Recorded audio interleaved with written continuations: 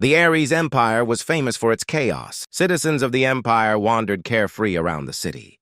The guards walked slowly through the city, but in turn they were a little puzzled, since everything in the city was too calm.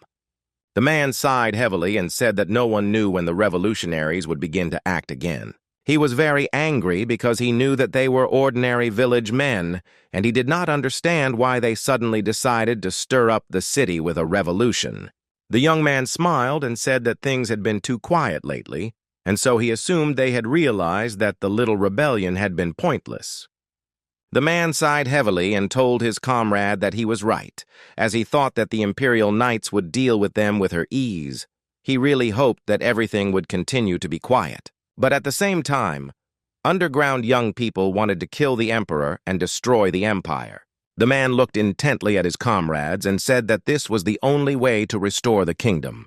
He looked at the young man intently and said that he had the most important task. Logan McLean, in turn, looked at everyone present with a menacing look, but did not answer. The man told the young man that he was obliged to protect the secret manuscript at any cost. Logan looked at him sharply and said that he knew about it. Sometime later, they left the conference room and dispersed. The young man told his friend with a smile that he really was a patriot. Logan looked at him sideways and asked why he suddenly thought that.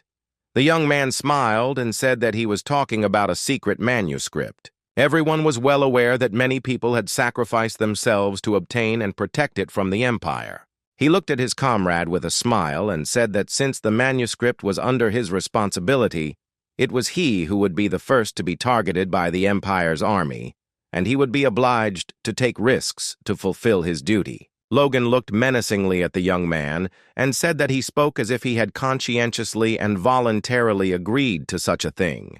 He said with a smile that he understood that he spoke the ancient language very well, but even so, he did not complain. And this is an indicator of patriotism. Logan looked at the young man closely and told him to stop talking so much, as his words were indirectly insulting their other comrades. Logan, as he left, said that it wasn't about patriotism at all. He was furious because he understood that all his actions were only out of revenge. Unfortunately, he was a worthless person. A few years ago, young Mr. Logan lost miserably to his younger brother. Everyone was surprised. Since the young man had only picked up a sword a few years ago, they shouted that he was simply a genius.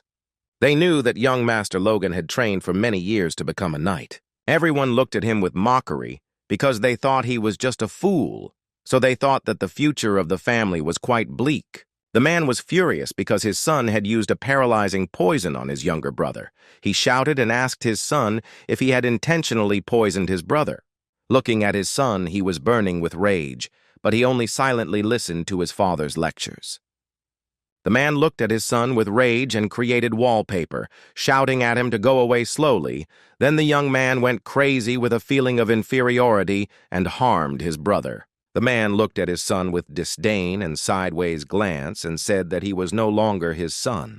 Unfortunately, because of this sin, he was expelled from his family. After leaving home, he became a mercenary. It was only after many years of hard work that it dawned on him what a terrible person he had been before. But by the time he returned home, it was too late. He was leisurely wandering through the city when he heard passers-by discussing the public hanging.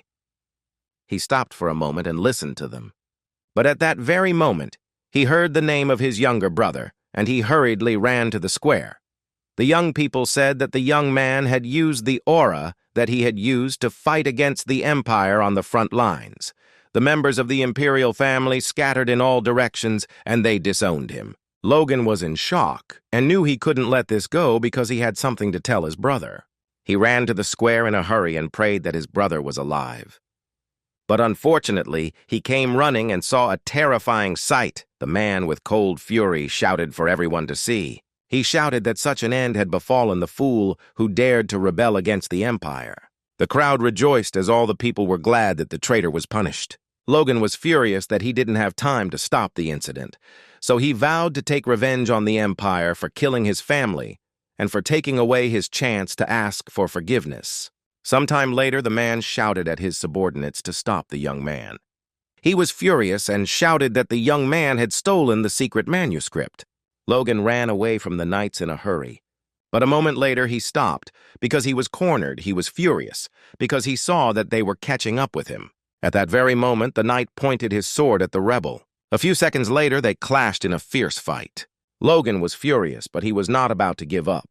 With lightning speed, he parried the blow, further enraging his enemy. At that very moment, the man rushed towards the young man in order to strike him with a corresponding blow. But it was all in vain, as Logan pierced him with his sword. The knight was in shock because the rebel had killed his comrade. Logan, in turn, had no intention of stopping and immediately rushed to meet the enemy. With lightning speed, he dealt with all his enemies. Logan was momentarily taken aback as he realized he was being attacked from behind. But he wanted to fight to the end, so he struck back with lightning speed. He was furious because he knew he needed to kill more Imperial knights. But a few seconds later, reinforcements arrived and he was surrounded on all sides. Logan sighed heavily and looked around, wondering if he was really destined to die in a place like this. But a moment later, he looked at everyone present with a fierce grin, because he knew that he had no other choice. At that very moment, he took his last trump card out of his pocket. He looked at everyone present with a fierce grin and said that in that case, they could die together. The knights were taken aback when they saw his fierce grin and the small bomb he held in his hand. But at that very moment, the young man used the weapon, and a few seconds later, a deafening explosion thundered in the castle. His life was filled with regrets, and he existed for the sake of revenge. At least he was happy that he managed to kill many Imperial knights, but he could not get rid of his greatest regret even after death. He was puzzled because he knew that he should have asked for forgiveness after all. Fortunately, he knew that he would meet his family in the afterlife. Then he intended to apologize to everyone. Sometime later, he opened his eyes and was taken aback. Logan was puzzled because he suddenly felt very dizzy. He was in shock and did not understand how this was possible because he had only recently died. The young man looked at the gentleman in bewilderment and asked if he was okay. Logan froze for a moment and looked at his subordinate with surprise, Rick. Looking at the master, he said that everything was correct, and he was his servant, and he also asked how the master was feeling. Logan was shocked because he knew that his servant had died many years ago. He looked at Rick in confusion and asked why he was still alive. Rick was shocked by this question. At that very moment, he shouted that the gentleman had suffered a serious head injury. He was very agitated, so he shouted to everyone else to call the doctors. He shouted to the maid to hurry and call the doctor immediately, as he saw that the master was very ill. Logan looked out the window in confusion and noticed that there were emblems of his house everywhere. He was a little puzzled and wondered if he was dreaming all this. At that very moment, he heard the painfully familiar voice of his brother and froze for a moment from the unexpectedness. Ranyan, in turn, timidly entered the room and in a trembling voice asked his brother if he was okay. Logan looked at his brother in surprise as he was very upset.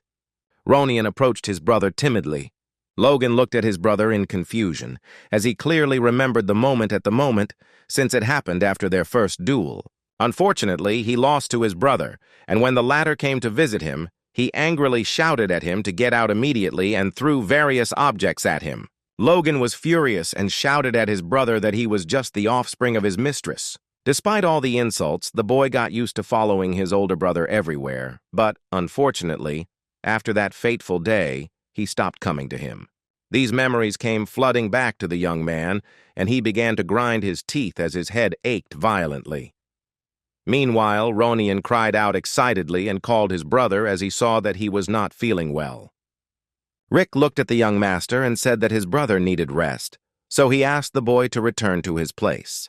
Logan looked at them intently and informed them that he was fine. Rick looked at the gentleman with bewilderment. Logan looked at his brother with a gentle smile and asked him to come closer. Ranyan was taken aback as he did not expect this. But in turn, the young man slowly approached his brother, while Rick, in turn, slowly walked towards the exit, as he was a little surprised by the behavior of his master. Ranyan bowed his head and apologized to his brother, knowing that he should have been more careful. Logan smiled and told his brother that he was okay and didn't need to apologize. Logan looked at his brother closely and said with a satisfied smile that he had done nothing wrong. He started to speak, but at the same moment he began to tremble. Ranyan looked at his brother in bewilderment. He wanted to know what had happened, because he saw the state his brother was in, and so he said that he needed more rest. Logan was taken aback, because looking at his brother, he saw that he was kind and cheerful, but unfortunately, due to some circumstances, his life was taken away unfairly. Logan knew that his brother was fighting on the front lines under the orders of the kingdom. Unfortunately, he died. Logan looked closely at his brother and, with a trembling voice, asked him for forgiveness. A moment later, he could not bear it any longer and, bursting into tears, told his brother that he was very much to blame before him. At that moment, Logan hugged his brother tightly. Ronian was confused and did not understand why his brother was crying. Ronian looked at his brother with bewilderment as he was trembling and bursting into tears. But in turn, he also could not bear it and burst into tears like his brother. For a while they stood in silence, hugging and crying. After some time, they both calmed down, and as they left, the young man told his brother that he would visit him again a little later. Logan looked at his brother with a smile and agreed with him, asking him to go and rest. Logan looked at his brother with tenderness as he walked away, as he was glad that he was able to apologize to him, and he was glad that he was still alive. He looked out the window with cold fury and realized that it was not a dream, and most likely he really had returned to the past. But he understood that if everything was exactly like this, then he needed to change his whole life and future. At that very moment, he heard the maid scream. Logan looked at her in bewilderment as he did not understand what had happened, and the maid took her turn, bowed, and asked for forgiveness. Logan looked at her with confusion and asked why she was apologizing. Rick flew into the room with lightning speed and informed the young master that Maria had disturbed his rest because he had forgotten to warn her, and it seemed that she had simply mixed up the rooms. He looked at the master intently and asked for forgiveness. Logan sighed heavily as he remembered that in the past he treated the servants very badly. He sighed heavily and, leaving, said that everything was fine because she had not done anything bad, and he also asked his subordinate to bring him a pen and paper. They looked at the young master with bewilderment. Rick, trembling with fear, taken aback, asked the master what he was going to do to Maria with a pen and paper.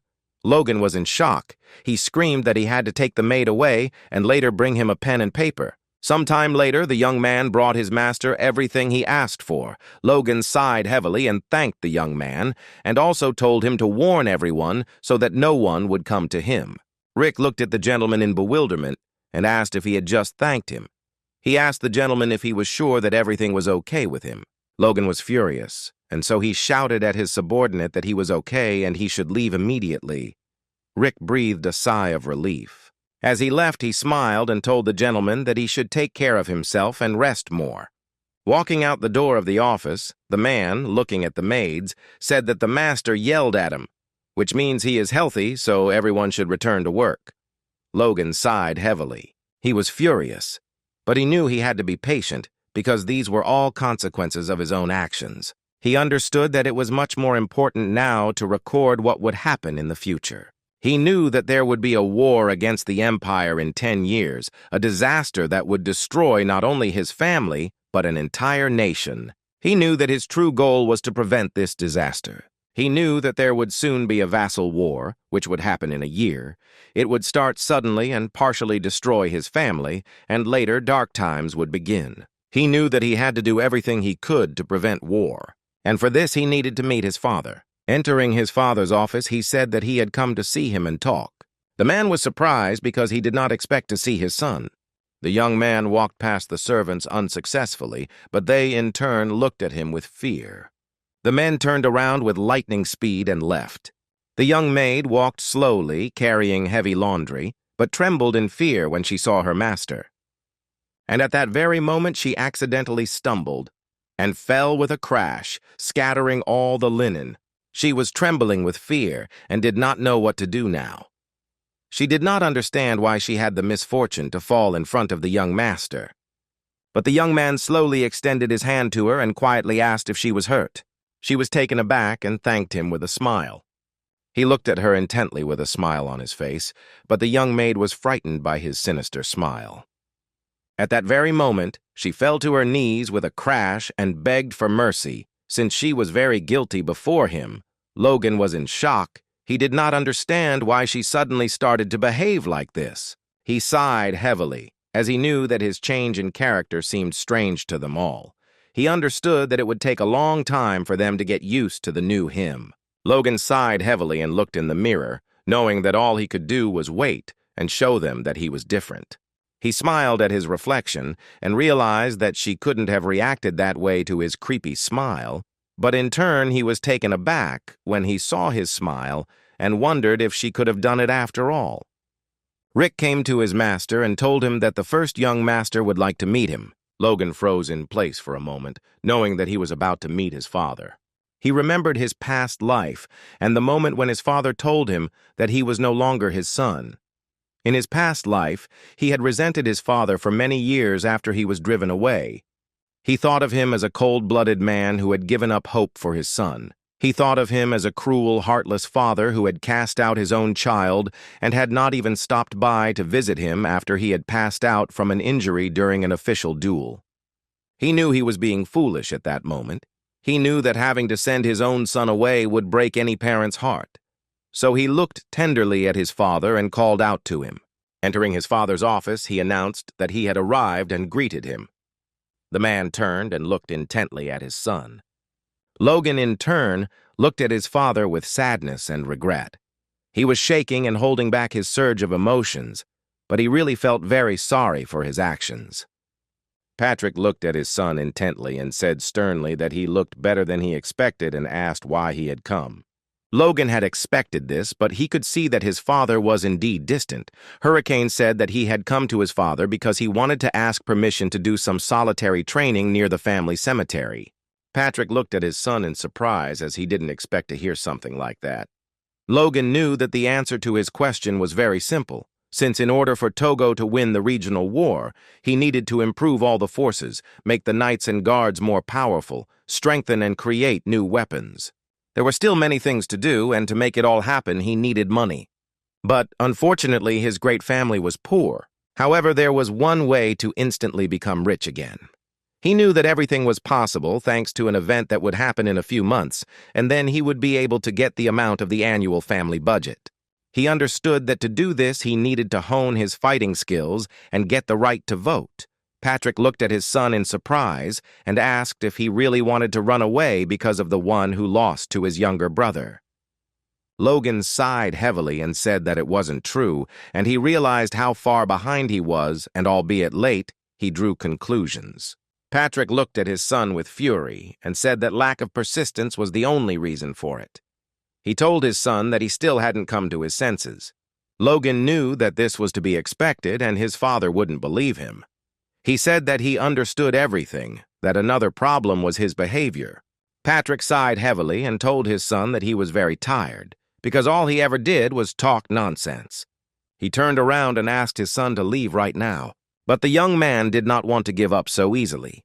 He shouted that instead of admitting his shortcomings, he took out his anger on others. He sighed heavily and told his father that he had been incredibly stupid and childish. Looking at his father, he said in all seriousness that this training would also help him gain control over himself. Patrick looked at his son closely and said that this time his words did not sound like, but her excuse. He told his father that he wanted his training to last for several months. Patrick asked in surprise if that was enough to match his brother's strength. Logan said that his goal was not to defeat his brother.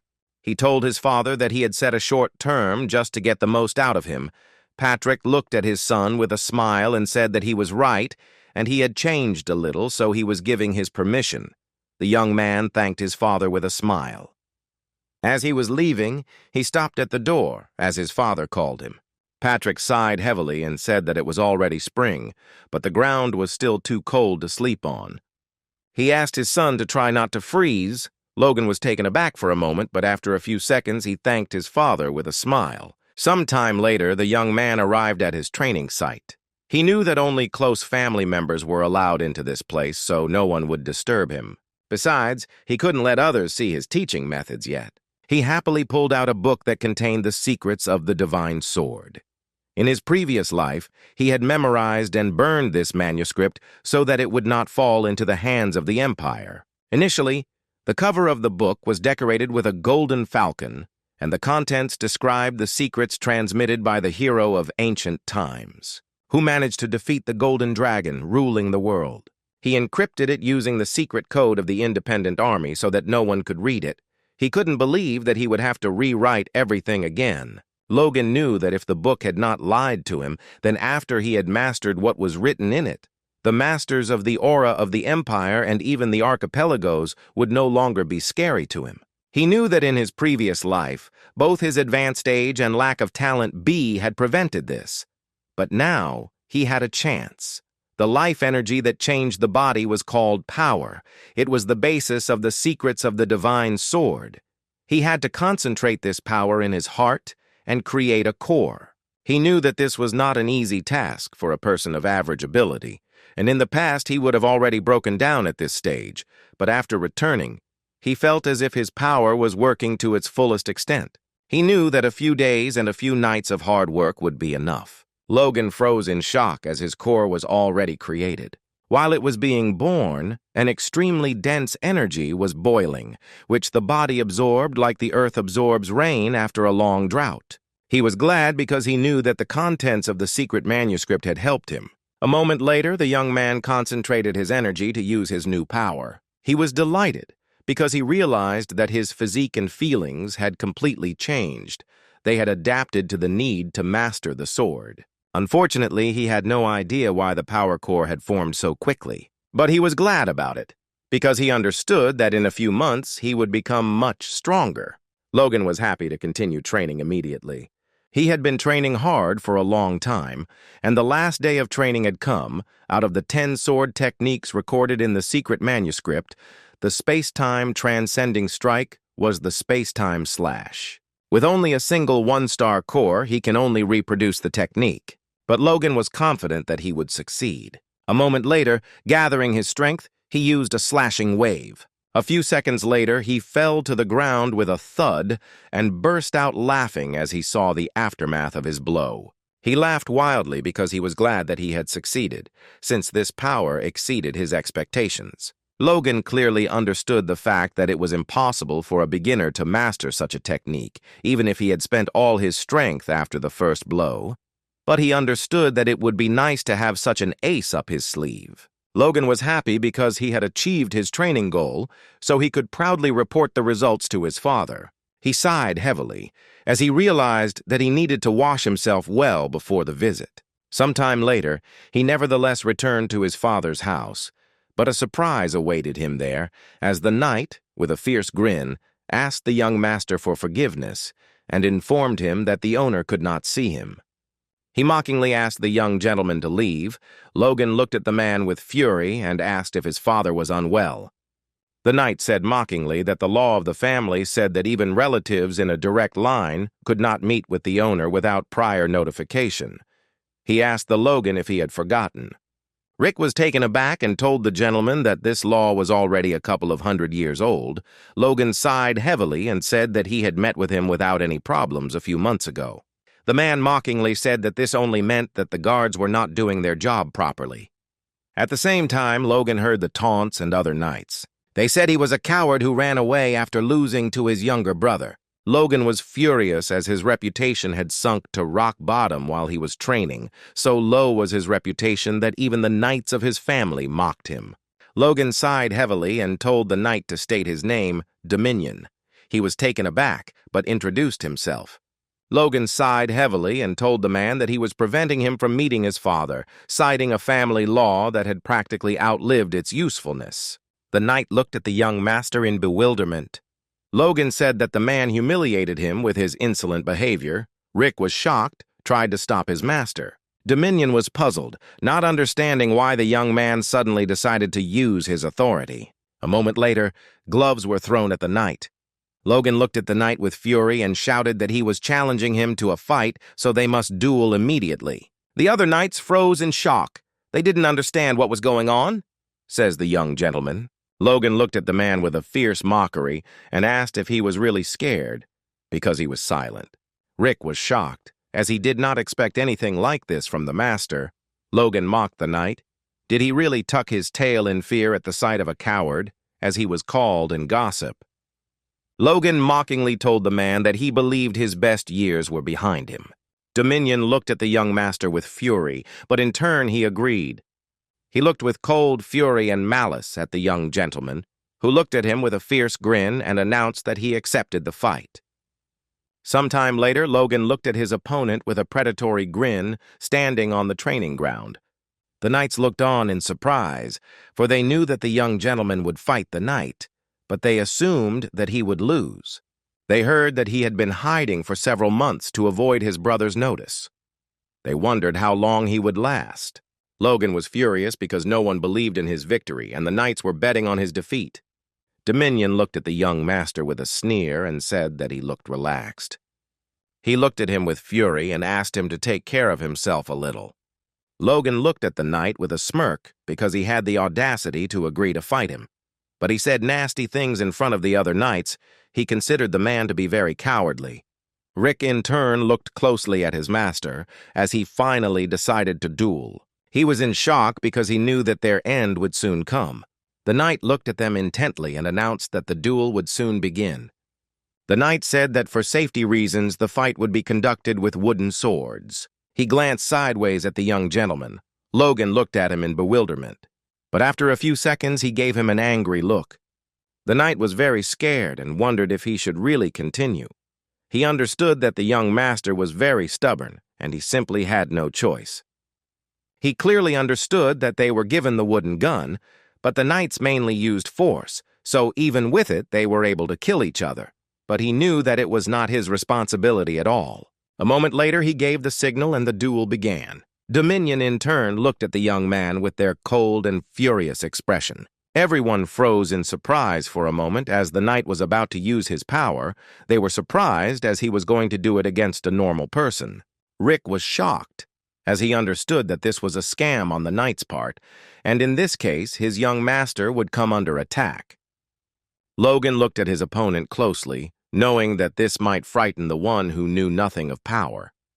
But looking at his opponent, he realized that he was clumsy and was handling the power inappropriately.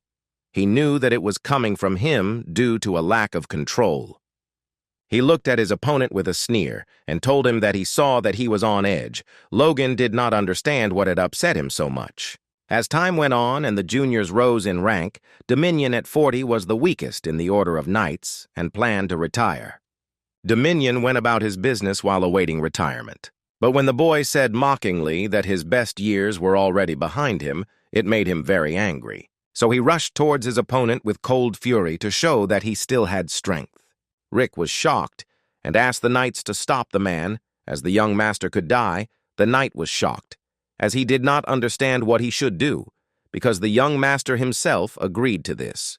Dominion looked at his opponent with fury, since he was going to retire anyway, so he wanted to finish him off with a secret technique. At that moment, he rushed towards his opponent. But he was a little puzzled, for he saw that the young master was standing still and staring at him. At the same moment, Logan easily applied his strength and, with the same ease, parried his opponent's blow. Dominion stood frozen for a moment, holding back his rage and pain. At that moment, he threw away his sword and fell to the ground with a crash. Logan looked intently at his opponent, but did not move from his place. Logan looked at the man with disdain and said that he called himself a knight. He asked if that was his maximum. The knights froze in shock as they did not expect to see anything like this. The servants were also taken aback, as they did not expect to see such a thing from their master. At the same time, Dominion sat on the ground, holding back his pain. The knights were in shock. They shouted that the spectacle was truly incredible, and they did not even have time to follow what exactly happened. Looking at the young master, they wondered if he had used force. Despite their screams, Logan called for the judge. The knight ran up to the young master with the speed of lightning. Logan looked at the judge with a predatory grin and said that he would like to give the man another chance. He asked the judge what he would say. The knight hastily said that he agreed with this and also ran up to his comrade. He looked closely at the man and asked if he was okay. Dominion was confused and did not understand what had happened. He looked at the young gentleman with bewilderment and asked whether he was really weaker than him.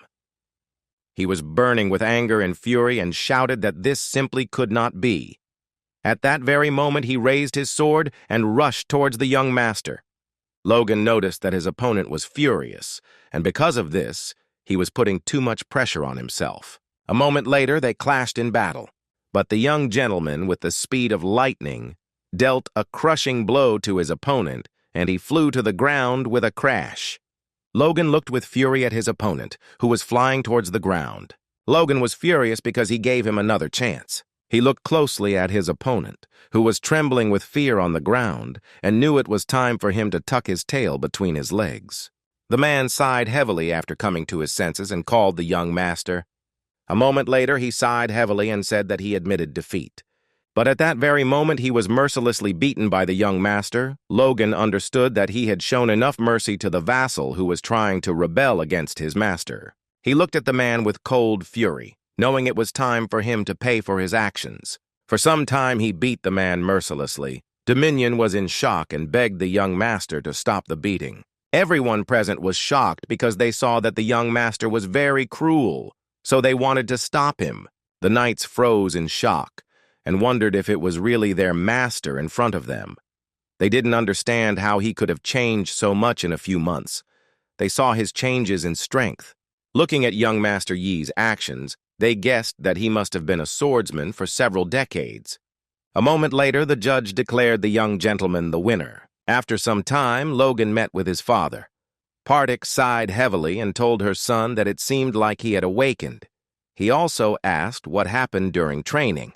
Logan looked closely at his father as he realized he had been watching their fight. Logan said he was free of self-interest and ready to let go of the past because, while working with his thinking, at one point he felt himself becoming overwhelmed with power. In his past life, that's exactly how he felt, but it was only after he refused to take revenge on his family that he gained strength. He barely managed to awaken the power after 40 years. Partik looked at his son, sighed heavily, and said that he had come to understand, and it seemed that he had really changed. Partik looked at his son with fury and asked if the first thing he did after gaining understanding was to attack the knight. Logan said the man deserved it. He told his father he should have heard the whole story about the guards. The man shouted that he had heard everything, and yet he wanted to ask if there was any need to go so far. Logan looked at his father intently and said confidently that there was a need for such a thing. Partik sighed heavily and asked his son if this was really so.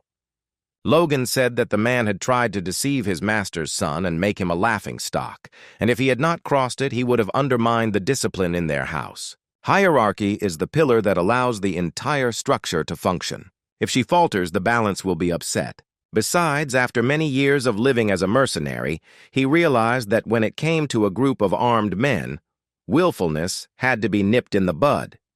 He knew that today's incident served as a lesson to the other knights. Partik looked at us both hard and said that the man had certainly made a great mistake, for he had forgotten his duties and was trying to fool him.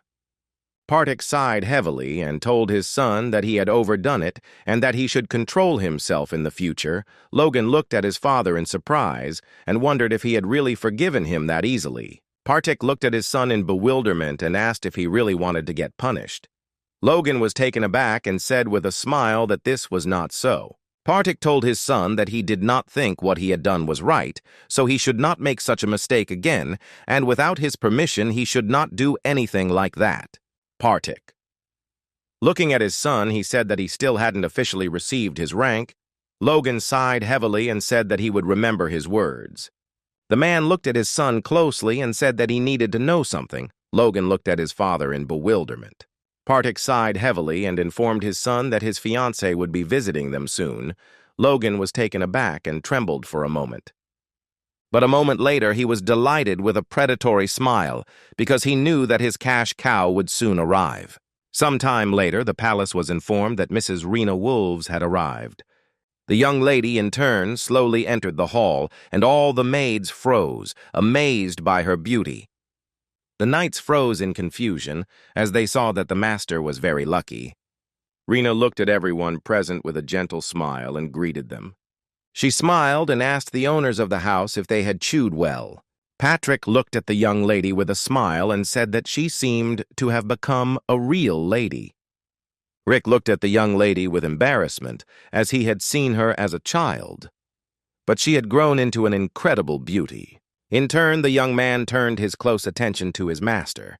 He was shocked because he didn't understand what was wrong with the gentleman, because he should be the happiest of all.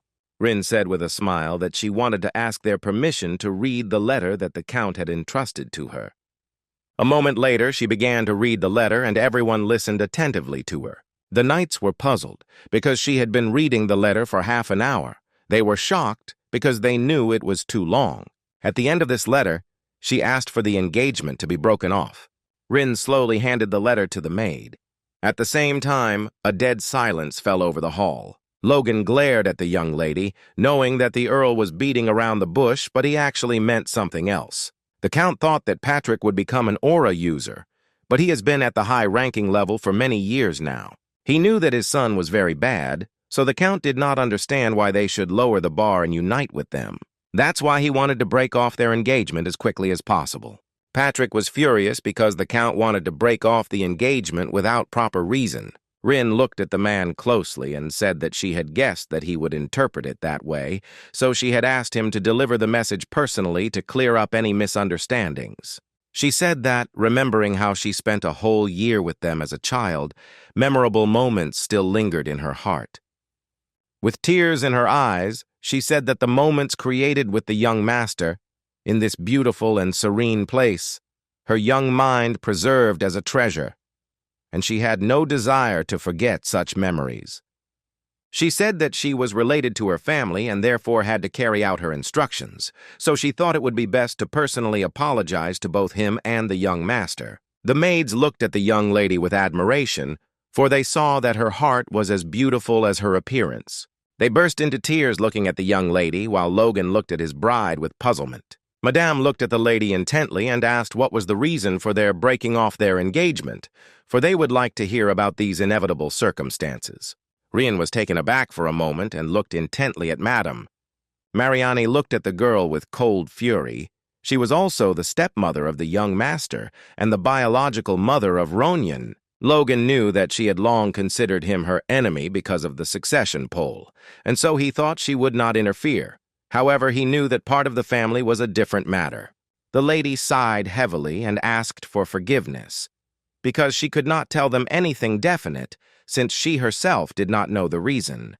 She asked the lady in surprise, did she really not know the details of her marriage?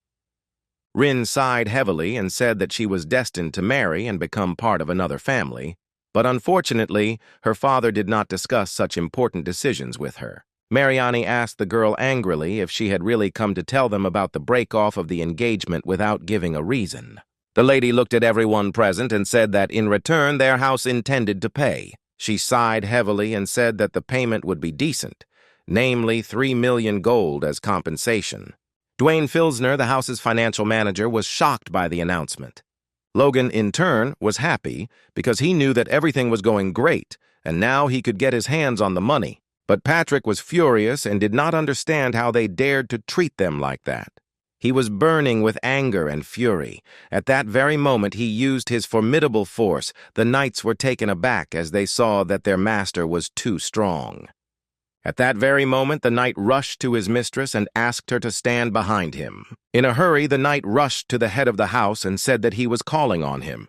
He begged him to calm down and continue the conversation. Patrick looked at them with cold fury and said that, as they had previously stated, he was a high-ranking knight. He glared at the knight and said that he believed the former rising star of the House of Wolves would serve as fair exchange for the humiliation of the dignity of the House of McLean. The young lady looked at everyone present with a frightened expression and said that they had not tried to buy honor with money, but wanted them to take it as a sign of a sincere attempt to maintain friendship between their houses. Patrick was furious, because he knew that if he continued to press, he would become a dishonest man. He was furious with anger and wondered if this was what the Count had wanted by sending the children to them. Patrick sighed heavily and said that a guest is still a guest, even if he brings bad news. He also said that their house would not oppress them. The young lady breathed a sigh of relief, but he also said that they would not accept their offers. Patrick said they would break up on milk, but the young lady must politely apologize to his son, and he would not accept any other compensation. The knights looked at their master with admiration, as they expected nothing else from him. They said that this is exactly what aristocrats should be like. Logan quickly called his father and said that as a man worried about a breakup, he wanted to ask for something.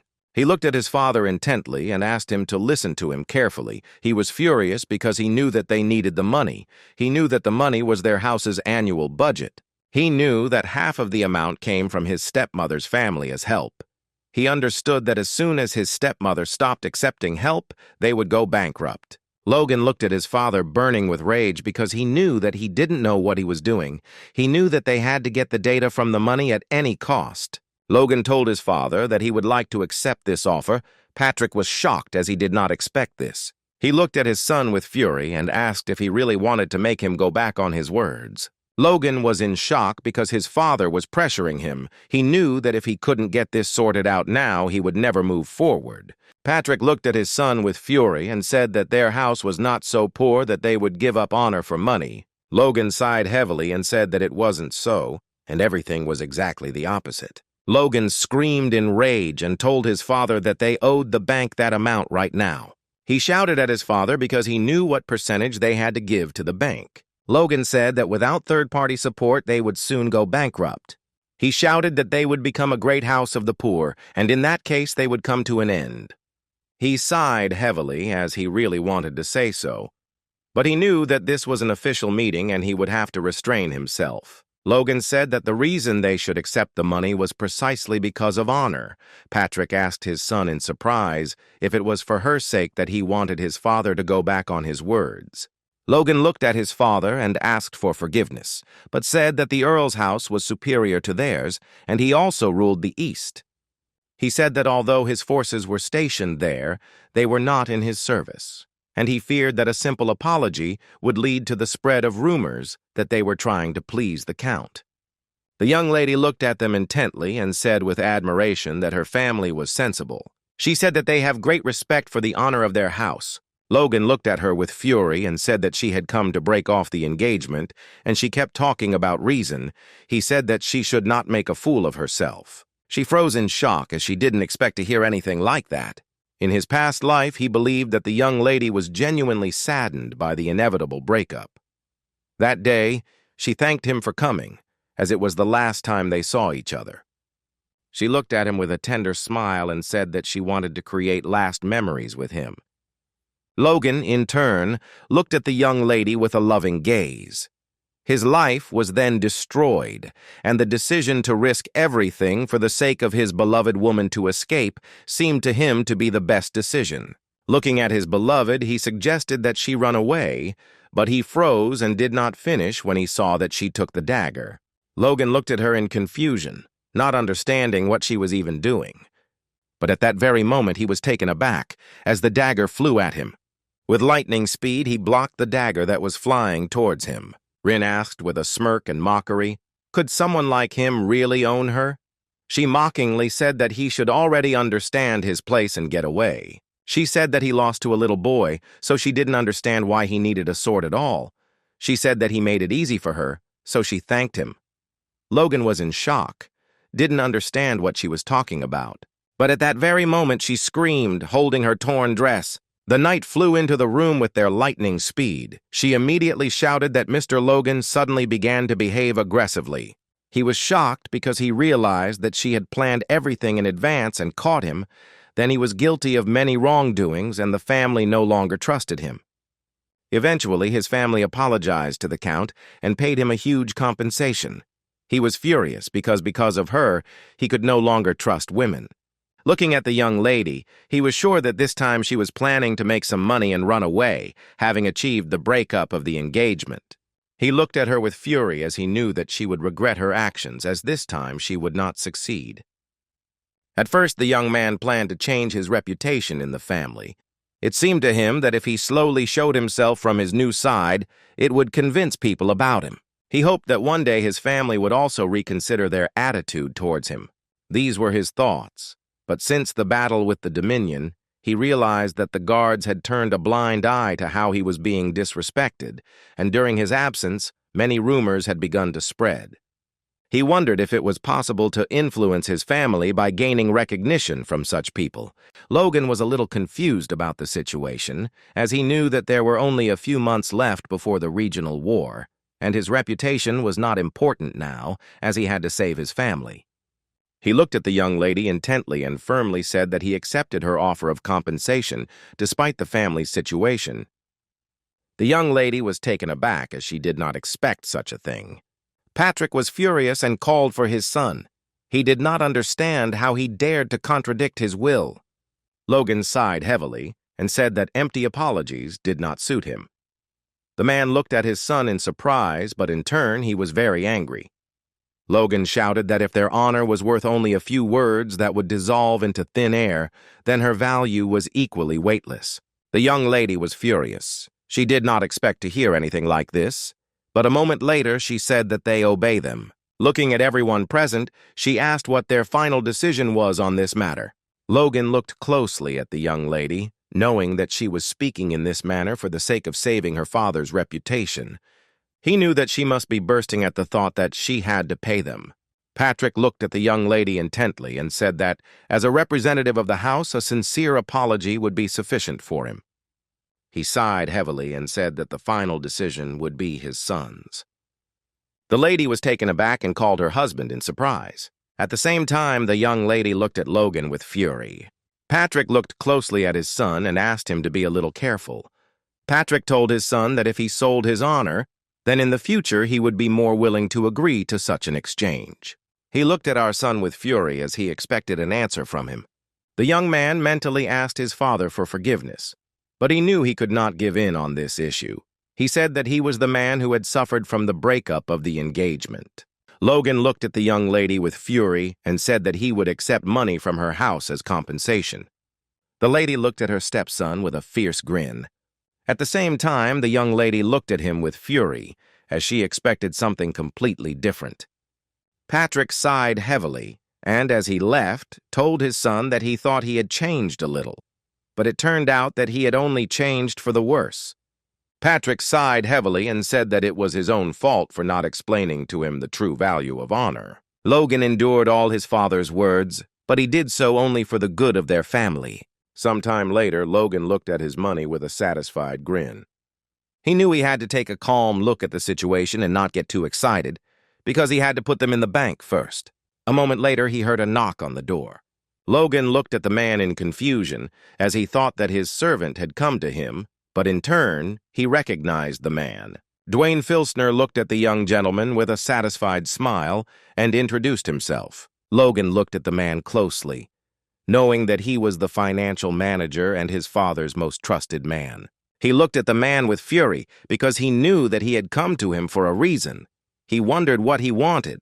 Dwayne Filsner, in turn, looked at the young gentleman with a satisfied smile, but he knew that he was now faced with the greatest difficulty of his life. As the financial manager, he had to cut the budget for the entire castle. Previously, he was forced to make up for the lack of money by begging his father-in-law for help. He was a little puzzled and wondered if he was the financial manager or the chief poor man. He knew that if this was not his hometown, he would have quit long ago. But now he understood that he had a chance, because he could settle the situation at least for a few years. He saw that the opponent in front of him was not very smart, and in other words, one could say that he was just a stupid child. He looked at the young gentleman with a predatory grin, as he understood that he would have to share his money, so he said with a smile that he just came to say hello. Dwayne shouted at the young master that he was very surprised by him because he stood his ground and did not pay any attention to the unreasonable pressure on him. Dwayne Filsner said with a joyful smile that he was literally amazed at the successor he was growing up to be. He looked at the young gentleman with all his soapiness because he knew that his help would help in this matter, because he had previously done only all sorts of nonsense, and therefore he assumed that he was the first to praise him. Logan sighed heavily and asked the man what kind of nonsense he was talking about. The man was taken aback, as he was not prepared for such a reaction. He said that in their difficult times, this amount is like rain during a drought. Dwayne looked at the young man and said that his savvy would allow the family to breathe a sigh of relief. Logo looked at him in bewilderment and said that it was his money. The man froze for a moment in shock, but with a smile on his face. He had, unfortunately, expected this outcome, but he still knew that he should try. He was furious. Looking at the young gentleman, he wondered if he was really going to spend all the money on himself. He understood perfectly well that he had been in a similar position for many years and was accustomed to such conversations. He also knew that he had long been accustomed to humiliation, and now there was a similar situation. Logan looked at the man in confusion, not understanding why he was crying. Logan sighed heavily and asked his opponent if things were really that bad. Dwayne looked at the young gentleman and said that he didn't know if he knew, but they owed the bank $3 million. He started to talk about percentages, but the young gentleman interrupted him and was the first to name the percentage amount. Dwayne was momentarily taken aback. He looked at the young gentleman in surprise and asked if he really knew. Logan looked at the man closely and said that it was harvest time and they could pay the interest. The man was surprised and did not understand how he knew so much. Dwayne smiled and said that, as a rule, running the barony requires money, and they are always short of it. Dwayne. Looking at the gentleman, he asked him for help, but he refused sharply. Dwayne was surprised, since he assumed that the gentleman would oppose his father for the sake of the earth. Dwayne continued speaking, but the young gentleman said that it was all true. Logan looked closely at the money and informed the man that he would use the money for the benefit of the family, not to cover current expenses. He sighed heavily and said that he needed to think about the future. Dwayne looked at the young master with fury. Since he wanted to get the money, Logan asked what if he paid the debt. He wanted to know how it would change the situation with the family as a whole. Dwayne said their budget would increase, and the castle would become easier to manage over the next couple of years, giving them a chance to breathe. Logan looked at the man intently and asked what would happen next. The man froze for a moment. Logan said they would be in debt again because they didn't even have their own products to sell. He said it was just a vicious cycle. Looking at the man, he clearly said that he wanted to break this circle so the money would go towards implementing his plan. Dwayne stood frozen in shock and wondered if this was the bully he knew. The man imagined the young master as a child who did not care about the family's problems. Logan looked at the man with a fierce grin and said that he had a favor to ask, and if he did him a favor, he could help cover some of the family expenses. The man perked up and looked at the young gentleman in surprise and asked what favor he was talking about. Logan said that he needed him to gather some mercenaries.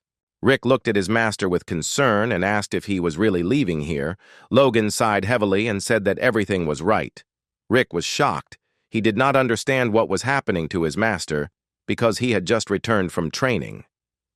Logan sighed heavily and said that he had to earn money. The man asked the gentleman in surprise if he didn't have enough. Logan said in a calm manner that he needed a lot more money.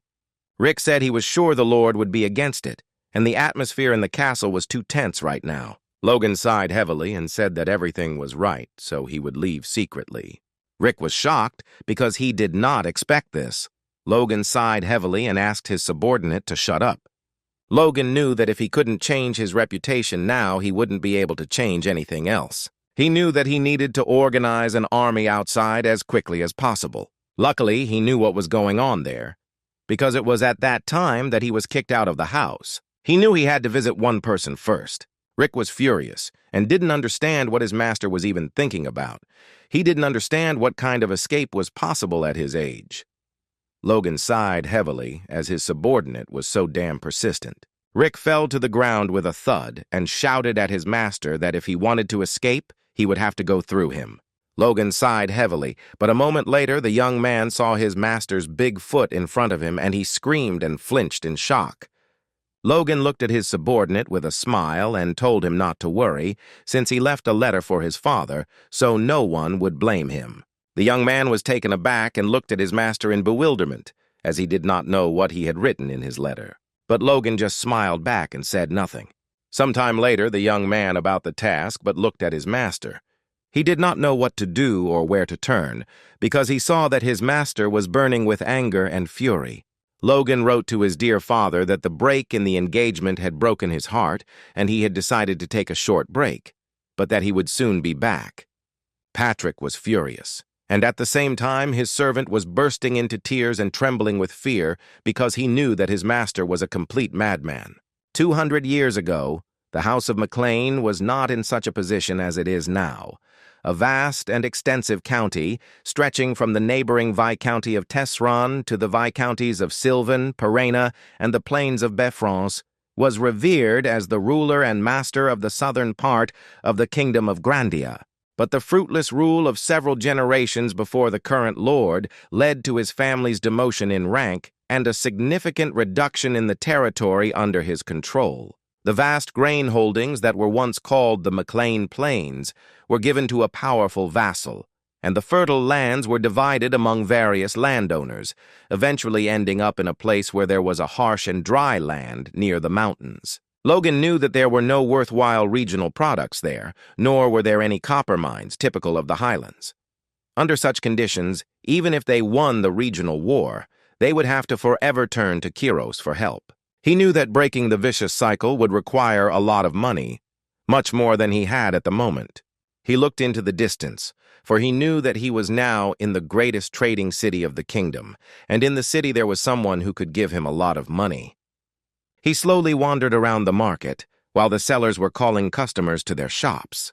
He sighed heavily and looked back as the road to the city reminded him of how far away they were. From his memories, he knew that the man he wanted to meet had spent his youth in the city. He wanted to meet the gold bug Philip Cloud. The Ares Empire was the strongest nation on the continent, a powerful centralized government that operated on a merit system. Regardless of gender or age, a person with talent could succeed in the empire and enjoy power and wealth. Even foreigners had this right, and a great example of this was Philip of the Kingdom. He is one of the richest merchants, influencing the empire and the greatest military, whose merchant was considered a traitor to the kingdom. However, in reality, despite his nickname, the Gold Bug, he supported his countrymen and used money and power to make Grandia a sovereign state. Logan looked into the distance, wanting to meet him as soon as possible. But a moment later he froze in bewilderment and wondered if the young man he was now seeing was the same gold beetle. At the same time, the young man was very puzzled. He did not understand how they dared to deceive him. He did not know how he would live now. Logan looked at the young man closely, as he had heard in a past life that his business had failed due to deception. He knew that it was a sad sight. The young man was puzzled and wondered if he should just die. A few seconds later, Logan approached the young man. He looked at him with a smile and asked if he was that same Philip. Philip looked at Logan in surprise and said that it was so, but he wanted to know who was in front of him. He saw his red hair and strong-willed look. Logan looked at the young man with a satisfied grin, as he was glad that he had managed to find him after all. He smiled and asked if he had time to talk. Philip was puzzled as he did not know who was in front of him and wondered if they knew each other. In Logan's gaze, Philip immediately saw something that he, as a businessman, had encountered many times: greed. Philip looked at the young man closely, as he judged by the time he approached, and looking at his old armor, he thought that the young man was a mercenary. Logan looked at the young man with a satisfied smile and spoke, but he only managed to say one word before the young man interrupted him. Philip shouted that now was not the time to pay off the debt, since he would receive the proceeds from the sale of commercial property in a few days. Logan was taken aback and said that he had not come to collect a debt, but the young man shouted that he had not yet received the proceeds and that he should leave immediately. But a moment later, there was a dead silence between them. Philip looked intently at the young man and mentally asked him to leave. Logan smiled and asked the young man to stop being hysterical and calm down, since he didn't come for money, but rather he wanted to invest in him. Philip was taken aback, as he did not expect to hear anything like that. He calmed down and realized that the young man did not come for money, but in turn, he thought that the young man was just a madman, since he wanted to invest in the one who had completely failed. Philip looked at the young man closely and asked how much money he wanted to invest. Logan smiled a predatory smile and asked how much was needed. Logan said he thought he had enough money to cover his debts and get back on track. Philip was shocked because he didn't expect that. But a moment later he was taken aback and froze in place as he saw the young man's dirty armor. He looked closer and wondered if he had come from far away. A moment later he changed his gaze and looked angrily at his companion. Logan looked at the young man with a satisfied smile and asked how much money he needed, since he wanted to try to help him, but at the same time Philip only swore at him. Logan looked at the young man in confusion, not understanding what he was muttering. Philip shouted furiously at the young man that if he wanted to deceive him, he should have prepared better, because he was the same as the others. He understood that he was not an investor at all. He looked closely at the young man and pointed to his own symbol on his armor. Philip cried out that his family was poor because they asked their father-in-law for help. He did not understand how the young man wanted to invest when his master was unable to pay off his debt. He shouted that if he was caught posing as a nobleman, he would lose his head. Philip shouted furiously at the young man that he had picked on the wrong guy. He rushed at the young man and shouted that he was completely bankrupt, all the while bursting into tears. Logan sighed heavily as he knew that even when he was at rock bottom, he had not lost his insight. He expected nothing less from the future tycoon. Logan sighed heavily and looked at the young man with bewilderment, as he did not know how to calm him down. Philip, bursting into tears, shouted that he did not even have money for food. Logan looked at the young man intently as the perfect idea came to him. He looked at the young man with a satisfied smile and called him. Philip was furious. He did not understand what he wanted from him. But at that very moment, Logan showed the young man his strength. Philip was taken aback and asked his companion in bewilderment whether this was really a force or if it was just his imagination. Philip was shocked that the young man had awakened her at such a young age. He wondered if such a genius was trying to trick him. Philip was taken aback and asked the young man for forgiveness, since because of Togo, who had switched from a little trouble, he began to react rather sharply to everything. He asked his companion with a smile what business he had with him. Logan sighed heavily and said that he wanted to hire him forever. Logan told the young man that he would pay off his debt as a bonus. Philip looked at his companion in surprise. He asked for forgiveness but still said that he knew that they did not have that kind of money. Logan threw a bag of money in front of his companion and informed him that he would pay off his debt and also pay him the extra money. He looked at the young man intently and, showing him the bag of money, asked if 300,000 gold coins would suit him. But after calculating all the expenses, he smiled and said that the total came to 550,000 gold coins, and he also said that he would pay everything at once. Philip, in turn, froze for a moment in shock. He was shocked because he saw an angel in front of him with gold in his hands. A few minutes later, they signed the contract. The young lady looked at them with a smile and said that the contract had been signed successfully. And now, if a subordinate tries to harm his master, he will feel monstrous pain as if his soul was being torn apart. She said that if he was not satisfied with this, then he should awaken the power and become at least a high-ranking knight, or he should pay a mage of the 4th circle and above to remove the curse. She said goodbye to them with a joyful smile and also invited them to come to her again. Philip was taken aback and wondered if he had signed his own death warrant. He looked closely at the young man as he realized that he had been out of his mind when he spoke of the angel. He realized that the young man had drawn up a magical contract to make him his slave. Logan said with a satisfied smile that they met for the first time and they could trust each other through customs. He looked at the young man closely and said that since he was investing in him, he needed a guarantee. Logan looked at the young man with a smile and said that once they got to know each other better, he would immediately terminate the contract. Logan smiled and suggested that the young man work together properly. Philip thought that this was some kind of nonsense, since the young man did not stipulate any terms or conditions to him, but he had no choice but to believe him. Philip looked closely at the young man and asked what he was supposed to do. Logan smiled and told the young man that he had to buy some monster meat first. Philip looked at the young man with a smile and said that he really was crazy.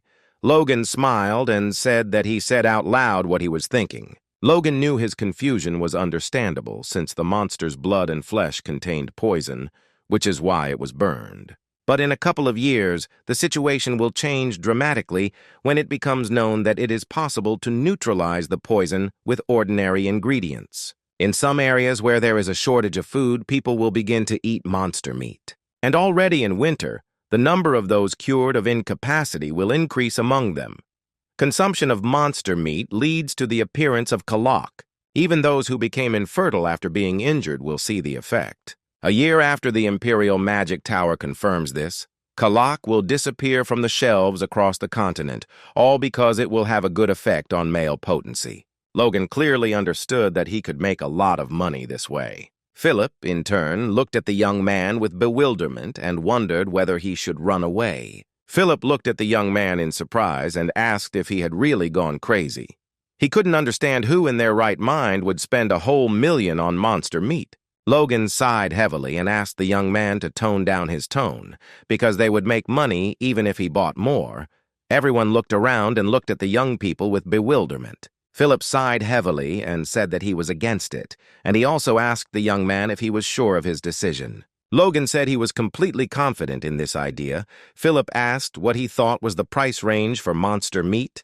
Logan said it wasn't worth much right now. Everyone was getting excited about whether to buy it or not. Logan said that therefore, if they simply ordered a corpse from someone, then it would cost them a few gold, taking into account the kingdom's transport fees, and if they brought a lot of monsters at once, then it would be even cheaper. Philip asked the young man if he really planned to hire a guild for hunting and then buy the catch. Logan sighed heavily and said that was exactly it, but Philip said that was completely the wrong approach. He said that everyone is throwing out monster meat now, so it will be enough to buy it back.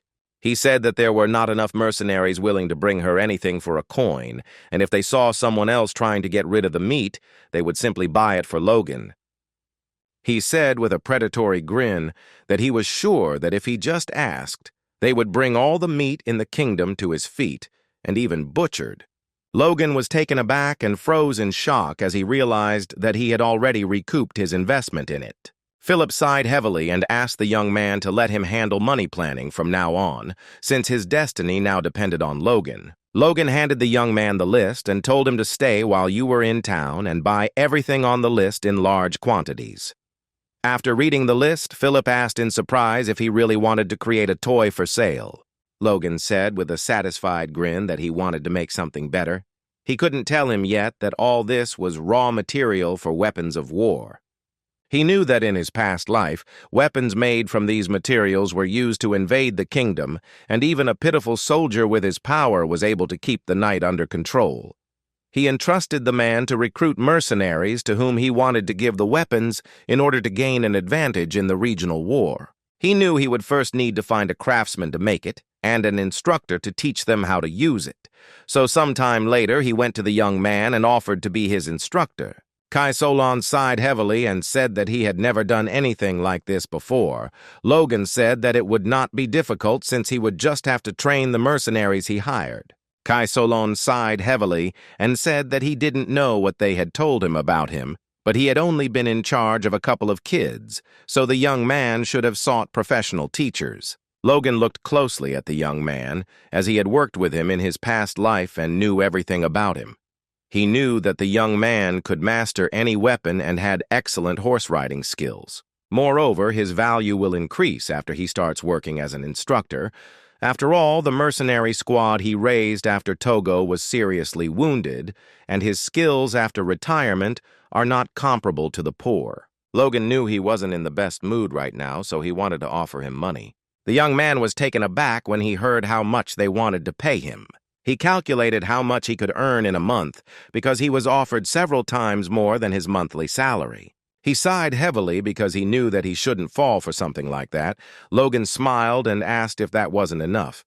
He smiled and named a higher amount. Kai Solon looked away from the young man and said that he preferred a mission that involved fighting. Logan sighed heavily and said that it seemed he had no choice. A moment later, he named the final amount. Kai Solon slammed his fist against the wall in anger and asked the young man if he could hear him. He asked Logan if he really thought that you could buy anything with money. But Logan was not going to give in and named a higher amount. The young man blossomed before our eyes and said with a smile that they had the same views. With lightning speed, he bowed and thanked the master in advance for hiring him. Logan looked at him with a satisfied smile.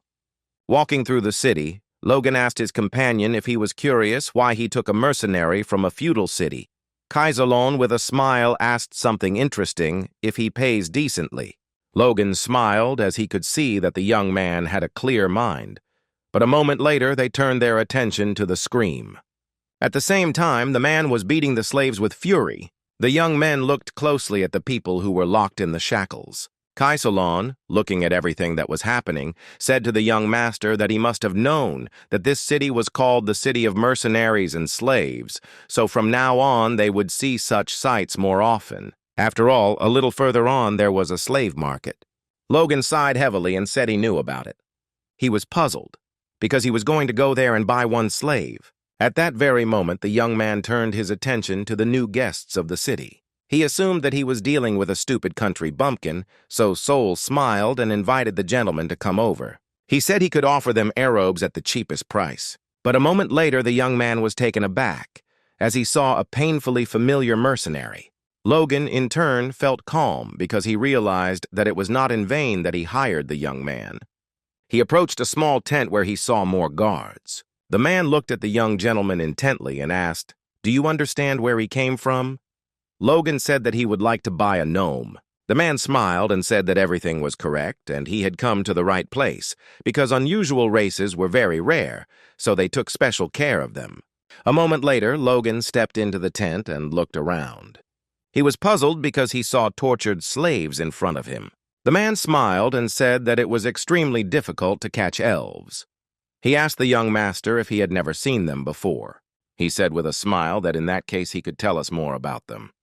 Logan didn't want to listen to the old man and told him to bring the gnome to him. The old man was taken aback and remembered that earlier the young man had said that he would like to buy a gnome.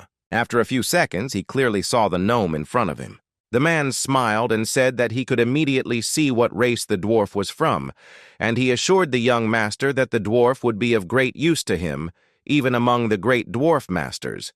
This one was one of the few with an expert rank. Logan, in turn, was a little surprised. He knew that by nature gnomes were skilled with their hands. They created and repaired objects, seeing this as the meaning of life from early childhood until old age. The rank of an expert significantly exceeded what he was looking for. He looked at the dwarf intently, because he knew that with him, he would not have to worry about anything. A moment later, he asked how much he cost. The man looked at the young gentleman intently and pointed out that since the dwarf was an expert, he would sell him for at least 200,000.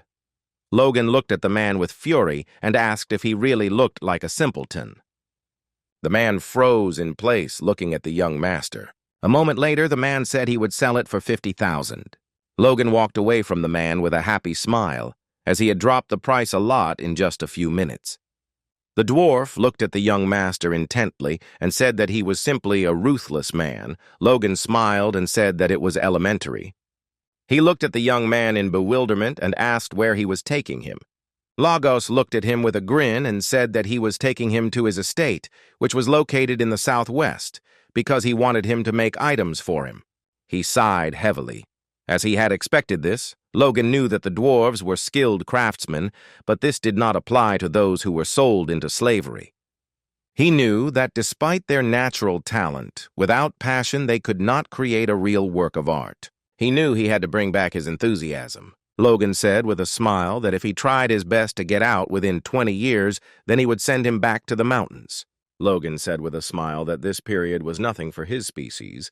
The man froze for a moment as he was shocked by what he heard. He did not expect anything like this. He was in shock and didn't understand how he could do something like that, but a moment later they heard a scream. The man shouted furiously at everyone else to seize the fugitives. Logan froze in place as a young man and a girl rushed past him. He was shocked and looked at the children as if spellbound. Logan saw rage and malice in the young man's eyes. The young man looked back as they had almost caught up with him. At that very moment, the young man caught up with them, and at the same time he hit the children, who fell to the ground with a crash. Moments later, the young man told his colleague that he had caught the children. The man looked at the boy with fury, because he had injured him when he ran away. He was furious and hit the boy because he dared to bite him. But the boy, in turn, held back, protecting his sister while she cried. With a trembling voice, she asked her brother if he was okay. Kaisalon, looking at his master, said that they were slaves and should not stop. Logan sighed heavily because he knew about it. But he looked closely at the boy, for he saw that he had blue hair and eyes of different colors. He looked closely as if he had seen the young man somewhere before. Logan was taken aback because it was Victor in front of him. Kaisalon looked at Logan with bewilderment, but he, in turn, asked his new friend, but for a few minutes. Logan was shocked. He didn't understand how such things were possible because he didn't expect to meet a killer of aristocrats in such a place. He knew that in his past life, an extremely famous aura user lived in the kingdom. At first, he was a slave who ran away, killing his master in the process. He was wanted for the murder of both countless soldiers and knights of the pursuers, as well as aristocrats, and had to hide as a criminal. But after 10 years, he appeared again and already used the aura, thereby proving that he had risen above ordinary people. He killed the entire family that previously owned it, and since then he has been killing every noble that came his way, earning him the unusual nickname of the Aura User who kills nobles. Logan thought for a moment, since the incident with the young man's disappearance happened a year after that man became a mercenary, so that man shouldn't have been bought yet. He knew that if he saved the boy, he would have an Aura User on his side in the future. But there was a small problem. The man was screaming furiously and demanding that someone help him remove the boy, as he had bitten him again. Logan looked at the boy closely, as he realized that he was an unstoppable maniac killer. He knew that if the boy was a deadly weapon, killing his allies, then he could lock him away. The man looked at the boy with fury. He wanted to hit him, but who dared to stop him? Logan blocked the man's path so he didn't hit the boy. The man consoled her, as he did not understand when the young man managed to approach them. A moment later, the man saw the coat of arms on the young man's armor and realized that he was their client. He smiled and said that when a product doesn't obey, it is disciplined. Logan looked at the man closely and said he wanted to buy them. The man looked at the young man in surprise and asked if he was talking about children. He said that they had rare colored eyes, so they were expensive. A moment later, the man named a price. Logan thought for a moment, because he knew how much such children cost now, but he knew that this price for the killer of an aristocrat was very cheap. But no one knew about it. But looking at the man, he did not want to let him get rich. He looked closely at the children and assessed them, as he could see that the child would soon lose consciousness, and the second child had one foot in the grave. The girl looked at her brother with tears in her eyes and called him, but it was all in vain. The man looked at the young man with a grin and said that there was no one else to buy here, and Logan in turn named his price. The man looked at the young master intently and said with a smile that it wouldn't even cover their original price. Logan looked at him with fury and asked if he thought he didn't know how much slaves were worth. The man hid and froze in place from shock and fear. He knew that Victor was always nothing but trouble, and he was sure that things would not get better in the future. He froze for a moment, but after a few seconds he thanked the young man for the good deal. Sometime later, the young man woke up and froze in shock when he saw that someone was carrying him. Kaisalon was surprised that the boy woke up so quickly, because he knew that his wounds should not have healed quickly. Naloga washed himself again and said that he really came to his senses quickly. Logan, in turn, secretly emitted a power that could barely be noticed as they walked. This is better than the magic of most low-level priests. However, he looked back at her intently and looked at the girl. He looked at her in surprise and wondered if she had seen his strength. He knew that even his new comrade had not noticed his strength. He sighed heavily, as he thought that it was most likely just a coincidence. But at that very moment, the young boy pushed Kaisalon away, and a few seconds later he rushed at Logan with the fists, because he wanted him to be able to do it. But Logan, in turn, turned away from his blow and at the same moment grabbed the boy by the hand. He pulled the boy towards him, and that's what he decided. With lightning speed, Logan grabbed the boy by the neck. He looked at the boy with fury and said that he did not know whether he was smart or just stupid. Rhea shouted to her brother, but he begged her with all his might to run. Logan looked at the boy with cold fury and asked if he didn't understand the situation he was in. He asked with fury if he looked like a slave owner. Victor was taken aback for a moment and stood frozen in place. Logan looked at him intently and said that he had a fighting spirit, but he had to learn to choose his opponent wisely. Logan, looking at the boy, said that he really hoped that next time he wouldn't have to warn him. He said that if the boy would obey him, then he and his sister would be safe. Logan sighed heavily and told Victor that if something like this happened again, he would get rid of him, and, of course, his sister. A moment later, Logan released the young man, who fell to the ground with a thud. Logan glared at the boy, knowing he had had enough of this. A moment later, Logan informed them of Victor that he planned to make him a knight. Victor was taken aback and looked at the young man in surprise and asked if he was talking about him. Logan said that it was exactly like that, and he knew for sure that the knight was the aristocrat's subordinate. Logan smiled and said that as a slave he could get around that condition. He looked at the boy closely and said that his sister could do it too. Victor looked intently at his sister, and at that very moment he shouted furiously that he agreed. Logan looked at the boy with a satisfied smile, since he was not mistaken about him. He understood perfectly well that his cruel nature could be controlled through his sister. Logan said with a smile that that was good, and they would start training when they got home. A moment later, he called out to Hamar. Logan looked at the old man closely and suggested that he step away for a few minutes. Logan told the man that he would write the contract. Hamar looked at the young man in surprise. Logan said the contract would be magical, and it would say that if Hamar served him for 20 years, he would send him back to the mountains. Hamar was taken aback by the shock and asked the young master if he would really return him to his comrades in the mountains. Organ smiled and said that he understood perfectly well that it was difficult to believe his words. But a moment later he asked his new friend with a smile if he really didn't want to.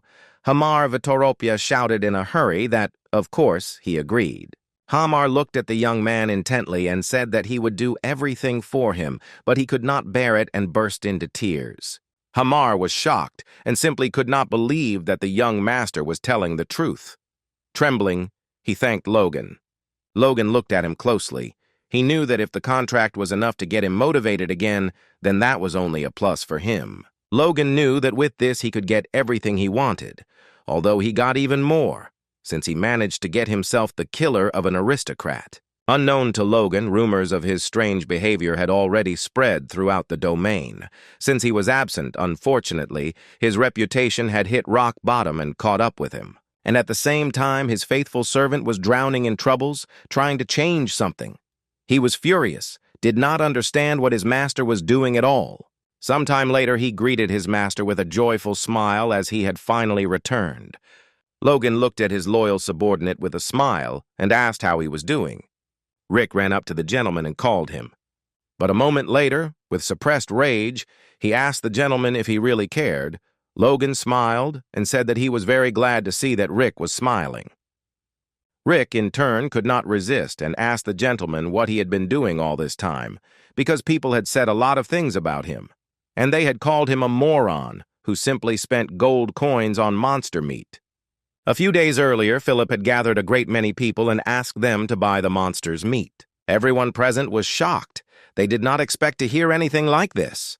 They couldn't understand what kind of idiot would decide to buy something like that. Philip smiled and said that young Master Logan wanted to buy meat.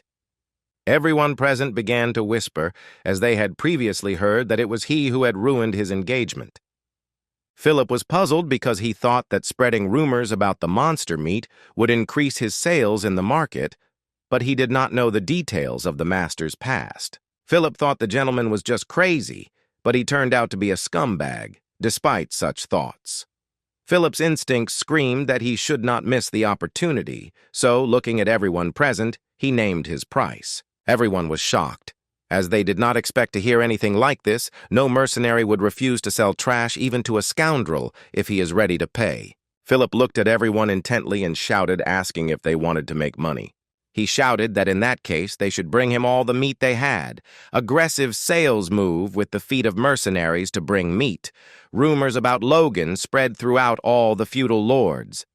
Logan's nose and said that Philip had done his job just perfectly. Rick was shocked because he did not understand how his master could laugh, and at that moment, Rick looked closely at everyone present and told the gentleman to look at them himself, as he saw that they had heard a lot of gossip since they stood there with such expressions on their faces. Logan smiled and told his loyal subordinate not to worry about it. It would all be over soon. Rick sighed heavily and told his master that he shouldn't be so calm. He informed his master that the head of the house was burning with rage and anger. Sometime later, Logan met with his father. Patrick looked at his son with fury and asked if he enjoyed running away from home. Logan sighed heavily and said that it had indeed been a rewarding trip. Patrick was seething with anger and fury and said that he had heard rumors of mad deeds, but he was glad that his son had spent his time usefully. Logan looked at his father and said that rumors were just rumors, because he was not the least bit ashamed of what he had done. Mariani looked at the young man with fury when she heard this. She shouted to her husband that the young master did not at all realize where his place was, and his actions could affect their honor. Logan looked at his mother and said that it was unnecessary. He spent almost nothing, and the funds received for the dissolution of the engagement. She looked at him with fury and told him to repeat it. She looked at her husband with fury and asked if he would really stay on his son's side. She screamed that the young master was entirely to blame, but Patrick shouted angrily for them to be silent. She was taken aback and looked at her husband in surprise. A moment later, Patrick said he wanted to talk to his son alone. She was shocked, not understanding how he could do this to her. Patrick looked at everyone present with fury and said that he would give him a final warning. Logan froze for a moment and looked at his father, puzzled. Patrick sighed heavily and asked his son what was going on with him. He wanted to talk about what was happening now. He wanted to know why everything was going the way it was. Logan, looking at his father, knew that this time he would not back down.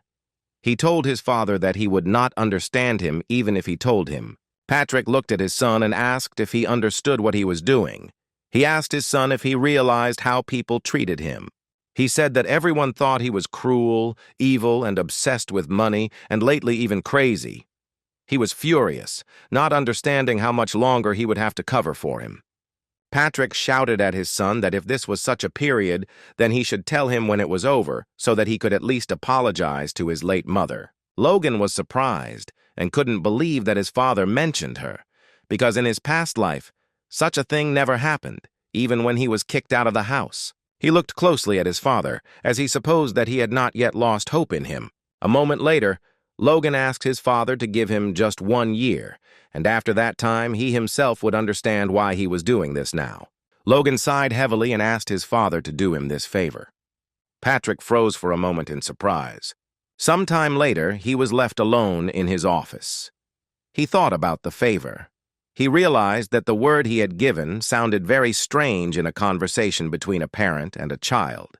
Patrick understood that if Logan didn't answer for his words, in a year he would have to make a decision, because he was first and foremost the head of the house, and only then his father. Looking at the small medallion of his late wife, he asked for forgiveness, since he had no idea what their son had planned. He sighed heavily, because he promised to protect him at any cost so that he would grow up to be a good man. Now he realized that he should have been attentive to his son. Sometime later, Logan met his brother and was taken aback. He looked at his joyful brother in surprise and asked if he had already awakened his power. Ronyan smiled and told his brother that he knew he could do it too. Logan was very happy because he knew his brother was still very young. He learned that in his past life the power did not awaken until the war, but now it was faster. Ronyan looked at his brother with admiration and said that it was all thanks to him because the knights tried to prevent him from meeting his brother when he returned, and then he awakened the power. Logan looked at the knights in surprise as he did not expect this. The knight, in turn, froze for a moment without saying anything. He looked at them in surprise and wondered if his brother had awakened the power to see behind him. He was shocked because he realized that when something like this happened, he managed to break through the knights. Logan looked at his brother with a happy smile and praised him. Logan knew that if you were to teach your brother the secret of the divine sword, then when the power stabilized, he would be able to become much stronger than in his past life. Sometime later, Logan went to meet Dwayne. Dwayne Filsner looked hard at the young gentleman. A moment later, he informed the master that he had found the mercenaries he had previously asked to hire. Everyone present was a little puzzled when they saw the young master, as they had hired them and then forced them to sit locked up for a long time and wait for the master. They stared at the young master as they saw that he was carrying a sword and armor, and in their opinion he was trying to act like a knight. Logan was furious as he knew he had to subdue them, otherwise he would not be able to control them. A moment later, Logan called out to one of the crowd. He looked at him intently and asked if he thought he looked funny in armor with a sword. The man backed away and said that he didn't understand what he was talking about. He was shocked and didn't understand how the young master heard him. Logan smirked and told the man that of course he didn't think so, otherwise he would simply answer for his words. Logan said that the mercenary did not have the abilities that would allow him to look down on others. He asked the man with a smirk if that had offended him. He mockingly said that it seemed that even the destroyed man had pride, so he asked him to come forward. Logan looked at the man closely and said that if he could hit him even once, he would immediately pay him his wages for a year and let him go. He also bet his honor as an aristocrat on this, and the others would witness his promise. Everyone was shocked. The man in turn informed the gentleman that he agreed to this. He looked at the taxman closely and asked if he would retract his words later. A moment later, he walked up to him and looked at the gentleman with a fierce grin. Everyone looked at the man intently because they saw that he was very big. They knew that he would rise in rank when he completed this job. Logan sighed heavily as he realized why he was so confident. The man looked at the young gentleman with a grin and said that he could begin. Logan looked at him with a smirk and asked if he should start first. He told his opponent that he would regret it. The man said that he had been using the sword for much longer than the young master, so he should not worry. The man asked the gentleman with a grin if he should give the young gentleman an advantage. He didn't notice the fist that was flying towards him. At that very moment, Logan used his strength and dealt a furious blow to his opponent. Everyone froze in shock as they did not expect to see anything like this. At that very moment, the man fell to the ground with a crash. A moment later, Logan asked with a satisfied smile who else wanted to discuss him. Everyone present was shocked because they did not know that a young man of such an age had already used force. Kaisolon looked at the young man in amazement, as he thought he was unusual but had no idea that he was so good. Logan looked at everyone present with a satisfied grin and said that it seemed like there were no takers. He smiled and said that he would now formally introduce himself and also said that he was the one who invited them here. He said that many people were probably curious as to why he was spending money on mercenaries. Looking at everyone present, he said that he planned to make crossbowmen and cavalrymen out of them. Everyone froze in place in front of the man. They were puzzled by his words because they knew that they should use the crossbow on a horse, but they knew that it took a long time to reload. Kaisolon quietly told the gentleman that the crossbow was not a suitable weapon for the cavalrymen. Logan said that he knew about it. Kaisolon froze for a moment in shock. Logan knew that a crossbow was more powerful than a bow, but that it took inexperienced shooters more than a minute to reload. But on horseback, a man would quickly lose the ability to shoot, even if he had several loaded crossbows, and he understood their confusion. Logan sighed heavily and told everyone present that they could consider him throwing money away by pretending to be soldiers. He knew it wouldn't make any difference. Logan looked sideways at the young man and asked him to carefully train everyone else, because later he himself would understand why it was necessary. He knew that the young people would be a powerful force even after the feudal war. Kaisolon looked intently at his master, but in turn, sighing heavily, agreed with him. A few days later, he read a report about the mercenaries. Most of the mercenaries went for a simple test. A moment later, he looked back as someone called him. Hamar slowly approached his master and asked what was depicted on the paper. Logan asked Hamar with a happy smile if he had already read this information. He said with a smile that this was the diagram of the crossbow that he was going to make. Hamar froze for a moment, but Logan smiled, knowing it looked a bit rough to a professional's eyes.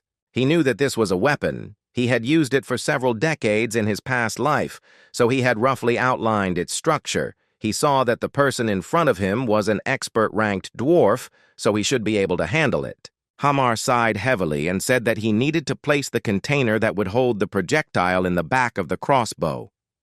Make it self-reloading. Hamar thought for a moment and said that he should shoot several times in a row. He was puzzled because he did not understand who came up with such an idea. Logan said that the idea came to him. Hamar froze for a moment and stared at the drawing. After a few seconds, he said with a smile that, if you think about it, it was a very interesting idea. Hamar said that the intertwined cables in such a mechanism would not hold up and could break, and the wooden box at the back would make it uncomfortable for the shooters. He did not understand how they could cope with this. Logan looked at the man with a smile, as he did not know the answer to his question, so he smiled and told his companion that he had to figure it out himself. Hamar, in turn, was burning with anger and fury. Logan looked at him closely and said that he should reduce the size of the projectiles and where they are located, and in exchange, they can make the container volumetric so that it can be reloaded with each shot. Hamar froze for a moment in surprise. Logan smiled and said that for convenience they could call it a store. Hamar was shocked because he knew that this was simply unbelievable, because even a crossbow in the hands of a professional would not fire several times in a minute. He looked at the young man intently and shouted that this would be a weapon of the new era. Logan knew that it was, because it would be invented in the future. Hamar was surprised and shocked, because all that was needed was a container, a spring, some wood, glue, and a bowstring. He said with admiration that this was a very motivating challenge, so he wanted to start working right away. Logan looked at him intently and asked how long it would take. Hamar asked the master if he was really asking him to create something he had never heard of in a certain amount of time. Logan said with a smile that this weapon was invented by people. Hamar was shocked by this statement. He wanted to know where those people were and who invented it. Logan smiled and said it didn't matter, and if he thought he couldn't do it, then he should give up. Hamar sighed heavily and said he could do it. Hamar looked at the master intently and said that in a month he would create something much better. He said that the master would still find out what it was like to deal with a dwarf. Logan looked at his subordinate with a satisfied smile. Sometime later, Logan was training Victor. He yelled at him that he was slowing down, but he could do better. Victor, in turn, fled with all his might. Logan watched the boy closely. Until they arrived, he only fed them and gave them sleep. He knew that food could change you beyond recognition, and Victor was an example of that. After a few seconds, Logan saw that the young man was already on the edge, and so he allowed Victor to rest a little, while Victor in turn fell to the ground with a crash. Rhea ran hurriedly to her brother. Logan, in turn, looked at the boy with admiration as he ran many kilometers without a break. He saw that the boy was talented. But what struck Logan most about him was his tenacity and endurance. He understood that he had worried in vain. Logan knew the boy wasn't a killer by birth. Looking at his brother and sister, he realized that his life had changed a lot because of his sister. Looking at Victor, he said that the break should have been enough for him, and it was time to move on to the next stage of training. Victor looked at the young man in surprise, but stood up in a hurry. Logan looked at the boy closely and said that he would learn the sword technique of the kingdom, because every knight's student had mastered it. Logan looked at the boy closely and told him to watch him closely and study. A moment later, Logan showed the boy his power. Victor looked at the gentleman intently. He was puzzled, as he was very tired. He wanted to pass out and fall asleep, but he knew that was the price of good sleep and food. Gathering his strength, he bit his lip in anger. And at that very moment, he swung his sword with fury. He showed up. I'll take my power to the master. Logan was taken aback and looked at the boy in surprise, because he exactly repeated his movements and even size. Logan was surprised, since it was the first time he showed them. He knew his brother would hardly be that good at that age. He looked at the boy with a satisfied smile. And a moment later, he said that if he broke the stamina and perfectly executed the kingdom technique more than 1,000 times in a row, he would be able to explode into a knight. Victor looked at the young gentleman with hope in his eyes. Logan smiled and asked the boy if he could handle it. Victor looked closely at the gentleman and said with confidence that he could handle everything. Logan smiled and told the boy that if he needed anything for training, he should tell his subordinate, and he would be able to get him anything he wanted. At that moment, Victor said that he didn't need anything else. Logan looked at him in surprise and asked if he was sure. Victor looked at the gentleman intently and said with confidence that he should continue to look after his sister, and that would be enough. Logan could clearly see the confidence in the young man's eyes. He knew it was just perfect. He knew that Victor would not be able to go to war, but in the future he would become a huge support for his family, the army of mercenaries, and the new weapons would become a formidable force. He knew that he shouldn't rely too much on them, since Hamar might not be able to make a good crossbow, and even if he did, there was a chance that the mercenaries wouldn't be able to get hold of it. Logan knew that since he was essentially serving everyone else, he needed to come up with a backup plan. Sometime later, Logan met with his father. Patrick looked at his son in surprise and asked if he really wanted to join the Knights' training. Logan looked at his father closely and said that it was correct. The captain of the knightly order, Heinkel, looked intently at everyone present and shouted so that everyone could hear him carefully. He said that today the first young master Logan would join the training of their knightly order. All the knights present were surprised by this statement. They were puzzled and wondered if he really thought this was a joke. Heinkel looked closely at everyone present as he saw that they were dissatisfied. Some time ago, he asked his master in surprise if he was really going to send the young master to train with his knights. He was shocked by this statement and said that all the knights would not be happy about this at all. So he sighed heavily and told his subordinate that he was not asking to be treated specially. Patrick wanted them to give him a hard time as a recruit. Heinkel was puzzled, although he understood that his master had said such words. But still, the young man was his master's son, and he knew that he had better treat the young master more easily. Logan looked at the captain with a smile and told him not to worry. He smiled and said that if he didn't catch up with the others in terms of grades during this week, he would pretend that nothing had happened and leave them alone.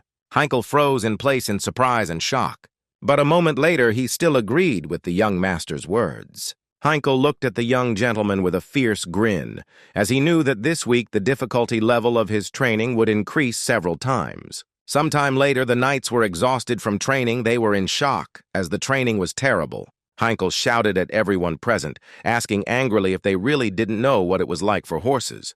He shouted that they themselves should feel how difficult it is for them when they are fully equipped. The knights were in shock. They did not understand what kind of nonsense their captain was talking about. The young man sighed heavily because he was surprised when the commander said that they would be training and in armor, but they had to go through such hell because of the new troublemaker. They knew he wouldn't last long and assumed he would run away on his own within a few days. But they were shocked to see he was full of strength. All the knights present froze in shock as the young master passed by them with ease. Heinkel was shocked by what he saw because he knew it was simply unbelievable, but in turn he could not believe his eyes because he saw that the young gentleman was in the lead. They were shocked as he rushed forward with a joyful smile.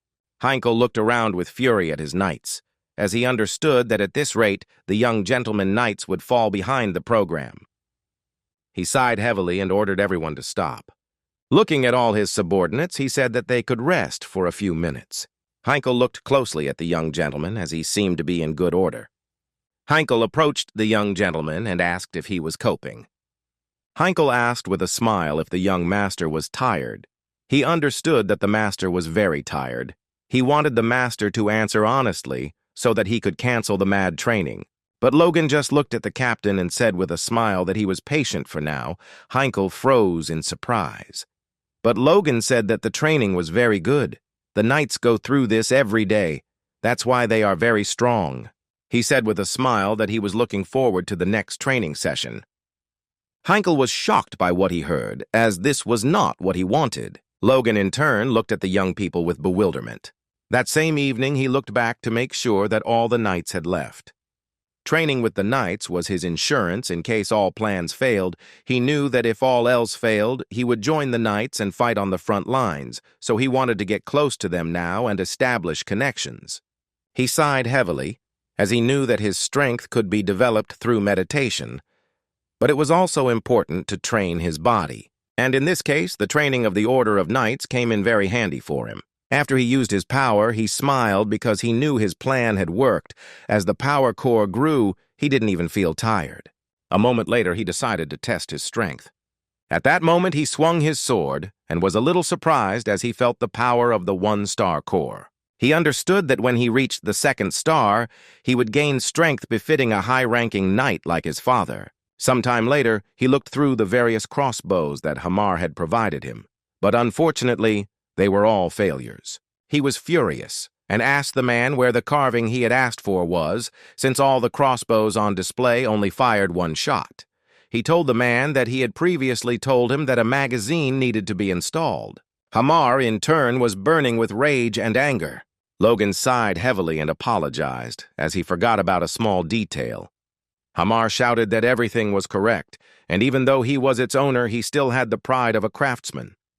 Logan sighed heavily and looked at the man, saying that if this was all he could do, then there was nothing he could do about it. Logan was confused as weeks of work had simply gone to waste. He sighed heavily as he realized that he had expected too much from him, and it was his fault. Logan said that he probably overestimated his abilities and therefore was wrong. Unfortunately, he wasted a lot of money. A moment later, Logan froze and looked away from the man. Hamar Bailey, in a fit of anger and fury, said that he would create a new crossbow in a month and return to his master. At that very moment, he furiously broke the last crossbow. Logan looked at the man closely as he could see that he was very angry. He wondered if he was going to start over again. Logan watched the man with a fierce grin, because he knew that if he angered him more, he would build something amazing. He understood that he should expect nothing less from the dwarf. A month later, the man presented his master with a new crossbow. That same day, he showed him an example of how his crossbow worked. He pulled the trigger with ease and fired the arrows straight at the target. Hamar, pleased with himself, asked the gentleman what he would say about the new technology, since the crossbow made 1 more shot, and it was easier to hold with 1 hand, and it was also possible to change the magazine. Logan was shocked by what he saw because in less than a few seconds, he reloaded it. Logan saw that the range was not as large as the weapons from the past, and it was smaller, but it was more suitable for a cavalryman. He knew that his subordinate had exceeded all his expectations. Logan was in shock and simply couldn't believe that they had already come so far, although there was still a whole month left before the war. Hamar looked at the gentleman angrily and asked if he was listening to him. At that very moment, the man was taken aback as the gentleman lifted him up. Logan looked at the man with a satisfied smile and praised his excellent work. He shouted at him that he tried hard. Logan was quite shouting and praising his great master.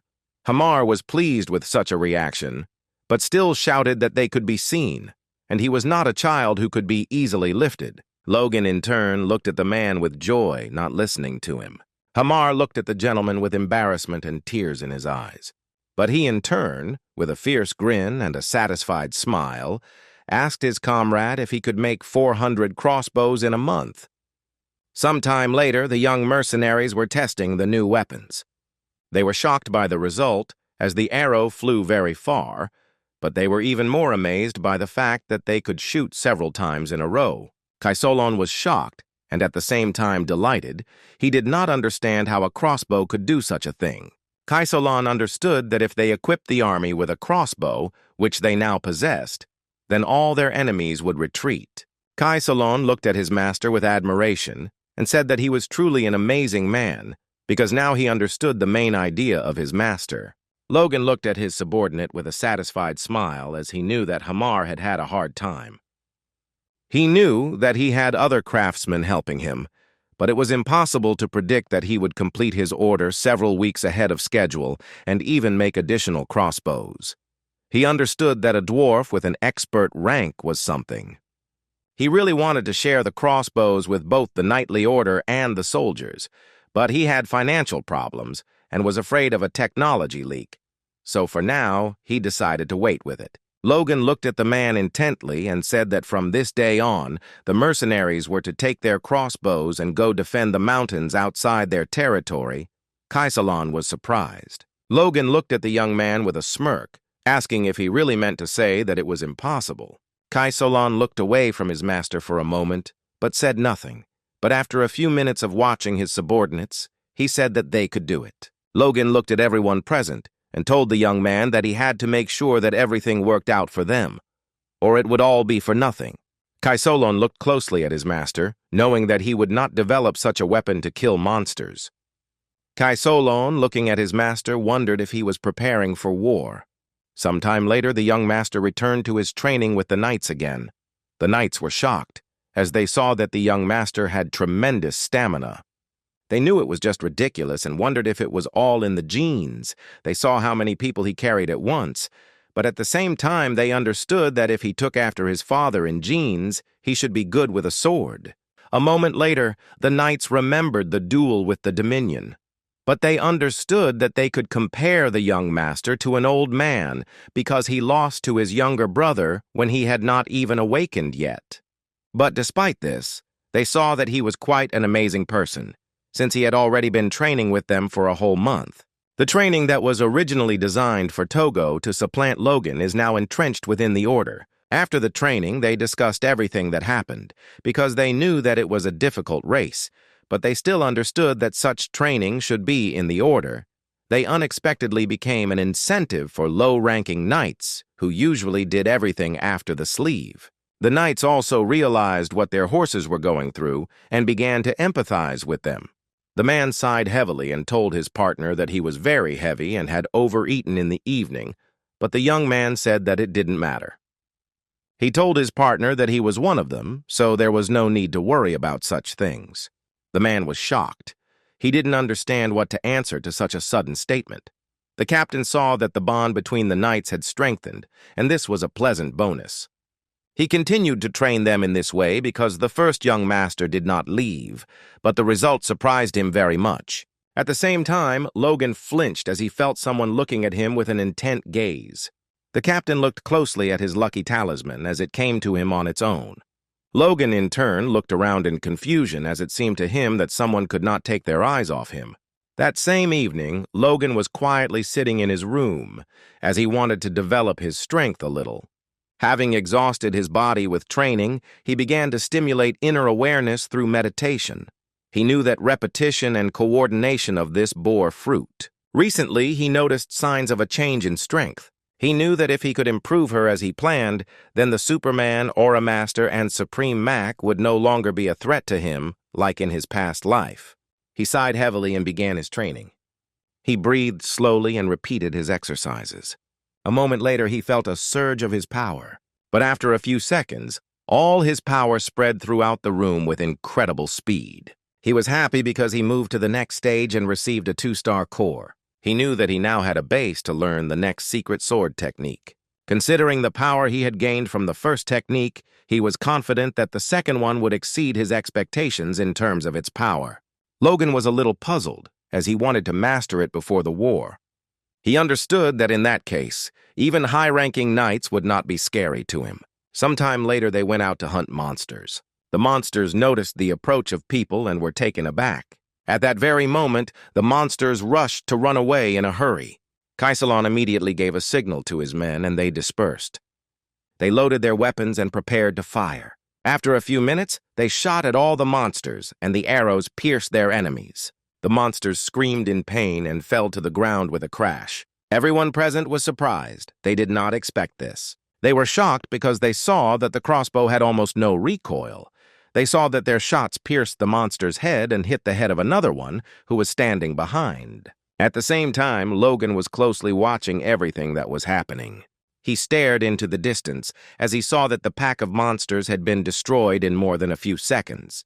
He knew that their old habits of using regular crossbows were kicking in, but he noticed that the mercenaries were starting to reload their weapons faster. He looked at everyone present with a satisfied smile, as he understood that it was not in vain that he had traveled so far to hunt. Kaisolon looked at his master with a smile and asked if he was pleased. Logan said that he was very pleased, and during his first hunt, they showed themselves terribly. But now they have become much better at handling weapons. Kaisolon looked at his master intently and asked for forgiveness for his curiosity. Kaisolon sighed heavily and asked the master why he was doing all this. He said that he had never heard of a mercenary army with such power. He asked the master if he really planned to kill all the monsters on the continent. Logan hesitated for a moment, not knowing what to answer, but after a few seconds he heard someone calling him. A man approached them and hurriedly called out to the master. Logan looked at him in surprise and asked what was the matter. The man shouted that he had been sent by a man named Rick. Logan looked at the man in bewilderment, as he did not expect this. A few seconds later, the man shouted that the Viscount had declared war on them yesterday. Logan froze in shock, as he didn't expect to hear anything like that. Vidicon screamed and accused the McLean house of insulting his ancestor and wrongfully taking his life. Patrick froze in shock, as he didn't expect this. Everyone was puzzled, because they knew that this happened in the distant past, and he decided to get even now. Everyone was alarmed and asked the Lord what they would do, as they understood that a war would begin. Heinkel looked at the gentleman intently and said that the number of the Viscount's knightly order alone exceeded theirs. They knew that they should request support and send knights to guard the city, but they also all knew that if the knights who had the power to displace were driven out, the city would fall into chaos. Patrick calmed everyone down and said that although his family's power was not as great as before, however, people constantly declared war on them without any particular reason. He said with fury that it was obvious that they had planned this on purpose. He looked with fury at everyone present and asked if they had thought about peace before they mentioned it. He shouted that everyone must prepare for war, and they must also make a plan to win it.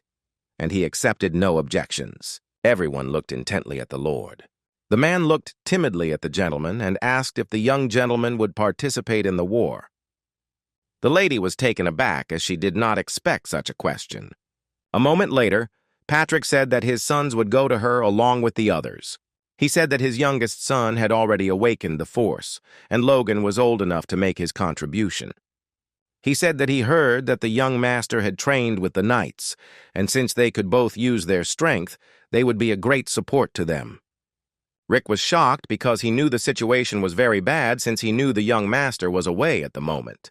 With lightning speed, he rushed into the distance, for he knew that he must inform his master of what had happened immediately. The man looked at Logan intently and told him exactly what had happened. Logan was seething with rage because, according to his memories from his past life, the war was not supposed to start for several months. He was furious because he didn't understand what could have influenced this. The man looked at the young gentleman with alarm and asked him to hurry, because he knew that they would undoubtedly ignore all customs and go straight to war. He said that the gentleman needed to leave right now to make it at least to the middle of the battle. Logan was furious, as he knew there was no time to think. Kaisalon looked at his master with a smile and said that their squad of mercenaries was always ready to take on the job. Logan looked at the young man in surprise, as he did not expect this. He looked at him closely and said that he didn't seem to be very surprised by the news. Kaisalon said with a smile that they were now in such a state that they themselves were ready to start a war.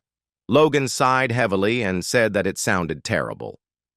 Kaisalon said with a smile that they now had excellent weapons in their hands, and it was obvious that they wanted to use them. Logan looked closely at everyone present, as he saw that they were overly confident in themselves. But Logan knew that they didn't give the pack of monsters a chance, that had grown since last winter. He knew that all they had to do was win. He looked at everyone present with a grin, since now their strength would be enough for this. He knew that his house was in a fever from the news of an unexpected war, but his mercenaries were confident of their victory. The war began earlier than Logan had planned. The day after its declaration, the Viscount's troops appeared on the territory of his house, their numbers exceeding the expectations of the vassals. Sometime later, the knight told the Lord how many warriors were coming to their house. He shouted that this was just a full-scale war. Patrick was shocked and thought the Viscount had simply gone mad. He was furious because he knew that they would have to face not only the forces of knights, who were like supermen to ordinary people, but also cavalry. And he wondered if this was a war between nations and not feudal lords. He was burning with rage and did not understand why he had to go so far. The knight looked intently at his master. And a moment later he reported that the Korosov house reported that they would not send them help. Madame froze in shock on the spot. She was in shock and screamed that this simply couldn't be. She gave a speech. I believed that he was probably mistaken. The knight informed the madam that they had approached them several times, but all in vain. Mariani was shocked by this news. She said that this was not so, and she had to see for herself. Patrick was furious. He shouted at the knight to immediately gather all the men who were able to bear arms, because they had to answer them with all their strength. The knight shouted that he would immediately take care of this matter. Patrick was furious that the trusted man of the House of Kairos had turned against them. Trapped, Patrick gathered as many men as he could to fight the Viscount. Sometime later, they came out onto the battlefield, and among them were 53 knights, 552 soldiers in the regular army, and 4,418 conscripts, a total of 5,023 people. But they still froze in shock when they saw the enemy army, because they understood that it was not even half of the number of the Viscount's men. Patrick was burning with anger and fury, as he understood that they were facing an unequal fight. The knights in turn whispered among themselves, since they did not know where the first young gentleman was now, but in turn they knew that he had left long ago and had not yet returned. The young men were puzzled, as he left at such a time, so they understood that he should not be expected, and assumed that he had fled. When he heard the news of the war, Ranyan looked at the knights with fury and asked what they were talking about. Ranyan shouted that his brother would never do such a thing. Ranyan knew full well that his brother was aware that war was coming.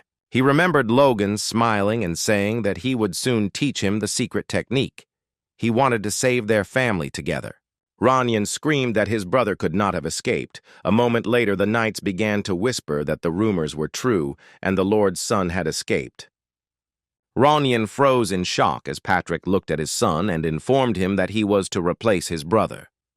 Patrick told his son that he had to remain determined no matter what happened. Patrick simply could not believe that his son had escaped, but he knew that something else was important now, because they had to win the war. A moment later, he shouted to all his warriors that they should prepare, because he wanted to defeat his opponents with all his might. A moment later, the knights were ready for battle. They were determined. The Viscount looked at Patrick with a smirk as he finally took up his sword. The Viscount looked into the distance with a fierce grin and shouted that his knights were his sword, and Patrick would now face them. Patrick looked closely at all his enemies, as he knew he had to get through the vanguard first. Gathering his strength, he rushed towards his opponents with fury. But a moment later, he was frozen in shock as his opponent blocked his blow. Sometime later, Rick was breathing heavily and shaking with fear as he saw what was on the battlefield. He froze in place because he saw that they were losing, and this was very bad. He was shocked because he knew that their army was so outnumbered that even a servant like him was sent to fight. He knew that if they surrounded them, it would definitely be the end for them. Taken aback, he didn't notice how he was attacked and knocked down. He froze in shock and fear, but when he raised his head, he saw his enemy in front of him who wanted him dead. But in turn, the young man managed to dodge the deadly strike. The knight, in turn, looked at the young man with fury. At that very moment, he was pierced through by a spear. The knight looked intently at the young man and shouted for him to immediately stand up and grab the spear. Rick breathed a sigh of relief. While trembling with fear, he was glad that an ally came to his aid. With tears in his eyes, he thanked his savior and reached out to him. But at that very moment, he froze as he saw a truly shocking sight. A few seconds later, the young man fell down. Having been pierced by an arrow, Rick was taken aback by shock. He was very scared and understood that he needed to quickly run to the rear as far away from the enemy as possible. He ran as fast as he could, but saw his comrades falling dead from a hail of arrows. He stopped and looked into the distance, trembling. He was shocked because he saw that his enemies were already here. Rick was taken aback by fear, as he understood that they were all going to die now. At the same time, Patrick fought with his enemies, sparing no one in his path. He killed with fury everyone who came at him. The knight looked at Patrick and said with a grin that he lived up to his name. He said that they had prepared hard, and now he couldn't believe what was happening. Patrick, in turn, looked at the young man with fury as he survived his blows, containing power. He was shocked and didn't know that the Viscount had a high-ranking knight. He saw that the rest were at least of average rank. Patrick wondered if that was why they were so confident. He looked at them with fury and asked if they were the ones who were preparing to deal with him. The young man looked at Patrick with a fierce grin and asked how he liked their training. Patrick looked at his enemies intently but said nothing. He understood that if he couldn't get through further, then the knightly order wouldn't be able to either. A moment later, he changed his weapon and charged at his enemies with fury, for he knew he could not allow the battle to end this way. Burning with rage and fury, he struck at his enemies. The young man was taken aback, as the blow was very strong. He froze in shock for a moment when he saw Patrick, who was burning with rage and anger, while he was rushing towards him with lightning speed. Patrick was taken aback as he realized that there was someone behind him. He looked back and saw a knight running towards him with a spear in his hand. The knight, in turn, with their lightning speed, struck his enemy, but Patrick managed to dodge, and the spear only grazed him. At that very moment, Patrick began to fight back against the knight who was wielding a sword. He was burning with anger and fury because he understood that they were not at all familiar with knightly honor. They looked at Patrick with disdain and a smirk because they did not understand what he was talking about at all, but they did not want to pay any attention to him because they knew that these were his last words before his death. Their leader told them with a smirk that they should not forget that Patrick was a trained, high-ranked knight. At that very moment, Patrick jumped off his horse with lightning speed and rushed towards his opponents. The knight froze in shock on the spot, as he did not expect anything like this. Patrick, gathering his strength with fury, dealt a crushing blow to his opponent. But at that very moment he was taken aback, as another knight pierced him with a spear. The knight looked at his opponent with a fierce grin, and at that very moment he pulled out his spear. Patrick screamed in pain and rage. Patrick cursed threateningly, but in turn began to hold his wound so that it would not open. He was furious because he understood that while the high-ranking knight was blocking his blows, the others were attacking. He clearly understood that this was an obvious trap, but unfortunately he was unable to get around it.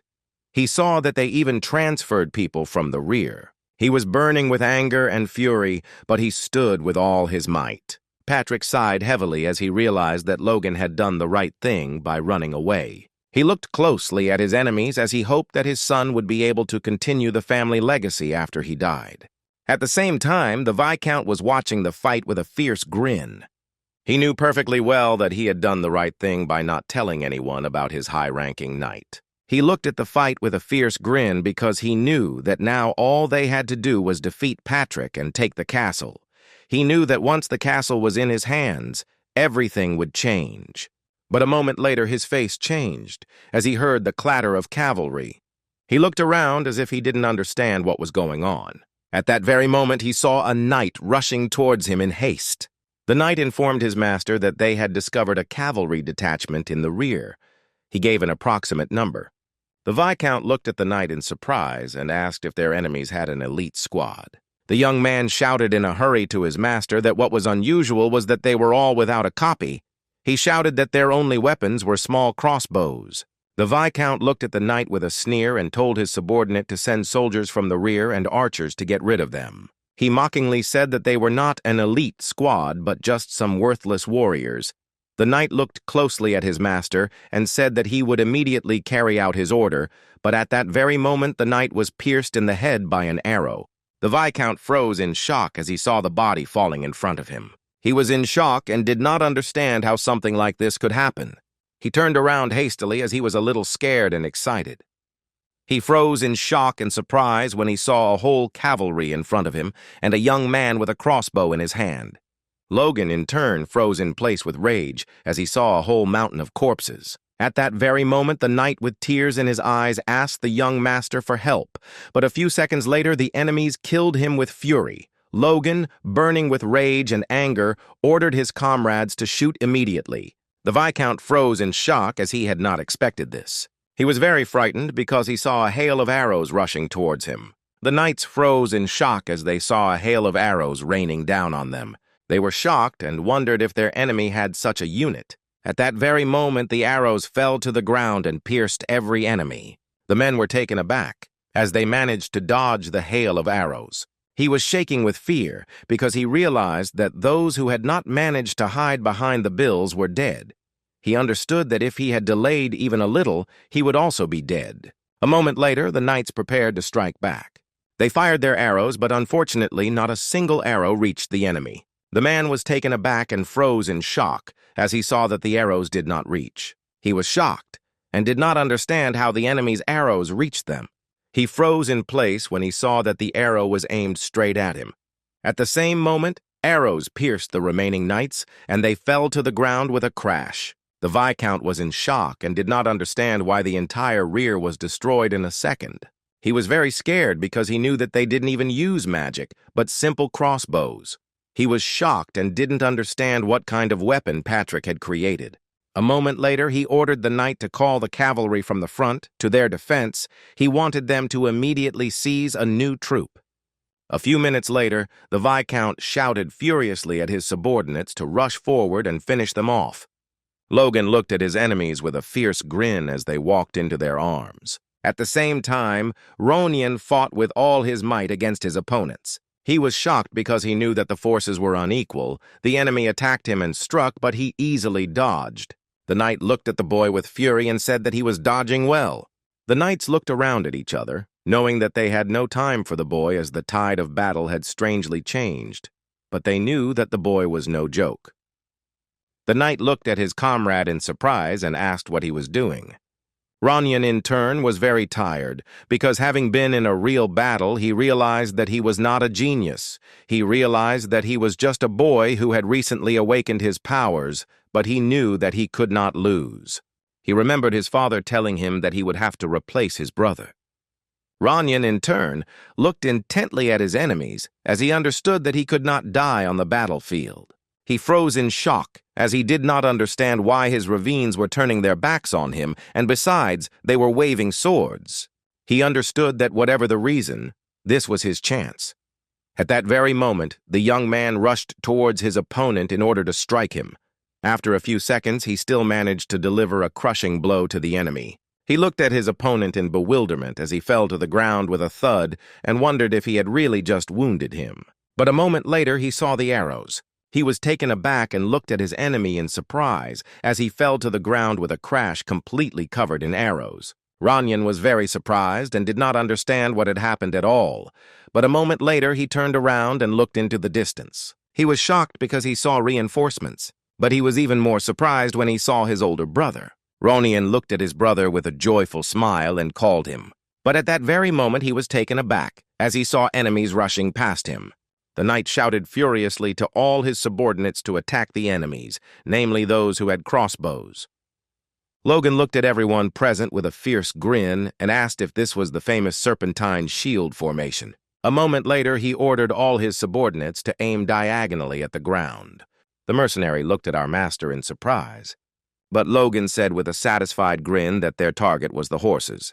A moment later, the mercenaries looked at each other with the same grins as their master.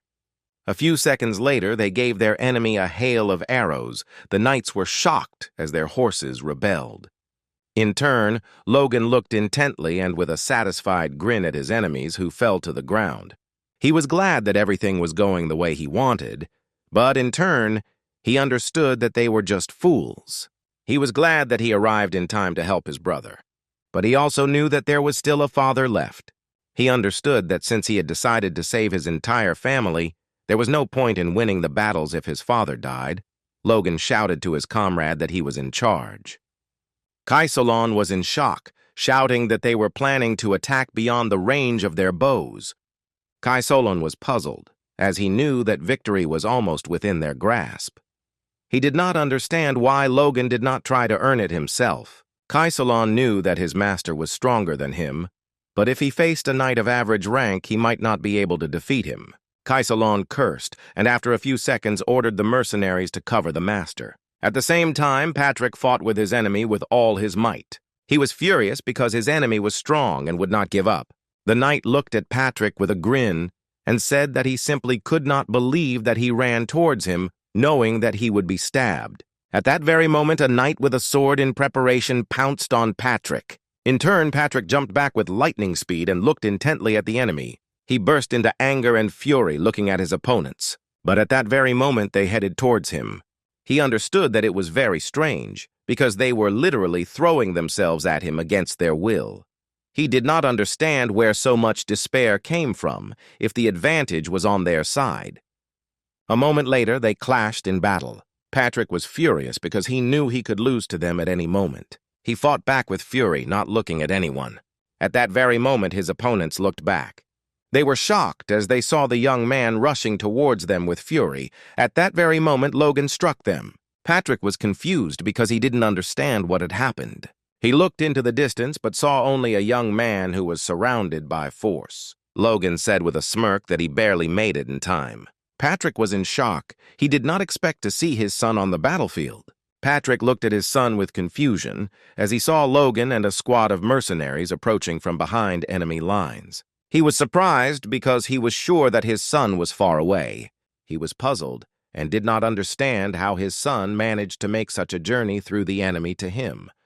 At that very moment, he looked back. But he froze in shock when he saw a whole mountain of corpses. He wondered if they had all been killed by his hand. He looked at his son in surprise and asked when he had become so strong, but in turn sighed heavily because he knew that it didn't matter at all now. Patrick was puzzled because he didn't know what was happening.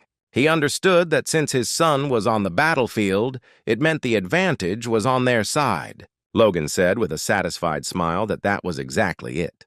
Patrick walked closer to his son and patted him on the back affectionately. As he knew he had done well, Logan looked at his father in surprise, as he had not expected this. The knight looked at the young man in surprise, as he had simply bruised several knights of the middle rank at the same time. He was shocked and couldn't believe that a pathetic boy could do something like that. He knew that at his age he was working himself to death to become a knight. The man was furious and raised that it was not important now. He was burning with anger and wanted to immediately kill him on the battlefield. He looked at his subordinates with fury and asked what they were doing at all. He shouted that they should take the potion immediately, but the young men lying on the ground only sighed heavily.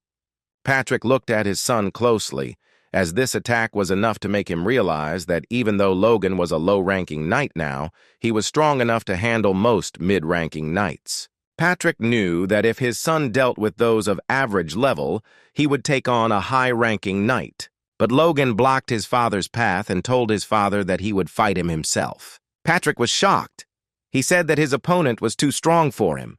He understood that his son had advanced significantly, but he had not yet reached a high rank. At that very moment, Logan hit his father in the stomach, and his wound opened. Patrick was shaking with pain, but his son said that he was now in serious condition, and he would be able to defeat the enemy. Logan asked his father to trust him and give his permission. The finished one was able to fight the knight.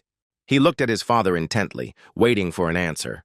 Patrick, in turn, sighed heavily and reluctantly agreed. Moments later, Patrick asked his son to be a little careful. Logan smiled and told his father that they had to finish off the enemies quickly. At that very moment, each of them rushed towards their opponent, Boyko. The man was taken aback and froze in shock. He saw that it was a young man who was advancing on him, not a high-ranking knight. He was burning with anger and fury and could not understand how the boy dared to fight him. But Logan did not answer his opponent and rushed at him with fury. At that very moment, he used his strength and pointed his sword at the enemy. A few seconds later, they clashed in a brutal battle. The man was in shock because his opponent's blow was very strong. While his opponent was writhing and barely standing on his feet, Logan looked at him with confidence and struck. The young man couldn't stand it and jumped back. He was furious and did not understand how the boy had managed to inflict such a blow on him. He looked at his opponent, burning with anger. He understood that although he was wounded, he did not feel any remarkable strength or high level from him. But in turn, he understood that if his opponent managed to push him back, it meant that he was giving it his all. He understood that it could not be otherwise, and at that very moment, gathering his strength, he rushed into battle against his enemy. The knight screamed in rage as he wanted his opponent to leave this world. But Logan, in turn, did not pay attention to his cries and stood steadfastly in order to repel the blow. He saw his opponent galloping from place to place, but at that very moment the knight, with fury, struck his opponent a blow. Logan stood firm against his blow. The knight was shocked by it. He was furious because he knew that if it weren't for his wound, he would have dealt with the enemy long ago. Logan noticed that his enemy was wounded, so he struck accordingly. The man was taken aback as the wound opened up and caused him incredible pain. He jumped back from his opponent and looked at him with fury as he realized that he had not exposed himself even once. He glared at Logan, knowing he had to time his attack. But a moment later, he was taken aback and looked at his enemy in surprise. A few seconds later, he looked at his opponent with a fierce grin, as he understood that he had another very good option for winning. Logan, in turn, was taken aback as he felt an unknown feeling. He looked at his opponent in surprise as he realized that he was absorbing the power of his sword. The young man looked at his opponent with a fierce grin as everything was going according to his plan, and he saw that Logan was taken in. A moment later, he gathered his strength and headed towards his opponent in order to strike him. Logan glared at his opponent as Thoth controlled his sword. The knight looked at Logan with a fierce grin, since everything was going according to his plan and Logan's center of gravity shifted. He was glad because he understood that in this way he could deal him a crushing blow. Looking at his opponent, he knew that this was the perfect moment for a crushing blow. But after a few seconds, he was taken aback because everything did not go as he had planned. He was furious because he had only managed to catch a scrap of his opponent's clothing. He looked back and wondered if his opponent was really that fast. Panic began to creep up on him as he knew that it simply couldn't be. He was shocked as he realized that it was not his opponent who was fast, it was he who was slow. A moment later, Logan used the secret of the divine sword. The man, in turn, froze in shock on the spot. He understood that his affairs were very bad, and he needed to get away from his opponent. But unfortunately, Logan was not going to let him go so easily. Therefore, he used the first form, namely the cutting wave. The man was shocked by what he saw. He understood that you were simply impossible. But at that very moment, Logan, with fury, dealt his enemy a crushing blow, which consumed him completely. Everyone froze in shock when they saw the truly enormous power. At that very moment, a huge explosion thundered, which made everyone on the battlefield freeze in stupor. After this blow, Logan sighed heavily. He looked intently at his opponent. Logan sighed heavily and asked if a high-ranking knight really relied on cheap tricks. A moment later, he shouted that he had killed the enemy general. Everyone was shocked and very scared. As they saw that a high-ranking knight had fallen, they understood that this simply could not be. In a hurry, the knights asked where the Viscount was now, as they had not seen his flag for a long time. At that moment, the man threw the sword out of his hands. His comrade was shocked by his introduction, and so he asked him if he had gone crazy, but the man only shouted that they needed to surrender in order to save themselves because he did not want to die. The man was shocked and did not understand how his friend could do this. But at that very moment, all the others threw their weapons out of their hands and, as one, declared that they surrendered. A few seconds later, Rick shouted with a joyful smile and greeted the young master. He called out to his master with tears in his eyes and a joyful smile. The knights looked at each other and also joyfully shouted the name of their master. They were glowing with joy because he had saved them all, but they were well aware of the fact that the battle was not over yet. On that fateful night, the Viscount left the battlefield with a bang. He was puzzled and did not understand at what point everything went wrong. He had been preparing for such a fight for several long years. He even asked for help from other aristocrats and gathered 100 knights. He was burning with anger and fury as he realized that because of Logan and his cavalry, he had lost the long battle. He understood that he must first return to his home castle because that way he would stay alive and then think about his actions. He came closer to the knight and shouted for him to open the gate immediately as their master had returned. The knight was taken aback as he did not expect to see his master. But a moment later, the knight told his master to look back as someone was approaching him. They were shocked because they saw the cavalry approaching. The Viscount looked back and froze in place in shock because he did not expect this. Logan was a little puzzled as he saw that the Viscount was running very fast. A moment later, he shouted angrily at the Viscount that he had lost. Logan shouted at the knights to open the gates and let the winner through. The knights were shocked because they did not expect their squad to lose, but they now understood why the Viscount returned in such a hurry. The man looked at his subordinates with anger and asked if they had lost their nerve when they heard the enemy's chatter. The young men were taken aback and said that this was not so. The knight shouted that there were few young people and they would not break through their blockade. At the same time, Logan sighed heavily and enveloped himself in his strength. The knights were frightened, because they did not understand what he was doing. But at that very moment, Logan disappeared from their sight. They were shocked because they didn't expect anything like this. And at that very moment, they saw a young man hovering above them. Everyone present was shocked by such actions of the young warrior. A few seconds later, Logan moved his sword to the commander-in-chief's throat and furiously told him to open the gates immediately if he did not want to die. At the same time, the Viscount was hastily collecting all his belongings, since he knew that he needed gold for his escape.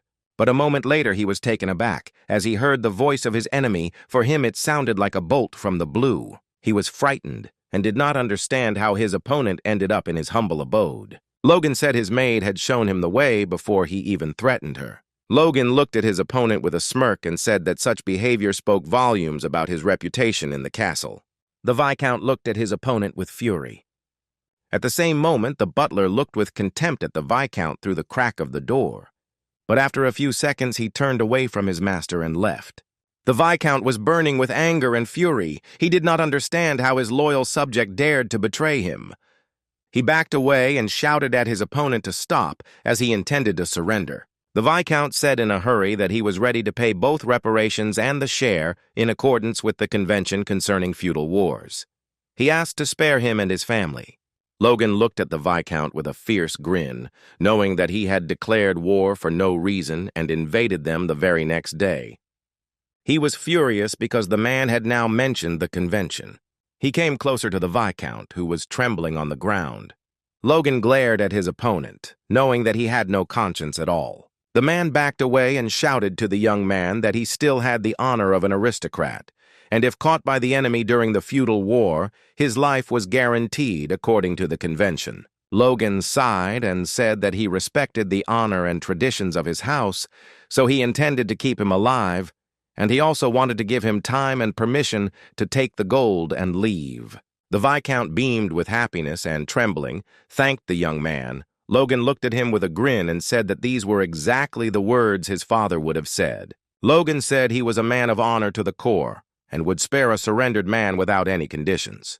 A moment later, Logan glanced sideways at all the Viscount's wealth. He noticed a small but beautiful blade and with a grin said that it was very beautiful. The Viscount backed away and told the young man that he could have taken it, since it was forged by the master of the realm. Logan looked closely at the blade and said that he would not do that, and thanked the Viscount for such a generous offer. He gave the Viscount the blade and said that he should take it with him. The Viscount was taken aback, as he did not expect such a thing.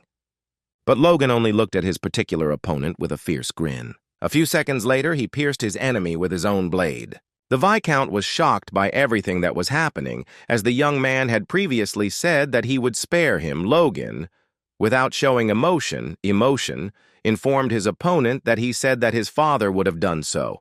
Logan knew that he and his father were not alike at all. The Viscount was shocked, as he understood that the young man knew nothing about the honor of an aristocrat. Logan looked at his opponent with a fierce grin and asked if he was really talking about honor now. He looked at the Viscount with fury and asked if he understood how many people had died because of him. Logan glared at the man and told him that his miserable life would end there. At that very moment, the Viscount fell to the ground with a crash. Logan looked closely at the dead body and told him to thank God for a quick death. Logan was jubilant as they finally survived the disaster. He knew it was time for him to end this. A moment later, he shouted that the Viscount had committed suicide. He sighed heavily, because he knew that this would be enough. At that very moment, he saw his subordinate. Logan looked at the young man in surprise and asked if what had happened to Kaiser Lonzal was telling the master that he should look into the castle's underground dungeon. Logan was surprised, but still agreed. A few days later, Patrick met his son and they had a very interesting conversation. Patrick informed his son that he had arrived at the Viscount's castle as soon as he had recovered from his wound. But Patrick was still surprised and asked his son if the Viscount had committed suicide. Logan looked at his father closely and said that the Viscount must have been desperate, and that was why he had decided to do something like this. Patrick looked at his son closely and asked if he had killed the Viscount. Logan flinched at the unexpected question. He looked away, but saw that his father was approaching him, his eyes insistently demanding an answer. A moment later, Logan sighed heavily and informed his father that it was true. Looking at his father, he said that they should take his property back under their control because he did not want his family to live and cause them problems in the future. Patrick sighed heavily and told his son that he was already growing up like him. He understood that he had his own reasons for doing this. Logan looked at his father closely because he could see that he had changed. Patrick looked closely at his son and said with a joyful smile that no matter what anyone said, he played an important role in this battle. Patrick quietly thanked his son for this. Logan looked at his father with a tender smile. He saw that his father was proud and pleased with him. Patrick looked at the taxman closely and said that he would become the official heir to the house. Logan was shocked because he didn't expect to hear something like that. But Patrick only smiled tenderly, looking at his son, as he was confident in his decision. Logan smiled and asked his father for forgiveness as he was forced to decline the offer. Patrick was shocked because his son refused the offer to become his successor. He didn't understand why he refused and asked his son if he was really worried about his reputation. Patrick shouted that if that was the case, then his contribution to the battle had completely changed his reputation. Logan sighed heavily and said that it wasn't about that. He looked at his father and said that the McLeans were a family of knights, and his brother was better suited for the position. Looking at his father, he said that his brother started using the power several years earlier than him. He also said with a smile that it was impossible to predict what feats he would perform in the future when he reached his age. Therefore, he was firmly convinced that he should hand over this position to his brother. Patrick sighed heavily but said nothing. A moment later, Patrick told his son that although he was right, one did not become the head of the house for military achievements. Logan knew that this was probably true, but judging by the fact that he was not allowed to enter today, his brother, just like in his past life, would receive the title of the youngest power user. He knew that if his brother received this title, then there would be no more problems. And more importantly, if he became the heir, he would gain no advantage. Logan knew that he had no time to learn how to be a baron. He looked closely at his father and said that as an older brother, he wanted to give his younger brother a chance. Logan said he really hopes his father will support his brother when he reaches the right age. Patrick sighed heavily and told his son with a smile that he had not expected him to be so attentive to his brother. Patrick said that he would accept his request and postpone the choice of a successor for a few years. When his brother became an adult, Logan smiled and thanked his father. Patrick looked at his son closely and said that he would receive another reward. He said that as soon as they returned home, he would count their earnings from the war. Logan looked at his father closely and asked with a smile if he could choose his own reward. Sometime later, they returned home. All the citizens of the city joyfully welcomed their saviors. They were surprised and at the same time delighted as their knights returned from the war only a week later. They heard that the war lasted only one day. The young men were surprised and did not understand how this was possible. They wondered if their knights had always been so strong. The young man looked at his comrade with a smile and asked if he hadn't heard that it was all thanks to the first young gentleman. He told his comrade that, according to the returning soldiers, the young master's mercenaries had turned the tide of battle. He said that they had flanked the enemy from behind as if they had known what would happen in advance, and he had heard that they had defeated their opponent with a mysterious weapon, and he had even been able to single-handedly deal with a high-ranking knight. The young lady looked at our comrade in surprise and asked if the young gentleman was really such a great person. The young man was a little puzzled, as he had previously thought that the gentleman only brought trouble. They talked among themselves and assumed that perhaps the young master had brought a lot of monster meat for a reason. They assumed that he had something in mind. They looked at the young master with admiration, because they knew that a genius was different from ordinary people. Logan in turn felt awkward after hearing this. Ranyan looked at his brother with a smile and asked what he would say about all the villagers since they were praising him. Logan sighed heavily and said that it made him blush, and at the same time he asked his brother not to overdo it. Ranyan asked, with a smile, how could he say otherwise if it was true? So he told his brother that everyone was happy to see him and he should at least smile at them. Logan in turn looked at his brother with bewilderment. He saw the delighted and joyful eyes of all the residents and their smiles. He turned and looked at them intently, but at the same time all the inhabitants became gloomy. A moment later, Logan gave them his beaming smile.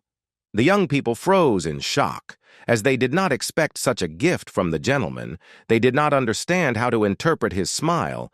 They wondered if this was a warning about murder. They were shocked because he showed them the finger, and now they, trembling with fear, wondered if he would really use his finger to cut off their heads. Logan was shocked, did not understand what he had done. Ronan sighed heavily because he knew that his brother was simply incorrigible. Looking at his brother intently, he said that it was just a failure. Logan was confused and did not understand what was going on. Patrick, in turn, looked at his sons with a tender smile, as he was glad that they were so friendly. A moment later, he shouted with a joyful smile that everyone should greet the victors of the war, and everyone joyfully rejoiced and congratulated them. Sometime later, Logan was returning to his place. He was a little puzzled, as he knew that the welcoming ceremony would last until the morning. He smiled and sighed heavily, because he knew that for people who had just returned from the war, they had good stamina. At that very moment, he heard someone's voice and was taken aback. Mariani furiously asked Logan what he was planning. Ranyan V tried to stop his mother. She was furious and screamed that she heard everything because Logan refused to become the heir. She gave in from rage because she did not understand what his true plan was. She screamed that he could fool others, but he would not be able to fool her. Ranyan was shocked and shouted at his mother to stop. He asked his brother for forgiveness, and he also told his brother that she was very upset about the problem with the family. Logan looked at his brother closely, and with a snowy smile said that everything was fine and he understood everything. Logan looked at Madame intently, knowing that she had never been happy to see him. He was puzzled, because he knew that after the betrayal of the House of Kiros, she had lost all her power. He understood that she had no reason to fear her. Logan was aware of the fact that if he apologized now, she might accept it. He looked closely at Mother and said that he realized that his actions in recent months had not been trustworthy. He regretted that he had been driven by envy and a sense of inferiority. The madam looked at her son with fury and shouted that his brother himself confessed everything. Ranyan was in shock and asked his mother to stop a little. Ranyan, looking at his brother, said that his mother was not in a good mood right now.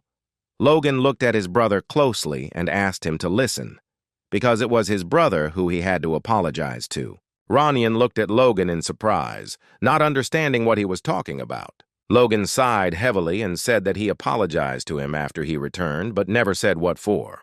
Logan sighed heavily and said that the regret and cowardly nature he had cultivated over the years was hard to overcome. Logan looked at his brother closely and said that he knew it himself, so he asked for forgiveness for hating him all these years. The boy froze in place in shock, as he did not expect to hear anything like that. Logan said, looking at everyone present, that he was trying to cover up his own incompetence with hatred. He looked at them intently and said that he now sincerely regretted his behavior. Logan asked his brother for permission as he wanted to formally apologize to him now.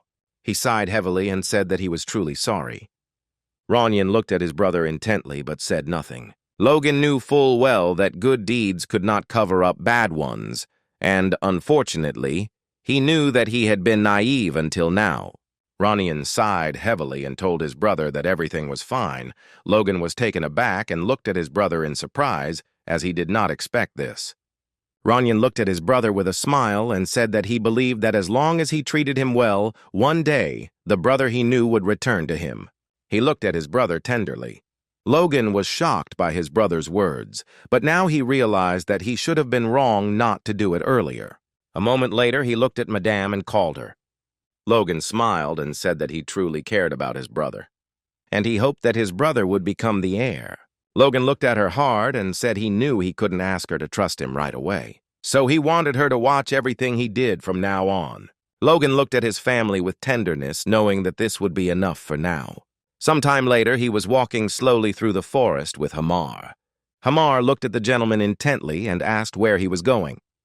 Immediately after his war returned, Logan smiled and told his comrade that he had rested enough and it was time for him to get to work. Hamar, in turn, was a little irritated by this answer and said that he was simply worried because the gentleman again intended to squeeze all the juices out of him. Logan looked at his comrade with a smirk and said that he shouldn't worry because he would definitely enjoy the task. Hamar sighed heavily as his master was sure he knew what he liked. But a moment later they stopped, and the man froze in place. Logan looked into the distance with a smile and informed his friend that from now on they would be developing the mine. Some time ago, Patrick looked at his son in surprise and asked if he really wanted the right to develop the mine as a reward. Patrick asked his son if he was really talking about the one in the mountain near the Viscount's borders. Logan said that was exactly it. Patrick knew that there was nothing special on this mountain. He did not understand why his son chose it. Logan said with a grin that no one knew what was really there, and they might not find the buried gold for a long time. The reason why the Viscount's house started the feudal war.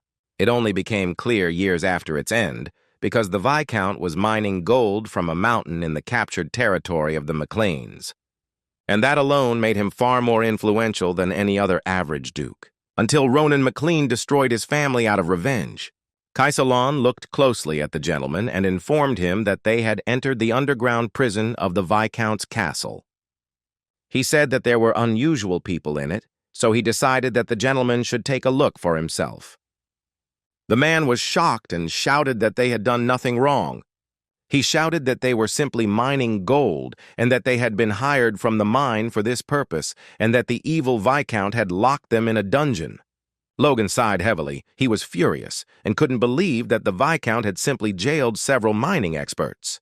The man was taken aback and looked at the young gentleman in surprise. He asked him if he was really angry. Logan, in turn, was very pleased with this catch, as it was an unexpected find. The man froze in shock. He didn't understand what was going on.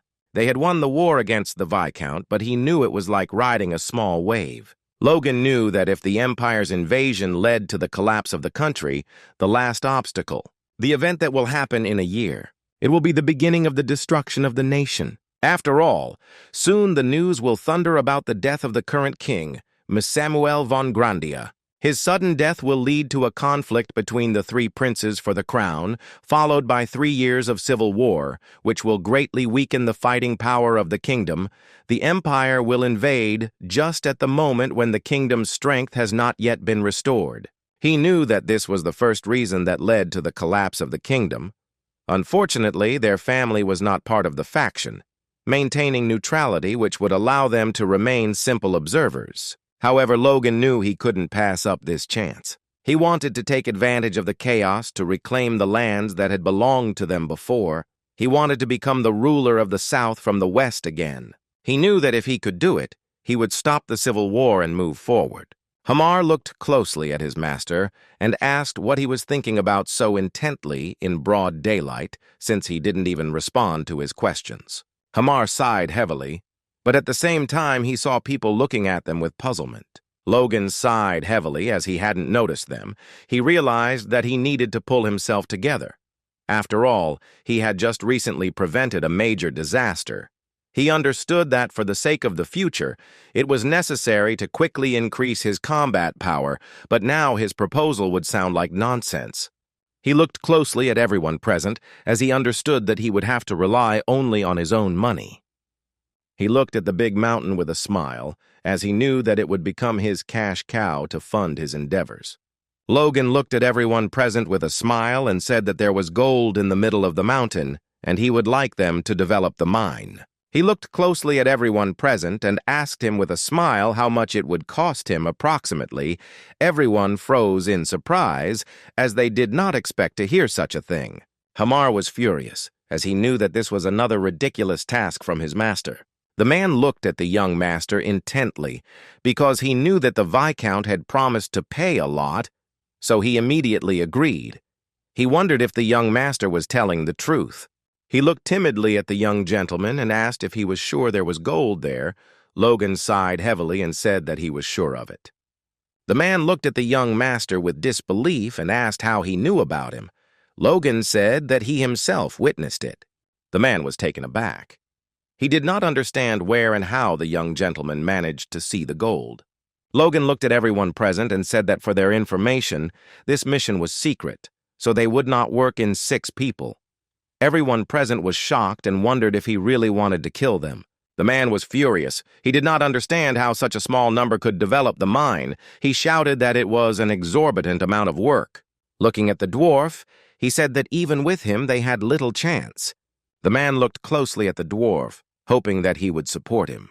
Hamar looked away from the man and thoughtfully said that they could simply prepare for death in advance.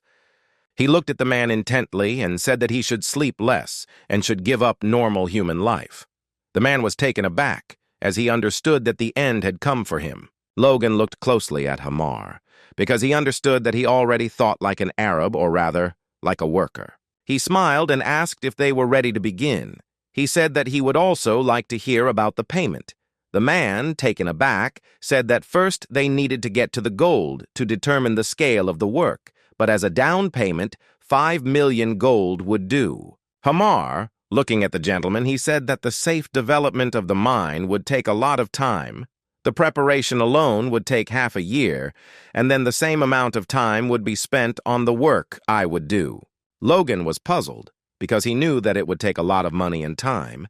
He knew that giving her gold made the Viscount richer than other dukes. He understood that he needed to get it at any cost. He knew that if he could only sell the monster meat now, he would invest the proceeds into the mine. He knew that the effect of the meat would only be known in 6 months. He was taken aback and wondered if he should wait at all, because if he removed the toxins, he could already use the meat as a medicine.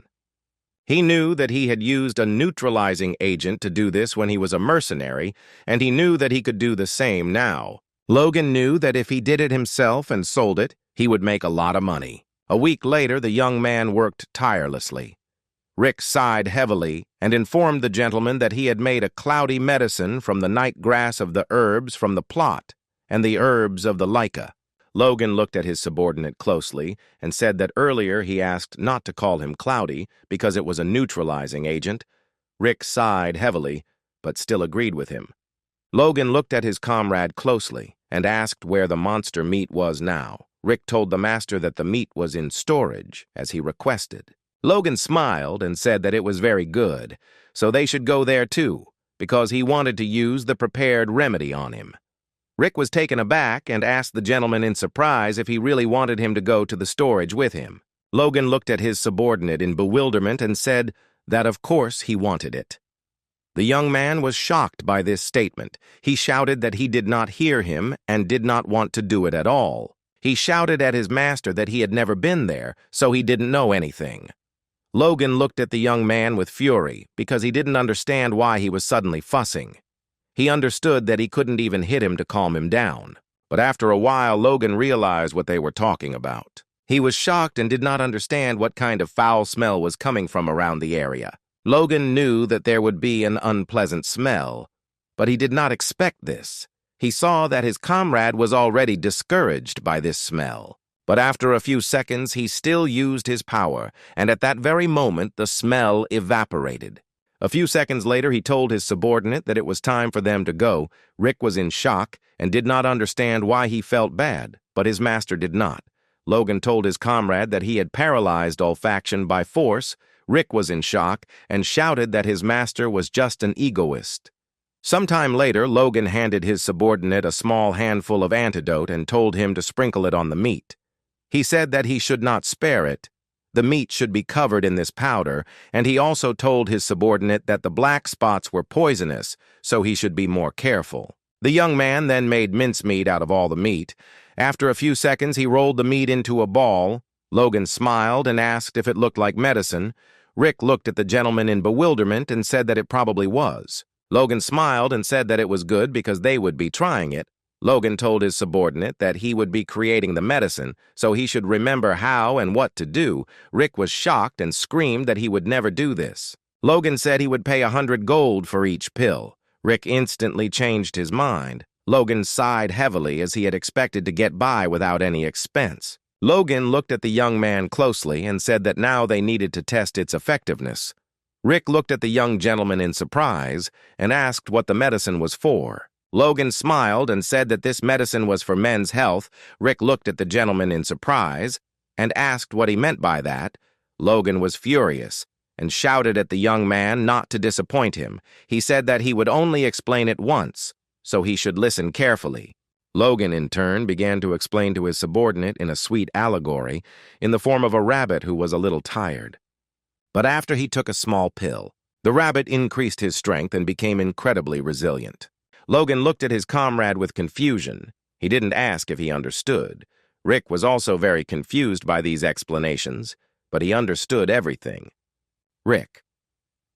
Looking at the gentleman, he said that there was one person on whom this pill could be tested. Logan was surprised by this statement. Rick said with a smile that it was Mr. Dwayne. At the same time, Dwayne was slowly returning to his office, but he was a little worried because he did not understand why his ears were suddenly burning. Sometime later, Dwayne came to his master and knocked on the office door. Dwayne came in and apologized and said he had been told that the gentleman wanted to see him. He was surprised and looked around since he did not see the gentleman in the office and did not understand where he had gone. A moment later, the man was taken aback and stood frozen in shock as the young gentleman suddenly crept up behind him and said in an ominous voice that he had been waiting for him. At that very moment, he screamed and jumped away from the gentleman. Dwayne was very scared and shouted, "Gentlemen, you can't jump out from behind so suddenly." Logan smiled and said that he just wanted to give him a shoulder massage since he had been very tired in recent days because he had a lot of things to do after the war. Dwayne was taken aback and said that he was fine, and, unlike him, the Lord was doing worse. Logan said he knew full well the man had been having a hard time the last few days. Logan says that things were going badly for them because he spent every last coin on the war. He shouted that the night's services do not know about this and ask for payment. He told the man that the department was going through difficult times right now. Dwayne looked at the young gentleman with tears in his eyes, as he knew about the situation better than anyone. Dwayne looked at his master with tears in his eyes because all this time it seemed to him that he misunderstood him. He did not expect that his master would be so caring and even mentioned all the nuances of the estate. Logan asked the man if this was the reason he was having problems in his bed. The man froze in shock, not knowing what to answer. At that very moment, he asked the gentleman for forgiveness and resolutely moved towards the door. Logan was in shock. He shouted at the man to stop and listen to him. Logan quickly handed him the pill and said that he wanted to give it to him. Dwayne was a little confused and did not understand what the gentleman had given him. Logan said with a smile that this is a patented product from a merchant, and the result is guaranteed after the first pill. Although he had never tried it himself, he knew the result would be excellent. Logan looked at the man closely and asked him what he thought about it, since he decided to give this pill to him. Sometime later, Dwayne was shouting and calling for the young master in a hurry. Rick looked at the man in surprise. Rick sighed heavily and told the man that he was the manager and asked if it was okay to run down the hallway like that. Dwayne hurriedly asked the young gentleman how much the pills cost. Logan was not to say happy because he knew that this was simply a success and a breakthrough. Rick sighed heavily and looked puzzled, but looked at everyone present, as he did not understand if they could hear him. Logan looked at the man intently and told him to hold out his hand. Dwayne immediately knelt down in front of his master. Logan looked at the man intently. At the same time, Rick looked at everyone present with confusion, as he did not understand what was happening. A moment later, Logan handed over a whole set of pills to the man. After the first successful time, the men bowed their heads to Logan, and the experiment continued further. Sometime later, Logan called the captain of the Knights and said that he had heard rumors that they had you as a wife in their last days. There were many quarrels. The man was furious because he did not understand who was spreading such rumors. Logan looked at the man closely and told him to calm down and just take one pill. At that moment, he shoved the medicine into his mouth. Logan sighed heavily and told the knight to go to his wife immediately. Logan smiled and said that he would talk to his father himself. He smiled and thanked his master for his understanding. With a joyful smile, the man returned home to his wife. The third subject was his father. Patrick timidly asked his son to give him the same pills as the others. Sometime later, Logan asked his brother for forgiveness, as he knew that they would soon have another brother or sister. Rick was shocked by his master. He did not understand why he did not offer him these pills, since he worked harder than everyone else. Logan looked at his subordinate in surprise, as he did not expect this. He turned his gaze to his work tool. But a moment later he left his subordinate, who in turn screamed, because he did not understand what kind of look this was from his master. A moment later he looked at his master in surprise as he stopped suddenly. Logan sighed heavily and told his servant that he had no one to test the effect of the pills on. Rick was shocked by this statement. Sometime later, Logan contacted Philip. Philip asked the gentleman what price he wanted to put for the pills. Logan said that he wanted to sell them for 100 gold coins per piece. Philip sighed heavily and asked the gentleman if he thought that the aristocrats in the capital were simpletons. Logan smiled and said that of course he didn't think so, but he just had confidence in his product. He knew that in his past life it had been bought so often that the price had gone up terribly. He understood that if they could sell the sawdust in limited quantities, they would be able to make more money. Logan told his subordinate that he was convinced that the result would be excellent, and it was enough for someone famous to try the pill and express his opinion, and it should be someone who desperately needed the medicine. Philip did not know which aristocrat would spread the word that his impotence had passed. Logan smiled and said that the conversations of aristocrats are always overheard by many ears. Even if it is a secret, rumors will still spread, and other customers will flock like bees to honey. Philip wondered for a moment who they might sell the pills to. Philip asked the gentleman if he wanted to go to a banquet in the capital. Logan was shocked and asked his subordinate if he was serious. He only went to celebrate victories when he was a mercenary, since, unfortunately, his family did not have money for banquets. Philip said that it was easier to establish connections there, although he would have to spend time to promote the business, since he wouldn't be able to sell medicine at a banquet. Logan was taken aback when he heard about what could be sold at the banquet. Philip was in shock and shouted at the gentleman that he shouldn't do that because his house would become an outcast if he pulled something like that in high society. Logan smiled and said that it wouldn't happen if he wasn't the one selling. Logan told his subordinate that he had previously told him about an informant in the capital, so he should go to him and find out about anything they might need. Philip was a little puzzled and didn't know what his master was planning. Logan mooned and said that he would be arriving in the city soon, so he would find out everything as soon as they met. Philip sighed heavily as he had a bad feeling about this. A week later, the young man arrived in the capital of the kingdom. Philip was shocked. He did not understand how his master managed to get the permission. He wanted to know how the master got the permission to sell the aphrodisiac. Logan said that, of course, he didn't tell anyone about it, although it was not easy to bring 3,000 boxes without servants. He was surprised because his father agreed faster than he thought, and this was most likely due to his success in the war. Philip looked closely at the gentleman and said that when he first arrived, he also had no servants with him. He asked the gentleman if he thought it was normal for the son of a noble house to move around like that. Logan sighed heavily and said that when there were servants around, it was difficult to choose a route, not to mention that they had their own work to do. He thought about work for a moment, as he had loaded his subordinate with a large number of tasks. He remembered his faithful subject, because in this life and in the past, he had always been faithful to him. He knew that the young man did everything for him.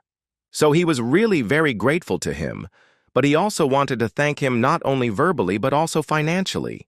Logan looked at his subordinate intently and said that he had decided everything. Philip was taken aback as he saw a familiar expression on his face.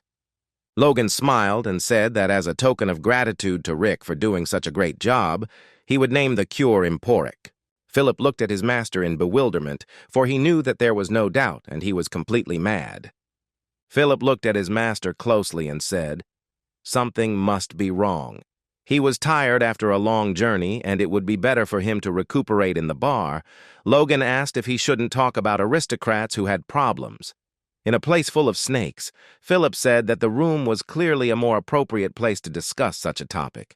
Philip looked closely at the gentleman and said that he had gone to the informant and found out everything that his gentleman had asked for. Philip looked closely at the gentleman and asked if he was sure he was going to pay him 90 gold pieces for each document. Logan smiled and said that he charges a lot, but he does quality work. Logan told his subordinate that if he relayed his words correctly, They would get the information they needed. Philip said that he had told him everything word for word. Logan said he needed the names of aristocrats who had been married for the last 10 years, but had not had children. He needed the names of aristocrats who had remarried or had mistresses.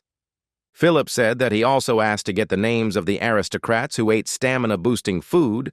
Logan thanked the young man with a smile for the work he had done. Philip said that the real trouble happened on his day when news reached him about the war with the witch. The gentleman could not even imagine how worried he was until he found out that she finished with that same evening. Logan smiled because he understood that Philip was worried about him as an employer. Philip said that when he thought about the mountain of monster meat he would have to deal with, he lost all appetite. He knew that no one would buy it. A moment later, Logan tossed the document to his subordinate and told him to stop talking and get down to business.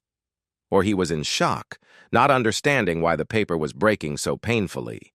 Logan looked at him closely and asked who on the list he thought would be suitable for their first client. Philip looked closely at the documents, studying the entire list. A moment later, he pointed to one name. Logan approached to see who they were talking about. But at that very moment, he was taken aback because he was surprised. Some time later, a ball took place in the capital. The Count communicated with the young ladies with a joyful smile. Count Divus turned around as he heard someone calling him. He froze in place for a moment in surprise. Logan looked at the Count intently and asked for forgiveness with a smile, and he also introduced himself. Everyone looked intently at the young man, barely holding back their laughter. The Count looked intently at the young man and said that it looked like they had a new guest. Everyone looked closely at the young man, as they understood that his outfit was simply tasteless. Logan, in turn, put on what Philip recommended him, and, as expected, no one liked this outfit. He understood that this was an excellent choice. He had no time to cultivate useless connections at a useless banquet like this. His only goal was the Count, Count Divus. Despite being an important figure in the matter of preserving the kingdom and having married at the age of 20 as a man, he is a complainant and still childless. Logan was very surprised when Philip pointed out his name on the list, since he had become quite famous in his past life. Unfortunately, the Count committed suicide because of his wife. She was constantly making dust out of him, and they had arguments. But the last straw was when she called him a feeble bastard at the banquet. The insult his wife inflicted on him at the banquet drove him to suicide. Logan knew that his reputation and the opinions of others were very important to him. He knew that the Count fit all the points he had mentioned to the informant and that he was the ideal first customer. Logan said with a smile that he had come to the capital for business and, having heard of his authority, decided to meet him personally. The Count smiled and said that there was already a lot of everything in their city. He looked closely at the young man and said that since he had come from the outskirts, many of the capital's goods had shocked him. At the same time, June food, we whispered among ourselves. Logan smiled and said that of course that was true, but he was sure that nothing like his product was here, so he was going to sell it. He came closer to the man and said that this medicine was specially designed for men because it increased sexual desire. Count Divus stood frozen in shock for a moment, but after a few seconds, he asked angrily if he was the son of an aristocrat, and he sold such things. The young ladies whispered among themselves. Count Divus looked askance at the young man, as he did not understand how he dared to speak in such a place. He understood that he would now wallow in humiliation alone. Logan sighed heavily as he understood what the Count was thinking about. Count Divus looked at the young man in surprise and asked if he had anything to say. Logan said with a smile that, as a courtesy, he had brought a gift for an influential person in the capital, so he wanted him to accept it. At that very moment, Logan handed over a small box and informed the Count that he would like him to accept his goods, which would be sold for 100 gold pieces each. Logan said that he had specially put some in as a gift for him, because it was a wonderful medicine and it had no side effects. Logan said with a satisfied smile that he could swear to it on his honor as an aristocrat. The man froze for a moment.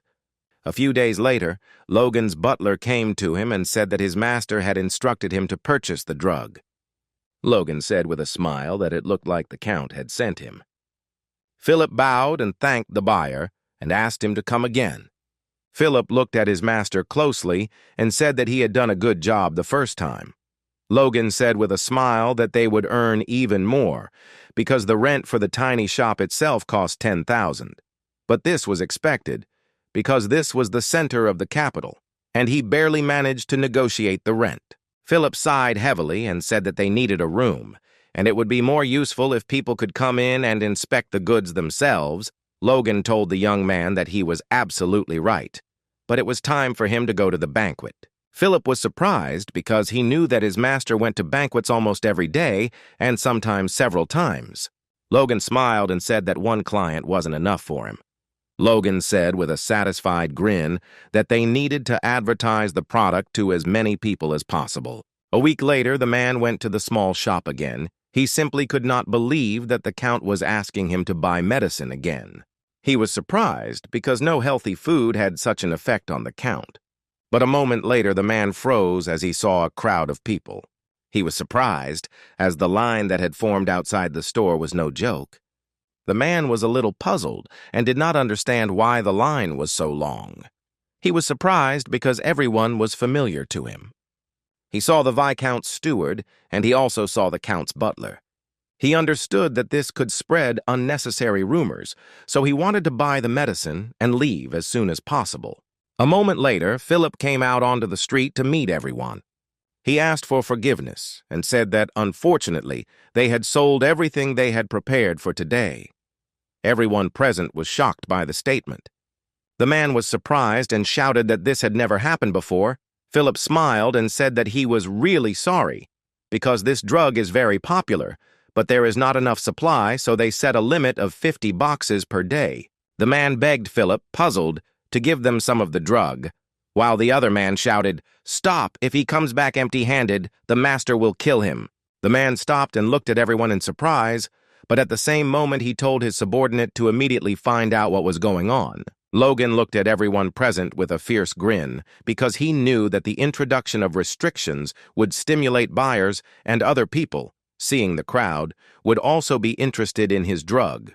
He was glad, because he knew that everything was going according to his clear plan. At the same time, Philip shouted with a joyful smile that there was no more goods for today, and he asked everyone to come tomorrow. He shouted that he was sold out for today. The man was furious because he had been coming for several days in a row, but everything had already been sold.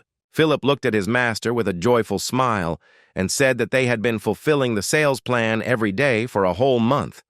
He knew that today everything was sold out immediately after the store opened. Looking at the gentleman, he said with a joyful smile that this way some would be able to earn $4.5 million a month. Logan smiled and said that they could not even imagine that there were so many incapacitated men in the city. Logan said with a smile that they had raised the price several times, and there were still people willing to pay more. He said with a smile that he would soon begin to worry about the future of their kingdom. Philip looked at the gentleman with a satisfied smile. A moment later, Logan twisted his subordinate and shouted with a smile that he was a good boy, as he had done very well.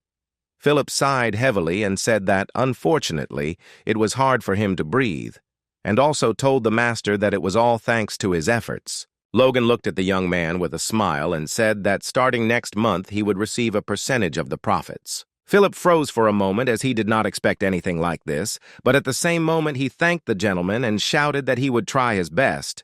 The young people were taken aback when they heard a scream from the office. Logan covered his family with his hand as he was very emotional. He looked closely at his subordinate and asked if he was seriously talking about such sums.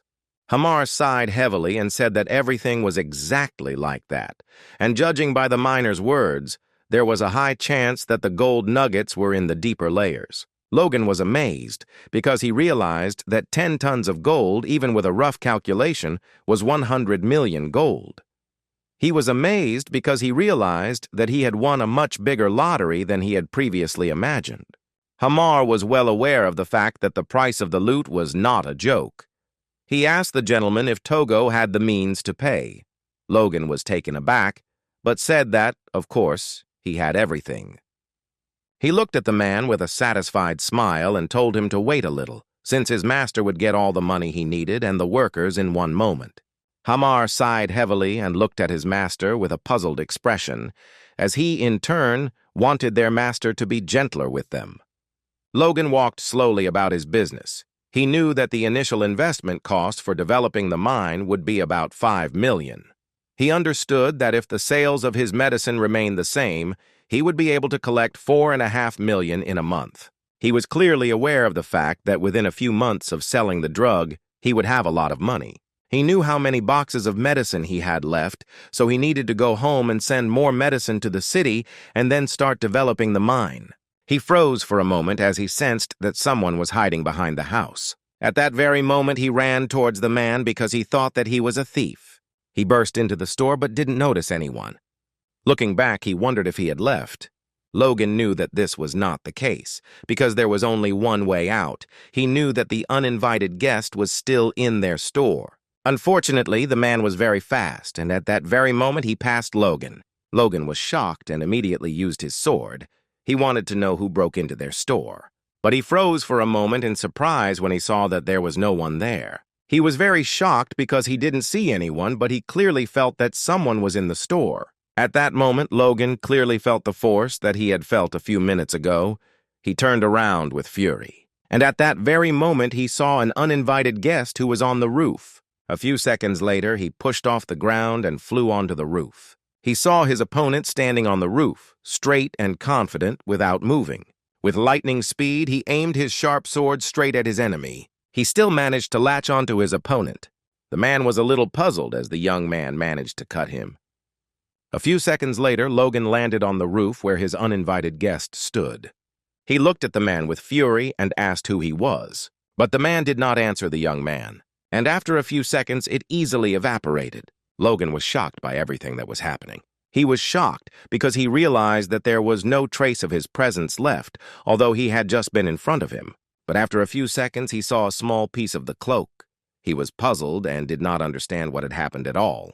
The next day, Philip asked his master in surprise if an aura user had really sneaked into their store. Logan sighed heavily and said that it was just a guess, but at the very least he was an advanced force user. He was alarmed because he knew that it was not just for nothing that he felt he had a high rank.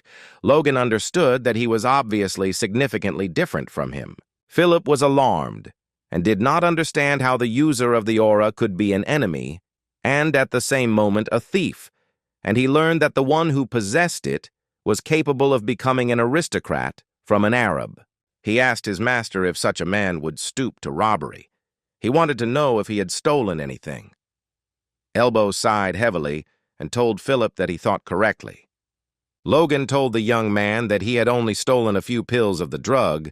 Philip said that in that case he was not interested in the money and he took them for himself. He asked if there were any incapacitated men among the aura users. Logan looked at his comrade closely and said that there should be an aura user on his list. Philip said that it was not so, because he was asked for an additional fee because it was incredibly secret information. But he refused. But a moment later, Philip said that he remembered, and there was one person. He said that the man was, unfortunately, a childless aura user who lived in the capital. The man looked intently at the children who were having a good time. He looked at them tenderly, without taking his tender gaze away. The lady looked intently at her husband and asked why he was looking so intently. He smiled and said he was just enjoying the views of the street. She turned her gaze to where her husband was looking. She sighed heavily as he looked at the children again.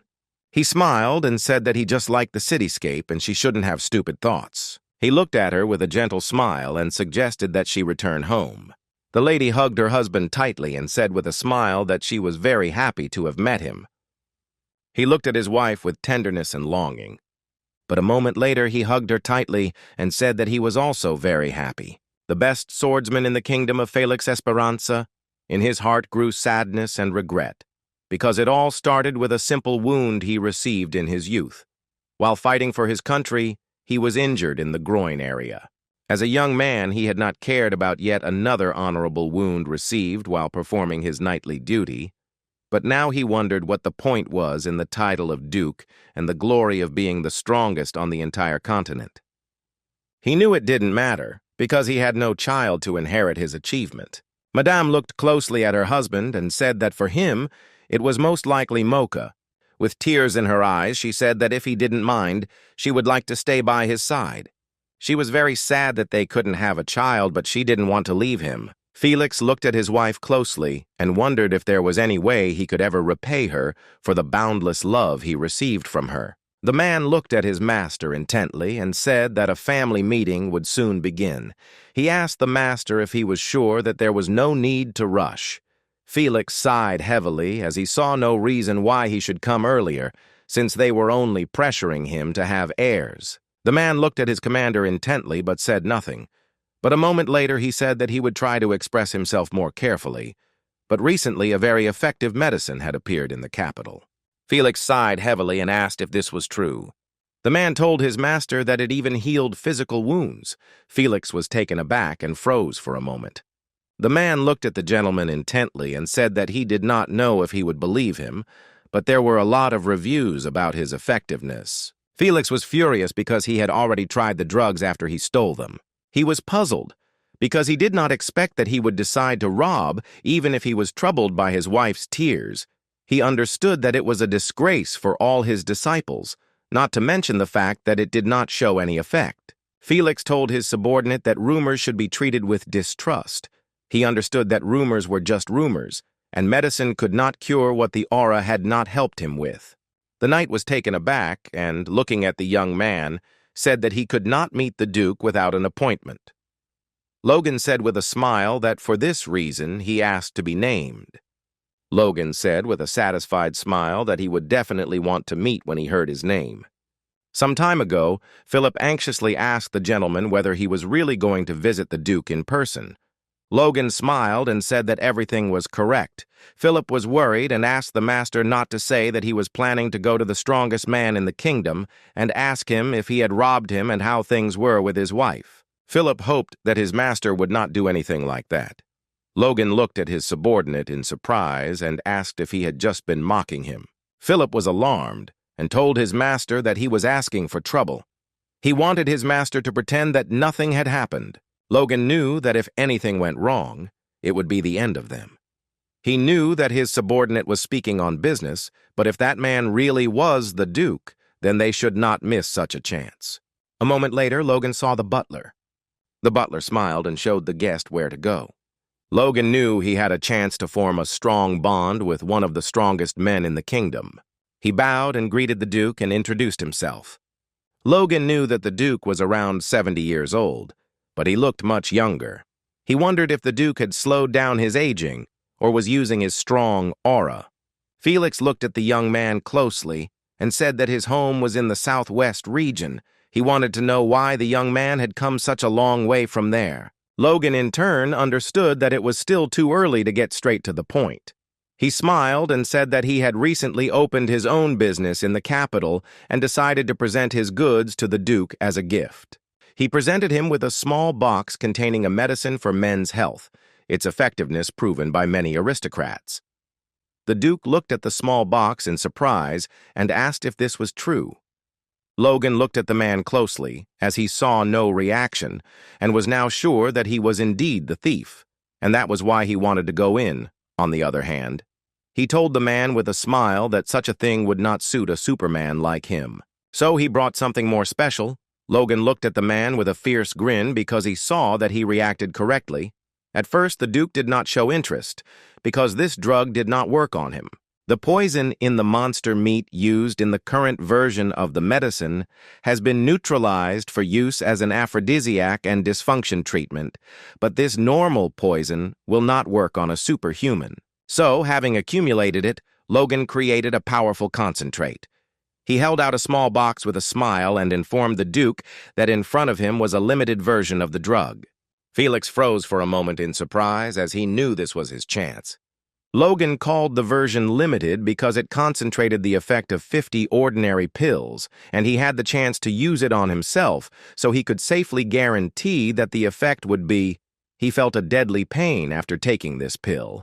And if an ordinary person without a power core took this pill, he would die. Logan told the Duke with a smile that if he liked the effect of the pill, he should let him know, and he would be more than willing to send more. Logan said that they would also take every precaution to maintain confidentiality. Duke froze for a moment, not knowing what to answer. The next day, the Duke, beaming with joy, asked the young man what he wanted because he was ready to do everything in his power for him. Logan was seething with rage because he knew he had succeeded, but he smiled and said he didn't understand what he was talking about. Aura Master is a martial artist and a master of the power of using life energy. It can be said with complete confidence that Felix appreciated the effect of the medicine, and from his expression one could tell that the medicine really worked. Felix knew that the medicine was not a one-time thing, and after several uses of the drug the effect would accumulate and he would be completely cured. He understood that his long-term melancholy and chest pain on the nest had come to an end. He couldn't believe that the young man had brought him a gift and hadn't even mentioned his misdeeds. After all, that day he saw his swordsman abilities. Felix understood that for a young man this was very good, and he believed that Logan was the owner of the miracle drug. The Duke smiled and said that it seemed he had been hasty. He looked at the young man closely and said that thanks to his gift, he had gained a chance to be cured of the lingering ailment, and he was willing to pay a very good reward. Looking at Logan, he asked what he would say about this. Logan smiled and asked the Duke if he could borrow a useful book on swordsmanship. Sometime later, they went to his library. A few seconds later, the Duke handed the young man a small but old book. He smiled and said that the workouts described in it would make your body hurt, but it was worth reading because it had some eccentric moments. Logan happily thanked the man. He also asked the Duke if he could write a letter confirming that he had given it to him. The Duke was a little surprised, but said with a smile that he would of course do that. Logan looked at the man intently as he was glad, because he got what he needed. He was sorry to take only the book from the Duke, although he was ready to give him anything, but his goal was accomplished in another. A moment later, the Duke said that he still felt that it was all wrong. Logan looked at the Duke in surprise and asked what they were talking about. The Duke sighed heavily, but a moment later, looking at the young man, he said that he would personally teach him the sword technique. Logan froze in shock on the spot, as he did not expect such a thing. He was shocked, as he knew that the greatest swordsman in the kingdom wanted to teach him. Felix sighed heavily and, looking at the young man, said that he understood that he was very modest and did not need much, but he was embarrassed to repay him with only a book. Logan thought for a moment. Since this was the first time in his past and this life that he had been spoken of in this way, because he did not consider himself humble, he knew that even if he had the secrets of the divine sword, there was no need to refuse the offer of the strongest man in the kingdom, so he happily accepted. The Duke looked at the young man with a smile and said that judging the talent of remarkable young warriors was one of the joys of the old man. He looked closely at his young opponent and asked him to concentrate, because he had no intention of giving in. Logan looked at the man intently but said nothing. A moment later, the Duke looked at the young man closely and, using his power, ordered him to draw his sword. Logan was taken aback and backed away as the great power pressed down on him. He was in shock as a huge force pressed down on him, and he couldn't even grab the sword. Now he understood what kind of aura user he had in front of him. Logan clearly understood that he was just a small bug in front of a great warrior. He was puzzled and wondered if all aura users were able to restrain their entire body using force. He understood that if this was true, then all the battles on the continent would end with the aura users, or the rest. He understood that it was not a matter of strength at all. He was sure that it was some kind of special ability, so he gathered his strength and tried to pull out his sword. The Duke looked intently at the young man. Logan used the force to enhance the perception of his senses, not his body, and then he wanted to analyze what was holding his body back. Every time she tried to move, the Duke's power stimulated her activation. Logan saw that the Duke was dissipating the power he put into the movement. Unfortunately, he didn't know how that was possible, but he did understand how to counter it. When he was just about to suppress his power, he had to react a little faster. The Duke froze for a moment in surprise, as he did not expect such a thing. But a moment later, he looked at the young man in surprise and said with confidence that he was talented. At the same time, Logan stood with concentration, pointing his sword at his opponent. He was breathing heavily, as it was very difficult for him because the Duke's power was pressing on him. The Duke looked closely at the young man and said that he was holding up very well, and now he must watch carefully. Logan froze in shock as he saw that the Duke was concentrating the power that was overwhelming him on the tip of his sword. He wondered if it was the blade's aura. But a moment later he was taken aback as he realized that this was not the case. The Duke looked at the young man with a grin. And at that very moment he directed his power at Logan.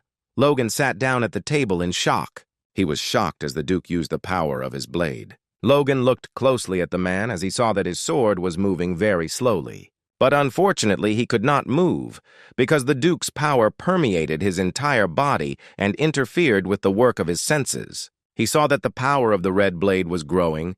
He was puzzled and wondered what he could do even after understanding the principle. For a moment, he was taken aback as he realized that his power itself was neutralizing the Duke's power. His intuition told him that he wouldn't be able to dodge this blow. But Logan knew he had to do everything he could. A moment later, he surrounded himself with his power. The Duke was surprised as the young man created a barrier and powers. But in turn, the Duke had no intention of giving up. And at that very moment, he attacked his student. At the same time, Logan gradually surrounded himself with his power. He looked at his teacher with fury, but he still struck him. And a few seconds later, Logan, with lightning speed, flew into the wall with a crash. The Duke looked at the young man with a satisfied smile. Logan was shaking as he sat on the ground, but he used his last strength to get up. He was surprised and at the same time puzzled, but he saw his sword crumble into pieces. The Duke looked at the young man intently, asking if he really thought he would teach him something he could not master. He looked at him intently and said with a smile that he had just seen the full version. Logan sighed heavily but said nothing. The Duke sighed heavily and said that towards the end he had unconsciously taken the fight a little more seriously. At that moment, Logan fell to the ground. The Duke was surprised and couldn't believe that he was facing him face to face. He knew that some were simply destined to succeed in this world. He looked closely at the young man, as he understood that it would be very interesting to watch him from the side. The butler looked intently at the young man and asked with a smile if he was already leaving. The butler smiled and told Logan that the Duke said to let him rest until he was fully recovered so he could stay in the residence a little longer. Logan smiled and thanked them, and also said that he was fine, and thanks to the land he gave him, he was fully recovered. The butler said with a smile that he understood him, and also said that he would accompany him to the gate. The butler bowed and wished the young man a good journey. Logan thanked the butler with a smile for showing him the way. Logan ran like lightning, wanting to escape as quickly as possible, and the butler looked at him in surprise. Logan turned the corner with lightning speed and sighed heavily as he felt terrible pain. He was puzzled, and he could not use such an expensive potion for such wounds. He could not believe that the Duke gave him a potion of excellent quality, which could not be obtained anywhere. But he had not given anything else from the Duke. He had developed strength recently, so he could heal the wounds on his own, although it was very difficult, because they were inflicted by the Grand Duke, but he knew that he still gained more than he lost. The Duke gave him the coordinates of the communication channel, his estate, and said that if Logan encountered difficulties while mastering the power of the blade, he could contact him. Logan could not think that the Duke would be so favorable to him. Logan was surprised, as the Duke treated him almost like a student. He understood that the imposed contact with him would be very useful to him in the future. A moment later, Logan was taken aback as he heard the voice of his subordinate. He looked at his subordinate in surprise and fear, and still did not understand why he was near the Duke's estate. Philip said that he was nearby and was waiting for his master to come out, but he did not understand why he looked pale. He hurriedly shouted and asked the Lord if he had been rude to the Duke. Logan sighed heavily and said that he had only learned a little swordsmanship from him. And at that very moment he started coughing. Philip was shocked by the state of his master, because he saw that he was very bad, because he was coughing up blood. A week later, the young people read the total income from the sale of the drug. Logan was pleased with the profit. Philip looked closely at the gentleman and said that if sales remained the same, then it would not be difficult for them to earn this amount in a month. They looked at each other with satisfied grins. Logan looked closely at his subordinate and asked with a smile if he was really so happy that he didn't mind not getting a bonus this month. Philippa, with tears in his eyes, asked the master not to interfere with his fantasies. Philip looked closely at the gentleman and said that he had established the process of purchasing monster meat.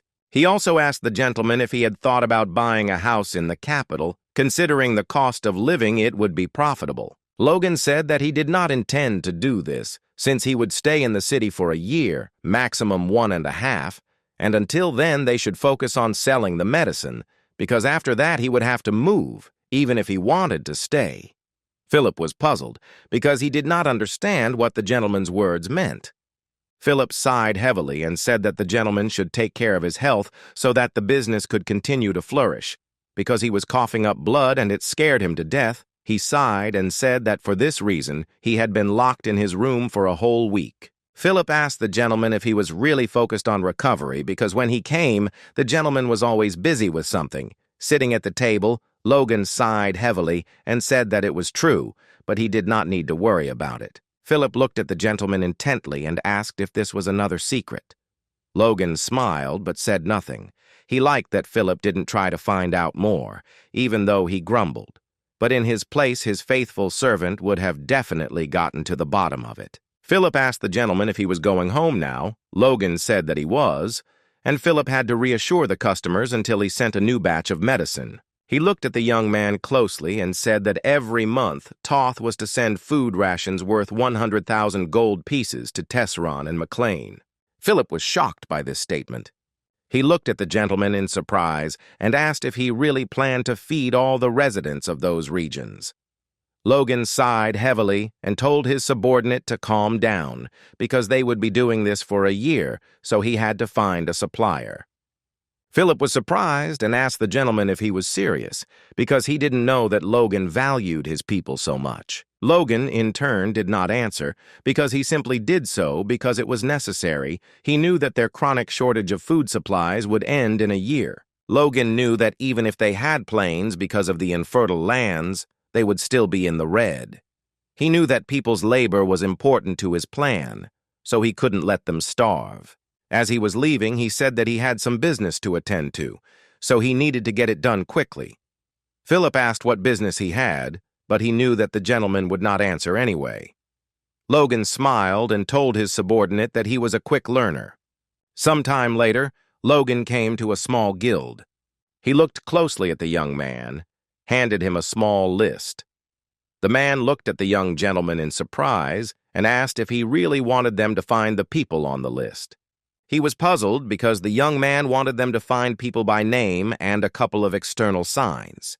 He was puzzled because the gentleman did not know where they lived and understood that they would have to search the entire continent. Logan looked at the man closely and said that he should simply answer whether he could handle it or not, since he intended to pay them a generous fee.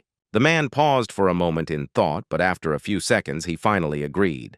The hassle of returning back hastily, unfortunately, he was deep in his thoughts, as he knew that it would be difficult to find them because even the names he knew could be fake. But he knew that he simply had no other option because he had to gather all the independent superhumans at any cost. He wanted to gather those who had reached a similar level in their past life and had not joined any organization. He knew that each of them would be of great help in the war against the Empire. Logan stopped, not understanding why he was in such a hurry. He was confused because he was too anxious, despite the fact that things were going well in their capital. He realized that he was too obsessed with the future, and he knew he needed to calm down. The man looked at the elder with concern and asked him to calm down. The elder was furious because he knew that he was simply chasing his followers away. He wondered if he didn't have any other workers. The man asked the elder to calm down, as he had only come to convey the words of the tower head. The elder looked at the man intently and asked why the tower leader had called his followers this time. The man backed away, not knowing what to answer. But a moment later he said with a smile that they would be sent to the rural southwest, to the McLean territory. The man was taken aback and froze for a moment, as he saw that the elder was angry. The man, trembling with fear, told the elder that they would be sent on a 6-month mission. The elder was burning with rage, as he knew he could not allow this to happen.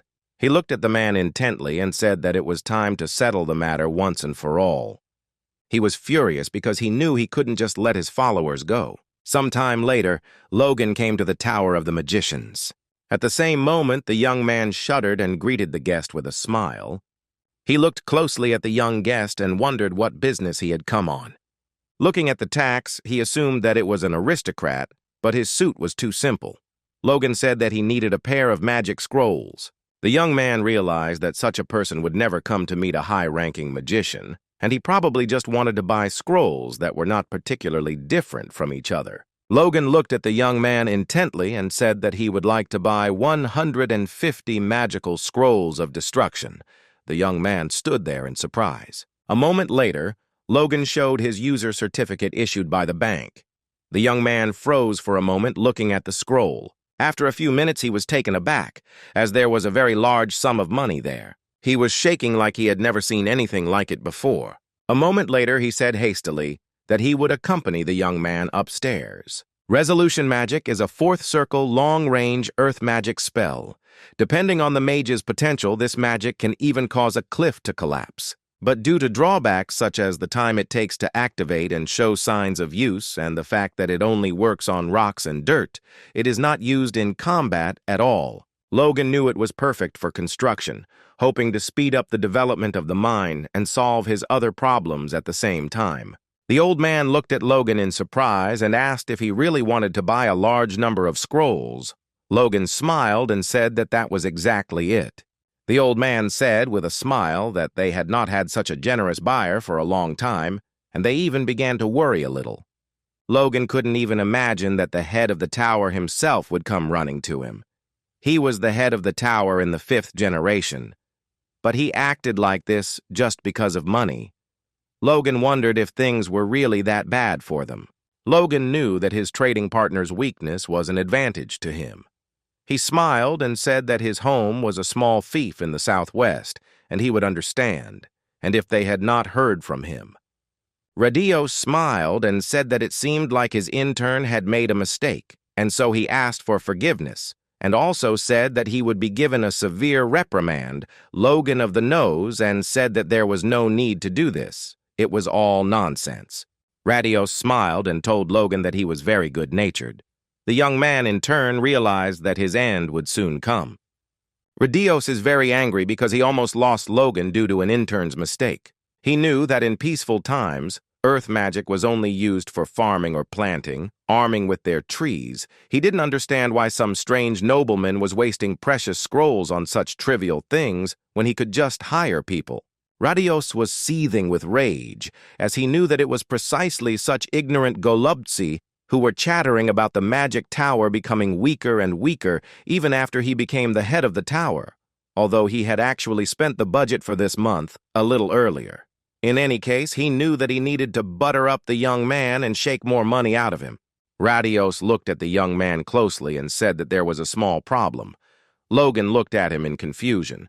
The man said that he should have known that the creation of the scroll required a minimum of a max with the 5th circle. Radios said with a grin that there weren't many such specialists in their tower at the moment. Logan looked at the man with bewilderment and asked what was wrong with him. Radios backed away, as he had not expected such a reaction at all. He understood that he should still test the waters again.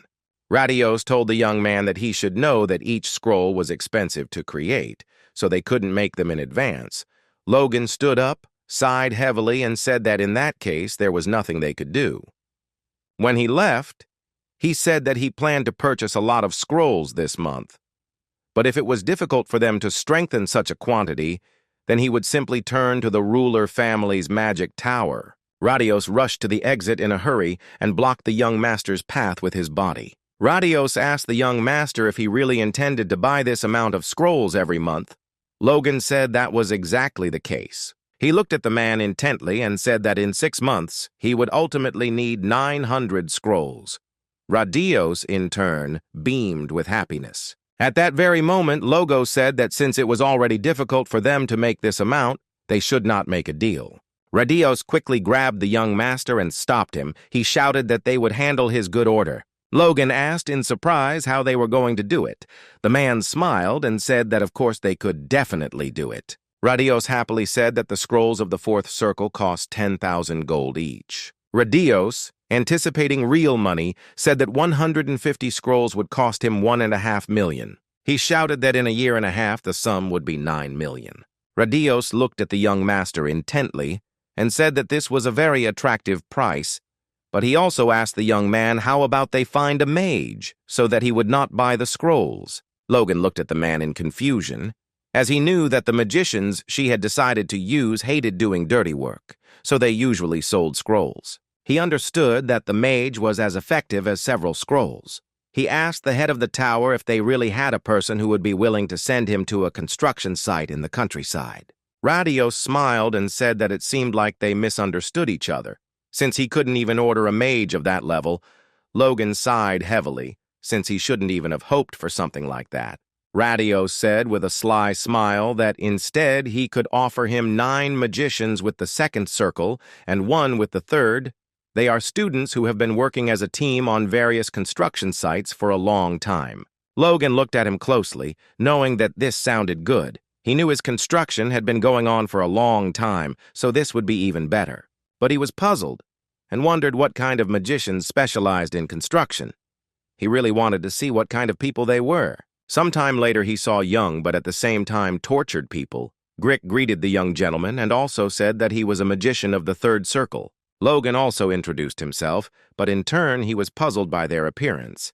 Radios, with a smile, said that they greeted each other and now they can go. The young people turned around at the same moment and walked towards the exit. Logan was shocked. He screamed, but the man, because he knew that they looked like they were going to die soon, the man smiled and said that they were independent from appearance and not young employees with the most experience in the construction industry, so they are real experts. Okay, he thought for a moment, because he knew that they actually seemed reliable when he superficially examined them with his senses. Among them were second circle mages and 1 third circle. Besides, they were very young, and they were already considered talented specialists. And yet Logan had a vague feeling, as he did not understand why the tower master agreed to send them to the countryside. He wondered if he should check everything out. Logan looked at the man closely and said that this situation is not a very clean exchange. The man looked at him in surprise and said that 10 mages would be enough instead of all the scrolls. Logan looked at the man closely and said with a grin that in that case, for 120 scrolls and 10 mages, he would pay 1,200,000. The man was a little puzzled, but did not answer. Logan knew it was a damn low price considering the mage's talent, though he wouldn't mind if they agreed. Logan was clearly aware of the fact that no one would send normal magicians for such a price. But a moment later, he froze in shock when he heard that the tower leader agreed with his proposal. Radios looked at the man intently and said that in that case they should sign the contract immediately. Logan was confused and shocked at the same time. He wondered if he really agreed. Logan was surprised that the tower leader was in such a hurry and did not understand when he had time to prepare the contract. Logan clearly understood that something was fishy in this situation, but at that very moment they heard a scream as the elder shouted that he needed to talk to the head of the tower immediately. The young people tried to stop their mentor. Logan turned around and froze for a moment as he saw the man who had the 5th circle. Clayton asked the tower leader with fury if he really wanted to send his followers away again. The tower leader said that it was for the good of the tower, because his followers were the most talented. Clayton, in turn, puzzled, shouted that that was why he asked. He did not understand why only his followers should do the most difficult work.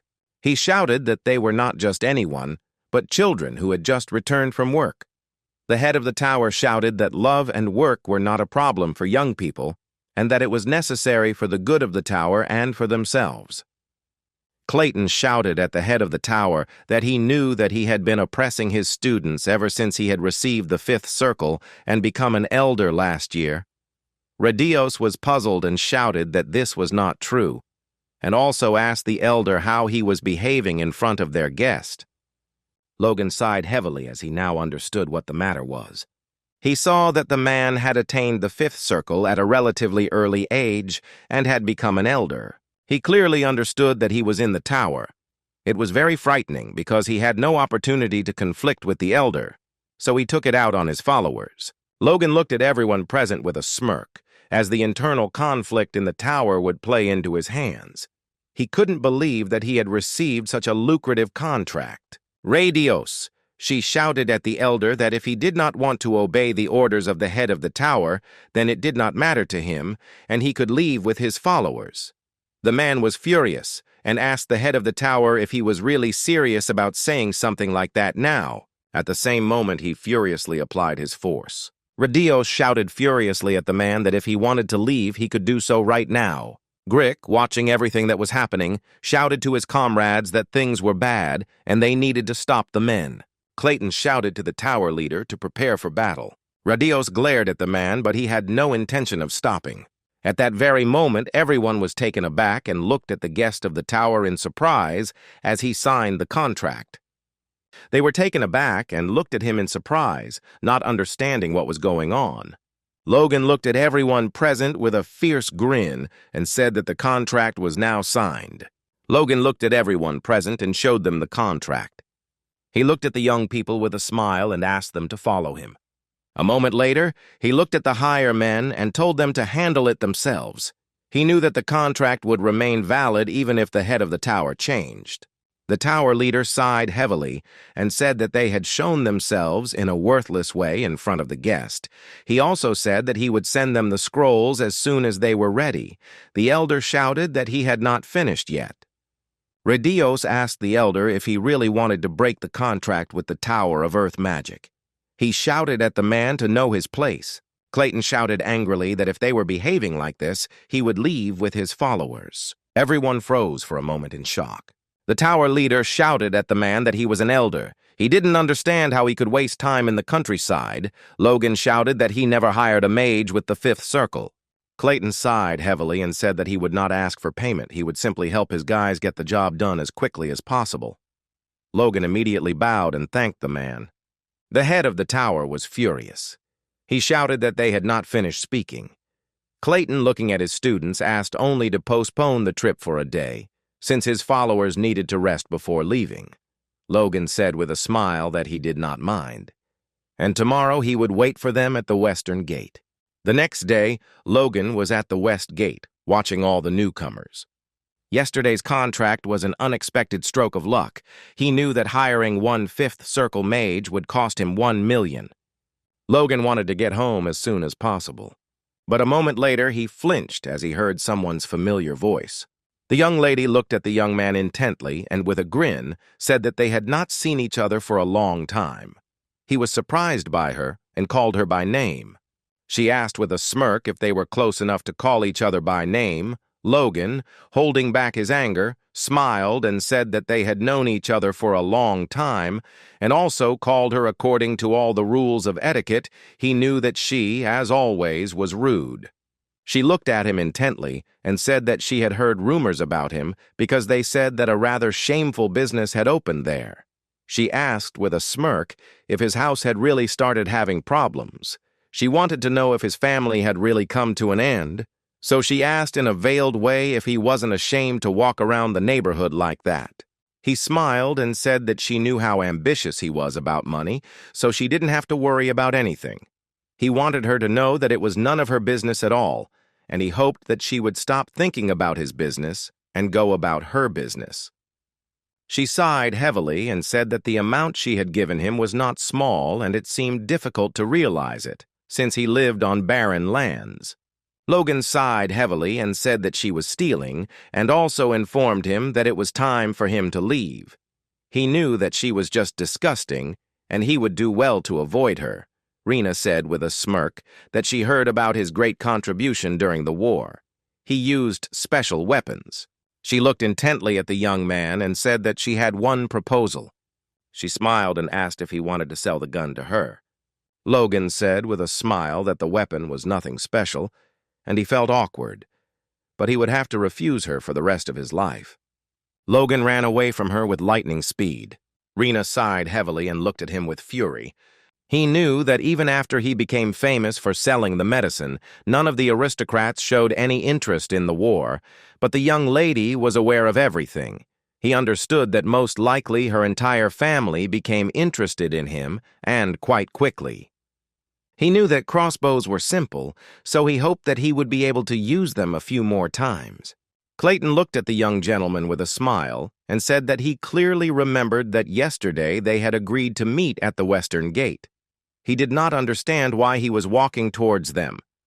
Logan smiled and said that he just ran away from someone annoying. The man looked at him in bewilderment, as he did not understand what the gentleman was talking about.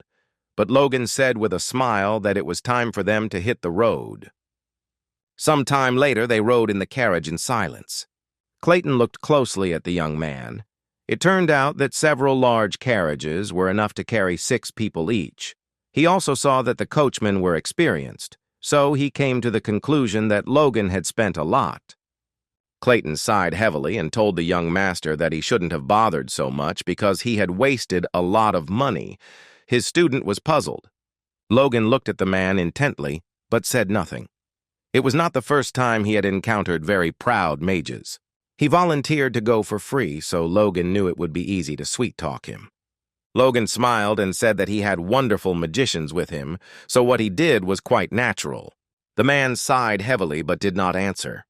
Sometime later, late in the evening, they stopped to rest a little before continuing on their way, while Logan sat quietly by the fire. But after a few seconds, he felt someone's presence. He ducked when he felt a dagger coming towards him.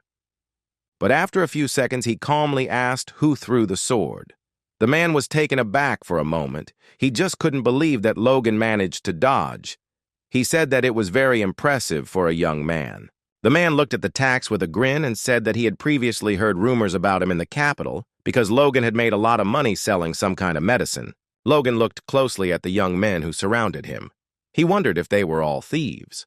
He sighed heavily and said that he wanted to try out what he had learned earlier, meditate in a calm environment. But a moment later, he looked at them with a smirk and said that since they had interrupted him, he should practice the technique on them. The man looked at Logan with fury and asked what he was talking about. But at that very moment, Logan, with their lightning speed, rushed to his enemy and dealt with him on the spot. The man did not have time to do anything. He only screamed and fell to the ground. Everyone present was in shock, as they did not understand when he managed to get so close to their comrade. A few seconds later, the man rushed towards the young master, as he wanted to take revenge on him for his comrade. But Logan wasn't going to give up so easily. He looked at his opponent with a dull expression, because he was screaming with anger and heading towards him with his weapon at the ready.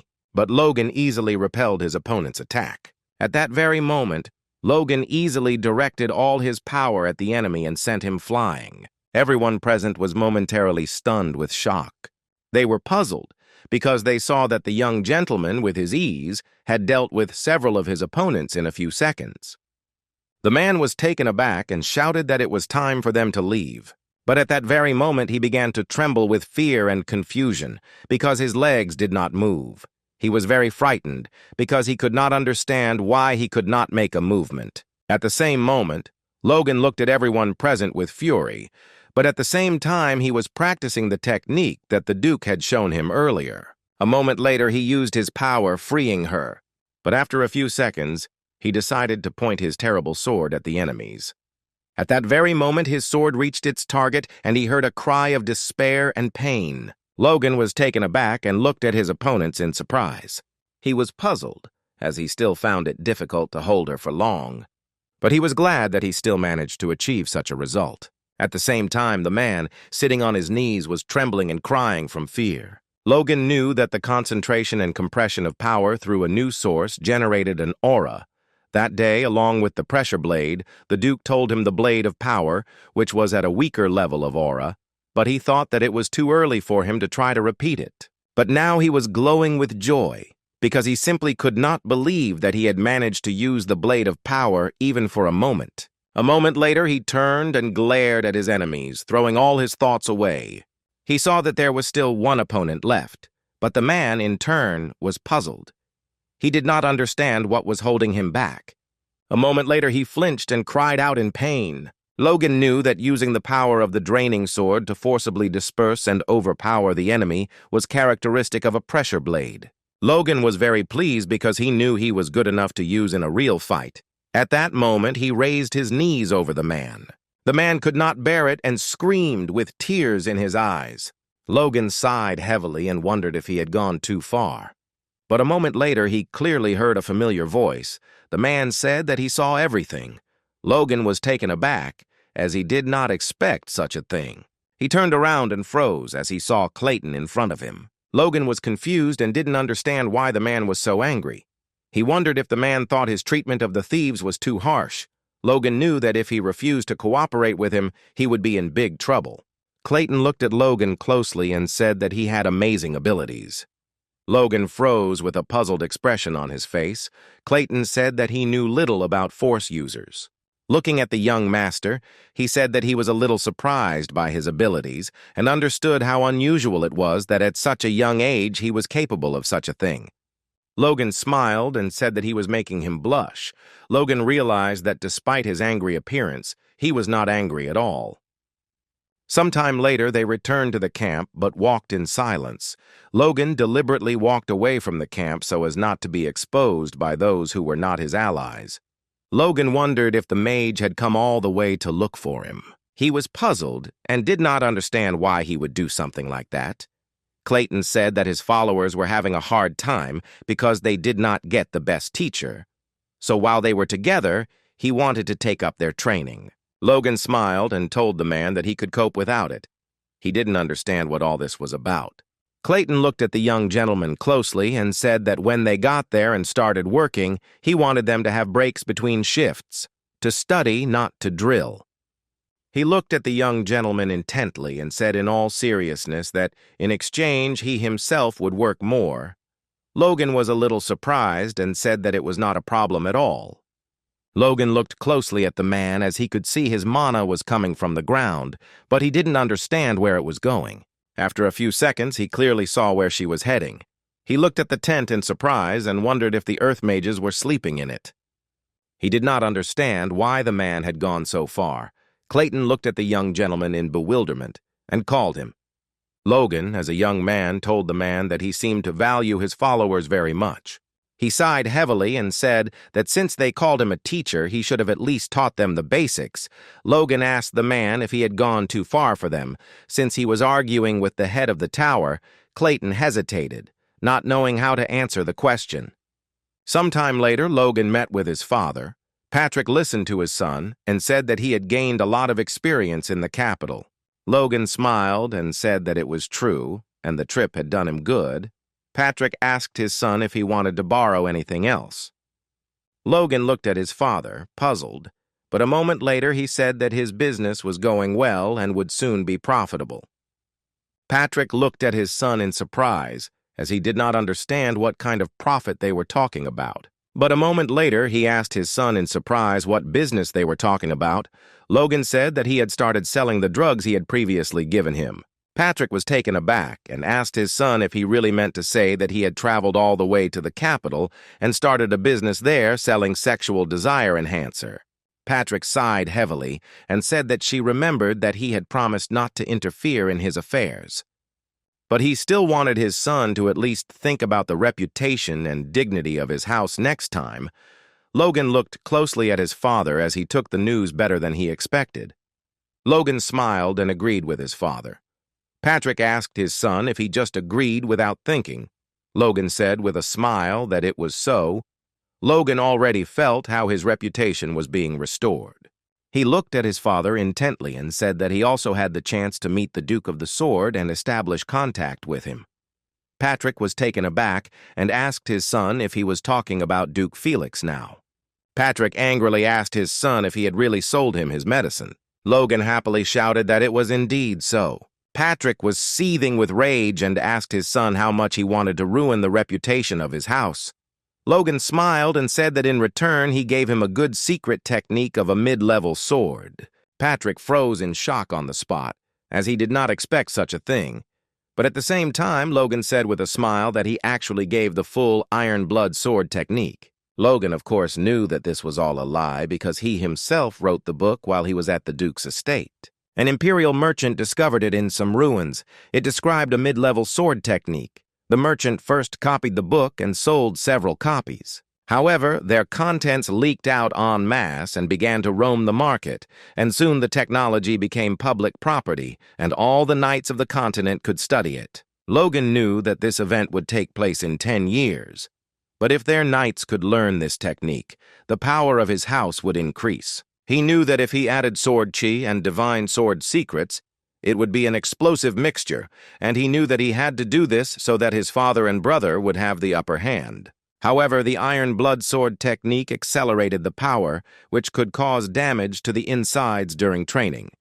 He knew that his father would not allow such a thing. So the Duke's involvement would make him change his mind. Logan watched his father closely, who did not take his eyes off the book. Patrick was very happy because he saw that these records were an order of magnitude better than what they had. He understood that the level of the records was much higher. The reality is that it is difficult for aristocrats to obtain decent techniques. For a while, he even thought that this was the reason why he had not made any progress for a long time. He said that once their knights mastered it, the average level of the entire order would increase. He did not know how they could repay the Duke for his kindness. Logan said with a smile that he had one suggestion. A moment later, Patrick said that he had to have her to somehow repay him. Logan was taken aback, as he did not expect such a thing. He looked at his father and said with a smile that he didn't mean it, but at that very moment Patrick shouted that they didn't have much time. As he left, he shouted that mastering this technique was his priority, and he also informed his son that he would take care of things for now. At that very moment, he threw the seal to his son. Logan was in shock and did not understand what his father was saying. He froze teacher when he saw the seal of the house. Patrick, with a joyful smile, shouted to his son that he should help Dwayne with the chores, and he would return as soon as he mastered the technique. He smiled and thanked his son. Logan was shocked because he knew he had something to say to his father, but it was all in vain. Logan looked closely at the seal, as he realized that since it was in his power, he no longer needed his father's permission. He was very happy about this, as he understood that he would have to settle all the affairs while his father was training. At that very moment, Dwayne burst into the office and shouted to the young gentleman that he had heard about his successes in the capital. Dwayne shouted at the young master that he had urgent business and he should help the family with his money. Logan asked with bewilderment. Didn't they receive money after winning the war? Dwayne shouted that the amount was not enough to maintain several fortresses because due to the war they had a reduced workforce, and this year the food supply would be much less. Dwayne, on his knees, begged the gentleman to give him money, as he had previously heard that his journey had been successful. Logan smiled and apologized because he spent it all. Dwayne was taken aback and told the gentleman that he had earned several million. He did not understand when he had managed to spend so much in such a short time. Logan smiled and looked at the man intently. But he, in turn, said with a smile that it was no longer funny. Logan smiled and said nothing. The man was taken aback, as he realized that he had no hope. He looked at the gentleman with puzzlement and asked if this was true. Logan did not answer. Dwayne sighed heavily and asked the gentleman what he spent all the money on. Logan said with a smile that he spent the money on scrolls and mages, and also bought building materials and food to support their people, and therefore he had nothing left. Dwayne looked at the young gentleman with bewilderment, not understanding what he was talking about. Dwayne sighed heavily and said that a little food would not make a difference to the well-being of the people.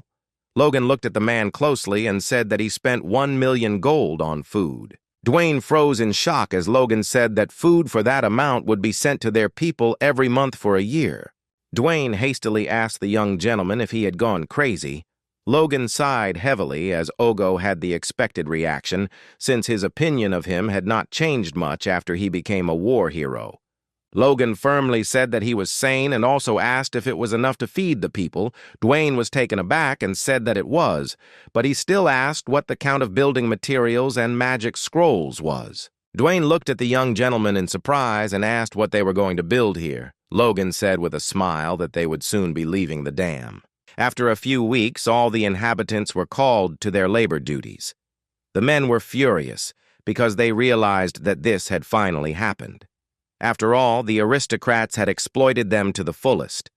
They were burning with anger because they were called to work in the middle of the busiest season. They understood that if they went, their children would die of hunger. They barely managed to get out of the battlefield alive, and now their fief itself was trying to finish them off. They understood that they had to make a choice, either die while running or working, or die of hunger. They realized that they had no choice and knew that they had to take matters into their own hands and attack the feudal lord. The next day they came to the fortress. The man looked at the old man with alarm and asked if they had really decided to do this. The old man said that they were chasing them like dogs, feeding them grass for dinner while they themselves were living happily. The man wondered if they should start a fight with so many people. But he understood that it was better to take advantage of the opportunity and get out all the aristocrats. A moment later, they looked into the distance with fury as they saw the gates opening. The men looked intently at the knights, and at the same time prepared for battle. The knight looked closely at his subordinates and shouted for them to get ready for distribution. Everyone present froze with bewilderment on their faces. They did not understand what was going on and what kind of distribution the knights were preparing. The man shouted angrily that this was all nonsense, because they knew very well that you were aristocrats. But a moment later, the man was taken aback and looked in bewilderment at the knight, who handed him a small bag. The knight, looking at the old man, said, "By order of the young master, those who participate in forced labor receive a month's supply of grain for the whole family." He looked at all of them present and said that they would start handing everything out right now and they should stand in line. The people pounced on the knights because they realized that it was indeed grain, and they were shocked because they realized that they would no longer have to go hungry. The man in turn froze in place with bags in his hands. A moment later, he could not bear it any longer and burst into tears, all the while praising the name of the young master. He looked intently at all those present and glorified the name of the young master before them. After a few seconds, everyone present began to glorify the name of the young master. Dwayne asked in surprise if it was necessary to give a forced order to gather everyone, since the young master could have simply asked them to come. Logan smiled and said that then very few people would come because they don't trust aristocrats. Logan knew that the aristocrats considered their people as property, and those who had feelings did their duty to protect them. But, having lived as a mercenary in his past life, he realized that for the common people, the only difference between bad aristocrats and good ones was who took more from them. Logan sighed heavily and said that even his father thought more of knights than men, as he considered them the strength of the nation. Logan knew that despite the budget shortfall, he had maintained a knightly order of 50 men, and he could guess what people thought of them. Logan said that he forced them to come and see for themselves how he treated them, so that they could be sure. Logan looked at the man with bewilderment and asked why he was looking at him so intently. Dwayne told the young gentleman with a joyful smile that he was simply surprised, as he never ceased to amaze him. Logan smiled and told his comrade not to be stupid, because as long as he trusted him, he would be able to move forward with the construction.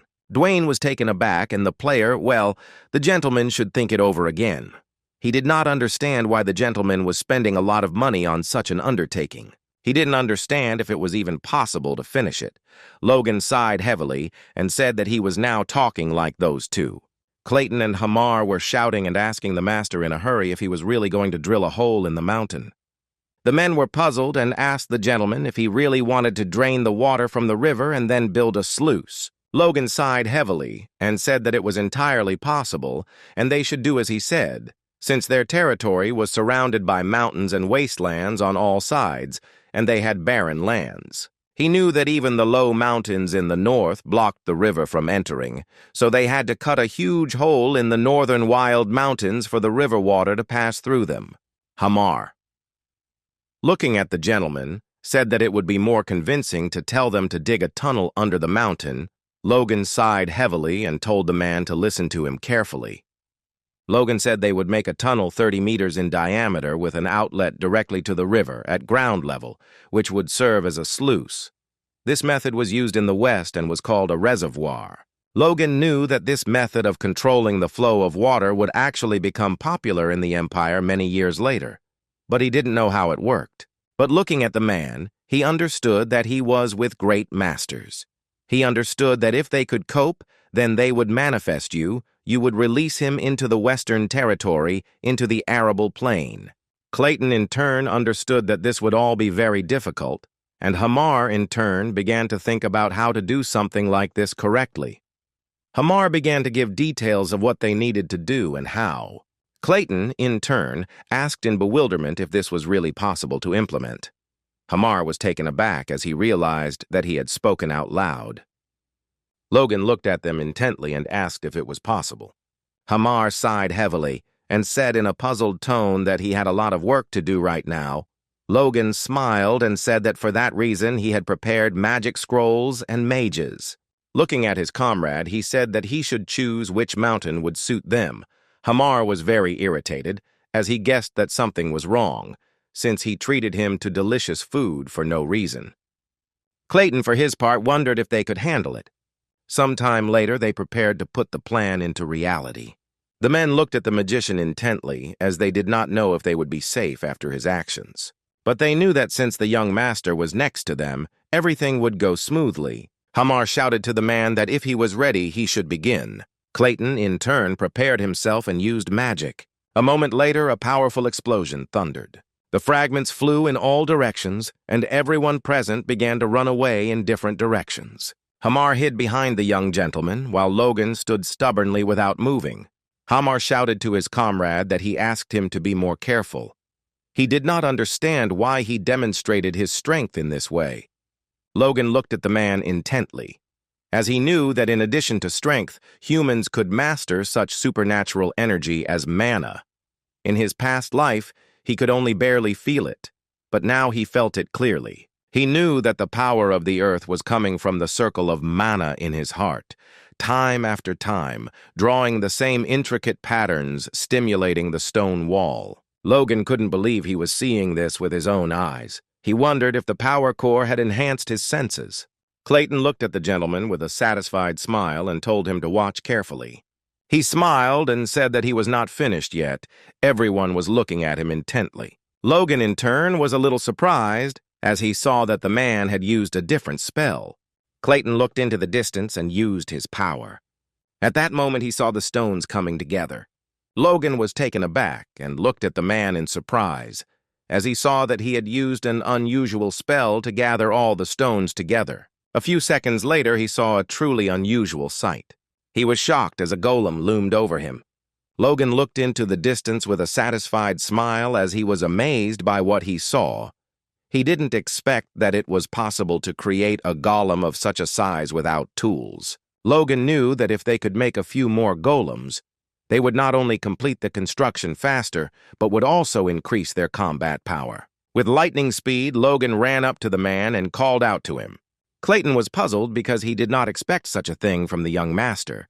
Logan looked at the man closely, and with a satisfied smile and a predatory look asked how many more golems he could make. Logan asked if his students could do something like that. Clayton was taken aback and said that they could, because they had their own school for creating golems in the magic tower. Logan looked at the man with admiration and asked if this was true.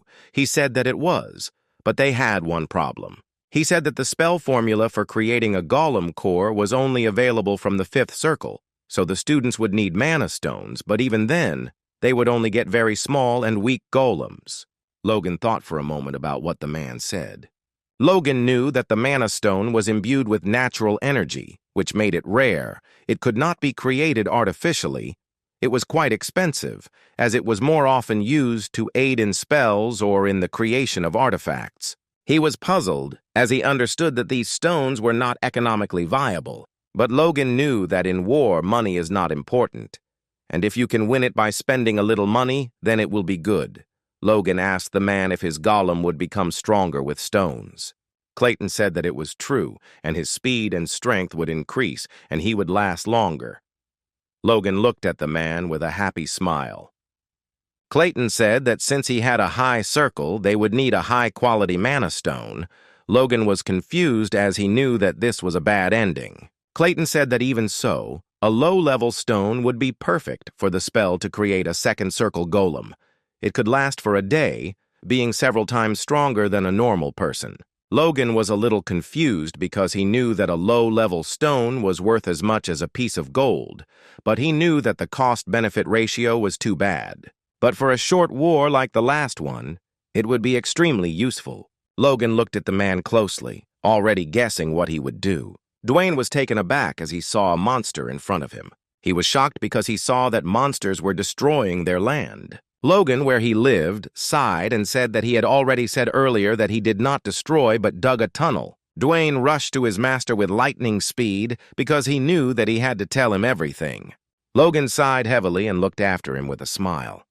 Logan looked at the man closely and asked him to take all the workers to the water canal, as he knew there was no point in leaving them to make the tunnel. Hamar shouted to all the workers to gather their tools and follow him. They made several structures, a tunnel and a dam. A water channel that would bring water from the river to every corner of the wasteland. They also made a cave. There were already results there while he was in the capital, since the workers dealt with it first. Logan knew that he had been busy building the dam since returning from the capital, so he had not been able to follow the development of the cave, but he knew that he had to visit it soon. The next day, Logan came to see how the construction was going. Hamar, in turn, looked menacingly at the gentleman. Logan smiled and asked if they hadn't met before. Hamar looked at the gentleman in bewilderment and asked what he was talking about. He was furious and asked the gentleman whose fault it was that he had to run from the mine to the water channel. He screamed furiously that he couldn't take it anymore, so the master should just kill him. He was furious because he just wanted to rest. He asked if the work would stop if he wasn't there. He didn't understand if he had to carry everything on his own. Logan froze in shock because he didn't expect this. A moment later, Logan walked up to the man and called out to him with tenderness in his voice. Logan smiled and told the man that he understood every word he said and that he was doing a great job of handling things, so he would be handling all the organizational work from now on. Logan smiled and told the man to use this opportunity to report back to him on the progress of the work. The man was furious and asked the gentleman if he was trying to dump all the responsibilities on him. Logan said with a smile that it was, but he wanted to promise that when everything was ready, he could rest as much as he wanted. Hamar was taken aback by the gentleman's behavior and said that the bit immediately moved away from him. Logan smiled and said that it was a pinky promise. Hamar was shocked and shouted that the gentleman would break his finger. Logan was glad that everything had gone smoothly, but he knew he had still been brazen. He was glad because he knew that the mine would now be developed faster than in his previous life, but he was not sure about the dam. But he was absolutely sure that he would succeed. Sometime later, he contacted his assistant, who informed him that the building materials would be delivered without any problems. Philip said that they had come to an agreement easily regarding the lumber. Logan smiled and said that was good news. Philip smiled and said that when they developed the mine and cleared the land, the area would be completely transformed. He said with a smile that he would come to them one day. Logan was silent for a moment, but after a few seconds said that he should come next year. Philip was a little surprised and wondered why he said that, but he still knew that the gentleman would not answer.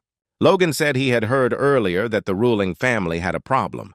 Philip was surprised because he did not understand what problem was being discussed. Logan said that he heard about it in the Duke's house, but he did not know the details, but he knew that the matter was very serious. Logan asked his subordinate to try to scout out the situation while he was busy with business. According to his memories from his past life, the king would suddenly die next winter and a civil war would begin. But he knew that the information he had as a low-grade mercenary might not be relevant. If the death was really sudden, then everything would happen like in his past life. Otherwise, the time frame would change.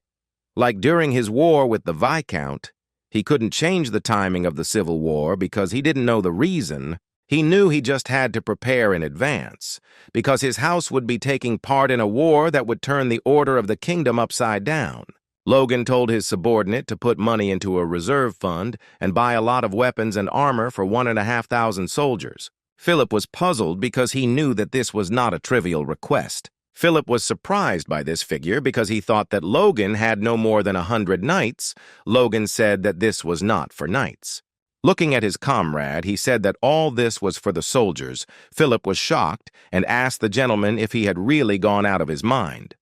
He shouted that in war no one equips soldiers fully. Logan knew that might seem strange. But unfortunately, he knew that many of their people had died in the last war, and because of this, the productivity of the farmers had dropped greatly. He knew that he needed to minimize the warrior conscription and strengthen their knights and common soldiers. Logan asked his subordinate if he had ever been wrong. Philip sighed heavily and said that it was not so. Logan smiled and said that in that case he should do it. Philip was puzzled, but he still agreed. Logan was pleased as the main preparations for the push forward were slowly and surely progressing. Some time later, Logan sat and looked at a whole mountain of documents in confusion, as he had to read and sign everything. Logan was confused. He didn't realize how long he had been sitting over the documents. Dwayne thought for a moment and said that it would soon be a month. Dwayne asked the gentleman with a smile if he really thought that a lord's work took several days. Logan sighed heavily at his task, but said that he had never seen his father just work. Dwayne smiled and said that was true because he was the one who dealt with most of it. Logan was taken aback. He glared at the man and asked why he was dumping everything on him now. Dwayne Stala sighed and said that Logan, as the heir, should fully understand what issues needed attention. They discussed the matter for some time, but after a few minutes, Kaisolon entered and informed Logan that they had urgent business. Kaisolon was taken aback and, turning pale, called out to his master. He reported that Hamar was stuck in a collapsed mine, Logan at the table better than a century in place. Logan was shocked by what he heard. Kaisolon informed the master that everything was exactly like that and one of the tunnels collapsed. Logan was confused and wanted to know the extent of the damage, and he also wanted to know if they had found Hamar's location. Dwayne, in turn, was surprised and did not understand where they got the mine from. Kaisolon told the gentleman where the man was approximately, but unfortunately, due to the fact that the tunnel had collapsed, they could not determine his location with precision. At that very moment, the young men rushed into the mine. Dwayne tried to stop them, but it was all in vain. He was puzzled and did not understand where they got the mine from. The young people looked around hastily. They were surprised, but at the same time glad that the young gentleman had arrived. Logan looked at everyone present with alarm and asked where he had collapsed the tunnel. The man began to take off both of them and tell the gentleman where he needed to go. He was taken aback and looked at the young gentleman in surprise, as he knew that it was quite dark inside, but he still went. Logan was alarmed and confused by this situation, but he still hurriedly walked deeper into the tunnel using his strength. He froze for a moment when he saw such a sight. The man turned around and called out to the young master. At that very moment, he shouted for everyone to immediately move towards me. He did not successfully approach the big dam. A few seconds later, he used his power and saw who was under the rubble. He was puzzled, because he knew they had escaped the worst but were still hurt. He reported who was under the rubble. The man was shocked and at the same time surprised, because he did not know how the gentleman knew about such a thing. Logan said it didn't matter, and also asked how long it would take to rescue them. The man was taken aback and said it would take a few days to clear all the fallen rocks if all went well. Okay. Logan was confused and angry because he knew that even the strongest dwarf would not survive under the rubble with injuries for such a long time. He knew that the more time passed, the less chance there was of survival. He knew that he had to do everything possible and save them as soon as possible. He sighed heavily and said that he was their only hope. Those present looked at the gentleman in surprise, not understanding what he was talking about. Sometime later, Logan met with the magicians. Clayton looked at the gentleman in surprise and asked why he had called them. Logan looked coldly at everyone present and said that he would like to get straight to the point. He asked them to save all the workers who were stuck in the mine. Logan looked at the man closely and said that he would compensate him generously. Clayton was surprised that there was a mine nearby and they were stuck there. Now he understood why the gnome was so busy, because he was scurrying between the cave and the dam, At the same moment he agreed to help because people were in danger, Logan thanked the man with a smile and also said that he would definitely repay the favor. Clayton still couldn't understand why Logan brought the magical scrolls of destruction and didn't use them, but now he realized that it was in the mine. He understood that since the young master kept it a secret, it meant that it was quite a valuable place, but he still told about it. Clayton was surprised as the young master revealed his secret in order to save the Arab and a couple of workers. Sometime later, the man descended into the depths of the cave with him in order to save people. He used his power and shouted that he would hold the tunnel while his disciples used golems to clear the rocks. Logan looked closely at the young men, hoping they would help. A moment later, he froze in surprise as he saw the mana stones. After a few seconds, Logan clearly saw that the stones began to tremble. Everyone present was shocked as they saw that the rocks that fell on their comrades had turned into golems. Logan was shocked and couldn't believe that they had cleared several meters just by creating golems. Clayton shouted to everyone that they didn't know what condition the people under the rubble were in, so they had to hurry. After a few minutes, everyone started carrying stones. Clayton looked at the young gentleman in surprise, as he was amazed that the aristocrat himself was carrying stones to save those below him in rank. He knew he would never have believed it if he hadn't seen it with his own eyes. However, he understood that there was nothing surprising in this, since Logan was different from the other aristocrats. After some time, the old man shouted that they had found them. Hamar, in turn, lying under the rubble, sighed heavily. Logan moved closer to his subordinate. Logan knew the dwarf had passed out from shock, but he knew he was very lucky that they hadn't been minimal before. He sighed heavily and looked closely at the man as he was glad that he was okay. Sometime later, the golems took out people one by one. Logan looked closely at the man and asked if he had dozed off while using the scroll of destruction. Hamar sighed heavily and looked puzzled, saying that he had been working too much lately. Logan was a little upset by this information, as he understood that it was entirely his fault. Hamar looked closely at the gentleman and told him not to worry so much, as very soon he and everyone else would recover. Logan, looking at the old man, said that they were leading. He was just resting and not thinking about anything until he was completely recovered. Hamar said that the work was not difficult, and he would be able to return to it in a few days. But a moment later he was taken aback and froze for a moment. Hamar asked the gentleman in surprise if he really wanted him to rest. Logan looked at him in surprise and asked if he would be okay otherwise. Hamar shouted that in that case he would rest no matter what it cost him. Logan slowly walked away from his comrade, but at the same time he was deep in thought, as he understood that magic was a good thing, because with the help of raw materials, they completed the rescue force's operation in a few hours. As he was leaving the room, he accidentally bumped into Clayton. Clayton looked at the young gentleman, shouting that his mind was amazing. Logan looked at him in bewilderment. Logan looked at the man closely and wondered if he had found out about the gold in the mine. He knew it was a possibility. Logan knew there would be a lot of trouble if this became known to others. He wondered if the man would keep his secret. Clayton sighed heavily and asked Mr. Ionov why he had gone so far as to reveal the existence of the hidden mine to him and ask for help. Logan looked at the man in surprise. But in turn, he knew that no one could replace his dwarf. He understood that he had to take a risk and save him. After all, if the gnome disappears, the development of the mine will slow down, and this will greatly affect future plans. Logan looked at the man closely and said that if he couldn't protect his people himself, then no one would stay by his side. Clayton looked at the young gentleman in surprise, but a moment later he asked Logan if he wanted to establish a magic tower on his territory. Logan was taken aback, as he didn't expect to hear anything like that. Clayton said it was time for him to open his own business, and this place seemed like it could support a small magic tower. He looked at the young gentleman intently and asked what he would say to such a thing. Logan was shocked, but he knew the man was not joking. At that very moment, he shouted with delight and shining eyes that this was simply an amazing idea. Logan was asking in a hurry how much support they would need, and he also wanted to know if his students would also be moving to the new tower. Clayton smiled and said that his students would stay with him. He also said that Logan should just provide them with everything they needed, because he trusted him and his abilities.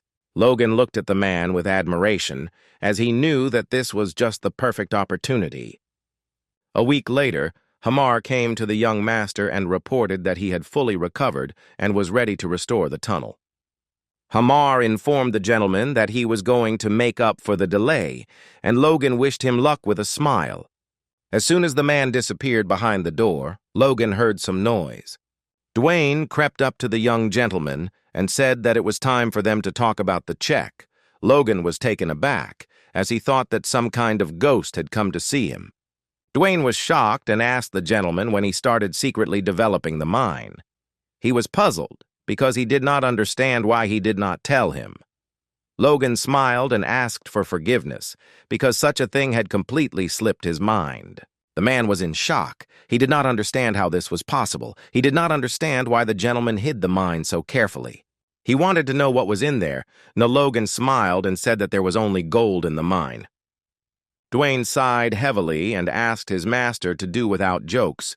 Logan smiled and asked if such a thing was really impossible. He looked closely at his subordinate and told her how much she would bring in per year. He was taken aback and asked the gentleman if this was all true. They looked at each other in silence for a while. But after a few seconds, Logan was taken aback and reached for the man as he fell to the ground. Logan was shocked by his subordinate's behavior, so he yelled at him that he couldn't kick the bucket now. Apart from the small incident, the plan was going well, and even faster than he had expected. The men walked slowly to the meeting and wondered why the meeting had been called. They did not know whether the dam was finished. They understood perfectly well that the construction was supposed to take 6 months, so they could not believe that it was finished in a few months. Dwayne, in turn, approached the young gentleman in an unfunny manner and announced that he had arrived. Logan looked at everyone present with a smile, as he was glad that everyone was there. He said that he understood perfectly well that they all had their own things to do, but they should stay until the end to see everything. The man sighed heavily, as he knew that this was just a useless and grandiose dig. He knew that this idea would lead to nothing, and wanted them to spend the money on repairing the south wall. Everyone present was puzzled because they did not understand why it was necessary to do something like this. The man looked intently at his colleague and asked if he knew anything. Dwayne, in turn, froze in shock. He understood that this dam would not only irrigate the wastelands with water, it was directly connected to the underground part of the mountain.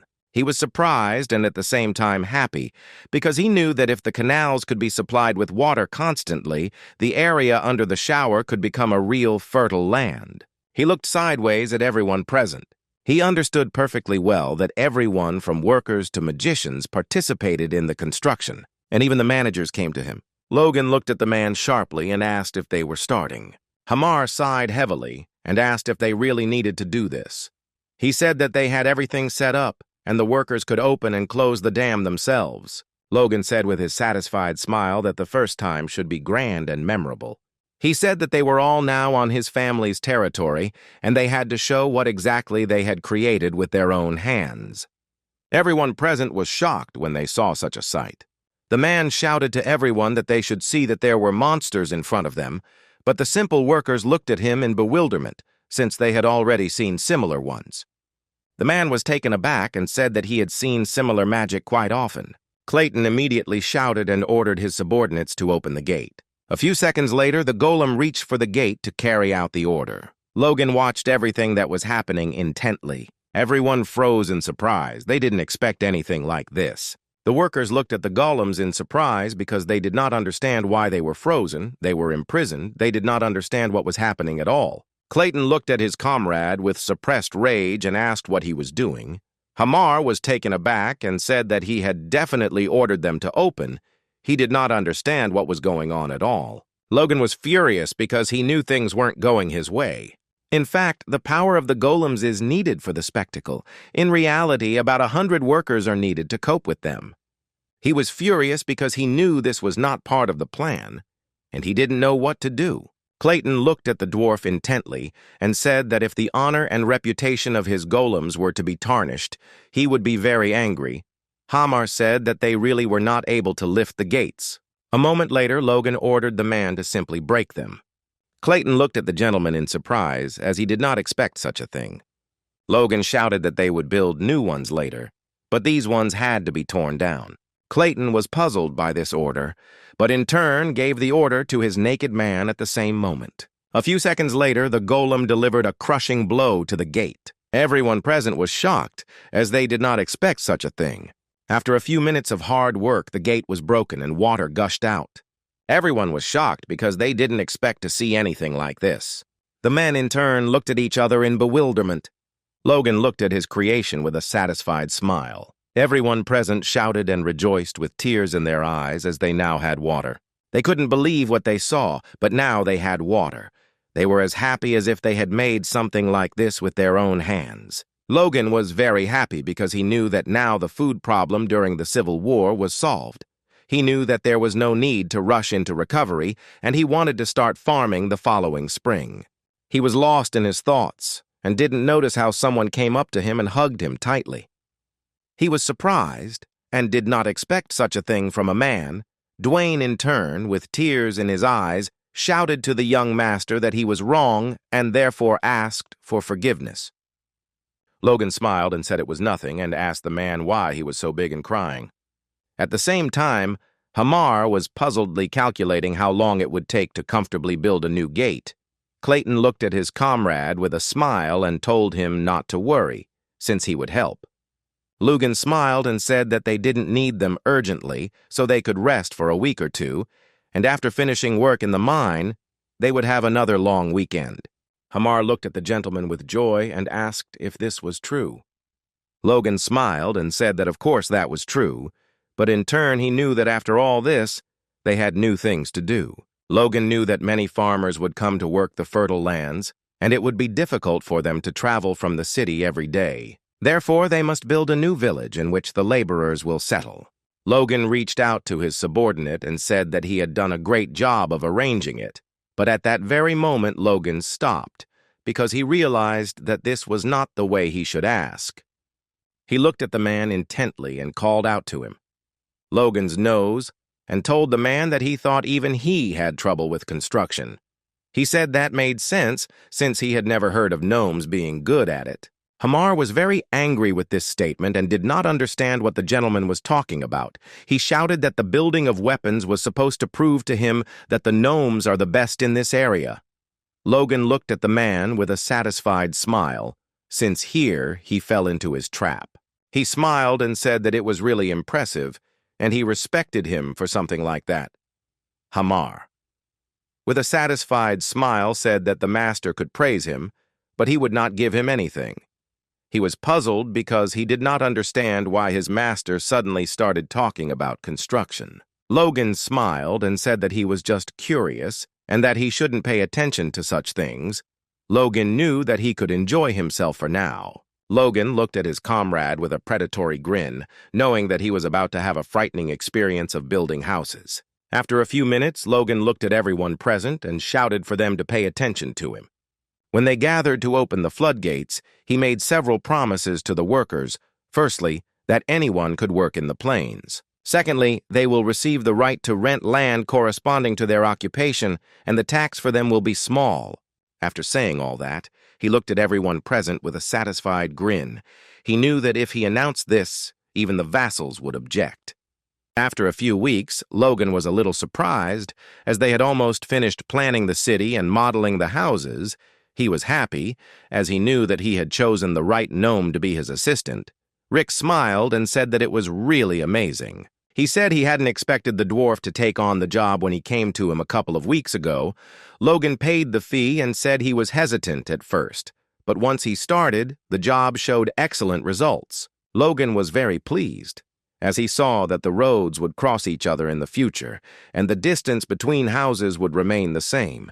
Each section would have common wells and toilets, and outside the city there would be sewers to get rid of garbage. He described the layout of the city he had seen in his past life with the utmost precision, and now he knew that they would be able to successfully establish the largest settlements. Logan sat and thought about his next steps when he suddenly smelled something. He looked at his subordinate in surprise, but he only shouted that it was all because of the master. Rick was puzzled and did not understand why the drugs were in such high demand. If things were different, he would not have to suffer so much. At that very moment, Dwayne ran into the office and hastily called the gentleman. Logan looked at him puzzled and asked if he would ever knock. The man shouted that it didn't matter now. He shouted that the gnome had just sent a message saying that it was time to start developing the gold mine. Sometime later, Hamar showed his master the rare gold nuggets from the cave.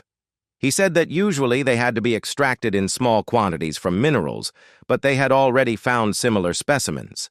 Everyone present rejoiced with happiness, because they knew that now everything would be different. Dwayne joyfully kissed the dwarf. Hamar sighed heavily and asked if he could now rest. Logan looked at the dwarf closely and asked how much gold they could buy back. Hamar sighed heavily and said that they could dig up about a ton a month, because even by a conservative estimate, the mine would last for 10 years. Logan smiled and said that they had just started building the city, and more crossbows would be needed, and the knights would also need new weapons. He asked the dwarf if he could organize everything. Hamar in turn was puzzled by what he heard. At that moment, he just fell to the ground. Logan knew that they still had a lot of work ahead of them, so they all needed to rest. He thought that he should still hire another gnome later. Logan looked at his comrade intently and said that, as he had promised, he would give him some rest, but a whole month was a lot. At that very moment, the man rose up and ran away with lightning speed. He shouted to the master not to look for him, since he was going to sleep for a whole month. Logan looked at the man in surprise as he was carried out, not understanding what was wrong with him and wondering if his strength had awakened. He was amazed because, despite his short legs, he was very fast. At the same time, Dwayne was bursting into tears and shouting about how he had already calculated how much a ton of gold would cost. He shouted to the master that he was their savior, since they would no longer have to worry about anything. Logan sighed heavily, since he saw that the man was crying harder than when the dam was opened. Logan looked at the man closely and asked if he realized that the mine belonged to him. He looked at him intently and said that of course he would give a few percent as tax. Dwayne sighed heavily and knelt down, telling the gentleman that he believed he could handle it all. After all, the dam project had been a success and all his decisions had been right so far. He looked at the young gentleman intently and said that he had complete confidence in him. Logan was surprised as the young man readily accepted his statement. Logan said that they should already take care that the workers did not talk too much, because if the news about the mine spread, it would cause them a lot of trouble. Dwayne bowed and said that he would definitely take care of it. Logan looked closely at the man, as he was acting unusually. Logan sighed heavily as he knew his father would be a problem, but he had done a lot of things on his own while his father was away training. A week later, Logan finally met his father and showed him the dam. Logan looked at his father closely, knowing that they were in for a difficult conversation. Looking at his father, he understood that he had nevertheless become a professional knight. This is what he expected when he handed over the technique to him, but he could not have imagined that his skill would improve in a few months, although there had been no progress for more than 10 years before this. Patrick, looking into the distance, told his son that he had done a lot during his absence. Logan was taken aback and began to mumble something in a hurry. Patrick was surprised, as he did not expect that he would ever be able to see water appear in the wasteland. He looked with joy at the beautiful and clear water, because he understood that this was the pure truth. Patrick looked at his son closely and said that his level advancement and the land transformation were all thanks to Logan. He looked at his son with a gentle smile, as he was very proud of him and said that he was better than him. Logan froze for a moment, confused by his father's words. She sighed heavily and said that this was only a recent achievement. Patrick smiled and told his son that he had done a lot in a few months, and this exceeded his entire contribution in all the years of his reign. Patrick, with a smile, said that he was blessed to have a son like Logan, so he proudly thanked his son. Logan started to speak, but Patrick interrupted him and said that he could now trust him with the affairs of their home. Patrick smiled and said that he would train the knights for now. Logan was puzzled because he did not expect anything like this. He shouted to his father that he had not planned to become a lord. Patrick asked his son if he knew what he had learned during his training. Looking at his son, he said that he was already old. Although he managed to master the basics of the iron blood sword technique, the secret technique was completely beyond him. Patrick knew that if he had taken up studying it in his youth when his power had just awakened, everything would have worked out. Patrick sighed heavily and said with sadness in his voice that, unfortunately, the son of the current force, which over so many years had formed its own specific flow, he would not be able to even create a core. Looking at Logan, he said that he had already given up, and so he thought it was time for his sons. Patrick smiled and said that thanks to this he would finally be able to break through the barrier that had been holding him back for many years. He smiled and said that now it was time for him to let go and train those who would open the way for him. Logan sighed heavily and agreed with his father, because he knew that if he said something like that, he had no choice but to agree. Patrick turned and looked closely at his wife, knowing it was her turn now. He looked at her with a smile and said that she should help Logan to fully fulfill his role. The lady looked away from her husband in embarrassment. But at that very moment, Patrick hastily told his son to come to his mother at once. Logan walked slowly but confidently towards Madame. She sighed heavily and told Logan that his achievements were not enough to see him as a reliable heir. She said that before she only wanted success for her son, and then she fought with him. Logan sighed heavily and asked for forgiveness. She smiled and said that he had nothing to apologize for, since rather it was she who needed to apologize to him. She looked at him tenderly and said that he had already apologized before, although she could not accept it. Mariani clearly understood that it was all her fault that she stubbornly ate. Mariani looked closely at the young master and said that she hoped that he would be generous and understanding. She also said that she heard that he was going to teach his brother the art of the sword. Logan smiled and said that it was possible. It was his genius, but in just a week he had created the power core and had already mastered the first form. Mariani said with a satisfied smile that she had not seen him as happy as you were lately for many years. Mariani looked at Logan with a gentle smile and asked him to continue to take care of his brother because he would remain his younger brother in the future. A moment later, she said that it was time for her to leave. At that moment, Logan shouted that parents should not use respectful language towards children, and Madame froze for a moment in surprise. He looked at her with a smile and asked her to speak to him without formalities from now on, as she had in childhood. At this, Logan called her mother with a smile. Mariani froze in shock, and at that very moment, tears began to flow down her cheeks. Patrick looked at his wife with a tender smile. But a moment later, he looked at his son with the same tenderness.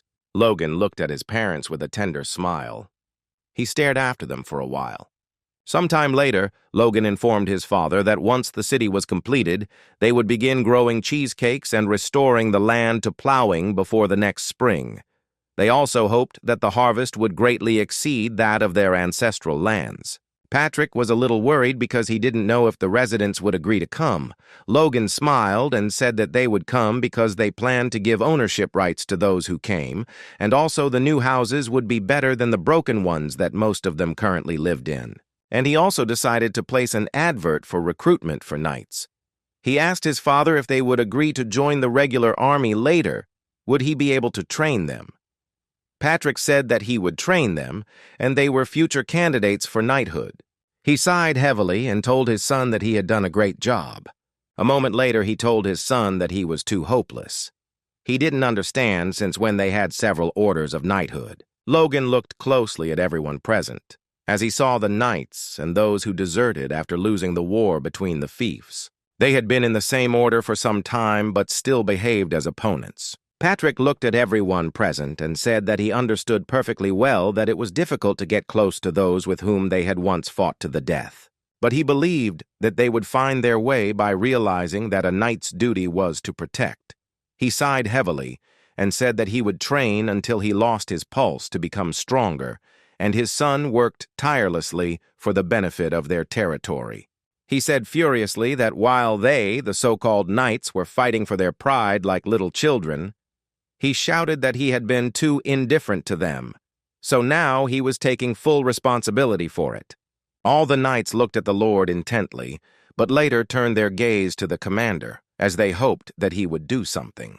A moment later, the knight commander looked at his lord intently, as he had a great idea.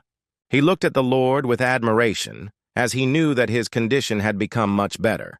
So he asked the Lord if he was now an advanced knight. Patrick was embarrassed for a moment, but he looked intently at all those present and said that first he would put their behavior in order. He wanted them to taste and know the power and art of the sword. At that very moment, all the knights ran away from their master with a cry. He knew they wouldn't have time for stupid thoughts if he drove them like dogs. He wanted to discipline them and hand them over to Logan's hands to cancel the knightly order. Some time later, Dwayne signed the documents with a happy smile and no worries about the budget. He just couldn't believe that something like this would make him happy. At the same time, the men were talking to each other. They did not understand what was happening to their young master in recent days, since he almost monopolized the budget. Dwayne screamed with fury that he had his own reasons for this. Dwayne was puzzled and did not understand why they all doubted the young master so much. He asked if they were blinded by the glitter of money. As he signed the documents, he sighed heavily and asked where they thought they came from. Dwayne sighed heavily and told everyone present to just do what the young master told them. But a moment later, he was taken aback and looked at one document in surprise. A few minutes later, he ran up to the young gentleman and hurriedly asked him where he wanted to spend gold bars worth 10 million. Logan looked at the man intently and said that he was going to buy about 100 kilograms of mithril. Dwayne was shocked by such statements. Logan was yelling at the man to just sign the paper, since he had previously said that he believed him. Dwayne was confused by everything that was happening and was yelling that he couldn't do this. He didn't understand what the gentleman was going to do with something that was several thousand times more expensive than gold. Sometime later, Logan contacted his subordinate. Philip looked at his master in surprise and asked if he really wanted to buy mithril to equip the knights. He said with complete confidence that it was simply impossible. Logan was shocked by this statement. He did not understand why this was impossible. Philip said that this material could not be purchased simply by borrowing money. He said that this material contains mana, and it is several times stronger than steel and several times lighter, which is why it is often called the silver of the gods. He sighed heavily and said, "The gentleman cannot buy such a thing simply because he is rich, because even wealthy people cannot get it, especially such a large volume that the gentleman wanted to buy, because for such an order he needs not only money but also influence." Logan listened to his subordinate and said with a smile that in that case he had an excellent idea. Sometime later, the young people, sitting in the office, looked at each other in bewilderment. The man looked at his comrade in surprise and asked what was the matter. His colleague said that he had just received a request from the countryside, from the McLean house. He was surprised because he did not know who they were. The man sighed heavily and said that they needed to report this to the Duke, although he had too much to do to answer such calls. Sometime later, the Duke burst into their office and asked if they had received a call from McLean. The young men ran away and shouted that it was so. The young man was puzzled, as the Duke had come running very quickly. He wondered how important the call was. The Duke greeted Logan with a smile and said that they had not seen each other for a long time. Logan denounced and asked the Duke if he had chewed well. The Duke said with a smile that it was so, except for the lack of news from the one whom he personally taught, and otherwise everything was fine. The man looked at the Duke with puzzlement, but in turn wanted to leave as quickly as possible. Logan smiled and asked the Duke if he could send him personal messages. He was well aware of his place, the Duke of Nose, and told the young man something also good about flattery, but still his call came just in time. The Duke smiled and said that he just wanted to express his sincere gratitude to the young man. Logan was surprised, as he could not understand whether he really helped or whether it was sarcasm from the Duke. The Duke told Logan with a satisfied smile that his wife was pregnant. Logan was truly shocked by this news and happily shouted and congratulated the Duke. The Duke smiled and thanked the young man, as it was all thanks to him. Logan was puzzled, as he did not understand why the Duke was thanking him, since he had managed completely on his own, but he was taken aback, as he realized that his words were inappropriate. He blessed the Duke with a smile as well as his family, and the Duke smiled and told the young man that he was still as impudent as ever. The Duke said that heaven had helped him, but his efforts had also helped, but he knew that Logan had helped him a great deal, and he was truly grateful to him. The Duke invited the young man to the capital with a smile when his child was born, as his wife also wanted to thank him personally. The Duke smiled and told Logan that while he was in the capital, he would teach him another technique. Logan was shocked by this statement. Felix smiled and asked Logan if he didn't want to. With their lightning speed, Logan stood up and with a bow thanked the Duke for such an opportunity. Felix smiled and told the young man that being reliable was a clear trait of his. He also said that he had no more news, and now Logan needed to tell the essence of his call. Logan smiled and asked the Duke if he could help him get some mithril, about 100 kilograms, to create knightly equipment. Felix, in turn, was surprised by this, as the scale was truly enormous. The Duke sighed heavily and told the young man that he needed someone like him because he had strength. The Duke also asked Logan if he had enough money. He smiled and asked if the medicine was really selling that well. Logan was taken aback and said with a smile that it was. The Duke looked at the young man closely and said that he did not invest so much in his knights. He had underestimated his generosity. Felix, smiling, told the young man that he was quite extraordinary. Logan understood that the misunderstanding was growing. The Duke informed the young man that he would take care of it personally. Logan, with a joyful smile, thanked the Duke for such. The Duke smiled and said that it was not a difficult task, but he must definitely come when the child was born. Looking away from the young man, he sheepishly said that he wanted him to call him mentor instead of addressing him by his title. Finally, the Duke said that Logan should inform him when his side's son was ready. At that very moment, Logan cried out in joy, and his cry spread throughout the entire area. The maid was taken aback and shuddered, as she did not expect such a thing. Logan was very happy. He knew that he would be the Duke's apprentice. He was very pleased with what he heard, since he asked only for a small favor, and he was given such an honor. He knew he had to talk to the dwarf about equipment made of such metal, but a moment later he stopped, for he knew that his subordinate must first rest, for he would be of no use if he did not rest.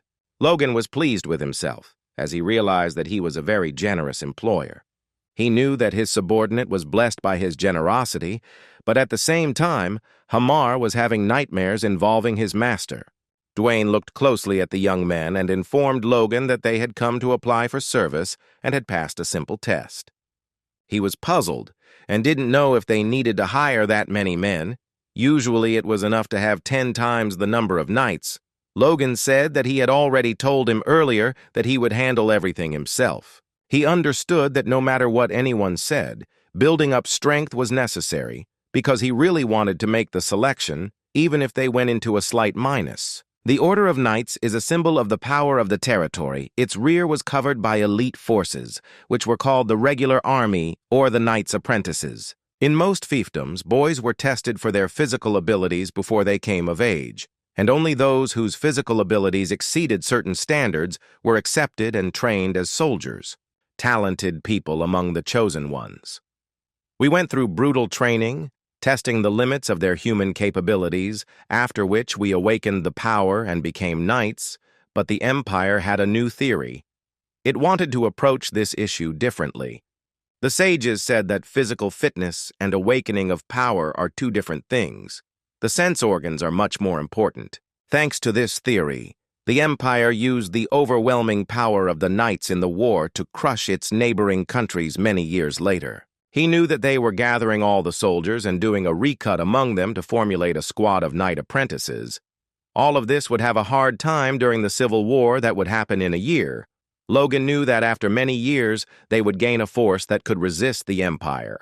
He knew he could take those over 20, but then he wouldn't have enough people for the upcoming rebuilding of the city. The man was furious and shouted at the young people to be quiet. Logan looked at the man in surprise and asked how they used to choose soldiers. The man looked at him in confusion, but said that they simply told them to run and chose from those who came first to the finish line. Logan understood that the selection was based on physical strength alone. Logan told the man to accept those with keen eyesight and hearing, as well as quick reactions. The man looked at his master in confusion and asked if they really needed to include this in the test. In the first test, the young people were told to walk forward until they saw an image. Some of the boys saw the painting, while others only complimented the gentleman. Logan sighed heavily and said that he didn't need to compliment him in the first place. A moment later, one boy raised his hand and said that, judging by the comb, the drawing depicted a rooster. Logan was surprised because the boy was able to see the ridge from a great distance. In the second test, they said the same word. The young people had to walk forward until they heard it. The young people unfortunately did not hear what he was shouting and said that he was shouting at different volumes. At that very moment, one of the boys shouted that Dwayne had been screaming all this time. But also, looking at the young gentleman, he said that a little earlier the man called him a bastard. The boy asked if this was also part of the test. Dwayne was taken aback as he was talking to himself. He was surprised that the boy heard such a thing. Logan looked at his loyal subject with a grin and said that the boy had passed the selection, but he was in for a thrashing. Logan was pleased and simply could not believe that 250 people passed with excellent results for the vision and hearing tests. He knew that he needed to recruit, alas, 500 people, so that together with Tessron it would be 1,000. Logan was a little upset, as he knew there were a lot of obviously small and skinny children among them. He knew it was all due to lack of nutrition. He knew it would take a long time to make them into something like Victor, but they could feed them and train them until they were strong enough. Thinking about this, he remembered Victor and realized that he needed to visit him as soon as possible. At the same time, Victor was training on the court. The knights watched the young man closely as they saw that he was very diligent, but in turn they wondered if his style was too aggressive. Victor knew that Mr. Logan had previously told him that if he performed the technique perfectly, he could become a knight. But more importantly, he wanted to awaken his powers, because he knew that he had to become a knight faster.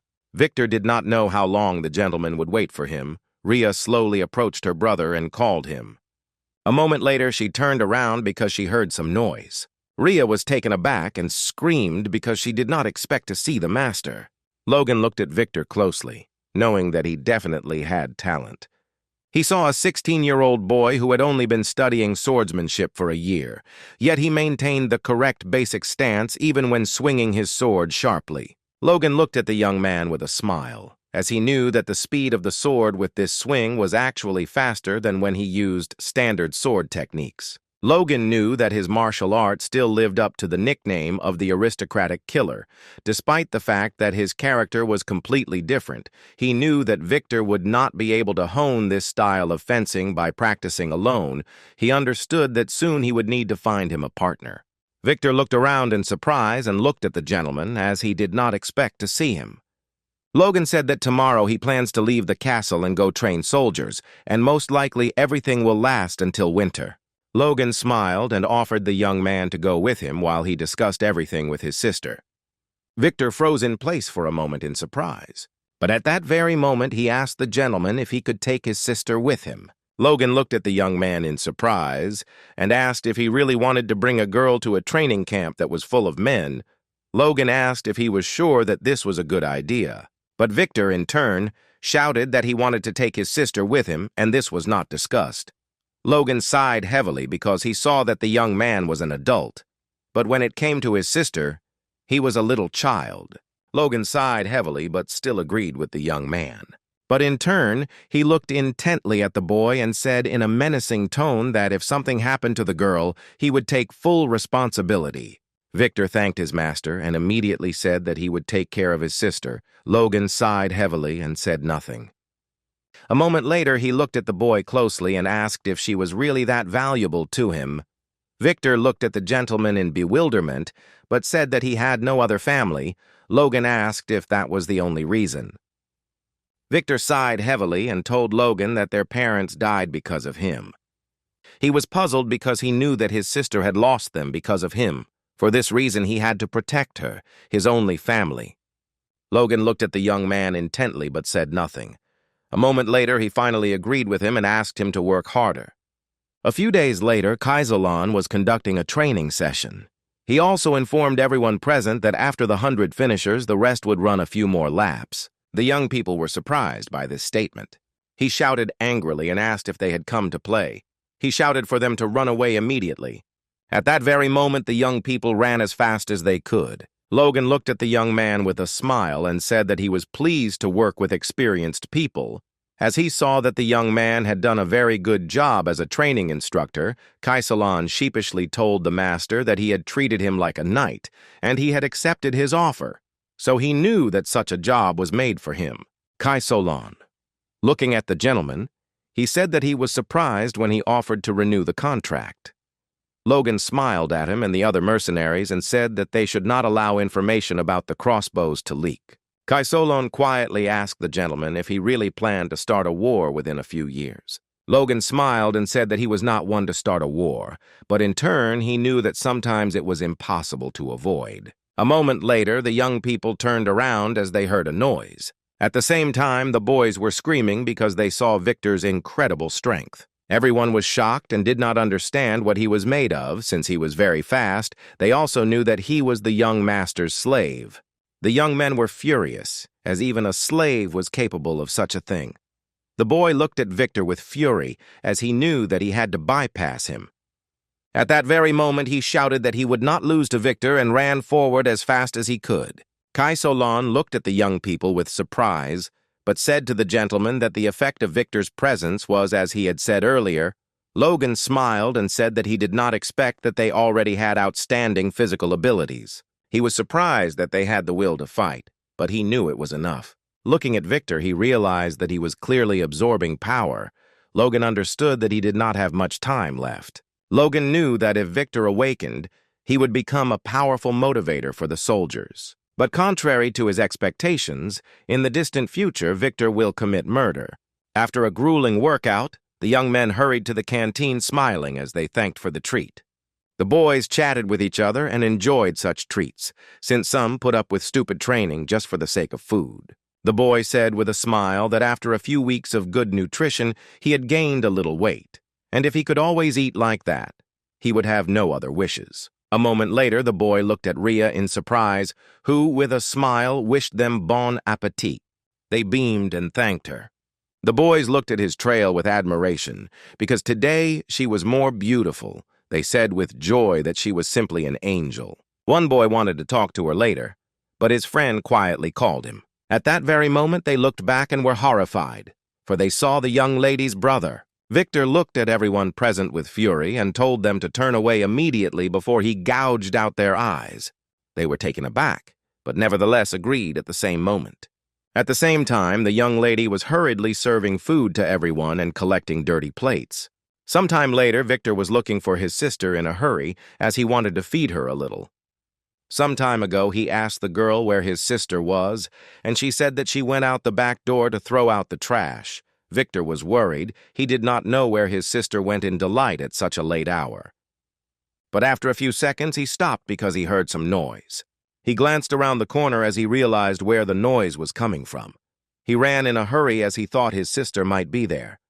But at that very moment, Victor stopped and froze in shock. He was shocked and angry at the same time as he saw that the man grabbed his sister by the hand. Trembling with fear, the young lady called out to her brother. At that very moment, Victor threw everything onto the ground and rushed with fury at his sister's offender. The man hesitated as if he wanted to explain himself. But Victor had no intention of listening to anything. He struck the man with cold fury and he flew to the ground. This was not enough for him, and he ran hastily towards the man. At the same time, the man screamed as if his nose was broken. He looked at Victor with anger and called him. Very nice words to me. He shouted that Victor was a slave and he should know his place. The man angrily asked the young man if he really thought that even if he beat him, he would be safe. But Victor was burning with anger and struck the man again. Victor did not spare the man and dealt blow after blow. The young lady, in turn, froze in shock. She was afraid to say anything. At the same time, the man turned his gaze to the young girl and asked her for help, but at that very moment, Victor shouted at the man that he must die. A little boy watched everything that was happening from around the corner. He looked at Victor with fear and realized that things were bad and immediately ran to call someone for help. At the same time, Victor did not spare his opponent, delivering blow after blow. He was burning with anger and fury because he knew that he had to take care of his sister. But a moment later he stopped, because he heard someone's voice, someone asking him to pull himself together. He turned around and froze in place. Victor was shocked, as he did not expect to see the gentleman. Logan looked at Victor intently and asked him to calm down and look around. Victor, in turn, did what his master told him. He froze for a moment and looked closely at his sister, who was shaking with fear. Logan looked at the girl and said that she should go and rest, because she seemed to be in great shock. Looking at everyone present, Logan said that the rest should take care of the dead guy's body. Victor froze, not knowing what to do. A few seconds later, Victor stood before his master, his head bowed. Victor sighed heavily and bitterly asked the gentleman for forgiveness. Logan looked at Victor intently and asked if he regretted what he had done. At that moment, Victor firmly replied that he did not regret it. Logan asked in bewilderment why he apologized then. Victor sighed heavily and, lowering his head, said that he had killed one of the master's soldiers without permission. Logan sighed heavily and said that it wasn't true, but he thought Victor was regretting something else. Looking at the boy, he said he assumed he regretted bringing his sister to such a place. Logan told Victor that his stubborn nature almost got her hurt. Logan knew that dragging her around and trying to protect her wasn't the best option for the guy. Looking at Victor, he asked if he was really going to take her to the battlefield. Victor froze in place, not knowing what to answer. Logan looked at the boy closely and told him to think about everything. And soon he himself would understand that it would be better to take her back to a potential place where she would be provided protection. Logan said that he allowed Victor to take his sister with him so that he would realize for himself how dangerous it would be. Logan, in turn, did not expect that it would be like this, but he felt guilty in front of Victor. Logan sighed heavily and asked the guy if he understood him. Logan assumed that this situation would help him stop being overly caring. At that very moment, Victor asked the gentleman how he would punish him. Logan asked the guy with a grin if he was afraid. Victor said that he was not, and he would accept any punishment anyway. He said that his sister was just a victim, so he asked him to spare her life. Logan looked at the guy closely and said that murder was a crime, but he had worked hard today. Logan said that next time he must ask his master's permission. Victor looked at Logan in surprise, but he, in turn, said with a smile, this situation influenced his development as a knight. Victor was shocked by what he heard, but at that very moment he shouted that he understood and remembered everything. Sometime later, Kaizolan met his master and asked if it was reasonable to forgive a slave for such an outburst, since he killed a man. Logan sighed heavily and said that Victor was his slave, not his property. He sighed heavily and said that the other students had said that the murdered man had been a womanizer in his village, and that even before coming to them he had made lustful comments about the girl. Kaizolan sighed heavily, as he had never seen anything like it. Logan said with a grin that it appeared his slave had killed a vile criminal. Kaizolan was puzzled by everything that was happening, but still said that Victor acted on his orders and they would inform everyone about it. He also informed the master that he would publicly shame him for his crime and hang him on the castle gate, as this would be a good warning to the soldiers. Kaizolan, looking at the master, asked what he was marking on the maps. Logan looked at the map with a smile and said that this secret was an event for the soldiers. The news that Victor had killed a man shocked the soldiers, but when the details of the soldiers' crimes were revealed, everyone was furious. They discussed the man for a while, as they always knew he was some kind of weird guy, and they assumed he would do something like that one day. Logan was pleased as the incident quickly died down. Time flew by very quickly, and after a few months they saw a wonderful result. Kaizolan looked at his master with a smile and said that they had known each other for several years. The training period took several months. Looking at everyone present, Logan counted how many people had not been corrected and how many had completed basic training. Unfortunately, there were losses, but they were minimal. Kaizolan looked at everyone present with a satisfied and joyful smile because he knew that they were now coping. Kaisalon said that only those who had sufficient stamina and perseverance remained. Logan was glad because he knew that the basic training was almost complete.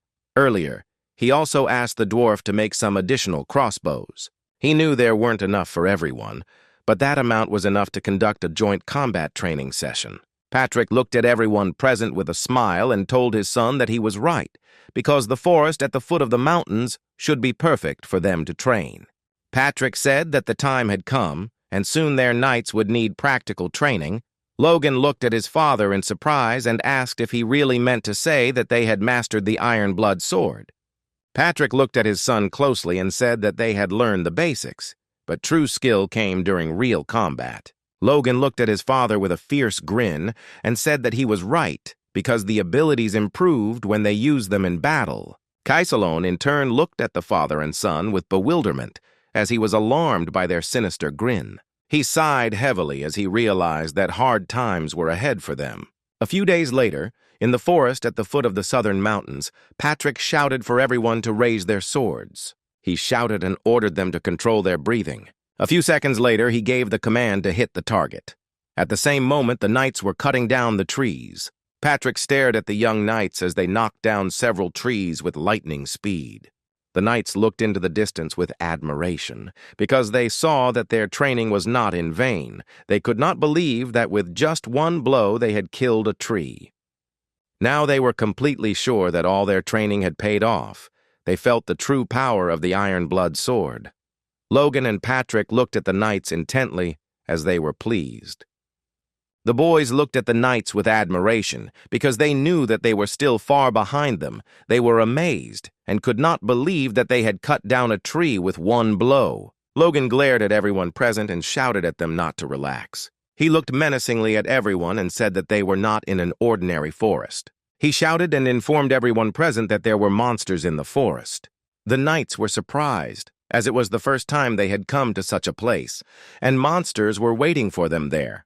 At that very moment, they began to fight with their opponents. They shouted with fury and asked the goblins if this was all they were capable of. One after another, the knights struck their opponents. At that very moment, Logan shouted that the goblins had scattered. He shouted to his subordinates to get your crossbows ready. Looking at his subordinates, Logan shouted that they had to kill every goblin that ran away. A few seconds after the master's cry, the knights launched a hail of arrows at their opponents. At that very moment, every goblin fell from the arrow intended for him. The knight, in turn, rejoiced as they easily killed the goblins.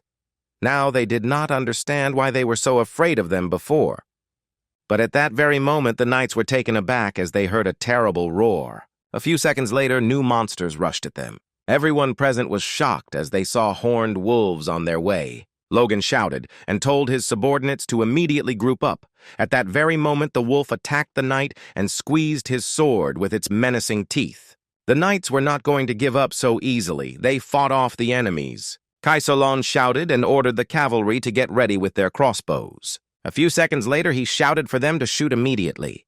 The knights obeyed his order and immediately released their arrows. The wolves were furious, but the arrows flew away from them. The knights were shocked because the arrows worked. At that very moment, Logan shouted to the swordsmen to get into formation. He shouted that they must not let a single one pass by. At that very moment, Victor was the first to rush towards the formidable enemy. He struck his opponent with fury. A few seconds after his blow, the wolf recoiled. At that very moment, Victor saw his opponent fall to the ground with a crash. But after a few seconds, he turned around because he heard some noise behind him. Victor was taken aback when he saw that the wolf had bitten his comrade on the leg. At the same time, the boy was trembling with fear, looking at his formidable opponents. But at that very moment, a gentleman appeared before him who easily dealt with the formidable wolf. After Logan's blow, Wolf fell to the ground with a crash. Logan turned around and looked at the boy, telling him to get ready, and he also ordered him to take the wounded and retreat. Logan glared at everyone present. As expected, most of them could do nothing when the unexpected skirmish happened. However, he noticed that some of the best boys who had shown good results in training were now honing all their senses. At that very moment, the boy turned around because he heard the sound of Grozny Moat behind him. He was furious as several opponents were attacking him at once. But after a few seconds, he saw that his comrade was flying furiously towards the wolf. With lightning speed, Victor dealt a crushing blow to his opponent. At that very moment, he looked at his sword with admiration, as he felt an unprecedented power. The young people looked at Victor with bewilderment, as they understood that he had simply colossal strength. Logan was pleased, as Victor had clearly already broken free from his cocoon. Logan knew that he would soon enter the realm of an aura user. After a short fight, Patrick sighed heavily. As he had killed the last one, the Titan Knights informed the Master that there was no one left on their side. Patrick sighed heavily and said that it had been several months since the training began. Heinkel smiled and said that they had found several cities where there were monsters. Heinkel. He stared at the monster, as the mere thought that they could have teamed up and attacked the castle gave him goosebumps, and he was glad that they had managed to find the monsters and neutralize them. Looking at the gentleman, he asked if everything that the young gentleman had predicted was really true. Patrick thought for a moment. At that very moment, Logan shouted to everyone present that they must hold out until the last century. There was still a little time left. He shouted that they just needed to cut down the trees, and they should carefully carry the trunks to the building in the city. The knights, in turn, were a little dissatisfied, since they had been chopping down trees and killing monsters for several months. They were a little puzzled, since this was not why they had mastered the new technology. Logan looked at everyone with a happy grin, as he couldn't believe that there were so many trees left untouched by the monsters, which were beautiful. He looked at everyone present with a satisfied grin, since he had trained the soldiers and gotten wood for the city. He was glad that he had killed several birds with one shot. Patrick sighed heavily, since he realized that the trees were more important for his son. There were more monsters than they expected, so they were a little delayed, but Logan was glad that they were able to get a lot of information. Logan saw that some of the candidates, when testing their senses, absorbed the power, albeit weakly, and those who desperately swung the balls to survive in any situation, and those with a particularly strong survival instinct survived and fought to the last. Logan knew very well that awakening the power required personal work of the senses, instincts, survival, and even fighting spirit. He understood that if they achieved the expected result in the Civil War this winter, they would be able to rapidly improve their powers for the war with the Empire. Hamar looked at the gentleman with alarm and asked why he was laughing. Logan waved his hand but didn't really answer. He looked at his comrade with a smile and said that there was enough wood and they needed to finish building the city because there was only 1 month left until spring. He wanted to know if his comrade would be able to finish it by the sowing season. Hamar sighed heavily, but in turn said that he would do everything. Logan looked at the dwarf in surprise and asked if they were like that. Perhaps. He said that he just said it like that, but he hoped that there was some chance. He understood that the man would have a hard time. Hamar said that he would not act alone because there were magicians nearby and many fairly motivated workers after the construction of the dam. They had enough food, so everything would go faster than they expected. Logan froze in place in surprise, and looking at his comrade, he wondered if he had always been so reliable. He really liked the man's condition after a long vacation. Logan also asked, by the way, if he would forget to build a magic tower in the center of the city.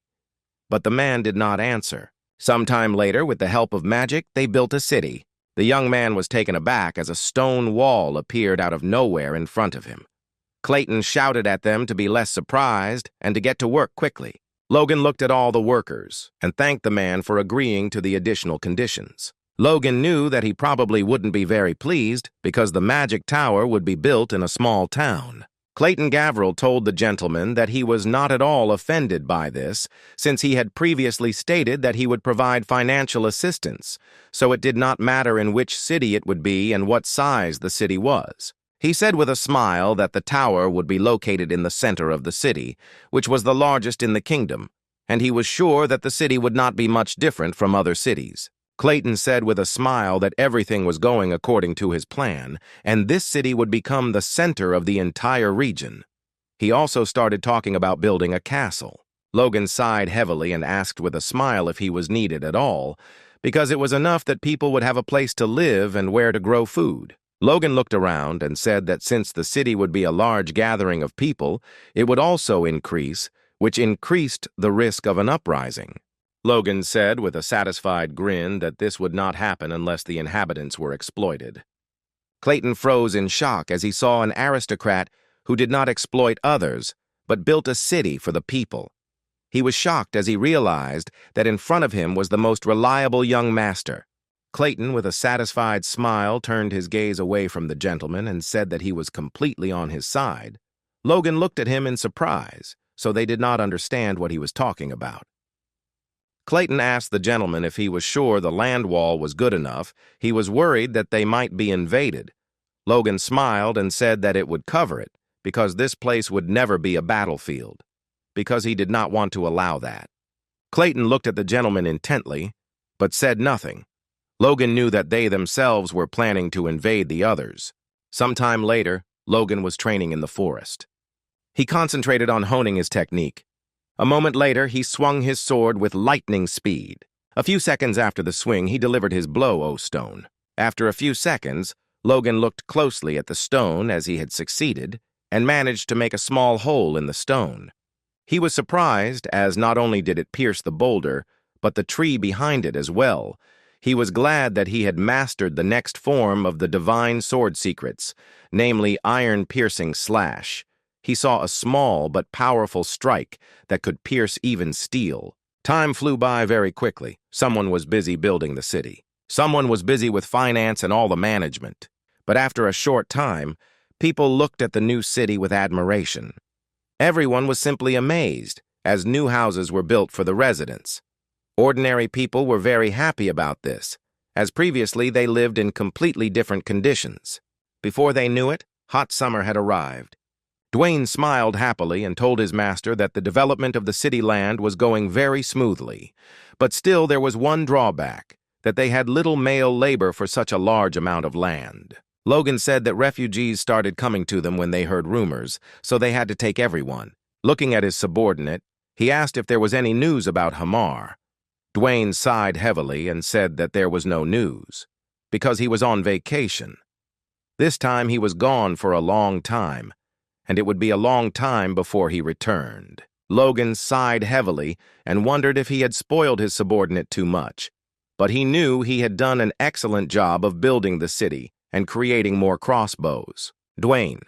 Looking at the gentleman, he said that he heard that the dwarf received a lot of mithril.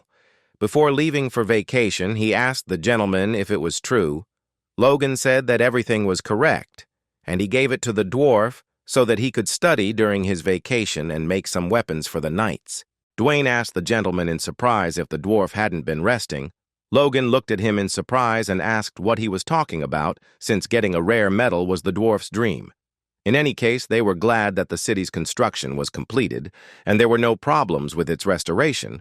But he knew that there was only one problem left. At the same time, the Viscount was burning with rage, as the McLeans were reclaiming the wasteland in a harsh land where nothing grows. The man told his master that he was curious, and that was the only reason he went to look. But it seemed that they had cut through the mountain to bring water from the river. The Viscount was shocked, as he realized that they had gone to such madness to revive the wasteland. He did not understand where they got the money from. The man told the gentleman that there were rumors that the first young gentleman had made a lot of money in business and had also found a gold mine. Max Pareda screamed with rage that he didn't care about the absurd rumors and that his subordinate should focus on the facts. He looked closely at the man and asked what he thought the harvest would be on those lands. The man was taken aback, but still said that, according to his modest calculations, it would exceed their harvest several times. Max Pareda was shocked because the neighboring territory suddenly became rich. He knew that he could not sit idly by. Looking at his subordinate, he asked if he could find an excuse. The man said with a grin that there was no need for that. He informed the gentleman that some of the inhabitants of their lands had gone to the neighboring town, and they could use this as a pretext to enter there. He said that they could take this land or the neighboring plains as compensation. The Viscount knew it was too dangerous for them to do everything themselves. He was furious because he knew that Soto Sylvan would be a big hindrance. Looking at his assistant, He said that he should contact the Viscount, because they had the same taxes as them, and surely some of the residents had already left there. He looked at his subordinate with a fierce grin and said that if they united, they could easily capture the McLeans. The man knelt down and told his master that he had made a wise decision. Sometime later, Logan reported how many talented recruits they had selected, and he also said that they trained them separately and did not burden them with tasks.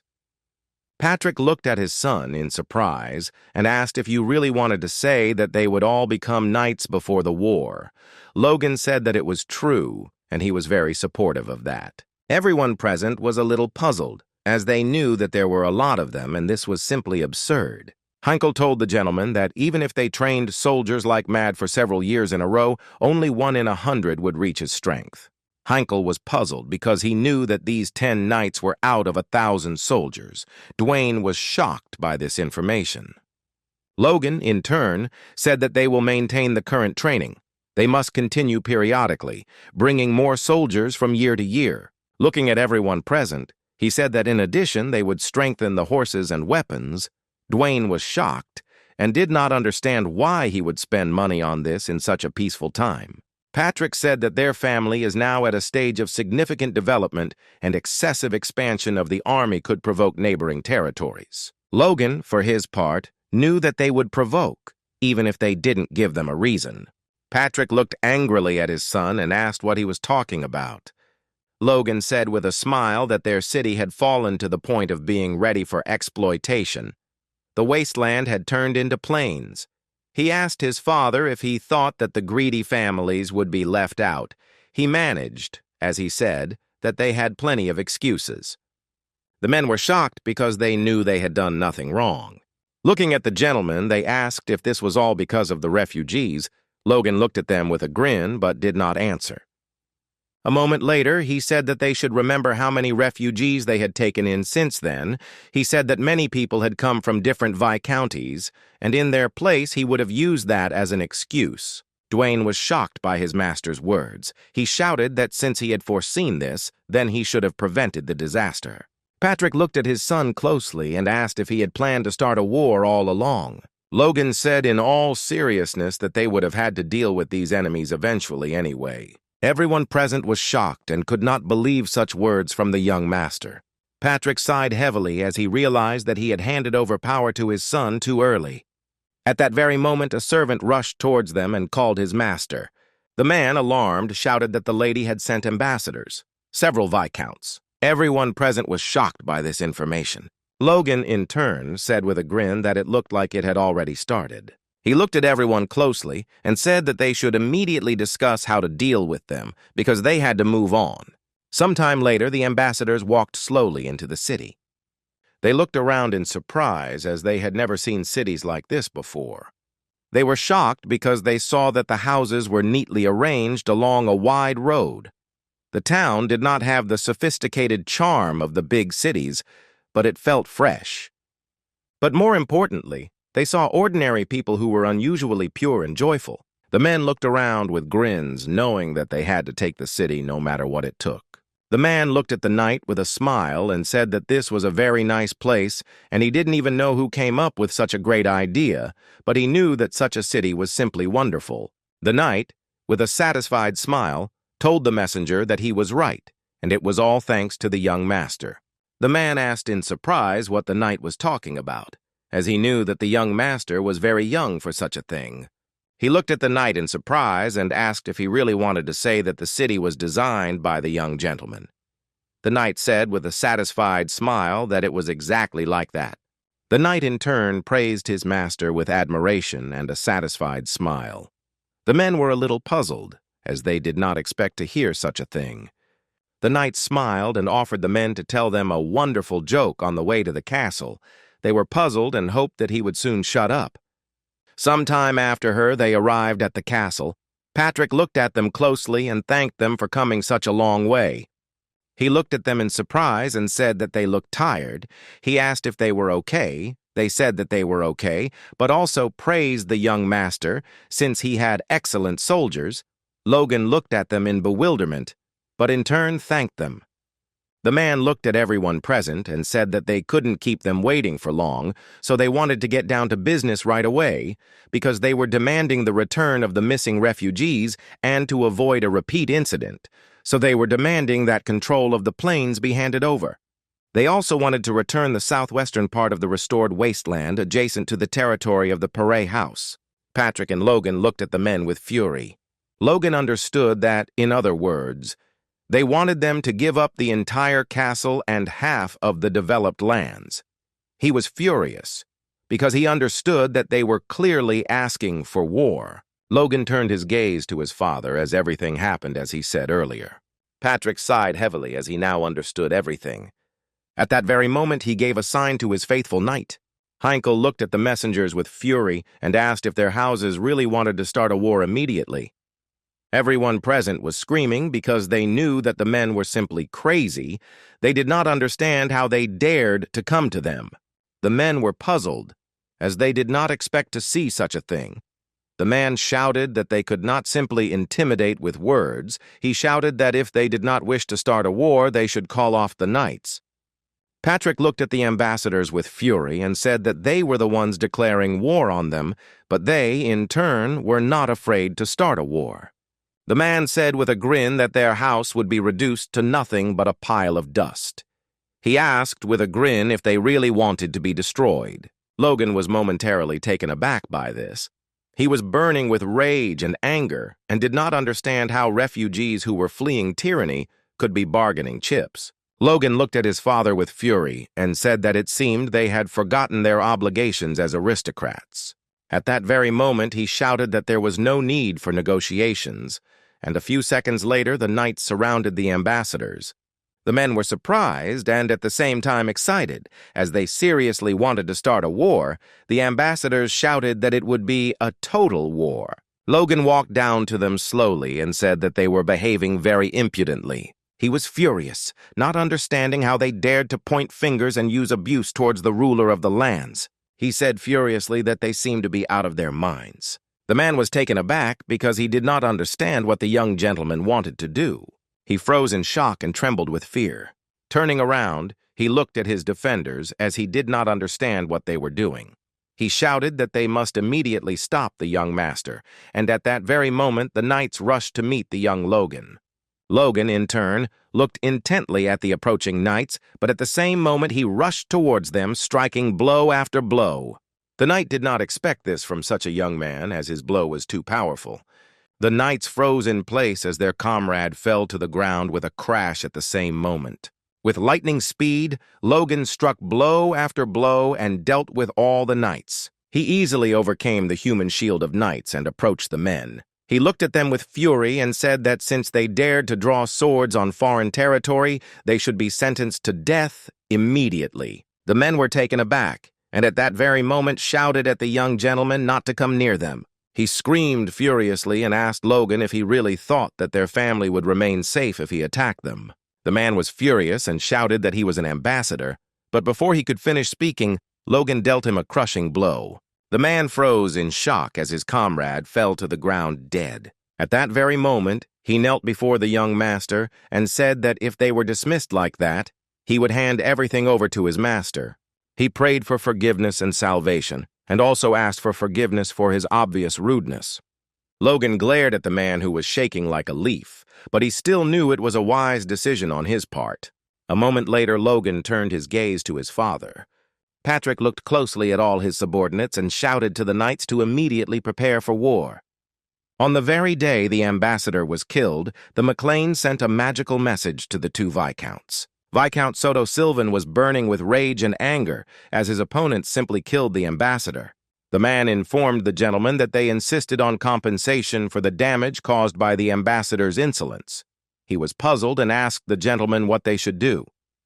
The Viscount, burning with rage, asked if the beggars had really begun to feel a little better and were now showing off fearlessly. He knew that they did not have the strength to win this war, and he intended to show mercy once. Logan was a little puzzled, as the Viscount ended up demanding the return of the runaway serfs, several million gold pieces in compensation, and the transfer of the plains to them. Logan was a little surprised because they gave an answer after a few days, and they, in turn, went to the fortress immediately after sending the ambassadors and sent the message on the same day. Patrick sighed heavily and asked why they were in such a hurry. He also said that their opponents might not know that they had enough strength to crush the Viscounts. Logan looked at his father intently and said that they needed to capture the Sylvans as soon as possible, because the more they showed their strength, the less of such petty taunts they would hear in the future. Logan looked at his father and said that there was no need to mobilize soldiers if the Sylvanians were quickly captured by the regular force. The Perez would not dare to act rashly. Kaisolon. At that very moment, she knocked on the door and called the master. As he led them into the room, he asked for forgiveness for disturbing them. Kaisolon, looking at the gentleman with a grin, said that the soldiers of the regular army, as well as the mercenaries, were ready. He also specified the number of everyone. Logan, with a fierce grin, praised his comrade, and also asked what state of the soldiers' weapons were. Kaisolon said that they were given armor, a copy of a crossbow, and horses, and he was sure that no force would surpass them. Logan knew that the crossbows had become several times more powerful than they had been during the war with the Tesserons, and Patrick and the knights' levels had increased due to the mastery of the new technology. Logan knew that they were unlikely to lose to the Viscounts, even if they united among themselves, but he knew that they should not provoke them at the same time just yet. Logan knew that once their territory was united, his family would have several strongholds, making their territory comparable to a margraviate. And then the first and second princes who were vying for the throne would want to lure them over to their side. He understood that now they couldn't attract the attention of these factions, because he wanted to make the third prince king. In his past life, he became the first prince, but he took advantage of their family and abandoned them. His repressions greatly weakened the kingdom. The second prince was no different from the first. Dolgan knew that there was only one option left. The third prince, although he was the third, he was the son of the current queen. Despite his youth, the king considered him the heir to the throne and for his outstanding talent. But unfortunately, the prince was unlucky, because the king suddenly died, but right now he is the only one who has the power to avoid the tragedy that happened in his past life. For this reason, he wanted to win the Civil War and make the prince king. But Logan knew that to do this, he had to remain inconspicuous, maintaining dignity and enough territory to hold several fortresses, making them similar in size to major viscounts. Logan looked at his comrade and asked if he had any good news. Kaisolon. At that moment, Sir shouted with a joyful smile that everything was exactly so. He was happy to say that Victor had awakened his power, and he was waiting to personally inform Logan about it. Logan looked at his comrade with a happy smile, who asked if he should call Victor to join them. Logan smiled and said to the delight of those that, of course, he should immediately call Victor. Some time later, Victor came to Logan. Logan smiled and told Victor that he didn't need to listen to long explanations and that he should show everything. At that very moment, Victor began to demonstrate his strength. The men were taken aback and looked at the young man in surprise as his power was gray. Logan was pleased with what he saw since it happened only a few years later. He knew that his talent as an aura user was the same as your past life. Logan praised the young man with a joyful smile. Victor beamed with happiness. But at that very moment, Victor was taken aback, as he saw in his master's hands his slave's ID. Logan looked at the young man with a smile and informed him that from now on he was a knight, so he would no longer need it. Patrick looked at his son in surprise and asked if he had really been keeping such a document with him all this time. Logan looked at the young man with a smile and said that he had a feeling that he would soon wake up, so he kept the document just in case. Logan looked at Victor sharply and informed him that his promotion to knight would be delayed until the end of the war. Victor was surprised and did not understand why this was so. Logan said that he could not allow the one who had just been freed from the status of a slave to join the other knights. Logan said that he would destroy this document immediately, but Victor still had to be patient a little longer. Logan looked at the young man closely and asked if he believed him. Victor was shocked and shouted that this was not the case at all. Logan looked at the boy with a smirk because he knew it didn't upset him. Logan knew he was just hungry for a fight, and he wanted to draw his sword as soon as possible in front of strong enemies. Logan, in turn, had already prepared a strong opponent for him. He knew that when the time came, Victor would fight him as much as he wanted. A moment later, Logan said that they should send a message to the Viscount. He said that they needed to question the legitimacy of their protest and inform him that the behavior of their sender had been unacceptably rude. Patrick looked at his son intently and said that he should drop the formalities and get straight to business. Logan looked at his father with a satisfied smile as he realized that his father wanted him to shut up and start fighting. After some time, the army advanced towards its opponents. Coming closer to the Viscount's domain, the army captain shouted for him to come out to battle. The knights were taken aback because they did not understand what was happening at all, because they saw burning flags. At that very moment, the Viscount reported that they were under attack. He was furious, and because he understood that they were just crazy and were making fun of him. The captain looked at his master and asked permission to lead the attack, and he would stop Patrick in this way. The Viscount knew that the enemy had greater numbers, but he still knew that they had the advantage. The Guardian looked at the man closely, as he knew that he had already become a high-ranking knight and now had the same strength as Patrick. He sighed heavily and asked if there was any response from the Perets. The knight shouted that they were silent for now, and most likely they were negotiating. The knight told his master that even if they sent reinforcements, they would arrive in half a day, so they did not need to wait for them. The Viscount said that this was not the case at all, since he assumed that they could win this war, but the Peretas could betray them. Everyone present was taken aback for a moment, as they did not expect such a thing. He looked at them all intently and asked if they found it strange. The Viscount said that they declared war as soon as they sent the message of protest and hurried to them as if they had been waiting for it, and the Peretas remained silent all this time. The Viscount looked at the captain sharply and asked if he thought this was normal. Callian looked at his master puzzled and said that it probably wasn't. The Viscount looked at the man with fury and said that it seemed they were alone. Otherwise, what was happening simply would not make sense. The Viscount was burning with anger and fury, but at the same moment he was taken aback as he heard some noise. Patrick looked at the Viscount with fury and shouted that he could continue to hide in his lands like a cowardly dog. But Patrick promised him that he would personally cut off his head and shoulders. The Viscount was very angry and looked into the distance at his opponents with fury. A moment later, the Viscount told the captain to contact the Befros and inform him that once they had defeated their opponent, they would offer them half of what they had captured as a token of their gratitude. Callian was surprised by this statement. Viscount Soto Silvanus shouted at the captain to do whatever was required of him immediately, so that the scoundrels from the House of Peret would not act. But at the same time, he wanted his army to completely crush their enemy as well. He looked at everyone present with fury and shouted that they must immediately deal with the enemy before reinforcements arrived. Viscount Soto Silvan was burning with anger and fury as his comrade dared to stab him in the back. He knew that after the McLeans, he would be next in line. Meanwhile, Heinkel looked closely at his master and asked if it wouldn't be better to provide covering fire before heading into the castle. Patrick firmly said that they would not do this for now because they could not let the Viscount go, and Logan, in turn, supported his father. Logan said with a smirk that they thought they were superior in strength, so they would be out soon. Logan said with a grin that he knew the Viscount very well, he would not survive such an insult, so they needed to wait a little. Heinkel looked at the young gentleman with bewilderment. Since he knew that he had lived his whole life on the estate, he did not know how he knew the Viscount's habits. A few minutes later, the castle gates opened and the knights began to come out little by little. A moment later, an entire army was at the castle gates. The men looked at the army of knights with fury, as they knew that there were many more of them.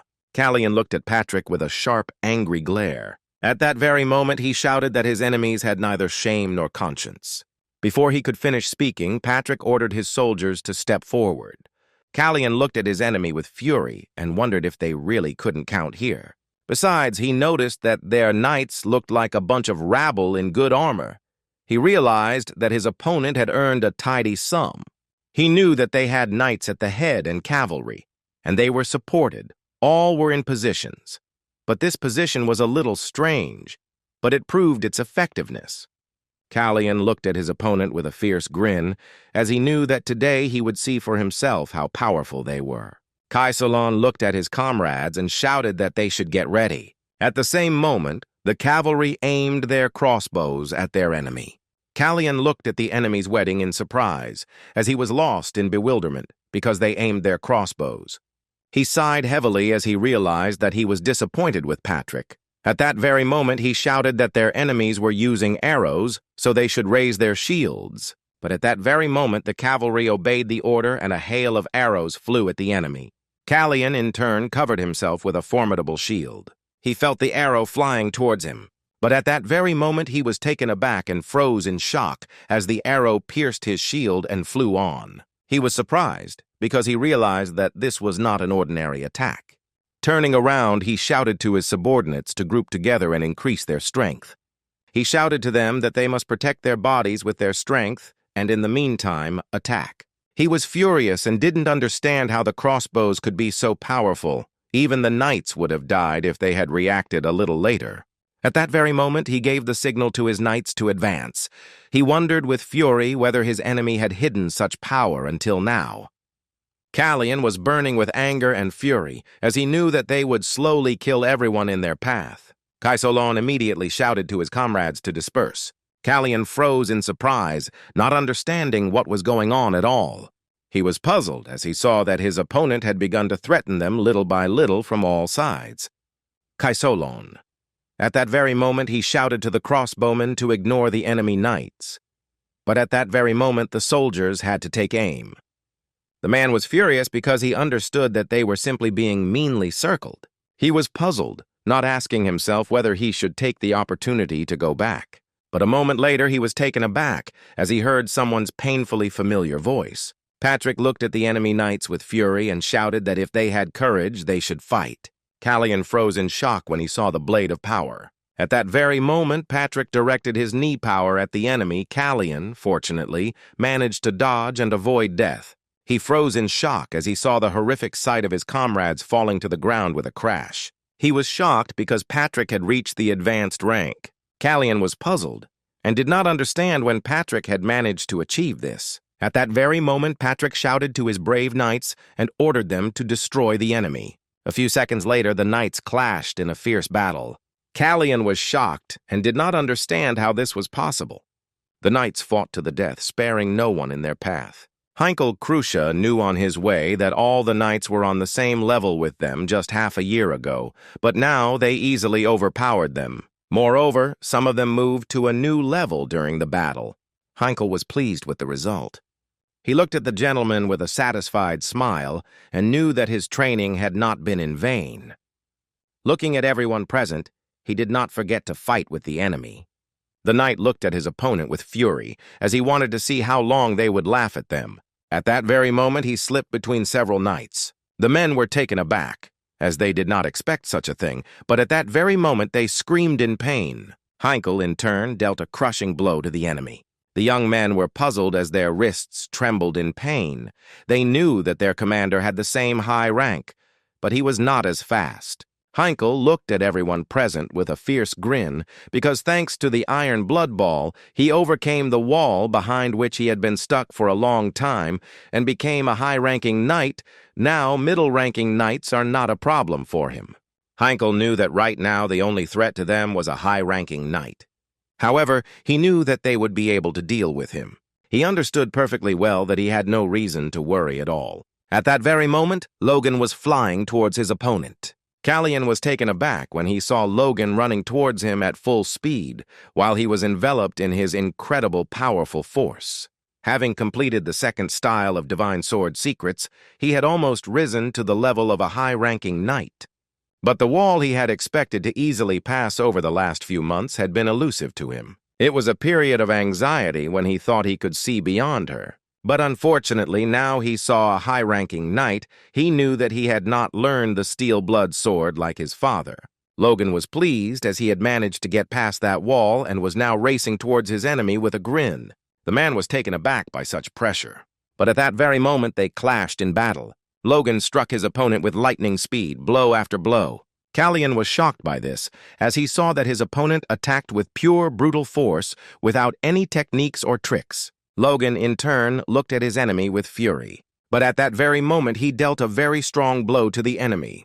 Callion was taken aback by surprise, as he realized that the young man had begun to push him aside.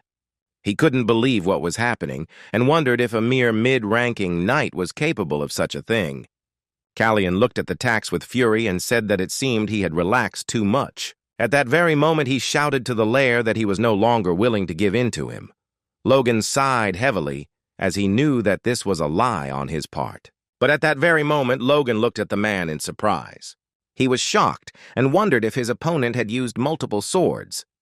A few seconds later, Callion rushed into battle. Logan knew it didn't matter, because the real sword was the one he had in his hand. Logan paused for a moment and wondered if this was all too obvious, but Callion immediately charged at his opponent with fury. Logan was taken aback and froze in shock for a moment. He turned around and looked closely at his opponent as he realized that all of his swords were real. Callion looked at his young opponent with a smirk, knowing that he was lucky since he was aiming for the neck. Logan looked at his opponent with a satisfied smile as he realized that all the swords were real, and this was a very entertaining and interesting trick. Callion looked at his opponent with a smirk and told him to enjoy them while he was alive. At that very moment, he rushed towards the Logan in order to deal him a crushing blow. Logan looked at the man closely as he saw another sword, but he was not about to give up.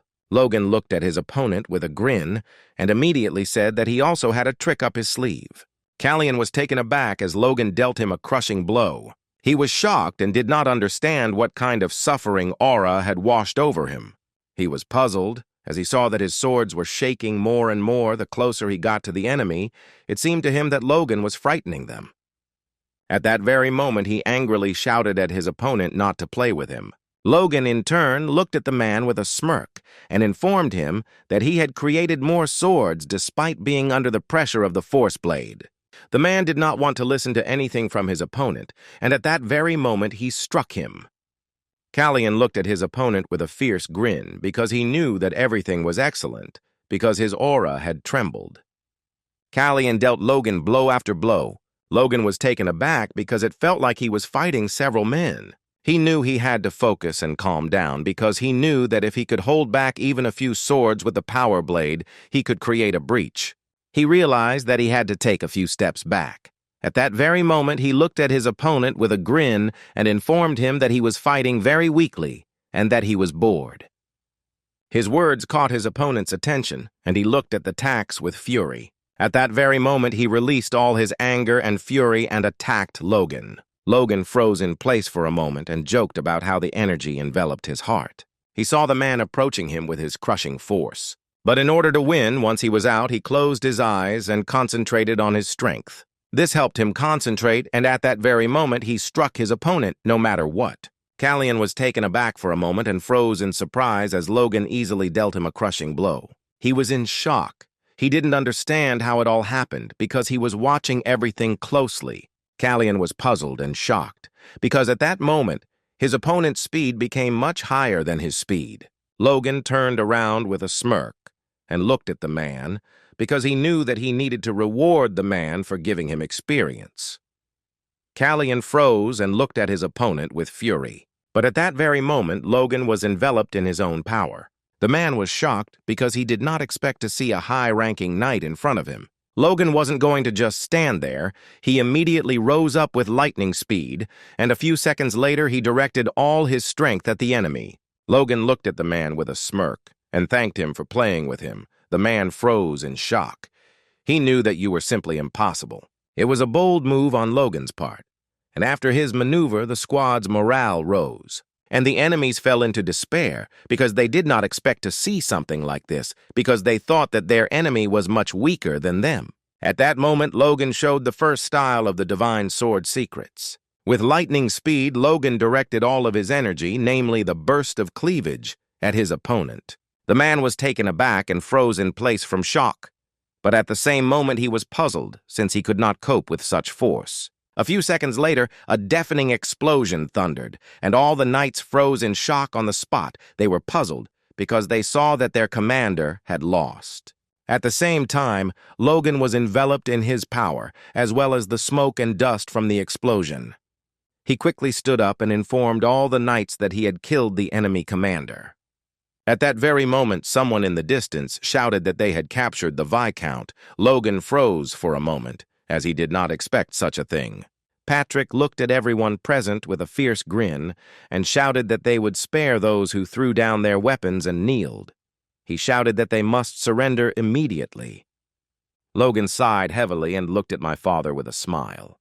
He didn't understand when he managed to capture the Viscount. After a quick count, Logan knew how many enemy soldiers had died, but at the same time he knew that only a few knights had died from their squad. But the soldiers were all alive. The battle, which began in the afternoon, lasted only a few hours. It ended because they suppressed the rebellion. Logan knew that this victory could provoke a major war. Sometime later, the knight reported to his master that the Sylvans had lost to the McLeans. The man, looking at his master, sighed heavily and said that perhaps he was crossing the line, but still he knew that it was time for his master to make a countermove. In turn, the Lord of the Southwest silently looked at his subordinate, because he was thinking about how he should act in this situation. Patrick looked at the Viscount intently and said that he was giving him one more chance to apologize for his sins so he could take some of his property and leave the lands, along with his family. The Viscount was furious, because he knew that the government would not tolerate such an outrageous seizure of power. Looking at Patrick, the Viscount shouted that the ruler of the Southwest, the Earl, would not allow this. Patrick looked at the man with fury but did not answer.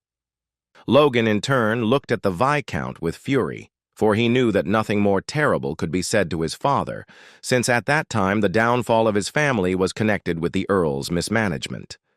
But the one who brought about the rebellion in order to profit from the chaos was the Count, one of the McLean's vassals. The former rich lands of their family became the property of the Bethros, making them the rulers of the southwestern region.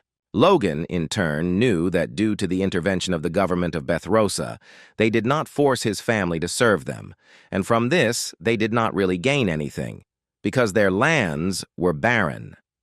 But he knew that the mere mention of this family was enough to anger his father. Patrick looked at the man with fury and asked if he really wanted to die. The Viscount was taken aback, didn't know what to answer, and looking at Patrick with tears in his eyes, he trembled. Before he could respond, Logan quickly dealt with him with fury. At that very moment, Patrick looked intently at his son. Logan looked at his father closely and said that he respected his wishes to die with honor and did so painlessly. Patrick had nothing but praise for his son. Logan looked closely at the Viscount's body as they were trying to give him a chance, so he hoped. The other nobles would not use this as an excuse to attack. He understood that they had to be careful, as they would not strengthen the enemy in the person of the Earl yet. Weeks later, Logan informed his father that they were continuing to monitor, but the Perets had still done nothing. Patrick sighed heavily and asked if they had a reason to do so. Logan asked his father about the Tesron castle. Patrick said that Clayton was there now, and no matter what happened, he would be able to find out everything. Logan thought for a moment, as they hadn't defeated the Viscount with brute force alone. He knew that the Viscount had simply underestimated them, and they, in turn, led everyone as best they could. At that time, they had only one ace up their sleeve. They wanted to remain out of reach. He knew that several castles could not be held in this way, so they had to quickly reorganize everything. Looking at his father, Logan asked, how about Togo moving the center of their domain? Because he understood that if they built cities in the center, it would be easier for them to control the castles. The men looked at Patrick and shouted that his son was right, and they had already cut down the forest with monsters, so in McLean it was enough to leave a minimum number of forces. They could place knights in the cities, then they would be ready to go to Tesron and Sylvan at the first call. Patrick looked at everyone present and said that this was a very wise decision. Logan looked at everyone with a smile, as he realized that now he wouldn't have to deal with this on his own. Looking at his son, Patrick asked how many knights they had captured. Logan reported the number of knights and also said that they were all in prison now, and he also said that among them were several knights of mid-rank. Patrick asked his son if he could convince them to serve them. Logan smiled and said that he would do it without any problem, because no one swore absolute loyalty to the Viscount. Logan was pleased and couldn't believe that they had gotten so many good knights in one fight. He knew it was a better deal than recruiting talented youths. But he knew that if the Viscount had acted a little more carefully, there would have been casualties. He knew that they had only managed to catch a quarter of his knights. Logan knew that he couldn't let something like this happen again in the future. He knew that they couldn't relax because of the victory, and he had to tell his father to stay vigilant. Patrick smiled and told his son that with such powers, even the Paretas did not seem scary to him. He looked at his son with a smile and said that it was all thanks to him. Logan was momentarily taken aback and froze in embarrassment. He sighed heavily as he wished that for one day they could let down their guard and enjoy the victory. But at that very moment, a man burst in and hurriedly called the master, since they had received a letter from Befros. Everyone was taken aback for a moment, as they did not expect this. The man slowly opened the letter and told everyone that he would now read everything. The Earl wrote that as ruler of the Southwest, he felt great discomfort because of the war they had started. Patrick was furious because he called himself ruler of the Southwest. The man read that at the request of Viscount Sylvan, Pareta, and Maclena are obliged to immediately end the conflict. Patrick was furious, as they had started it noticeably and now they were asking them to stop. He was shouting that the Viscount had no conscience.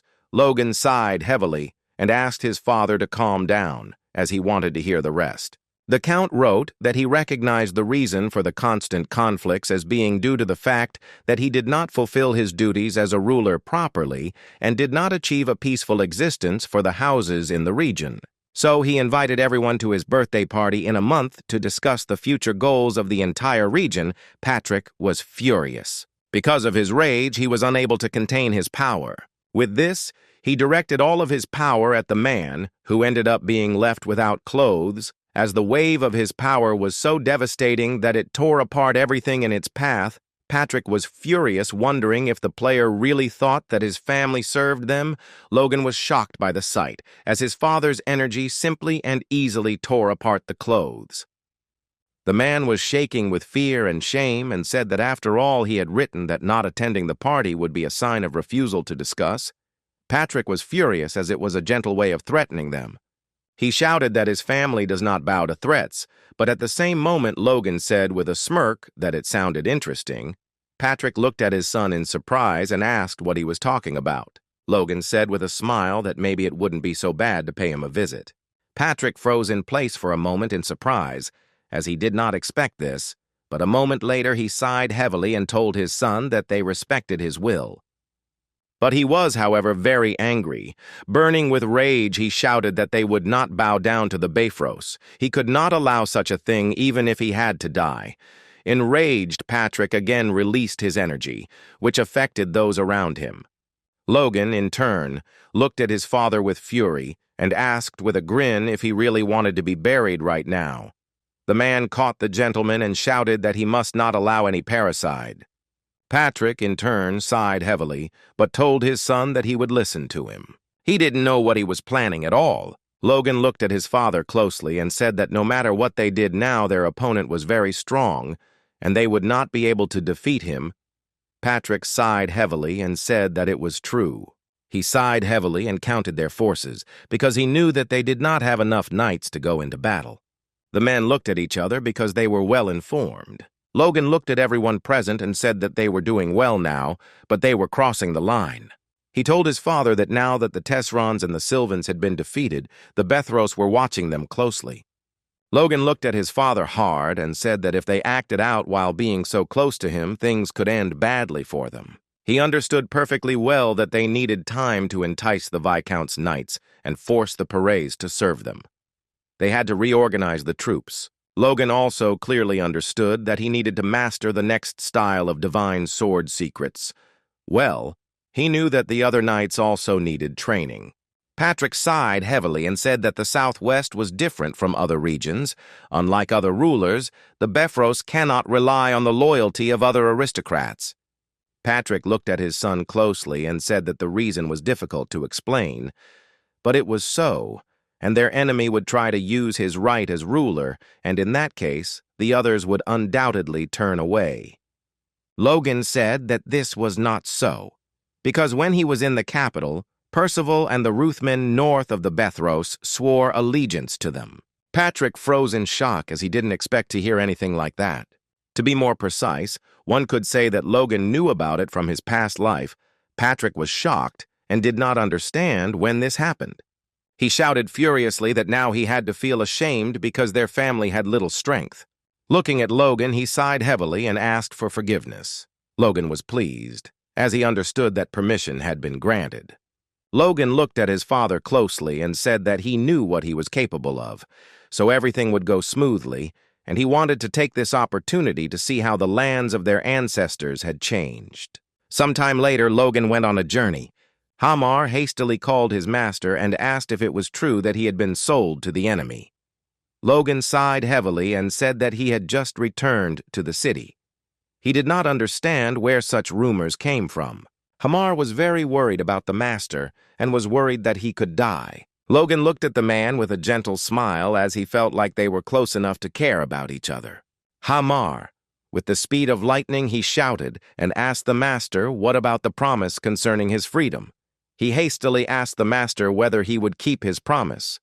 Logan was puzzled as he understood why the man was worried. He shouted that he would not die and that he was not sold, and he also told the man to learn to ignore stupid gossip. Hamar shouted to his master that most of the rumors about him were true. Hamar sighed heavily and sheepishly told his master that he had to take something. He also said that he did not have time to decorate it properly, but he made something for his master. Hamar looked at the tax with a satisfied smile and said that he could assure of its excellent quality. Looking at the master, he said that he made him a beautiful sword, which was made of pure mithril. Logan was shocked by what he saw. The knight looked at the lord intently, or said that they were brought to the gates of the Bethros castle and were told to wait until someone came to meet them. Flonferreta sighed heavily, but still agreed. But a moment later, he looked out the window in surprise.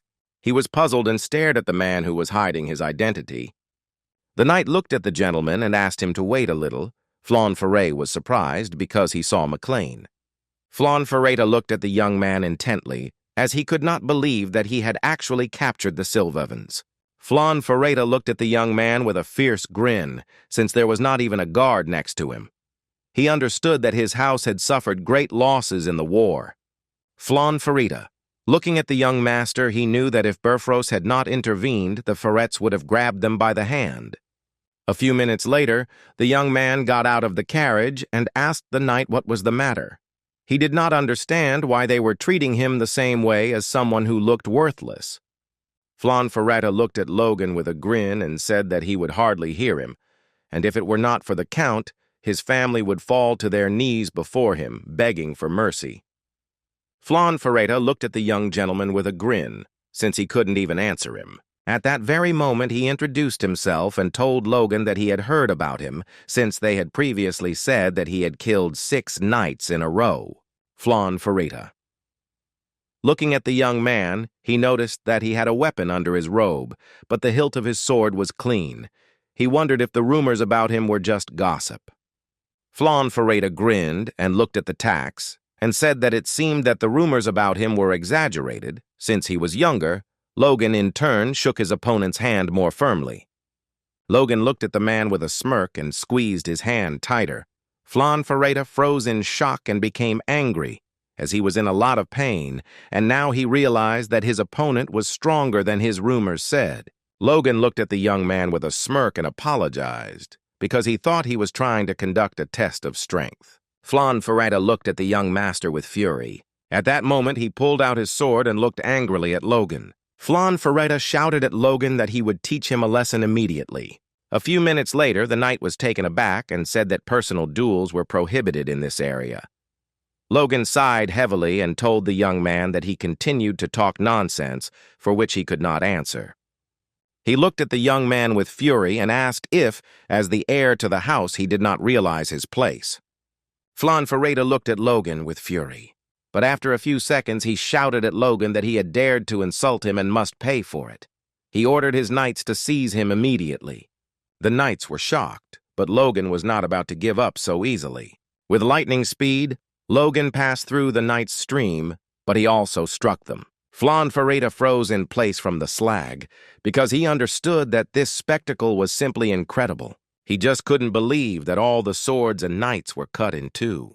He looked at the young man with fear, as he did not feel any strength. He wondered if Logan had done it with just a sword. Flan Fareta was taken aback, since he also did not feel any magical power, so he assumed that his opponent was using the artifact. The knight was taken aback and looked at the young gentleman in surprise, as he was amazed by his skillful sword. He asked for forgiveness for his rudeness, but still asked where Logan had bought such a sword. Logan said that this was rudeness. Flan Fareta looked at the tax with fury, as he realized that he was simply lucky, as he found an excellent sword. But after a few minutes, a man approached them.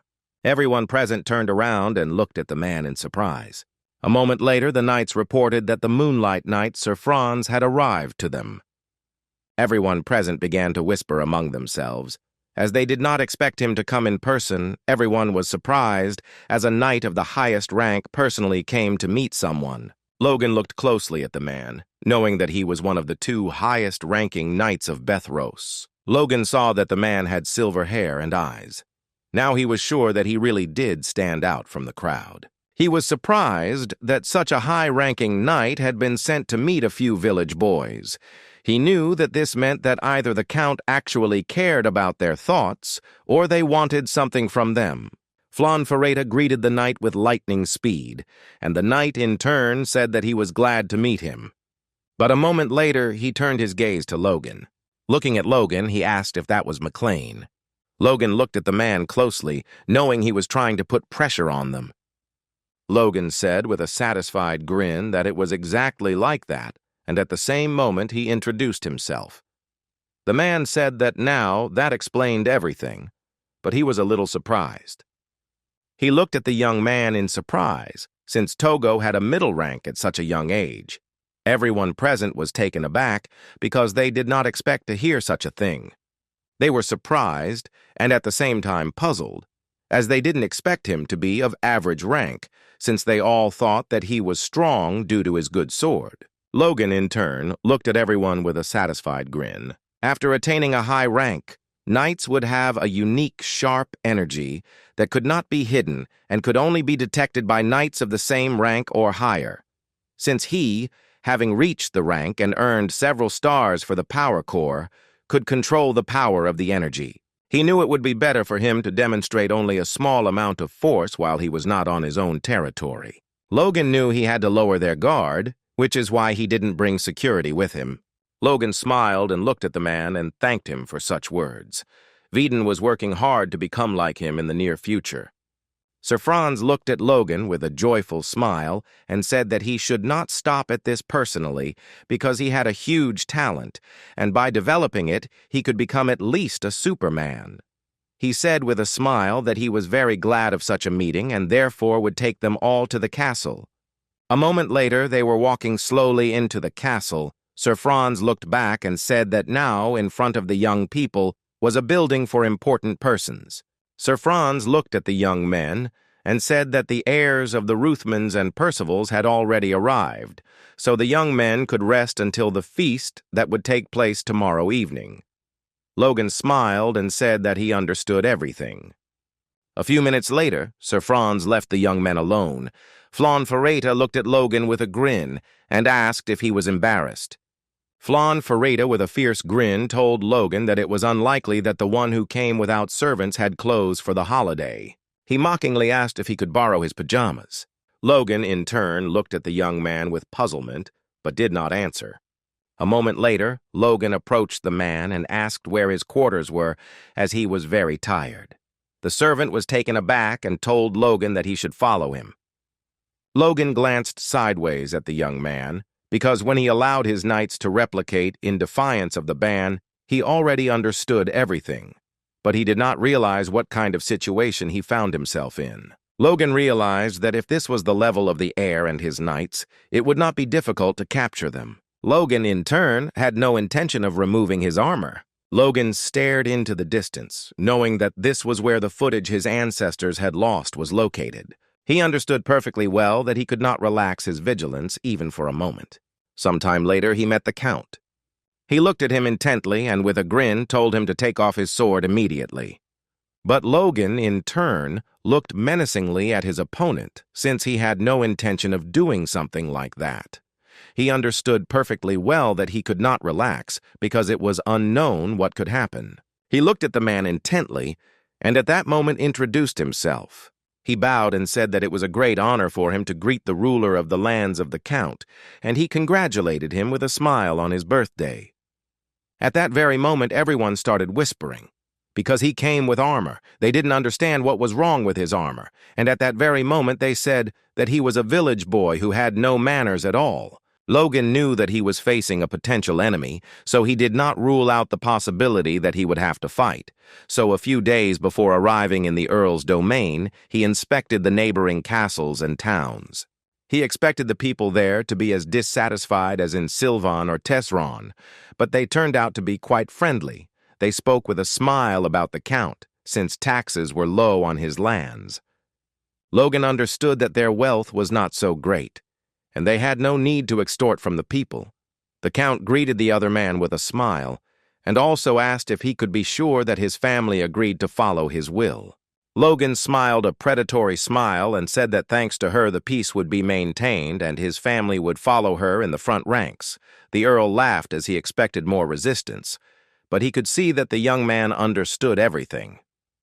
He looked at the young man with a smile and asked him to enjoy the banquet. Logan looked at the Count intently, and at that very moment he was convinced that he had the fifth circle. In his past life, there was a rumor that the Count had shown incredible strength in battle. The Count was on the side of the second prince who lost, so he didn't pay attention to him. But the fact that Togo had the fifth circle is true.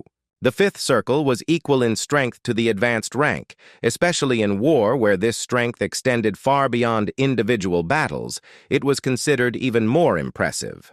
Logan thought for a moment, as he knew that the Count had several knights of the advanced circle. He was puzzled and did not know what to do. But a moment later, everyone was informed that the Count would like to make a ceremonial speech. The Count looked at everyone present with a smile and said that first, he wanted to thank those who came to his birthday, such an ordinary person like him. He looked at everyone present with a smile and said that the young man himself did not come, but he was obliged to thank His Highness the Second Prince for gifting him with tears of the sun, as he was infinitely glad about such a gift. The young ladies were surprised by this, as they did not know that they were so close. Logan looked at everyone present. The ladies said that for a long time the aristocrats of the Southwest were separated. Unlike other regions, Logan wondered if the Earl was really going to repeat the same thing that was in the letter. The Count looked at everyone present and shouted that it was time to leave behind the meaningless traditions and customs and unite. He shouted that the prince who would most likely inherit the throne wished to support their region. Logan glared at the Earl, which was a fancy way of telling everyone to shut their mouths and go serve the prince. The Count looked at everyone with a fierce grin and said that they had started and would end the Southwestern conflict, which had lasted for many years. Logan froze in shock for a moment. The Count said with a fierce grin that Logan was a great young man. He had stood out in time, as his family had recently held several victories. He said that Logan was a genius and he was very young, but he was already a knight of mid-rank. Looking at Logan, he said with a satisfied grin that even the advanced rank knights he knew were not such masters at his age. Logan continued to smile, but he did not know whether it was a compliment or the Count had something in mind. The Count looked at the young man intently and said that he had no intention of forcing or obliging such a talented fellow, because he only wanted to make him a lucrative offer. With a smile, he called Logan. The Count looked at the young man closely and said that the second prince's grandfather was looking for talented young men like him, so he would like to recommend Logan to him. Looking at the young man, he asked him with a smile what he would say. Everyone present was shocked, including Logan.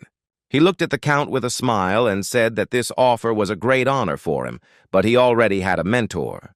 The Count looked at the young man in bewilderment and asked if this was really his father. Logan smiled and said that it was not so because he was lucky enough to train with a great man. For this reason, he was forced to refuse this offer. All those present froze for a moment, including the Count, as they did not expect such a refusal. The Count looked at the young man with a grin and mockingly said that he was quick on the uptake. But he also said that they would soon be visited in person by the Sword of Sweltering Heat. So he asked Logan why he didn't learn a little from the man. The Earl told Logan that this offer was not only for him, because he intended to offer it to all the heirs who served him. The Earl also asked the young man to name his mentor. Logan got angry when the Earl said it furtively. Such words could seem to everyone that his family served the Earl. He was burning with rage, and since the Count wanted to bind them to himself at any cost, he knew that in such a situation it would be difficult to refuse him again. But fortunately, he had prepared in advance. Logan thanked the Count with a smile for the flattering reviews, but he could not refuse if his desire was so strong. The Count, with a satisfied smile, thanked the young man for accepting the offer because he knew that his choice would be the first step towards the unification of the Southwest. He looked at everyone present with a smile and said that his old friends had agreed to unite under the flag of his family. Looking at the young people, he said that as a token of gratitude for their loyalty, he would personally give gifts to their heirs. A moment later, several artifacts were brought into the room. Everyone present immediately began to whisper as they realized that the artifacts were very valuable, and the Count had spent tens of millions of gold on them. A magical instrument that held or contained magical power, which almost always endowed them with magical properties. These artifacts were created by magicians from the magic department, more universal than what the Circle Masters did. Because of this, the artifacts were divided into classes based on the magic that permeated them. Logan was puzzled and at the same time surprised, because he knew that the prices for these artifacts were absurd. The cheapest materials used in their building were mithril, so as not to waste resources. They were usually enchanted with at least the magic of the third circle. To create a third-class artifact, a fifth circle mage was required, so no one was surprised that the prices were so high. Logan was surprised that the Earl would use something like that as a gift. At that moment, the Earl shouted and called several heirs. He looked at them intently and asked if they swear allegiance to him. The young men knelt before the Count and said that they swear allegiance on behalf of their house. The Count looked at them intently and with a satisfied grin said that he accepted their promises. He also gave the sword and hammer to the young men. At the same time, Logan looked at them intently. The young people immediately thanked the Count for such an honor. The Count said with a satisfied smile that he is not stingy with gifts, and those who serve him receive appropriate gratitude.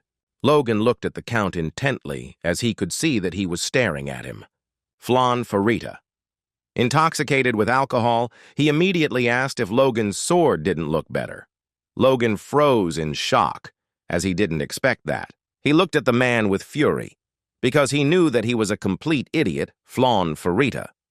Looking at the Count, he said that he was exaggerating. Looking around, he asked everyone present what they thought. Looking at everyone, he said with a smirk that he thought Logan's sword looked better. The Count looked at the young man with fury. Flan Farita began to say that the Count could not tell the real talent, but he, unfortunately, did not have time to finish, as someone suddenly closed his mouth. Logan glared at the young man, knowing he was a complete idiot because he had dug his own grave. The sword forged by Hamar was called Lux, which meant twilight in the ancient language. Its power is clearly comparable to most artifacts. The master blacksmith created it specifically for Logan, and it was precisely this kind of thing that was filled with soul. Getting a good item from a dwarf isn't that hard, but greedy aristocrats don't realize it.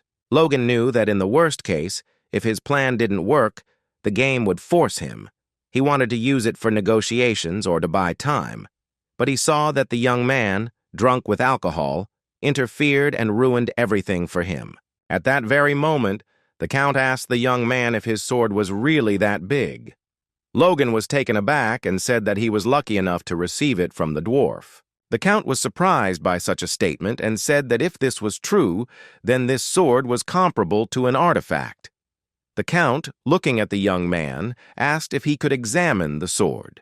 Logan knew he would not get his treasured sword back. He smiled and said that even though he was young, as a knight it was difficult for him to hand over his comrade to someone else.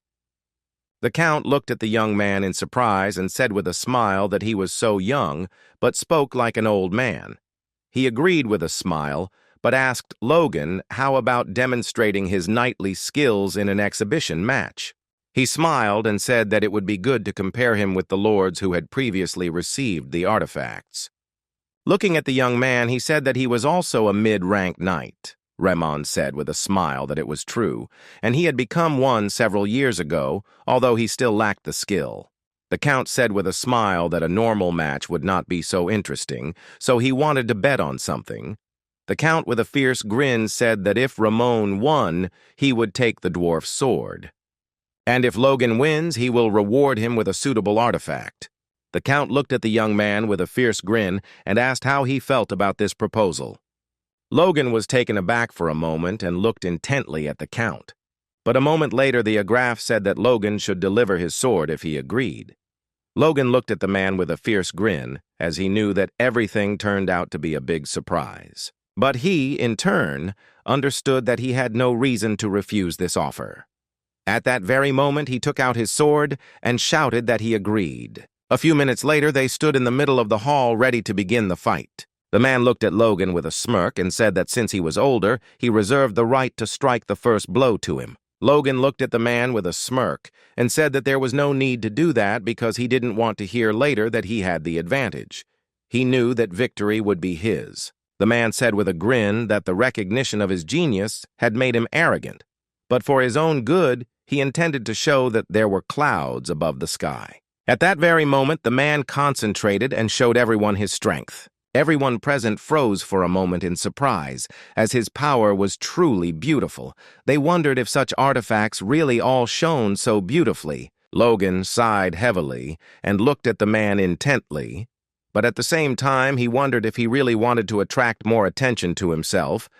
Logan knew that the man was now the perfect target. Logan glared at the Count as he deliberately gave the man an artifact that was more of a throwaway than truly useful. He understood that the light from his sword was rather modest in comparison, but his sword was perfectly balanced, well-sharpened and durable. The sword was needed only for its direct purpose, and not to be called beautiful. The man looked at the tax with a fierce grin and asked if his cute sword could withstand the artifact.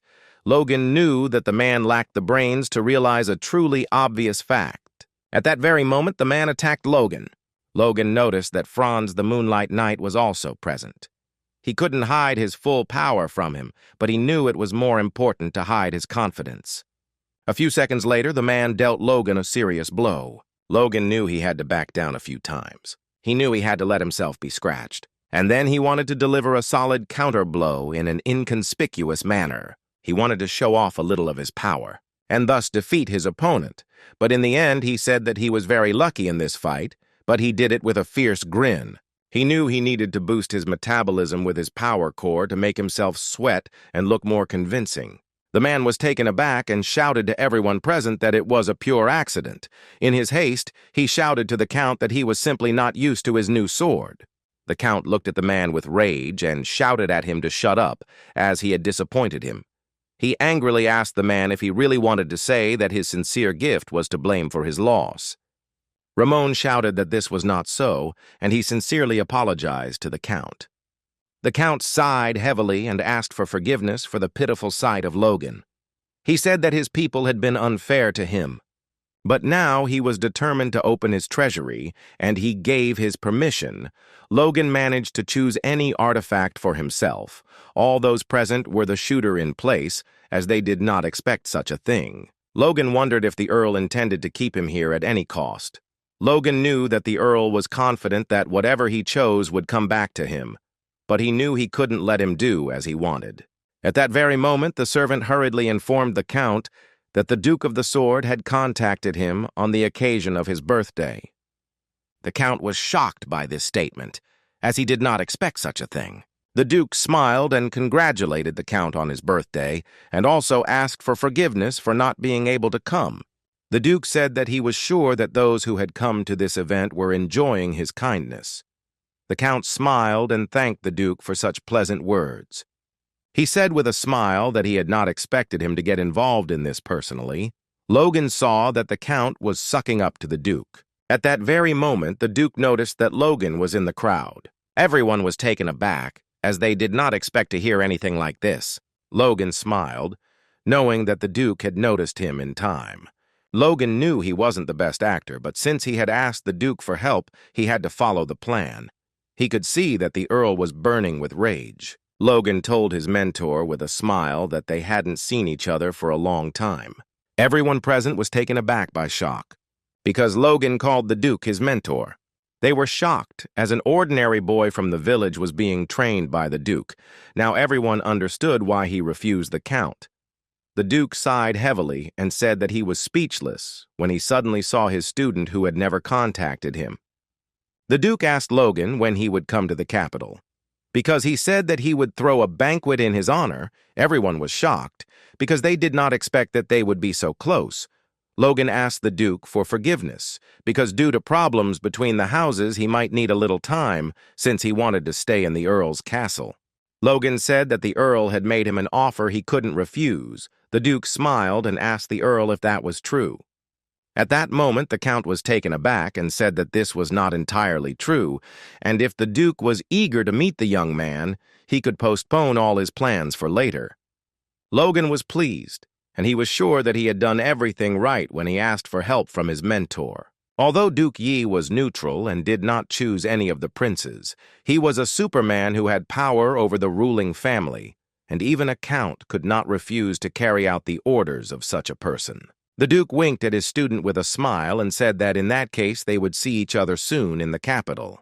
Logan thanked his mentor with a smile and from the bottom of his heart. In turn, the Count looked at the young man with fury, since everything was not going according to his plan. The next day, Logan managed to get into the Count's treasury. The knight told the young man that he had 1 hour to inspect it. Logan froze for a moment as his eyes wandered.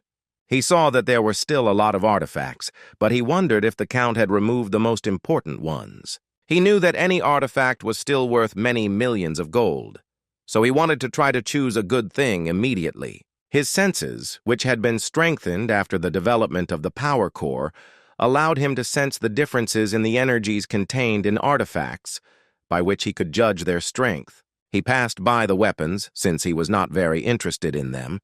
He knew that his sword would be enough for him, because even just looking at it, it was obvious that there was nothing there better than what was at the banquet.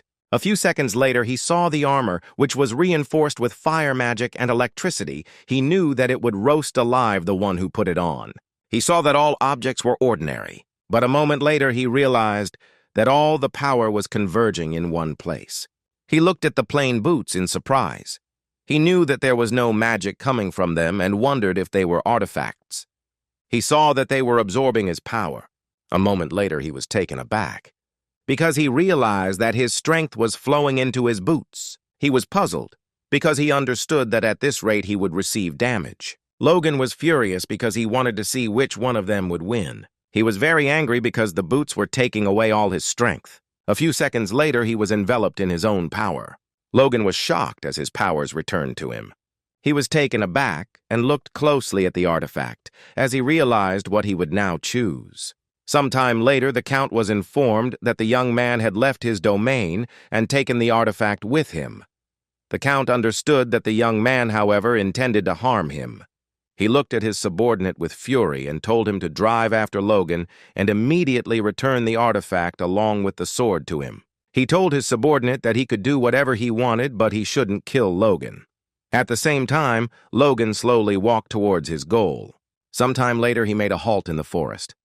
But a few seconds after he started meditating, he heard some extraneous noise. He was a little wary because he felt that someone was planning to kill him. In turn, he wondered if the Count had sent the assassins after him. A moment later, a man approached him and said with a smirk that he had a heightened sense of smell.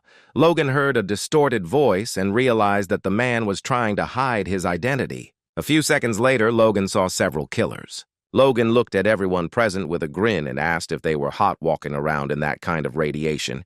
He knew they must be. It wasn't easy getting to him from the county. The man looked at his comrades and said that they should not kill the young man. At that very moment, the mercenaries rushed towards Logan.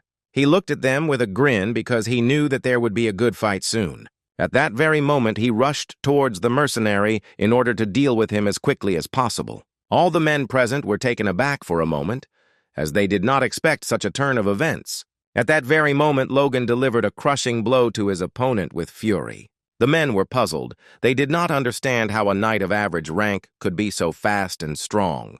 They were shocked because he was incredibly fast and he fought them with ease. Logan looked at everyone present with a smirk, as he now realized that he had made the right choice when he took the boots. When the boots released the power that was embedded in them, he thought it was an accident. But when he put the boots on, their true value was revealed to him. They contained a quick reaction. Moreover, they were self-repairing and adjusted to size. He knew that the boots of the Wind God were simply an excellent find for him.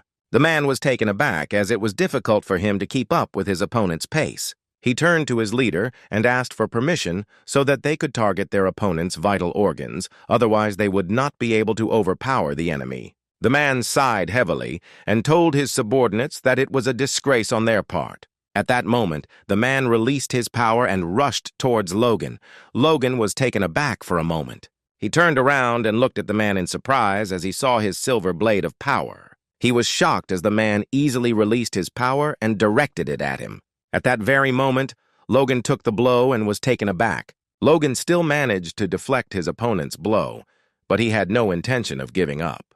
He looked at the man with fury and said that he had not previously known that he had earned the title of Knight of the Moonlight through cunning. He looked at his opponent intently and called his name, but he made no reply. Sir Franz, slowly removing his hood, told the young man that he was not the only one who hid his true strength. He looked at Logan with a grin and said that he had chosen an amazing artifact. Logan looked at the man with anger and caution, as he understood that he had decided to reveal his identity after all, although he understood that after using the legendary silver power, there was no longer any point in hiding his identity any longer. Sir Franz looked at the young man intently and said that he would take the artifacts as payment for the lesson. Logan looked at him in surprise and asked me if it bothered him that he had the title of Moonlight. The man looked at the young man intently and said that for this reason the lesson would be very harsh. He also thanked Logan for going this far. Logan looked at his opponent in bewilderment, as his posture was very strange. It seemed to him that he was holding a whip and not a sword. At that very moment, the man used his power and directed it at Logan. Logan was taken aback and froze in shock for a moment as his blade of power actually moved like a whip. He saw the man's power directed at him. Logan was puzzled as he was able to feel the merciless blows of the enemy on himself. He understood that his blade of power did not work against the enemy, and he could only reflect the blows. But Logan knew that if it came to this, he would have to use everything he had. Everyone present was taken aback by the shock, as they did not expect anything like this, but they knew that their mentor's strength was as strong as ever. Logan was furious because he didn't feel any effect even though he used the first and second forms. A moment later, he was taken aback and saw that his opponent was aiming the crushing force of his blade at him, but he managed to dodge the blow at the last minute. At that very moment, he jumped back, but where he was, a deafening explosion thundered. Sir Franz looked at the young man with a grin and said that this blow was very close, and if he had relaxed for a moment, he would have died already. He looked at Logan with admiration and asked how he managed to do something like this. He doubted that it was the artifact. Sir Franz asked the young man with admiration if this was the secret art of the sword. Logan was furious as he saw that his opponent was still on his feet and his blows had no effect on him. He knew that if it were not for the reinforced boots, he would not have been able to dodge the blow. Logan was furious because he knew he didn't have the strength to defeat his opponent, but he knew he had held his own against him. At that moment, he shouted that it wasn't so. Sir Franz looked at the young man in surprise and asked what he was talking about. Logan told his opponent that if he gave him a little time, he would show him the Duke's secret art of the sword. Logan said that he still had not fully mastered them. Sir Franz was taken aback, but at the same moment he agreed. He sincerely wanted Logan to show his abilities. Logan looked at the man closely because he knew that since he was inspired, it would be easier for him. He knew that he just needed to believe in himself. He learned that his secret arts, which he barely knew even after a month spent as a high-ranking knight, would help him, so he had to concentrate. Logan knew that if he lost here and now, he could lose his sword and boots, and the man would make sure that he would never be able to pick up a sword again. So he knew that he had to pull himself together and do everything possible to prevent this from happening. After concentrating, he slowly opened his eyes and looked intently at his opponent while giving him a command. At that very moment, Logan clearly saw his opponent in front of him, who was rushing towards him with fury in his eyes. Sir Franz shouted at the young man that he trusted his enemies too easily.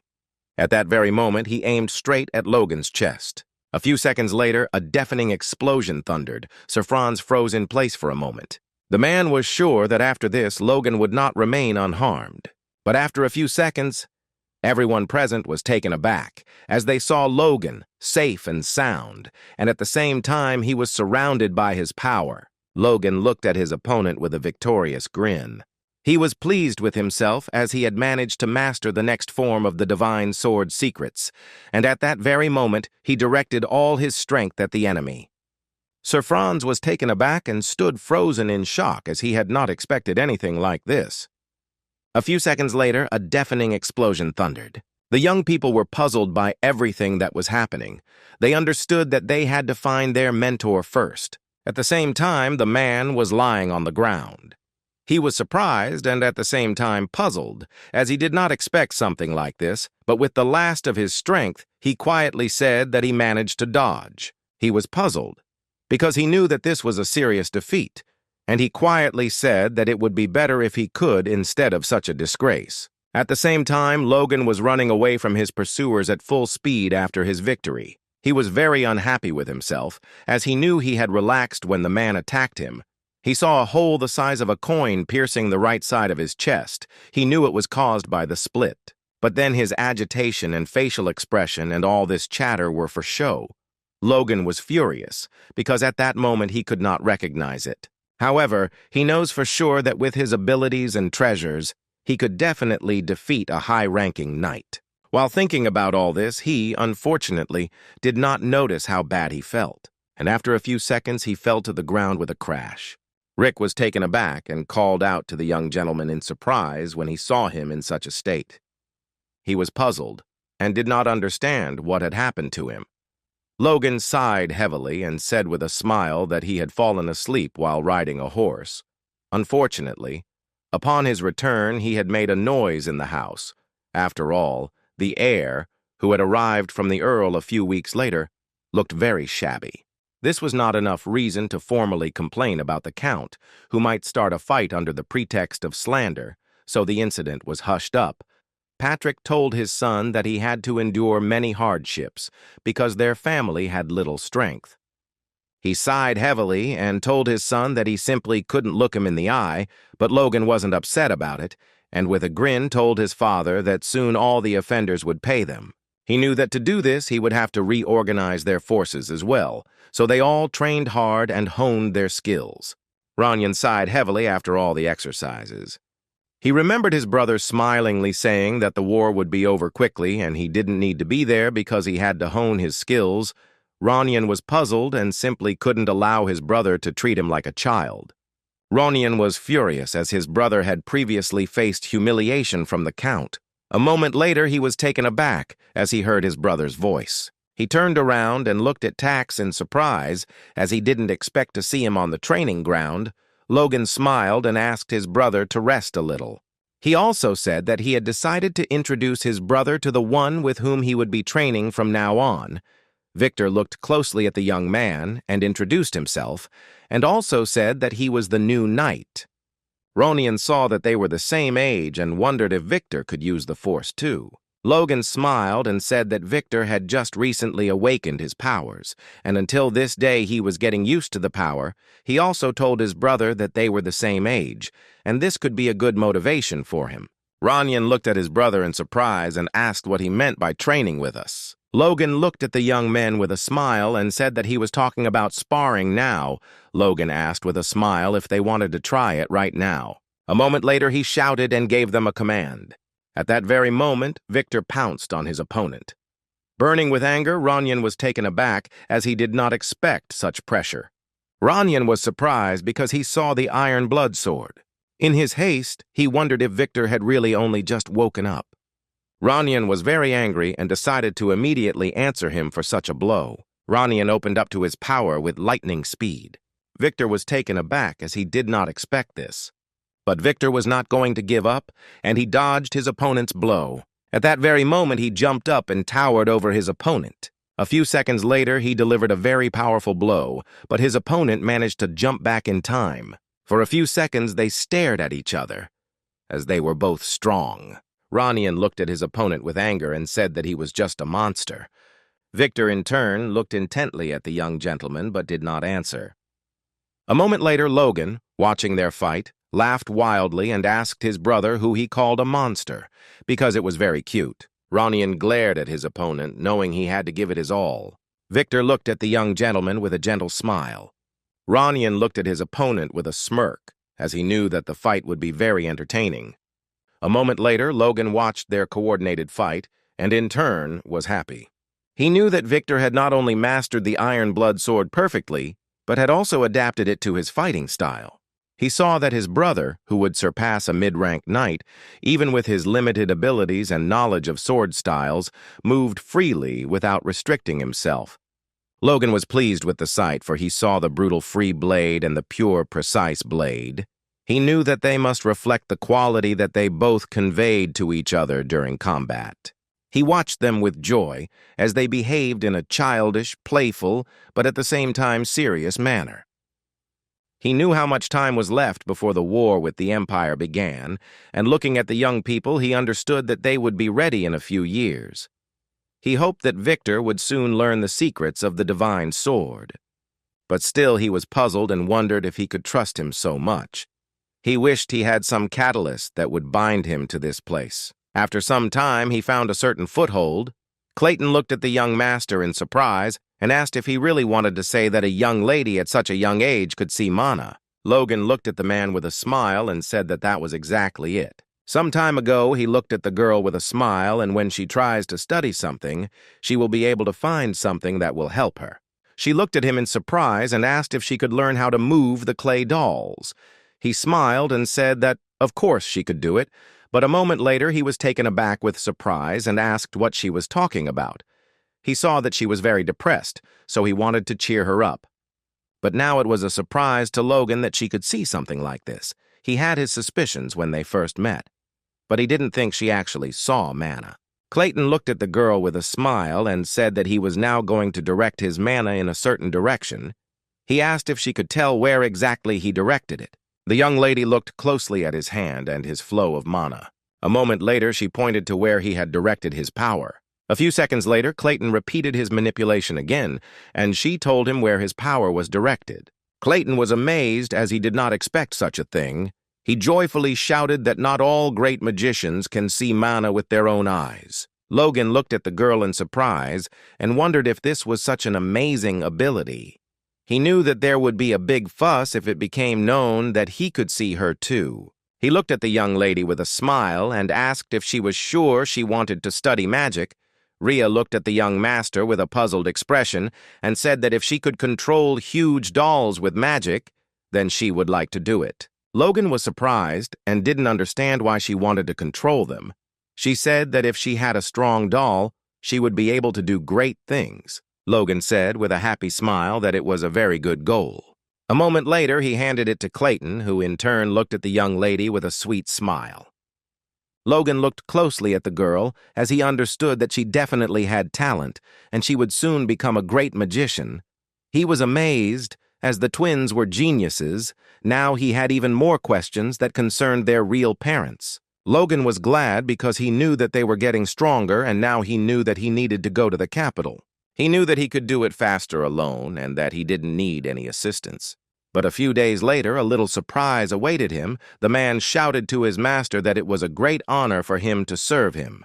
His faithful knights shouted that they would serve him with all their hearts. Logan was puzzled by this situation, as he did not expect anything like this. He wanted them to leave immediately, but it was all in vain. Henderson looked closely at the young master and introduced himself, and also informed him of what detachment he was from, since he had come to serve the young master. Henderson knew that since he was accompanying the young master to the capital today, it meant that he was serving the future legend.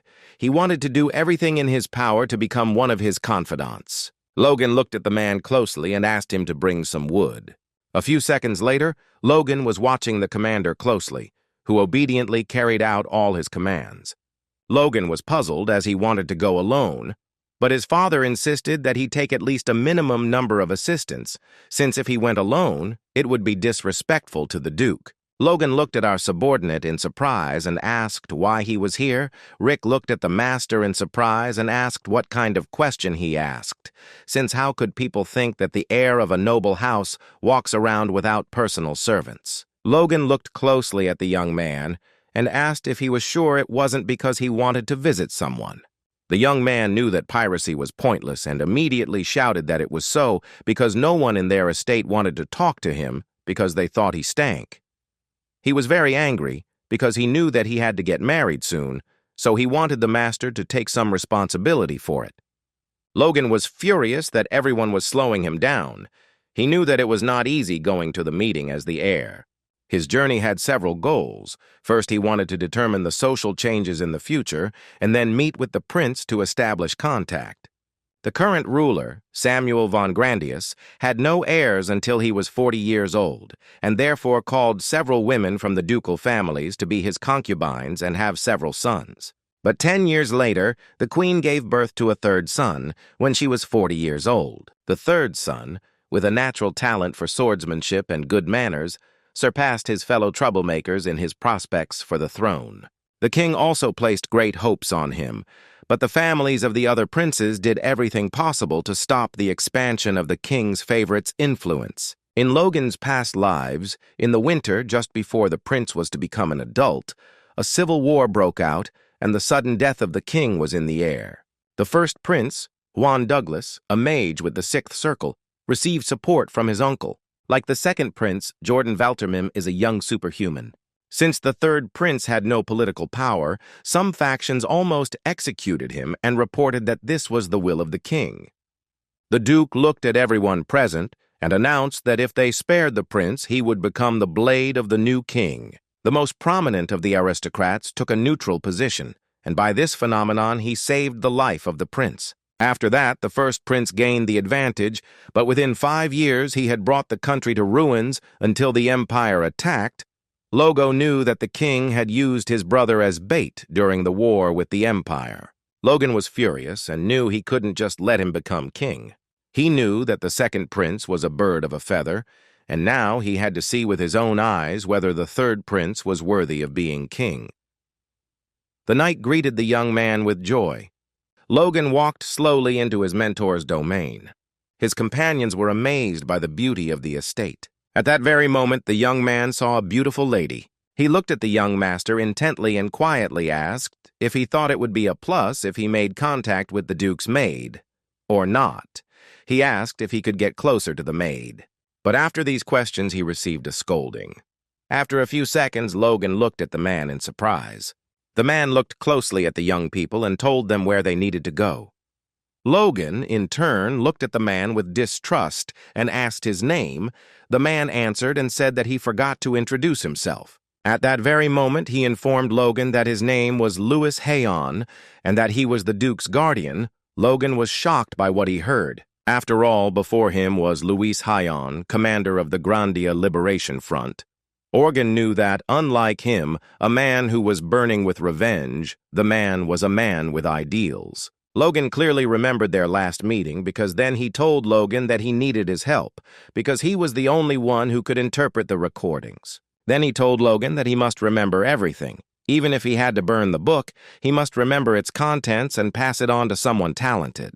Logan knew that the commander had given him something else besides the secret scripture then. He was taken aback and his head ached from all the memories. He was puzzled because he did not remember the most important memories. The man hurriedly asked the young Logan if he was okay. Logan thanked the commander in the old-fashioned way, but stopped short and called him a caretaker. He sighed heavily and said that it seemed he had not rested well the night before. Louis Heian looked at Logan with a smile and said that one must take good care of one's health in youth, and even if he feels great, age will take its toll, so he must take care of himself. Logan looked at the man with a gentle smile, because in his past life he often repeated these words. He thought that this seemed to be his favorite topic. Fortunately, he managed to get himself under control. Logan knew that whatever the memories were, they were all in the past, and now he had to make sure that the future was not like his past life. Louis Heian took the young man to the Duke, but after a few seconds, Logan was taken aback as he heard the Duke's voice, and he in turn asked Logan what he was waiting for. A few seconds later, Logan entered the room and greeted the Duke and Duchess with a smile, as he was glad that they were in perfect health.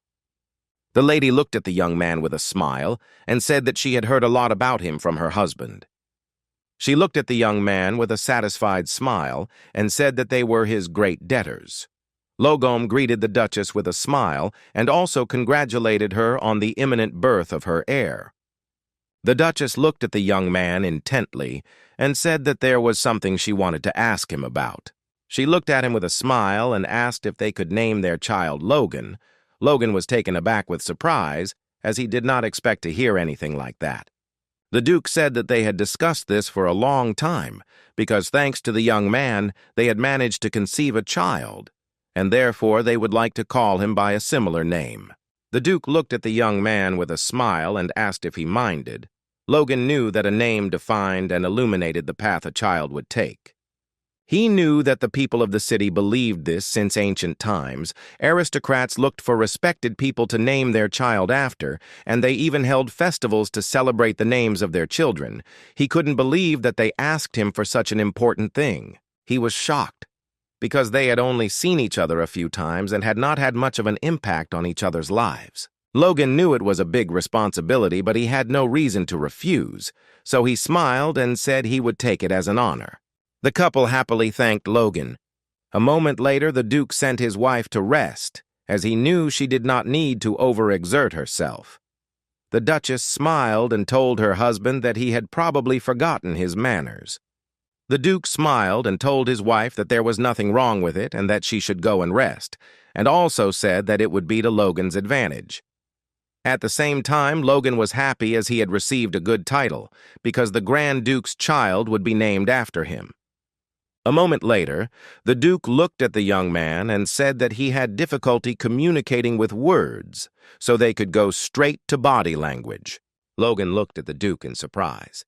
The Duke, in turn, said with a grin that he was amazed at how quickly the young man's level had grown in such a short time. Logan looked at the Duke in surprise, as he wanted to see how strong he was now. Sometime later, they were already standing in the training hall. Logan immediately rushed to his mentor, but the Duke easily dodged his opponent. Logan was a little confused as his mentor was very fast. At that very moment, Logan struck his mentor, but he was able to parry it with ease. Logan looked at the Duke with a smirk as he easily blocked his blows. Logan knew that since this was a fight with a master, he could test his limits. A moment later, the Duke sighed heavily and asked his student to stop. He looked at Logan in surprise and asked what he was doing. Logan was taken aback, as he did not expect such a thing. The Duke looked at the young man intently, asking what he was doing. He wanted to know if this was all his power. Logan immediately said that it was not. The Duke asked if he wanted to give it his all. Logan knew that this was their first training since he became his mentor. He knew that he couldn't disappoint him now. At that very moment, he gathered his strength and directed all his power at his mentor. A few seconds later, a deafening explosion thundered. Logan looked at his mentor intently as his pulse split, and at that very moment, he used the killing iron slash. But a few seconds later, he heard his mentor say with a smirk that it was nothing to him. Logan was taken aback, as his mentor, a few seconds later, was next to him and put his sword to his throat. The Duke asked the young man if after a few blows he was planning to play. Felix punched the young man, sending him crashing to the ground, but a few seconds later he told Logan to stop immediately. Duke asked Logan if all he could do was waste his strength. Logan was furious as his mentor called his divine sword combo idiotic. He was shocked as he even managed to injure the Moonlight Knight with it.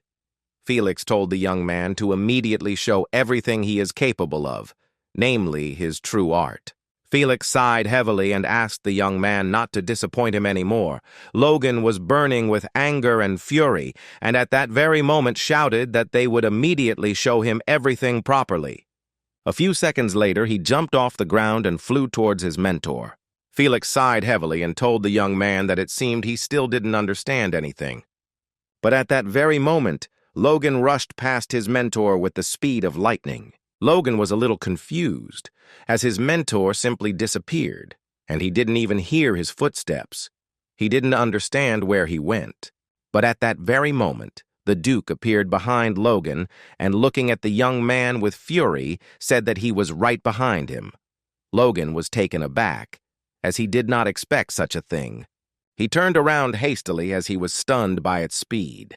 But to his regret, at that very moment, he received a blow to the face. Logan was furious because he realized he had not given it his all. Sometime later, their fight continued. But unfortunately, Logan only received from his mentor. Logan was furious because he couldn't hit his mentor. The Duke was a little disappointed with his student and asked if this was what he called swordsmanship. He wanted the young man to try at least a little. Logan was confused. He didn't understand how he was supposed to understand his mentor's words. He didn't understand what he wanted from him. The Duke told the young man that his strength had increased since their last meeting, but his skill hadn't changed. The Duke, blazing with rage, shouted at the young man that his skill had even worsened, which affected his fundamental metrics. Because they had fallen, Logan froze in place from shock, since he had not expected anything like this at all. Felix looked at his student and asked if he really thought that in order to master the sword, it was enough to put all his strength into one special move. He sighed heavily and said that fundamental indicators should be the basis for strengthening a person. Looking at the student, he said that even if Logan moved to a new level, thanks to luck or talent, it would only increase the height of the next step. Logan was a little puzzled, because he now understood everything. He easily gained power because he went back in time and retained the memories of his past experiences. Unfortunately, he spent all his time on the secrets of the divine sword, and now he realized that he had acted very stupidly. Returning to the past, he misjudged himself. Since everything went according to his intended plan, Logan looked closely at the mentor and said that they should contact again. Felix looked at the young man in surprise, since he did not expect this. At that very moment, Logan shouted to his mentor and asked him to give him another chance. He wanted to improve his fundamentals, but unfortunately he suffered a crushing defeat. After some time, he was carried exhausted to the hospital urgently. Felix sighed heavily and told his comrade that one must master the sword through the body, and the more painful it is, the better the training goes. Louis Heian smiled and told the Duke that he seemed to like Logan. Felix smiled and said that maybe that was true, but that would only happen if he didn't waste his talent. But at the same moment he said with a smile that he liked his determination. A few minutes later they were taken aback when they heard someone calling them. The men looked at Rick in surprise and asked who he was. The young man was taken aback and trembled with fear and said that he was Logan's servant. He told the men that he had brought a message from the Baron. The Duke was surprised to receive a letter from Logan's father. Since he could have delivered it virtually, Rick immediately trembled and said that the lair should not know about this. The Duke slowly began to read the letter. Patrick thanked the Duke for the service he had rendered them, because he had given them secret techniques, and with their help they were able to overcome many difficulties. The Duke was a little puzzled, because he did not understand what was being discussed. Patrick wrote that his son had been hurt a little last year.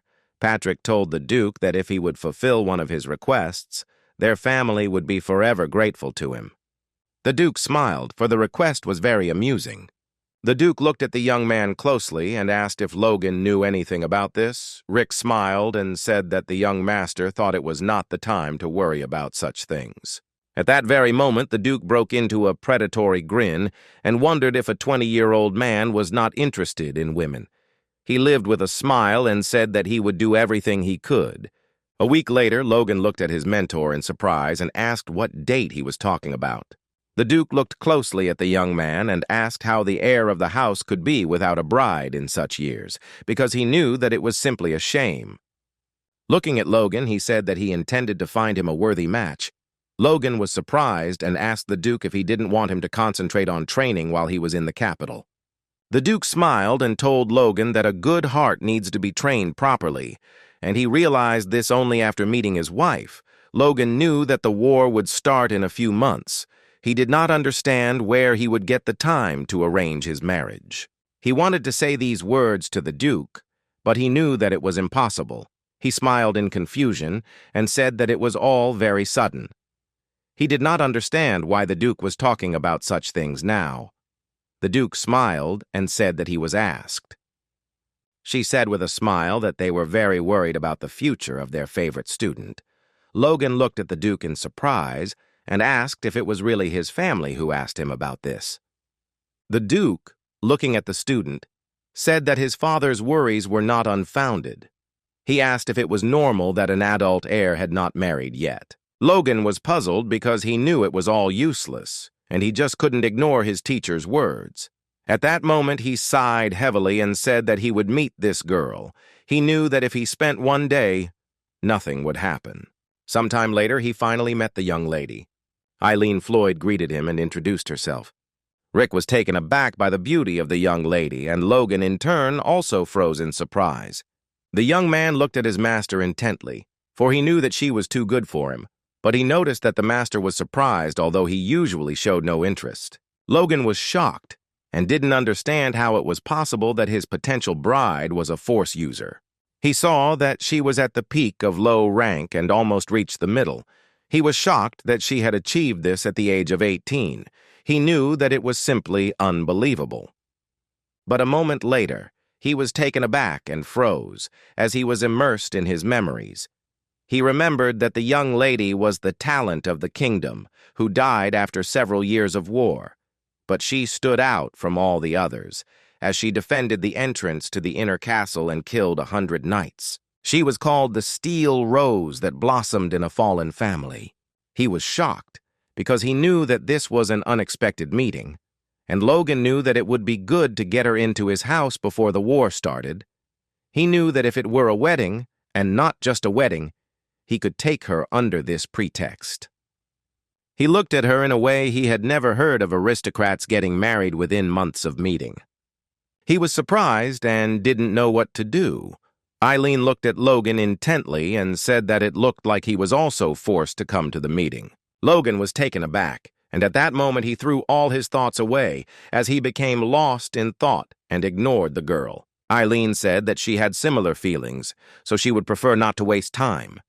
At the same moment, Logan apologized to the young lady because he was thinking about other things. Eileen walked closer to the young man and asked him, "How about spending some time with him usefully?" Eileen looked at the Count in surprise and asked which groom he was talking about. She sighed heavily as she understood that he still had not given up, so she firmly said that he would not marry. The Count smiled and told the young lady that her beauty supported her reputation and popularity, and the Duke himself recommended the young man. She was surprised that the Duke of the Sword himself recommended the young man, and the information given interested her very much. The Count smiled and said that the young man was the Duke's apprentice and few people knew about it, but he had heard that Logan would soon become famous, but he understood that he was far from the young lady who had received her strength at an early age. The young lady's first fiancé broke off their engagement when she overpowered him, after which she was banned from training, but only for a few years. Soon, she defeated another suitor who was to become a knight and proved that she was superior to many knights. She was nicknamed the girl who defeated all the knights in her path. The Count knew that because of this nickname, combined with her desire to become a knight, marriage proposals stopped coming, so he had to take this chance. But he was also very interested in the young man, since the Duke called him talented. Logan froze in shock when he heard such words from the young lady. He was taken aback and asked in surprise what she was talking about. Eileen looked at Logan intently and said that she heard that he was the Duke's own apprentice, so she cordially asked him to cross blades with her in battle. Some time later, their servants called out to their masters in bewilderment because they had not expected anything like this. The maid looked at her mistress and asked if she really wanted to fight with her potential groom. She shouted at her mistress that the Count had asked her not to do so. Eileen sighed heavily and said that this time it was different. She knew that the past and her fiancé despised her and were rude when she taught them a lesson. She knew that she should have beaten them even worse. She glanced sideways at the young man, for she knew that he was quite different. She was taken aback when she saw that he was warming up despite everyone. Rick called his master in a hurry because he knew that if the others admitted that he hit the girl, Patrick would grind him into dust after something like that. Logan smiled and told his subordinate not to worry, as no one would know what had happened since he had asked for the training field to be closed. Logan looked at the young Liga with a satisfied smirk as he was curious about how strong she was. He wanted to know if it was true that she had killed 100 knights. He looked at her intently, as if he wanted to immediately check everything. At that very moment, the maid shouted to her mistress that since all this was inevitable, she wanted her to win. After a few seconds, the young men began to quarrel among themselves as each was sure that his master would win.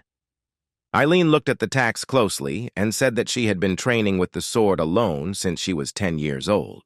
Logan was taken aback by this statement and asked in surprise if she really did it all by herself.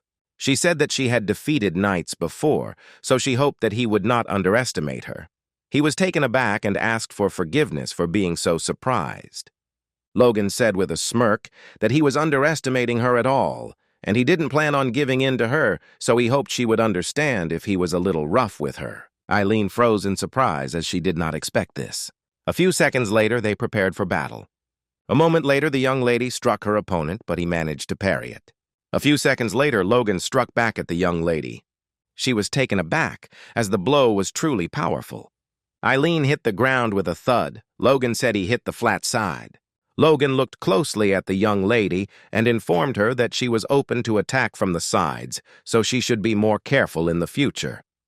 Eileen looked at the young man with fury, because she knew that at least once she had to hit him. While hitting her, Logan said that she had a weak grip. He also noticed that she was moving too slowly. He struck her again and again as she was open again. The maid was taken aback and looked at her mistress with tears in her eyes. Rick was shocked because he did not expect that his master would beat an innocent young lady. Logan looked at the girl closely and said that it looked like she was already tired. He didn't have time to finish speaking when he suddenly saw a sword in front of him. She was furious because even the surprise attack didn't work. Logan looked at her with a smile and said that it was a good try on her part. She was surprised since he wasn't mad at her. She froze in shock as he didn't even mock her, but at that very moment Logan said that the movements should be more precise, and unexpectedly for everyone he hit her on the head with fury. Eileen looked at the young man with tears in her eyes. He looked at her with a smile because he knew that she had bad habits because she really trained alone. He knew that she needed a few comments to improve, but he noticed that she had talent. At that very moment, her Naledi moved away from her fiancé and a few seconds later rushed back into battle. She was burning with anger and fury as she wanted to take revenge on him for her humiliation. Logan looked at the girl with a smirk as he noticed her interesting leg movements. He knew that this movement was different from the previous simple acceleration. At that very moment, she screamed with rage and swung her sword to deal him a crushing blow. But Logan did not want to give in to her, and at the same moment, he repelled her furious blow. She was furious because he parried her blow again. A few seconds later, Logan stabbed her in the stomach. Logan looked at the girl intently as he knew that she had more than enough talent. He saw that she had good potential too. Eileen, in turn, did not despair after such blows. Breathing heavily, she said that they must fight again. He saw that she had enough fortitude. Logan extended his hand to her as he wanted to help her up, but she screamed that they had to fight. He smiled tenderly and said that they would have a chance next time. At that very moment, he pulled her towards him, and she was taken aback and looked at him in surprise, as she had not expected such a thing. After a few seconds, they looked at each other intently, as they were very close to each other. He quietly said in her ear, with a smirk on his face, that she really did have talent, and she should come to his estate immediately. He quietly said that she should do it, not as a girl, but as a knight. and at the same time she could freely train and spar there. Logan said that he would provide her with a battlefield where she could earn glory. He looked at her closely and said with a smile that of course they would have to be conditionally engaged. Logan asked if she agreed. At that very moment, the young lady beamed with happiness and with a contented smile shouted that she agreed. Logan looked at the young lady with a satisfied smile, as he knew that she had the same sense as his brother. Now he was convinced that the rumors were not lying. He understood that probably she could become a superhuman in the future. He looked closely at the young lady, who was beaming with happiness, and realized that if engagement was the price to pay for such talent, it was a very small one. But Logan was worried because he didn't understand why his mentor introduced him to the Floyds. Sometime later, he asked this question that tormented him to his mentor, but at that very moment, the Duke said that there were several reasons for this.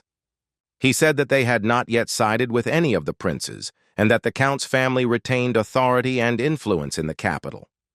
The Duke informed the young man that the Earl's family could be his representative in the capital. Now Logan understood that the Earl would have to wait, because he was a little worried about the impending civil war. The Duke looked at the young man closely and said that something else was more important right now. Logan froze for a moment. At that moment, the Duke laughed and said that he was curious how such a wild boy would get along with such a problematic girl. He shouted that Logan liked the young lady very much. Logan was taken aback for a moment and froze in embarrassment. Logan sighed heavily, as he could see that his mentor was very strange at times, but he knew that everything was fine. The Duke smiled and told the young man that he had seen him blush when she arrived, and now he was sure that Logan lived up to his status. The Duke sighed heavily and said that he had no idea how heavy the burden on his shoulders was. He told Logan that a young man like him, with the weight of responsibility for the whole world reflected on his face, was not interesting to look at. The Duke immediately became serious and told his student that he could share his burden, so he should open his heart and trust the people around him and thus relax. The Duke smiled and said that he might be in a hurry, but from what he knew, the young lady could help him with this. Logan froze for a moment. He didn't know what to answer his mentor because he understood that only he could handle this.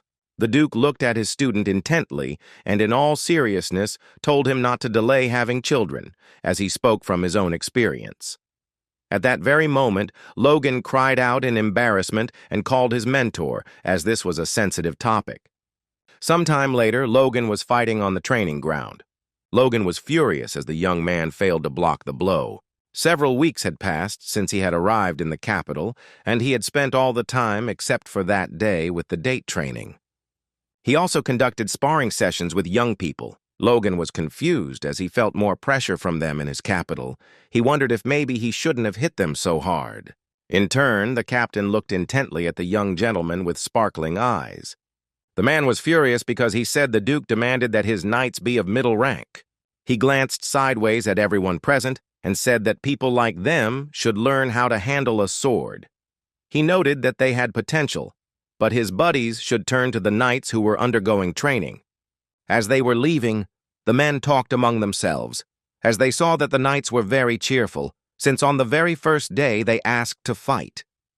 The man looked at his comrade intently and said that their opponents were still strong, but not as strong as when wielding the iron blood sword. The young man said that he had also thought about it.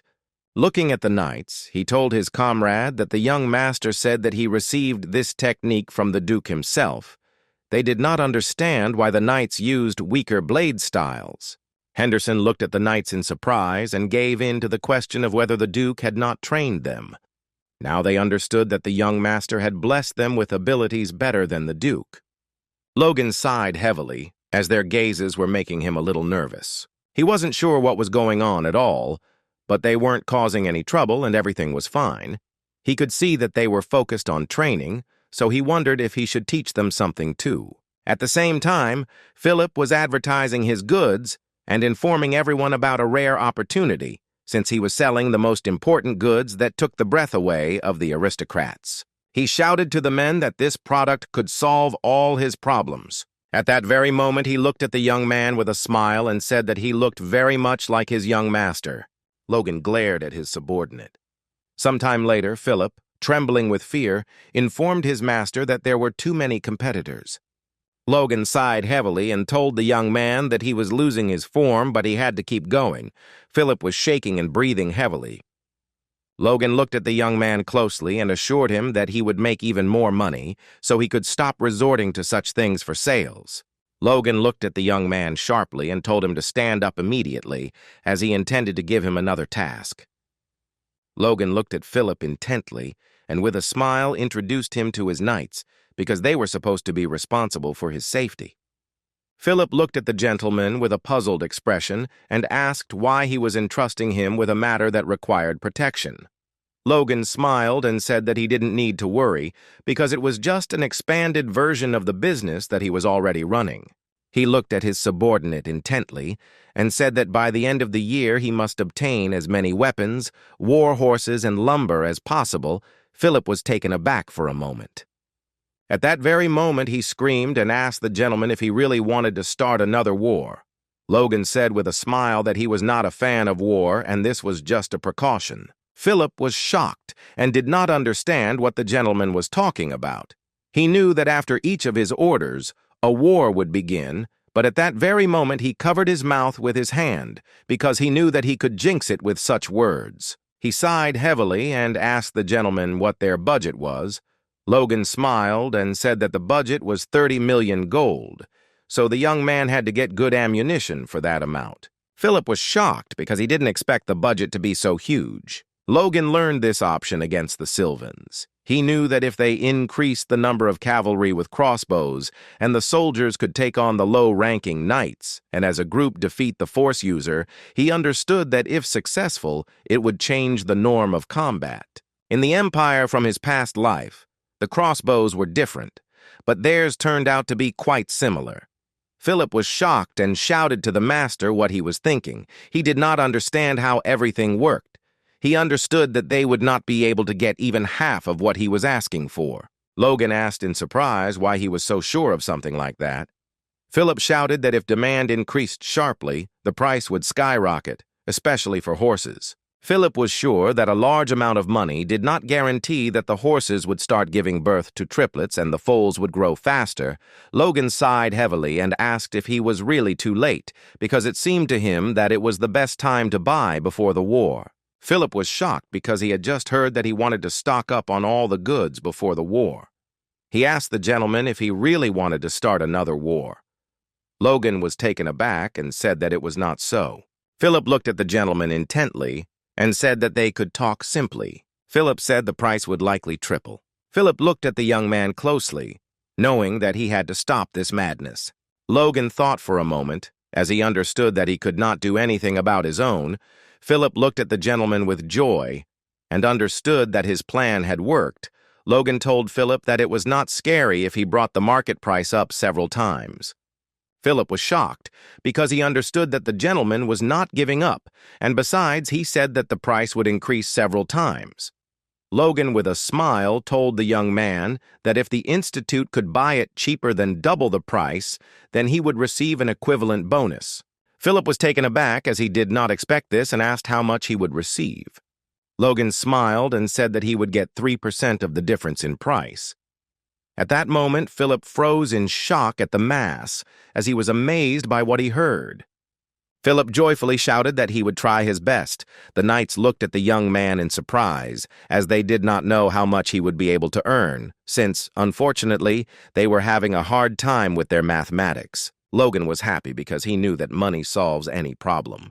He had previously received advice from his mentor on how to train. Now he has found a talented girl. Logan was sure that everything was going as he planned, but unfortunately, he got stuck at some points. He was puzzled. As there had been no bad news about the king so far, he had not observed any signs of internal conflict, so he wondered if the king's death was sudden and unexpected for everyone. Logan knew perfectly well that he had to justify the trust of the mentor. He knew that it would be nice if he had a chance to meet the prince, but in turn, he understood that it would be strange if he started to rush things. Logan knew that his mentor would soon have a child, and once it was named, he would be able to return home with his bride. After a while, the Duke looked at the young man and said that His Majesty had called him and he must be with him. Logan looked at our mentor in surprise as he didn't expect to hear anything like that. Sometime later, they came to the royal castle. Their identities were confirmed and they slowly went to the audience. Logan was a little worried as the king suddenly wanted to meet him. He was very confused, as he was just the son of a simple village baron, and normally he would not have a chance to meet the king. The Duke glanced sideways at his student and asked if he was worried. A moment later, he said with a smile that he shouldn't do that, as the king just wanted to see his student and nothing more. The Duke smiled and said that the king valued talent highly, so it would be to Logan's advantage. He assured his student that he had no need to worry, since nothing bad would happen to him. Logan sighed heavily and agreed with his mentor. Logan knew that even the Empire did not dare to destroy it and decided to preserve the beauty of Granfia. After the war with the Empire, it was designated as the headquarters. The symbol of the kingdom led to many troubles. Logan sighed heavily, knowing that this future should not be repeated. A moment later, they leisurely entered the hall. After some time, they knelt down and greeted the ruler of the nations. The king looked at the Duke with a smile and said that he had always told him that he had no need to observe manners in his presence, and the Duke in turn said that respect must be shown. The king smiled and told the Duke that he had not changed at all, and his unwavering gaze convinced him. He smiled and asked his old friend to raise his head, and also said that he also wanted to see the face of his pupil. Logan was alarmed because he actually met the king. He was taken aback and froze for a moment when he saw the king in all his glory. He looked at the king intently, for he knew that he would eventually be known as a useless ruler. Logan saw that the man sitting before him was very healthy, but still an old man, and now he understood that it was not surprising that no one expected him to die. Logan understood that if he showed any sign of weakness, the struggle for power would have been immediately settled and the Civil War would not have started. He knew that while all had gone as he remembered, the king had looked at the young man with a smile and said that he seemed to have courage enough to be trained by the Duke. He smiled and said that this was the first time the young man had looked at him so intently. Logan was taken aback and asked the king for forgiveness. The king smiled and told the young man that he should not imitate his mentor in excessive mannerisms, because he liked energetic young people. The Duke smiled and said that his skill was as strong as his will, for he had the courage and wisdom that had led his fief to victory. Despite the small odds, he was confident that Logan would be a good foundation for the development of the kingdom. The king said with a smile that Logan was worthy of being his student, so the king asked them how they met. The Duke hesitated and said that the king knew his traumatic past. After a long story, the king smiled, because he realized that this was a very curious coincidence, and he did not expect anything like this. The king looked at Logan with a smile and asked his name again, but a moment later he told the young man that he was very grateful to him. Logan was taken aback, as he did not expect to hear anything like this from the king. The king grew gloomy at the same moment and said that he felt himself a great debtor to his old friend because of this injury. His regret was great, and he did not even have the strength to raise such a difficult topic. Logan glanced sideways at the Duke, not expecting this at all. The king breathed a sigh of relief, as the resolution of this problem helped him to calm his heart, so he was very grateful to the young man. The Duke looked at the king with a joyful smile and said that he thought too highly of him. The king said that this was nonsense, as if it were not for the Duke, he would not be king. He smiled and said that since he was the king, he had to somehow show his gratitude to him. For this reason, he wanted to reward him properly and asked Logan to come closer. At that very moment, the king began to slowly remove the small bracelet from his hand. The Duke was shocked by all the actions of the king, as he wanted to hand over the treasure of the ruling family. In turn, he shouted and said that he would take care of rewarding the young man himself. Logan was taken aback for a moment, as he saw the bracelet, which was filled with mana. He was puzzled and surprised as he saw an artifact that was at least of the 5th grade. The Hare King in turn smiled and handed a small bracelet to the young man and told them that they should consider it as compensation for him settling their troubles. The king looked at the young man intently and told him to come to him at once before he could come up with an idea. Logan knew he didn't have to refuse, and at that very moment, he accepted the bracelet with a smile and told the king that he would wear this gratitude in his heart. The Duke was shocked, and at the same moment he shouted to his student that he could not so easily accept this gift. The king looked at Logan and asked if he really considered his gift unnecessary. Logan immediately looked at the king and said that he was as superfluous as his mind would make use of it.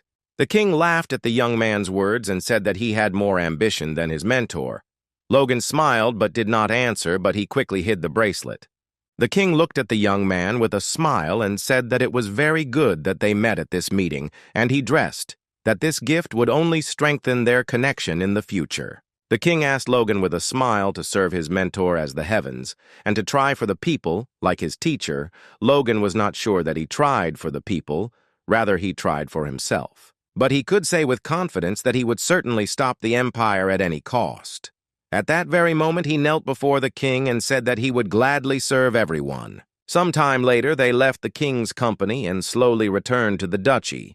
The Duke sighed heavily and said that the king had become much softer because he had never talked like that, and his desire to meet Logan was also unusual, so it was done that the king did not hide his worries in his soul. Logan sighed heavily and told his mentor that he didn't need to be afraid. Logan said with a smile that the meeting was short, but he could tell that if he had a problem, he would have told the Duke right away. But since he didn't say anything, maybe the Duke didn't need to know about it. The Duke, in turn, looked at his student with a soft smile, as he was glad of his support. A moment later, the Duke told Logan that he was right. Wind had become more restless with age, and his heart trembled already at how easily his student accepted the treasure of the ruling family. Logan was taken aback for a moment and looked away, puzzled. The Duke looked at his student with a smile and informed him that he now had the restoration bracelet with him. He said that the artifact was imbued with fifth-class magic, and at the same time it could quickly heal wounds since it only had one spell. It was quite powerful, and most likely its power was at the level of a high-ranking priest's spell. Logan was shocked by everything he heard. He understood that this bracelet could turn a serious wound into a scratch. The Duke smiled and said that he would feel better, and since his student had received such a great item, Logan looked at his mentor with a smile and said that it was all thanks to him. At that very moment, the Duke turned around and said with a grin that now he could drive him half to death, and the bracelet would still mend him. With burning eyes, he told his student to take heart. Logan was taken aback and froze in shock, as he realized that this gift only made his life more difficult. He sighed heavily as he hoped that this bracelet would help him grow, so he told the mentor with a smile that he would try his best to live up to his expectations. He knew that the harder he worked, the more progress he would make. Unfortunately, some time later, Logan was beaten very badly by his mentor. He was puzzled because something like this had happened before. The Duke looked closely at his student and asked how long he planned to lie there. But at that very moment, a man burst into the training room and called the Duke. He looked intently at his master, as he wanted to tell him the good news. A week after the meeting with the king, an event occurred that everyone had been waiting for with impatience. Sometime later, everyone was informed that the Duke had finally had a child. For this reason, he called all the guests and arranged a luxurious banquet. But all the guests' attention was focused on Logan. The young man approached Logan and said with a smile that he was very glad that he had managed to meet him. Logan was very pleased as he received the title of Duke's apprentice and received a lot of attention along the way. He knew that the days when he sold medicine at banquets seemed like a long time ago. A moment later, he turned around because he heard some noise. At that very moment, he saw his mentor, who was happily looking at us in his son. Logan was glad that his mentor was happy. At that very moment, the servant informed everyone that the bishop of the Holy Order had arrived. At that very moment, the bishop entered the hall. The bishop greeted the Duke with a smile and congratulated him on the birth of his heir. The Duke, with a smile, thanked the man for such words and said that it was a great honor for him that he had personally come to their celebration.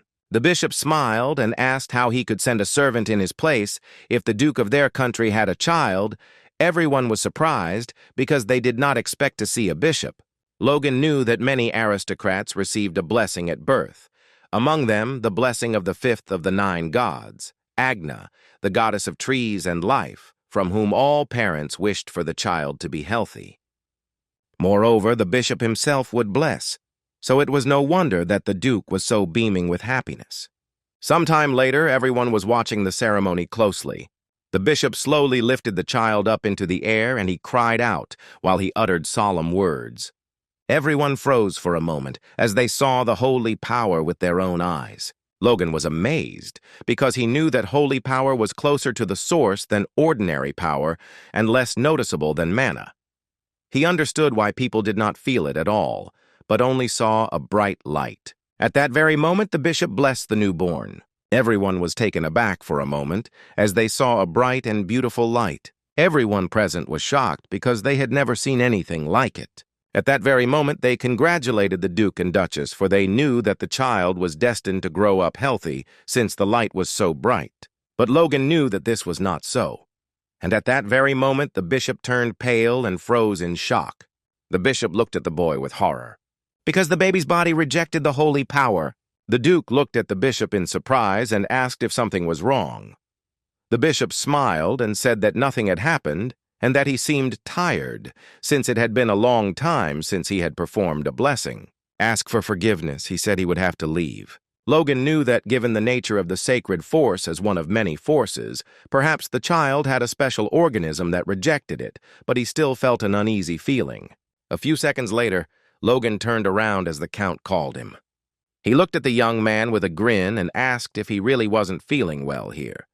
Logan looked at the Count with a smile and said that they really hadn't seen each other for a long time, but he also said that he was fine. The Count looked at the young man with a grin and said that he was as impudent as always. Logan said with a smile that it was part of his charm. The Count could not stand it and angrily squeezed the glass of wine, and it broke in his hands. The Count smiled and said that he had made a mistake, because at his age, his hands were already weak. He looked closely at the young man and said that the only reason he was still alive was because he had somehow managed to become the Duke's apprentice. The Count said with a grin that this had attracted the attention of many high-ranking aristocrats. He asked with a fierce grin if Logan did not find this fortunate. Logan looked at the man closely, as he could see that he was acting too childishly for an earl. He smiled and said that of course he understood how lucky he was. The Earl looked at the tax closely and said that he hoped he would maintain this attitude even after meeting the high-ranking aristocrat. Logan looked at the Earl in surprise and asked what he was talking about. At that very moment, the Count said that the second prince wished to see him, and of course he should not refuse this offer. Logan realized that the Count was hinting to him that it would be worse for him if he did not side with the prince. He said with a smile that it would be an honor for him, but he still needed to think carefully about his offer. The Count was seething with rage and asked the young man if he really thought the prince's order was a proposal. Logan smiled and said that it was. Logan looked at his opponent with a smirk and asked if he really wanted him and his teacher to join the other side. The man backed away, not expecting anything like this at all. Clenching his fists, he said that he would tell him the date soon. As he was leaving, the Count said that if he deceived him again, he would have to pay off the debt for much longer than he could imagine.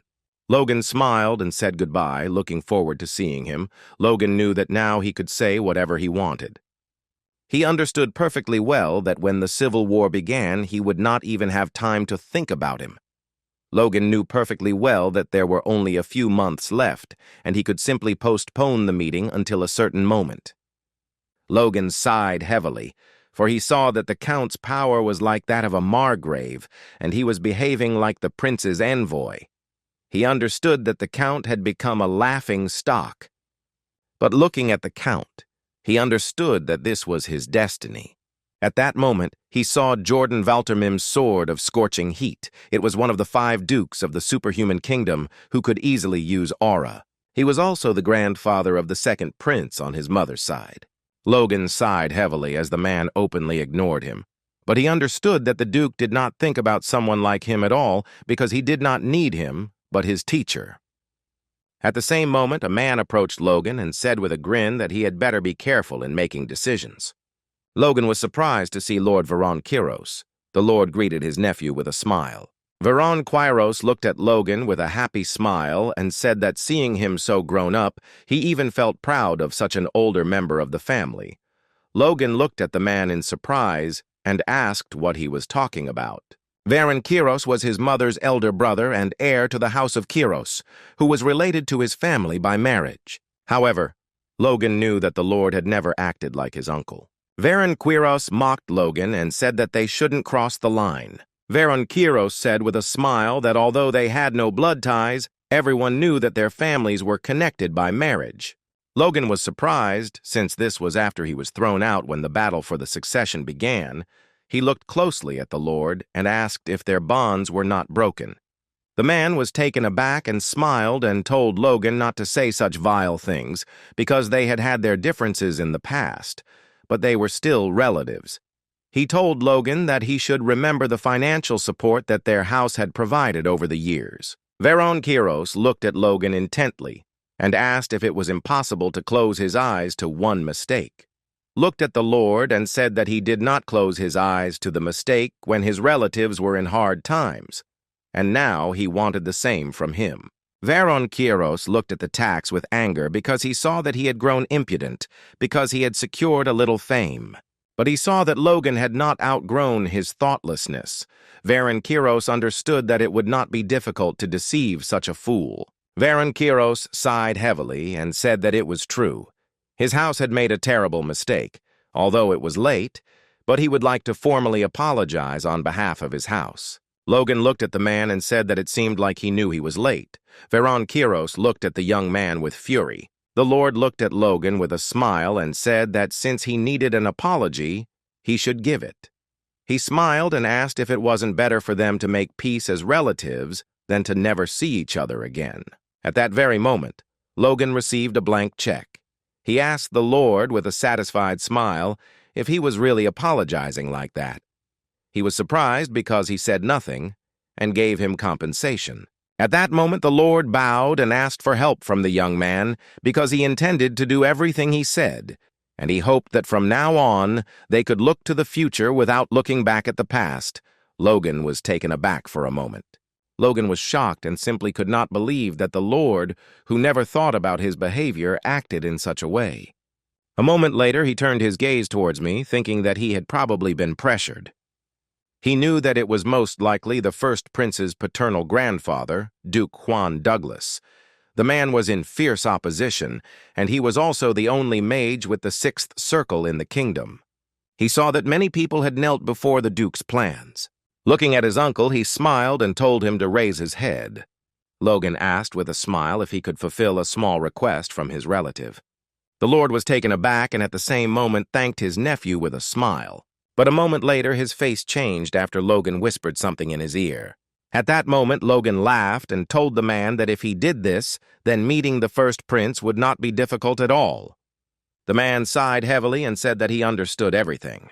A moment later, Logan turned around as he heard a noise behind him. The man looked at everyone present and announced that the most important part of the banquet was about to begin, as they now wanted to greet the person who would name the child. A moment later, the man was taken aback and looked at the dukes in surprise. Moments later, he announced that the child would now be named by the duke's apprentice, young Master Logan. The man was shocked and did not understand why the young man had to give a name to the child.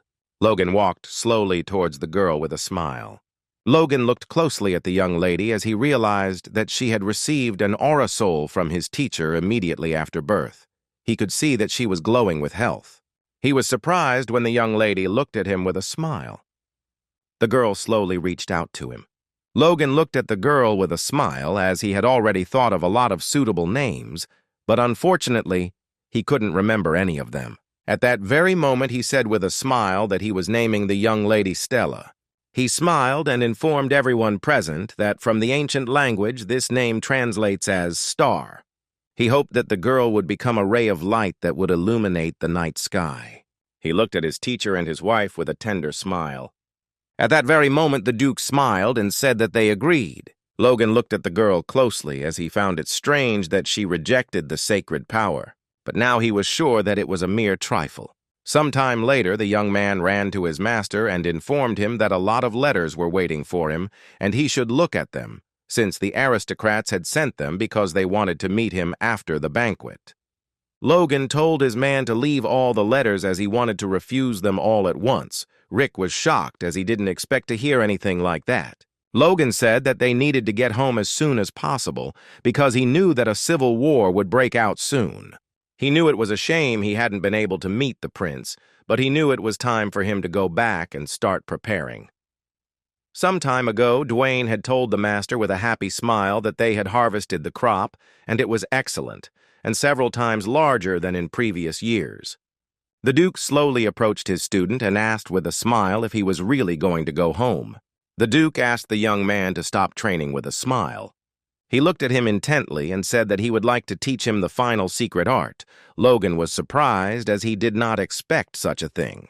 Sometime later, Logan told his mentor that he was surprised that the Duke would suddenly decide to do something like this. The Duke smiled and told the young man that he knew he had something even greater. Logan was taken aback, as he did not expect to hear anything like that. He looked at his mentor in surprise, but he only smiled. The Duke said he wanted to talk about that ancient secret art, because he once spoke badly of it, but if used correctly, it would be stronger. The Duke said that he should not forget what was more important than him. Logan immediately said that the basics were more important now. The Duke said that it was all so, and now he wanted to impart to him an art that could strengthen his foundations.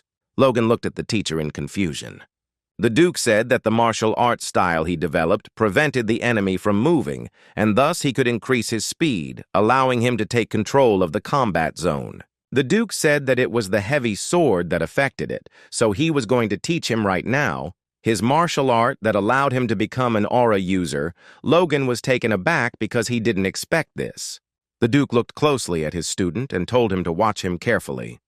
At that moment, Logan was taken aback and looked at the Duke in surprise. But he was not there. He was puzzled because he didn't even see when he managed to take a step. But after a few seconds, Logan was taken aback as he felt his teacher behind him, and at that very moment, the Duke grabbed his student by the neck. Logan was puzzled, as he had not expected anything like this at all. He was surprised, since he couldn't follow such strange movements with his own eyes. He remembered the Duke from their previous sparring, but now everything was different. The Duke asked his student with a grin what he thought about this. Logan was taken aback as his teacher's skill had impressed him greatly, and so he wondered if this was the only thing that could make an aura user out of a human. The Duke smiled and told his student that his thoughts were written all over his face. The Duke asked his student what was the basis of all martial arts.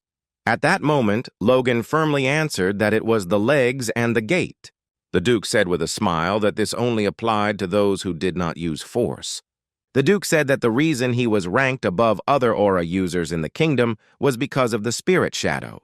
Logan was taken aback for a moment as he heard a strange name, but he understood that since the Duke was so proud, it was worth mastering. At that very moment, the Duke told his disciple that he had previously heard that he had had difficulties with a knight named Franz. The Duke said that such a thing would not happen again if he learned this technique. He looked at his student intently and asked if he wanted this.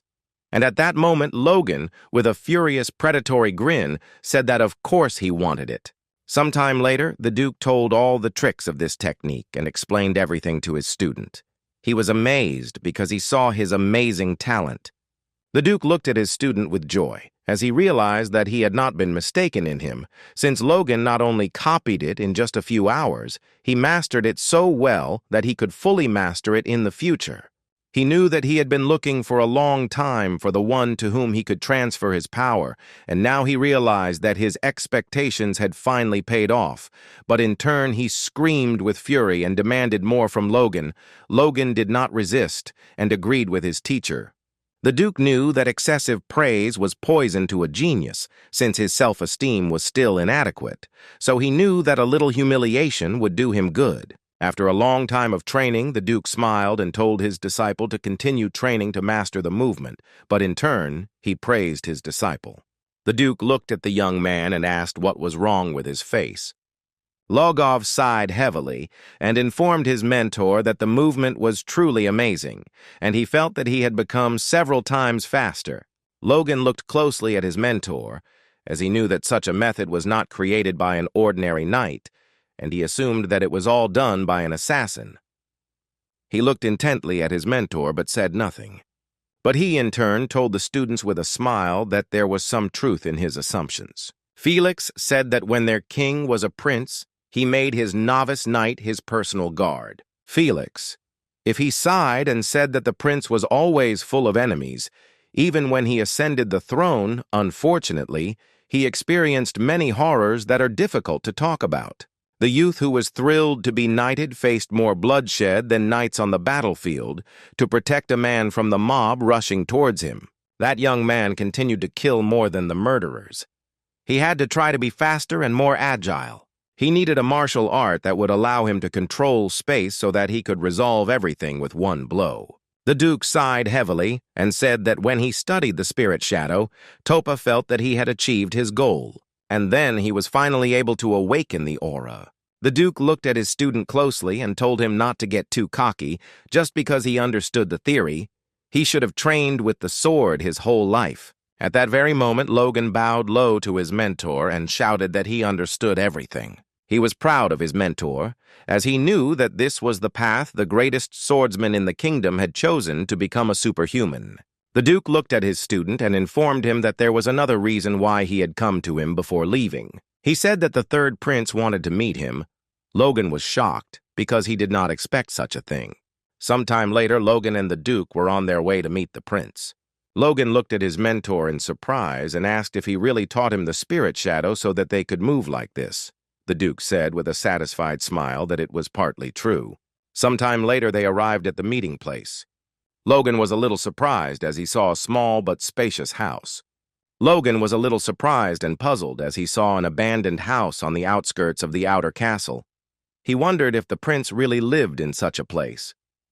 A few seconds later, the Duke opened the secret door, and Logan clearly saw the underground staircase. At that very moment, he asked the mentor if it was worth risking so much to meet him. The Duke said that many were watching the prince. He said that the prince wished to meet the Duke's disciple. The Duke also asked his student if he had heard about the prince.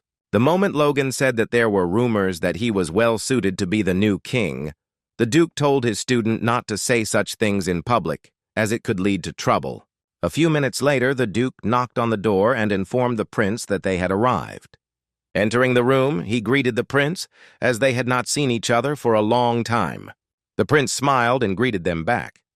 He looked at Logan intently and asked if he was really the famous disciple of the Grand Duke. At that very moment, Logan rushed towards the prince and, kneeling, greeted him. He was glad because he was finally able to see him in person. Now he wanted to make sure that the prince was fit for the title of the new king. The prince looked at Logan with a smile and said that he was very impressed by his skills. Since at a young age he had already managed to achieve a high rank, Logan said that this had little merit on his part, since he had achieved everything with the help of his teacher. The prince said with a smile that he was destined to do great things, unlike a mediocre person like him. The prince said that he had heard stories about Logan. Not only was he a fighter, but he had saved his family from decline and even increased its influence. Looking at the young man, the prince said that he was worthy of being called a hero. Logan thanked the prince for such flattering words. He knew what was going on in the outskirts, but he also knew that most of the aristocrats didn't think it was important. The prince told the young man that since the Duke valued him so highly, he had conducted his own investigation. He hoped that this would not offend him. Logan smiled and said that it was not an insult, and on the contrary, he was grateful for such interest in his person. Logan thought he would be little better than the other princes, but he far exceeded his expectations. The prince looked at the young man with a smile and said that he was now ready to get straight to business. The prince said that perhaps he didn't know, but the fate of their country was now in danger. The aristocrats divided it into several parts and fought, trying to absorb each other. He knew there were no obvious physical conflicts now, but the situation was like a ticking bomb. The prince was furious and shouted that they were idiots who did not have an ounce of care for the common people. He said that they were a poison that was destroying the country, so he needed a force that would pull out the leeches that were drying up their country. The Duke was shocked by such words from the young prince. The prince sighed heavily and said that he knew everything perfectly well himself and asked if he, a prince without strength, could ask the Duke's people to help him in his goal. The Duke sighed heavily and said that this was not what he wanted to say at all. The prince told Logan that he was the genius of their century and the treasure of the kingdom. Logan was confused by such words. The prince said that he very much hoped that a talented man like Logan would fight by his side when the time came. The prince asked Logan if he could do it for him. Logan was very happy about this circumstance, as he wanted it. At the same moment, he said with a smile that he completely shared his opinion, and having met him personally, he was convinced that the rumors that he was the only suitable candidate for the title of king were true. The prince was delighted with this statement. At that very moment, Logan said that there were some obstacles that prevented him from serving the prince. The prince sighed and said that he understood because he didn't have a chance for something like that. Logan said that was not true, and his potential was more than enough. At that very moment, Logan said that everyone could clearly see that his brothers were displaying disgusting behavior. All those present were on the spot, as they did not expect anything like that. The Duke shouted at Logan that he was in no position to say such a thing, but the prince stopped him, as he knew that everything was fine, and asked the young man to continue his conversation. Logan said that his family is currently having some disagreements with the Earl. He is cruel, and it is very difficult for him to resist with their current capabilities. So before answering the prince's call, he had to deal with his own problems. Recognized thought for a moment since he knew whose side the Count was on. Logan looked at the prince intently, and with a predatory grin said that if it gave him time, he would deal with the Count. He also said that he would help the prince after he restored his family's strength. He knew that in return, the prince would become his sword. At that very moment, the Prince of Decor burst out laughing. He was surprised that the young man was acting so confidently, but he expected nothing else from the Duke's apprentice. Logan looked at the prince with a smile as he agreed with him. The prince said that he would prepare a gift for him when he joined him. Logan smiled and said he would look forward to it. Sometime later, they left the prince's domain. The Duke sighed heavily and asked his student what he was thinking when he swore allegiance to the prince. Logan smiled and asked if he had been too blunt. He smiled and said that he had specified that it would happen when he had dealt with the Count. The Duke, gritting his teeth, told his student that he was very cunning and it seemed like he knew what he was doing. Logan smiled and told the Duke that he did so because he trusted him. The Duke was surprised and told his student that he had warned him earlier that he would not guarantee anything. The Duke looked at his student and said that he did not know everything, but he could tell him about his experiences because he wanted to help him. Logan was taken aback for a moment, as he had not expected to hear anything like that. But in turn he asked, in addition to the third prince, if he trusted the king. The Duke sighed heavily and said that the decision would not be his, but the king's. Logan knew there had been talk of this before. He said that the first prince would become a tyrant who would destroy the ruling family, the second, a terrible king who would destroy the country. The Duke was taken aback, as he did not understand who dared to say such a thing. Logan sighed heavily, as he knew that everything had already happened in his past life, but he did not dare to say such a thing. He looked at his mentor intently and said that he believed it, and thought that the last prince was better than the others. Looking at his mentor, he asked what he thought. The Duke sighed heavily and said that they could not decide this. But at that very moment, Logan said that he would like to hear his personal opinion. The Duke looked closely at the student and said that they agreed. Logan was pleased with this answer, as he realized that he now had his mentor's full approval. He knew that even though it was just a seed in his thoughts, when something unexpected happened, it would grow. Logan told his mentor to protect the prince until he came of age. He knew that House would catch up with them before then. The Duke sighed heavily and told the young man that he had always felt that he was rather amusing, and unfortunately, he still did not understand what his student was thinking. After a short conversation, they decided to return back to the Duke's estate. Over the past few months, he had accomplished many things, namely, he had visited the king and met the prince. He also received railroad tracks and networks from a relative and secured a promise of cooperation, knowing that this would make it easier for them to obtain supplies during the Civil War. Logan knew it was time to go home now. The man told his companion that during their stay in the capital, they had devoted themselves to training. They were surprised and could not even think that they would have the chance to cross their swords with the Duke's knights. Now they realized that it was not in vain that they accompanied the young master on the trip. But they knew that the greatest benefit was the young master's engagement. They looked with joy at the young gentleman and his companion. They were surprised and couldn't believe that he would find a companion in the capital, and they heard that he had decided to do something like that after the first date, so they didn't wonder if he really liked her hair. At the same time, Logan heard everything perfectly and knew that he liked her strength and fighting abilities. A moment later, he turned his gaze to the young lady. After all, he brought her to use her as a knight, but they were conditionally engaged. Unfortunately, he had trouble convincing her father, as he was seething with anger and fury over Logan wanting to make her a knight, yelling at Logan that if he touched her before the wedding, he would personally chop off his head. She looked intently at her companion and asked him to keep his promise. Logan, in turn, looked at the young lady in surprise. She remembered her father looking at her tenderly and asking her to take care of herself. She said she couldn't come back without results after a difficult journey, so he had to keep his promise. Logan was taken aback as he did not expect this. He understood how she felt, because she left the house in which she had lived her whole life. He understood her perfectly, as he had been in a similar situation. And at that very moment, he said in all seriousness that he would keep his promise. The young lady beamed with happiness and said with a smile that she hoped they would come soon. He looked at her with a tender smile, just as he had hoped. Sometime later, they arrived at the estate. Logan looked at his family with a satisfied smile and told them that he was back. But all those present were surprised and at the same time puzzled as they saw a beautiful young girl next to him. Patrick was shocked because his son returned home with a girl. He was puzzled as he knew that this simply could not be.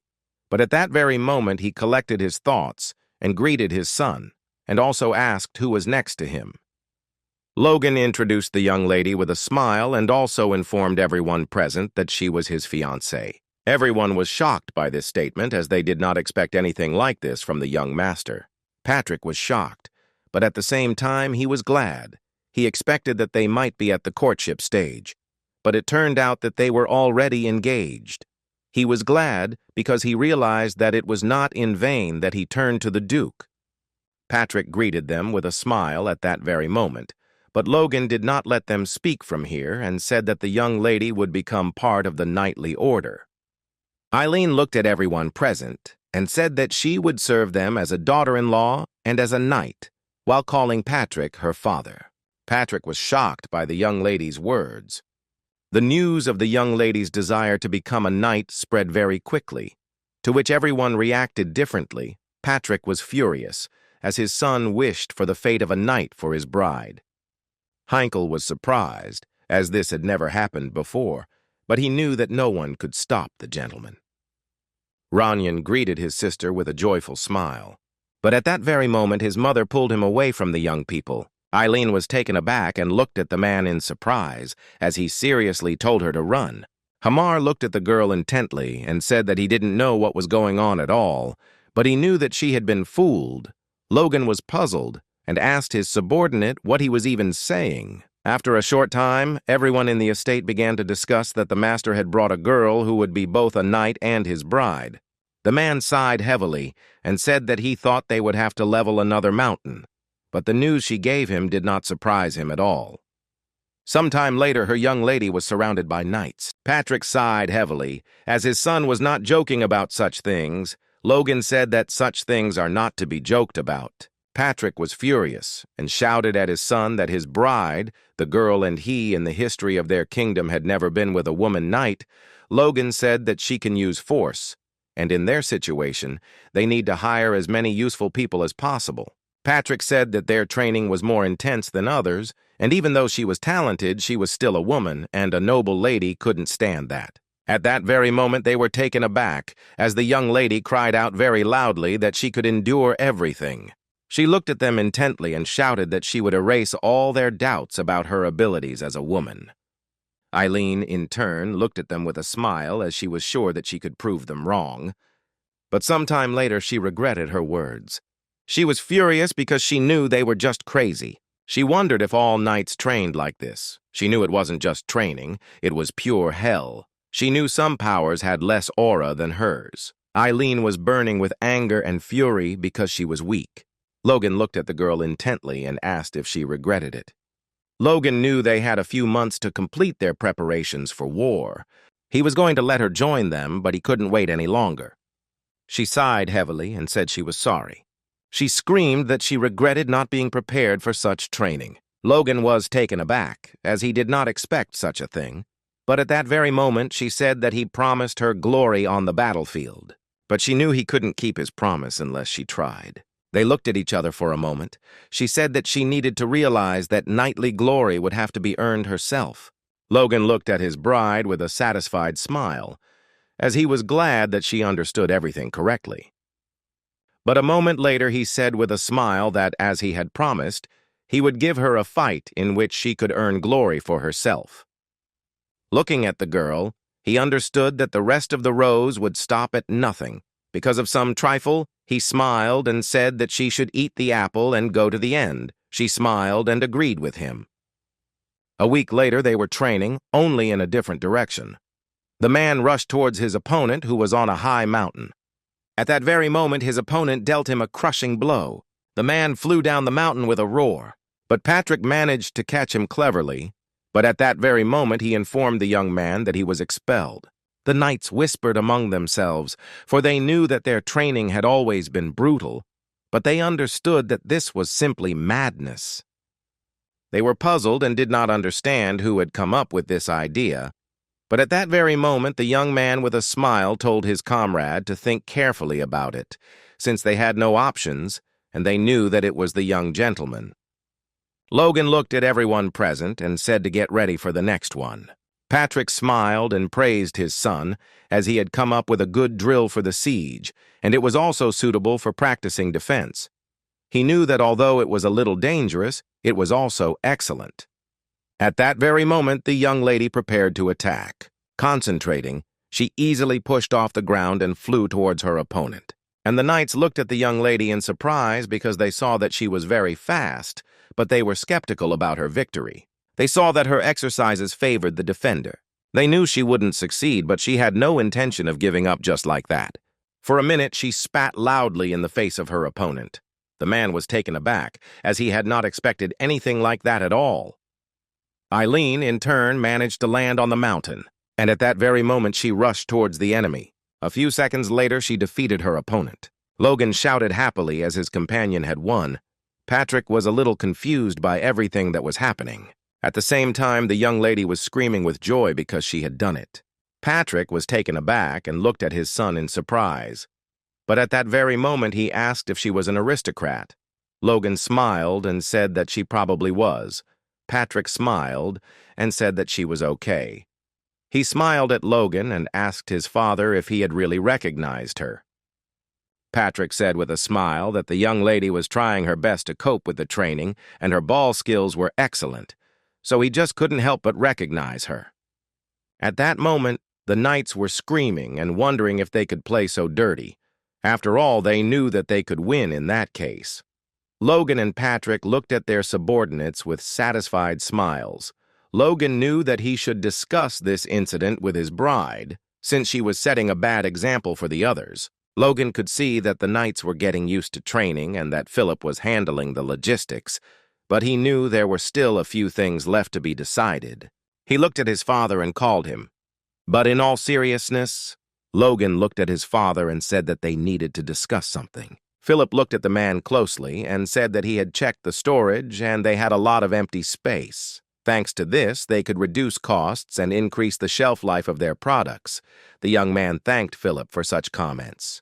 A moment later, Philip told the man that something was wrong with the city's maintenance and the payment of wages, as he had found some kind of mistake in the documents.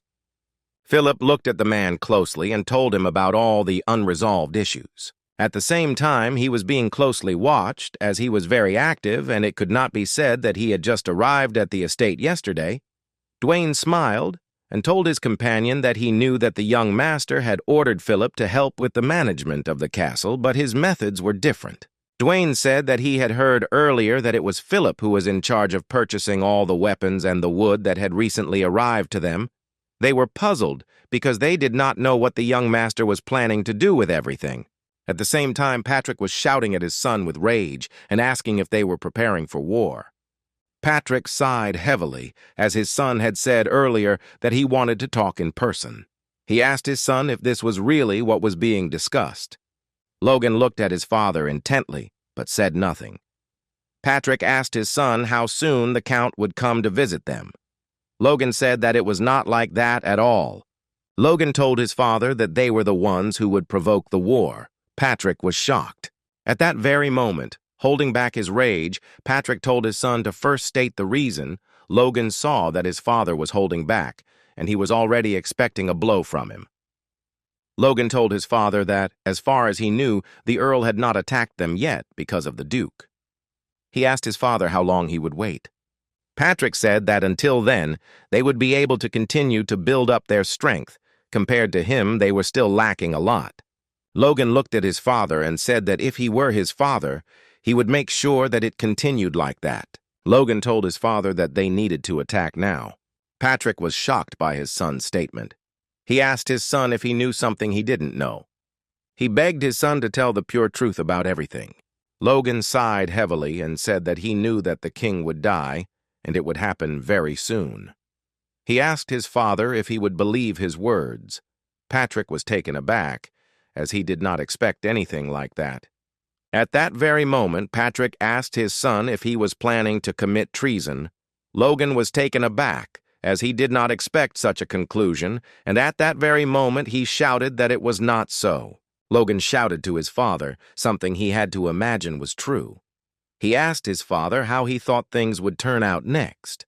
Patrick thought for a moment and said that first there would be problems with the struggle for the throne. But that's exactly it. The fight between the first and second princes intensified, and the Count, one of the key supporters of the second prince, asked his father what he thought would happen if they started a war at this time. Patrick said that, in essence, they would turn their blades against the second prince. Logan said that was correct, and if they wanted to fight the Count without being pressured from the outside, now was their only chance while the king lived. Logan knew that when the scales fell, the Earl would tip. And then he wanted to immediately put another prince into the war. Patrick told his son that he understood his motive, however. He asked his son if they could not wait until one of the princes was crowned, as he wanted to delay a little until then. Logan knew that after the Civil War, the Empire would immediately absorb them, but he couldn't answer like that now. He sighed heavily and said that then it would be too late. He knew that if the second prince won, Bifrost would become his most trusted ally. If the first prince wins, the Count's territory will no longer belong to him. Logan said that they could never take possession of his lands, and thus they would not be able to occupy what was rightfully theirs. Patrick sighed heavily and said that he understood, but to be honest, he still had a lot of questions. He asked his son how he knew about the king's imminent death. Logan hesitated, not knowing what to answer. But a moment later, Patrick told his son that he believed him. Logan was taken aback, as he did not expect such a thing. Patrick said that everything he had done so far was also questionable. Patrick thought his son knew the future. Looking at his son, he said that he understood that perhaps he was in a situation that he could not tell others about. So he wanted to ask one last question, and then he didn't want to know anything else. He looked closely at his son and said that he had done a lot for them. Patrick wondered why his son was doing all this. Logan froze for a moment at the question. But at that very moment, he said that his goal had always been prosperity and their families nothing more. Patrick was pleased with this answer and told his son that he believed him. Patrick told his son that he would convince the advisors himself. Logan quickly asked his father if he was sure he could handle it alone. Patrick asked if his son didn't believe in his old man. Logan screamed that it wasn't that at all. Patrick smiled and told his son not to worry and just rely on him, because as his father, he could handle it himself. A few days later, Patrick called his family together and told everyone that they would go to war on New Year's Eve. Everyone jumped as if they had been electrocuted. The reaction was expected, considering that their domain had only recently become habitable. But Patrick didn't give up. He reminded everyone of the shameful loss of their lands. He recalled the Count's assassination attempt. He reminded them of the danger that was inevitable. The blood of those present now boiled, now froze, and soon they realized the necessity of war. Patrick couldn't mention the king's death, so he decided to play on emotions. Logan knew they had to move on, no matter the cost. A few weeks later, they all set out. They recruited a powerful cavalry. Patrick looked at everyone present and gave the command. At that very moment, father and son rushed to meet the war. A while ago, Patrick asked He wanted to know if his son had thought through a strategy before declaring his son's war, if he had a plan. Logan said that of course he had thought it all through. He informed his father that for now, they had no choice but to launch a full frontal attack on the enemy. Looking at his father, he said that for this reason they will not declare war on him. Patrick was shocked by his son's statement, but he looked at him with a grin and said that he had another plan. Sometime later, the servant ran to his master in a hurry and in fear. He shouted that the McLeans had declared war on them, and they wanted to take revenge for the shame of 6 months ago they were being punished. Max Pareda Lord at home was taken aback by the shock. He was puzzled and did not understand what nonsense his servant had said. The Count looked closely at his subordinate and asked, "Have the McLeans declared war on the Parets?" The knight reported that everything was exactly like that, and the Parets asked for help. He asked the master what he would do. The Count said with a grin that they were just fools, since he had barely restrained himself because of the Duke. But it seemed that they themselves had given them an excuse. He knew that their military strength, roughly calculated, was several times greater than that of the enemy, although this depended on the veracity of the rumors about crossbows. At that very moment, the Count called his loyal subjects and asked if the preparations were complete. At that very moment, the man said with a grin that everything was ready. The Count said with a grin that then they should go to war. He knew that they would crush the Parisians when they were intoxicated with their victory. They would bring them down to earth. At the same time, Patrick drove the horse forward. Heinkel looked at the gentleman and said that at the same pace they would reach the castle within a day. Patrick shouted that this was very good news, and in that case they could change direction. At the same time, the man was shaking with fear. He was puzzled and did not understand why they were walking towards them. At that very moment, the knight burst into his master's office and anxiously reported that the army of their enemies had disappeared. He told the gentleman that they were not on his territory, but at Bouffro's. They walked around their first castle and headed towards the second castle. Sometime later, they arrived at the place. They could clearly see another castle, where there was a huge granary. Heinkel informed the gentleman that it contained most of the supplies, and if they occupied it, they would suffer long-term consequences. However, he asked the master if they could win by simply occupying the castle. Logan sighed heavily and said that they would leave it at that for now. Patrick looked closely at his son. Logan previously stated that they would declare war on the Paretas, but his true and real target is the Bifrost Castle, Tomodo. Patrick looked at his son in surprise, as he didn't understand what he was talking about. He asked his son if he really wanted to lure Bifrost out. Using the Parets, Logan said that this was exactly the case, and that they would be able to do everything possible to avoid a clash with their main forces and capture this castle. Patrick said that, however, they would ultimately not have even a few days before meeting them. Logan said with a smile that it was not scary to live, they just needed to hold out until His Majesty died. Patrick was taken aback by his son's words. Logan said that once this happens, all the aristocrats of the kingdom will be forced to drop everything and come to the funeral. This will be a direct order from the royal family, which has enormous power. He knew that this would be a good enough reason to stop the war. Patrick agreed with his son, because he knew that if Bethros meant a crime against the royal family, then he would immediately be accused of treason. Patrick sighed heavily, because he knew that even though his son said that he knew the day of his death, he still could not believe that his son had thought of such a thing. Patrick asked his son if he was absolutely sure that the king would die on this day. Logan smiled and said that he was sure because he could never forget that day, because the king's death would be announced on New Year's Eve.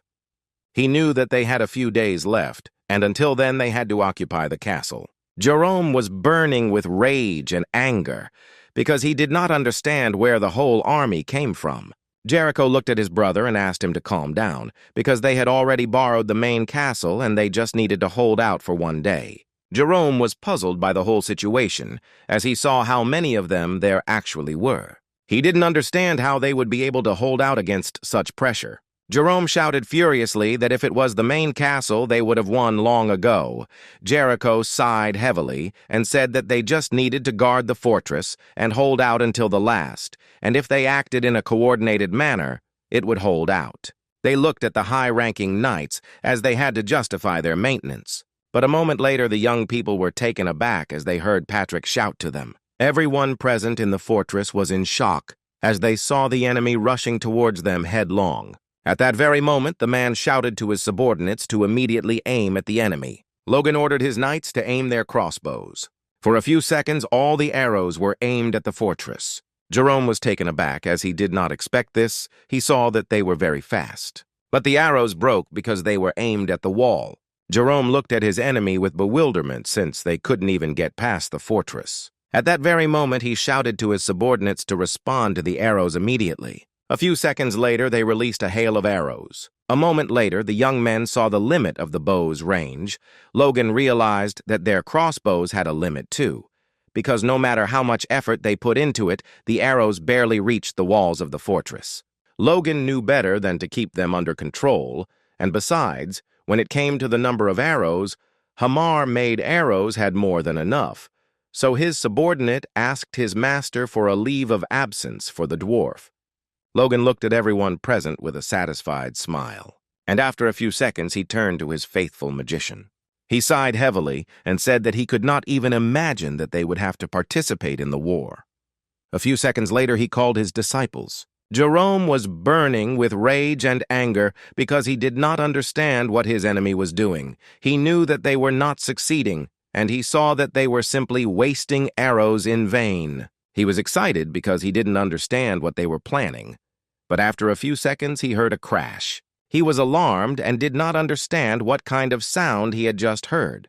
The brothers were puzzled as they saw that even the earth shook. At that very moment, they were taken aback as they saw before them a truly terrible sight. They were shocked because they saw a golem that was destroying everything in its path. The golem did not stop and went straight ahead towards its goal. Jerome was surprised, as their enemy even had mages on their side. The brothers were puzzled and stared at the golem, as they did not understand what he was doing. Clayton looked at the gentleman in surprise and asked if he really wanted to use golems in the war. Logan said that was exactly it, and they could protect all the knights from arrows, or simply remove the enemy from the road. Logan smiled and told the man that if he needed mana stones, they could provide them. The man was taken aback and asked in surprise if this fight would really be that important. But after a few seconds, he told the gentleman that what he was asking for was simply impossible. Logan was shocked because he didn't understand why he rejected the offer. He said that if it was about the stones, then he would provide everything. Clayton said it wasn't about them, it was about their lives. Logan looked at the man in surprise, not understanding what he was talking about. He said that this is true, and few people know that after the golems receive a certain amount of damage, it will then move to the caster. Clayton said that, of course, they were looking for a way to fix it. He showed his master all the research papers so that he could understand. But Logan didn't listen to anything and just burst into tears as his dream of an army of golems disappeared into thin air. Clayton sighed heavily and looked intently at his master. But after a few seconds, he said he had a small suggestion. Fortunately, they came to a consensus and were therefore able to use the golems in the war. Clayton was a master of his creations. The brothers were alarmed, as they had not seen the golems and wondered if they had gone underground with the magicians. Jericho was a little worried as he saw that they were no longer shooting, so he wondered what they were really planning. His brother was very worried and wondered if they were planning to dig a tunnel under the wall. Jericho told his brother to calm down and look carefully into the distance, since they had started digging in the morning, and it was already getting dark, and at this rate reinforcements would arrive before the golems were on their territory. The young man immediately rejoiced at this news and said that they just needed to wait for reinforcements. But after a few seconds they were taken aback as their wall began to shake. They were in shock.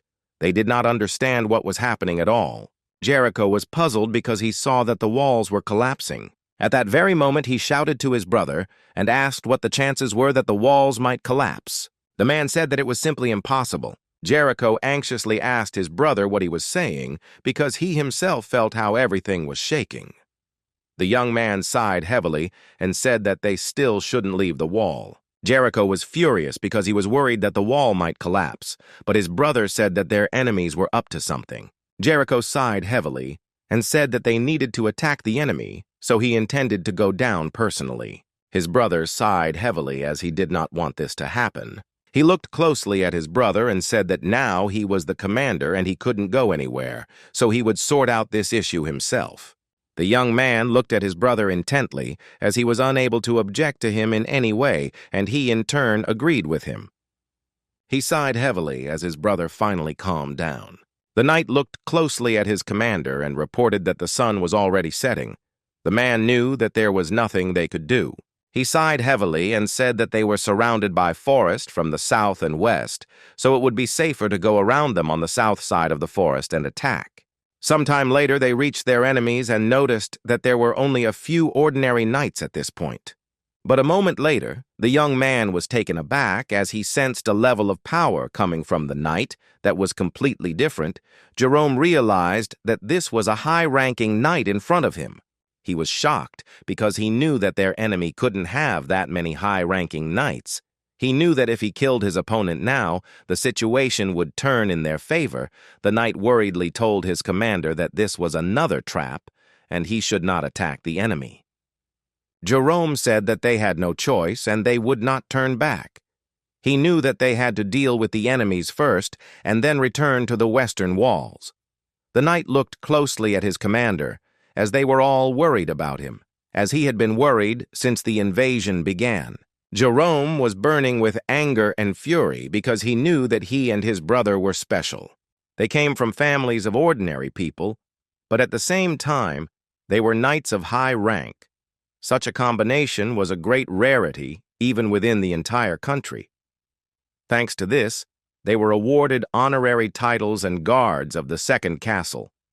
He supposed it might have been because of their past, but his brother had always been worried about being stripped of his command position, and he knew that unnecessary mistakes and loss of composure were the least of his problems. Unfortunately, his reputation among the knights was falling, and even his attempts to help had their limits. He understood that this fight could be their last chance, and therefore he was obliged to win at any cost. A few seconds later, he rushed into battle. The knight was taken aback when he heard the sound of footsteps. Turning around, he realized that they were under attack. Jerome looked intently at the knights. He was puzzled to wonder if they had escaped into the tunnel. He knew that their numbers were greater, but they also had high-ranking knights. He knew that it was very strange, because they had undoubtedly escaped. Now he realized that it was a trap, and he became very angry.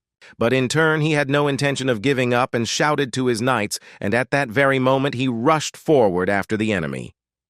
But after a few seconds, he saw an arrow rushing towards him, but he managed to dodge it. He was furious and wondered if they really had gone into the tunnel. He wondered if they had wanted to shoot at them from the darkness. Jerome was burning with anger and fury, as he knew that such pitiful arrows would not kill such a high-ranking knight as him. At that very moment, he rushed to meet his opponent, but unfortunately, a small surprise from the enemy awaited him. He looked into the distance with a smirk, as everything was fine and he had to continue to dodge the arrows. But at that very moment, he was taken aback, as an arrow hit his horse. A few seconds later, the horse fell dead to the ground with a crash, but the man managed to jump away. He was taken aback when he saw a whole hail of arrows and his subordinates who were killed. Jerome was furious as arrows flew at him. He understood that he could not help ordinary knights who were not able to deflect arrows themselves. He shouted that those who could fight off the arrows by force should do so. He knew that if they could only defeat a high-ranking knight, then the rest of the mages would be easier to defeat in close combat. He understood that at this rate, they would have a chance. But after a few seconds, he was taken aback as he saw that the wall was collapsing. He was shocked because he saw that their way back was blocked. He was furious and did not understand what kind of magic was being used on them, because at that very moment the earth became a swamp. Heinkel looked at his opponent and said that their horses were killed by arrows. The young man looked at his opponent with fury because he knew that he was right. Heinkel said with a grin that there was no way back for them. Heinkel suggested that everyone present should have a little fun. Heinkel looked at his enemy with a fierce grin as he was looking forward to the fight. The young man was furious because he realized that they had fallen into a serious trap. He knew that it was a complete failure on their part, and he had to save his people. But at that very moment, he heard some kind of crash and was taken aback. He raised his head and saw that the stones were falling from above. At that very moment, Logan and his loyal subjects were advancing on their enemy above. Logan spurred his horse on with a satisfied grin, knowing that a great fight was about to take place. The man was taken aback because he realized that he was now in a serious situation. He was furious because he realized that he had left his brother alone against an entire army. Some time ago, Clayton informed Logan that he had a small proposition. Clayton said that the golems could dig a hole to bring down the castle walls. It would not be difficult to destroy the supports that are located under the walls. Logan thought about that suggestion for a moment, knowing that they needed to keep safe distances from the arrows and they would need to stay back. He knew that in that case, even if he were naked, it would take him some time to reach the castle walls. After some thought, Logan looked closely at his comrade and said that they would do it differently, as he wanted to lure the enemy into the tunnel. Clayton looked at the gentleman closely and reported that it seemed he simply wanted to redirect their forces. He asked the young gentleman if he was sure they would fall for this trick. Logan, with a predatory grin of a fairy tale, that, of course, one tunnel would not be enough. He looked at the man intently and said that for this reason he should cause an earthquake along with his disciples. The man was taken aback with surprise, as he did not expect anything like this. He was a little surprised, but still told the master that magic was capable of this, but at the present time, unfortunately, he would not be able to cause an earthquake. Logan smiled and said that it was not scary. Jericho was very strong, excited and puzzled, because he knew that something was happening underground, but he knew that his brother was there now, and now he realized that the enemy was counting on something like this. He remembered his brother telling him with a gentle smile that he panicked too easily. At that very moment, he shouted furiously and gave the command to his knights. He shouted that they all must not let the enemy pass. At that very moment, the young men were surrounded by a hail of arrows. They looked closely at the flying arrows, but at the same moment they managed to deflect them. After some time, they rushed into battle. The young men jumped off their horses with ease and rushed towards the wall. Eileen easily pulled back and reached for the wall, as she saw that the height was approximately the same as the rock she had been training on for months. She soared upward with ease. The soldiers were taken aback as they did not expect to see anything like this. She looked at all the soldiers present with a smirk, as she knew that the mountain was significantly higher than these walls. At that very moment, she rushed towards the soldier, and he froze in surprise, as he saw in front of him none other than a woman. Eileen knew that she would definitely gain glory in this war, and she rushed into battle that very moment. She easily dealt a crushing blow to her opponent. Eileen sighed heavily as she killed her opponent. But at that very moment, another opponent appeared behind her, Eileen. She was taken aback as she felt his presence. The young lady turned around hastily. But at that very moment, she froze for a moment as she saw that the sword was right in front of her face. But luckily, the knight didn't hit her, as her new brother saved her. Ronyan shouted to his sister to get ready and not to go far alone, as it was dangerous. The young lady was taken aback and froze in place as she was frightened. Eileen was puzzled, as she had only fully realized what it was like to be on the battlefield the first time she killed a man. At that very moment, she hit herself in the face. The young man looked at his sister in surprise as he did not expect such a thing. She sighed heavily and, looking into the distance, asked him for forgiveness, which showed her unsightly side. And at that very moment she thanked him. He was surprised. But at that very moment, the young lady looked into the distance with fury. He smiled and said that he heard she was eager to gain glory in this fight. He said with a grin that he wanted the same. Ronyan said he wanted to contribute to their victory and become stronger. He knew he had to get stronger to keep up with someone who was growing in power very quickly. Eileen looked closely at her new brother as they were on the same wavelength. Some time later they stood, covering each other's backs, surrounded by enemies. Ronyan immediately shouted to his sister that she must advance. The young lady, in turn, attacked the others with fury. The young men dispersed and each hurried towards his opponent. Logan stared into the distance as he realized they were being overly enthusiastic. He was puzzled because he didn't know when his brother had become a mid-ranked knight. He also noticed that his brother had a new sword. He was happy about this and proud of his brother. But, unfortunately, Logan knew that now was not the time for this. He understood that it was too dangerous to continue to rage like this because at this rate, high-ranking knights would come to deal with them. At that very moment, Logan recoiled and rushed to the rescue of his comrades. The knights were taken aback, as they did not expect to see anything like this. At that very moment, Logan landed on the ground with ease. After a few seconds, he released his power and directed it at his enemies. The knights trembled with fear as they looked at the young master. Logan swung his sword with ease, sweeping away all the enemies in his path. He knew perfectly well that he needed to continue to attract the attention of the enemies. He knew that he had to defeat the commander of the castle guards. But suddenly, at that very moment, his thoughts disappeared as he heard his father. Patrick shouted furiously at his opponents that they could try to escape. At that very moment, he rushed into battle and with ease dealt blow after blow to the knights. But a moment later, he was taken aback. A few seconds later, he was already fighting off the knight's commander. Jericho shouted at Patrick that he would immediately cut off his head. Patrick, in turn, only laughed when he heard such words. Now he understood who was in front of him, and it was the commander of the guard. Jericho knew that Patrick was now an advanced rank, but until recently he was a high rank and they were on equal terms. Jericho knew perfectly well that he could deal with him. But Patrick, in turn, was not going to give up. He struck his opponent with fury. But unfortunately, the young man was out of luck, as Patrick, with all his might, easily dealt with his opponent. Patrick sighed heavily after cutting off his opponent's head. Jerome, however, managed to escape from the trap. The knight ran hurriedly to his commander and asked what that golden flash had just been. But at that very moment, the knight fell silent. The young man was shocked because he now realized that he had lost his brother. He was burning with rage and anger, but at that very moment they were informed that reinforcements were already on the way. The knights rushed after them to inspect everything, since they heard about reinforcements. The young man was burning with rage and anger and shouted that he would immediately take command. He shouted at everyone to fight to the end. He shouted that they must fight and not let the deaths of their comrades be in vain, since there were no reinforcements. At that moment, everyone saw a golden flash and Logan towering over all his enemies. Logan glared at his opponent as he realized that anger was clouding his vision. The young man was filled with anger and fury and shouted that he would kill him and his family. Logan rushed towards his opponent with lightning speed, blazing with rage. Logan struck his opponent with a very powerful blow, and the latter recoiled, not realizing when he had managed to do something like that. Logan looked at the young man with fury and said that he was the only one who would die here. A moment later, Logan turned around as he heard someone calling him. At that very moment, he saw his joyful comrades.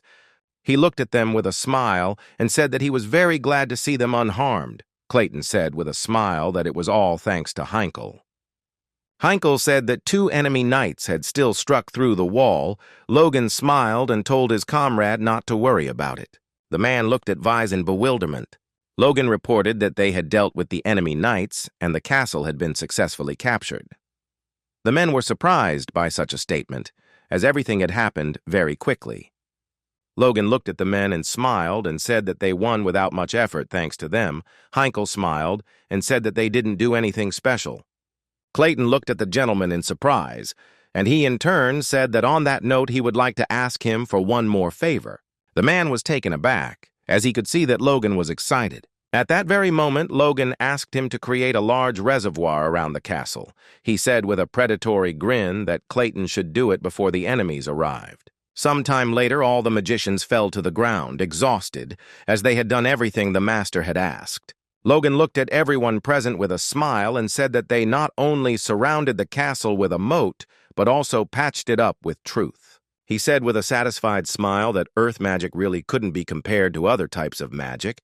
Clayton sighed heavily and said, "Lord, he's just overpraising him." Clayton sighed heavily, as he had a strange feeling that their magic was starting to specialize in buildings. He hoped that he was wrong in his judgment. Logan looked at this creation with a joyful smile, because he knew that the ditch was very large and deep, and he understood that if he fell into it in heavy armor, even a knight would have a hard time getting out. A few seconds later, he shouted to the orgy kings not to spare the oil, because they had to fire so much of it that the knight could slip and fall. Logan knew that an army would soon descend upon them. He looked into the distance with a predatory grin, as he knew that they had arrived just in time. At the same time, the men were closely watching everything that was happening. The Count and his retinue looked at Logan with fury. Logan glared at his enemy, knowing that the king would die at midnight, so he just had to hold out until evening. The man was furious that Logan dared to plant his flag in his castle. He was shocked that they surrounded the area like that and ruined it.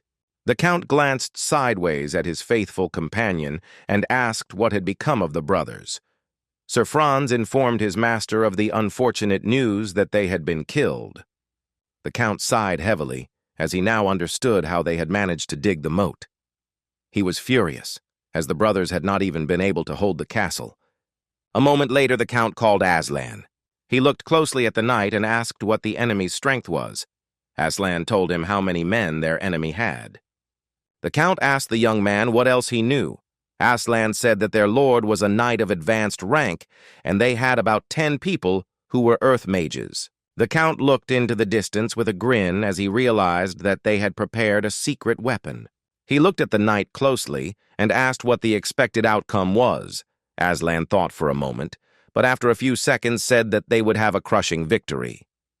At the same time, Patrick kept his eyes on the enemy that surrounded them, as he knew that they were outnumbered. He saw that there were magicians from the Wind Magic Tower with them. Patrick thought for a moment. After a few seconds, he saw Aslan. He was a knight who had super speed. They also saw the Knight of Moonlight. Logan looked at his father closely, the difference in strength unnerving him. A moment later, Logan was taken aback as he heard some kind of incredible noise. He was furious as he realized that the Count had amplified his voice with magic. At that moment, Logan shouted to all his knights to get ready. The Count looked intently at his enemy and said that he would kill them with his own hands. At that very moment, the knights rushed into battle. Logan was surprised as they were attacking them without shields. He wondered if they were that confident in themselves. Logan knew they were about to find out. At that very moment, he gave the command, and his men fired their crossbows.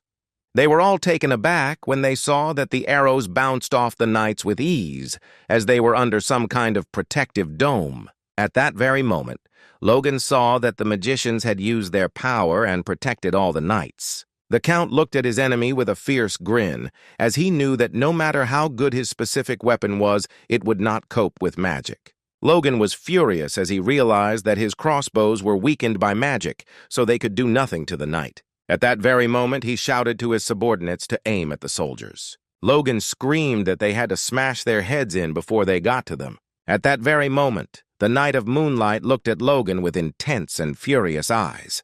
Logan was puzzled and wondered when they would attack. At that very moment, Aslan rushed into battle.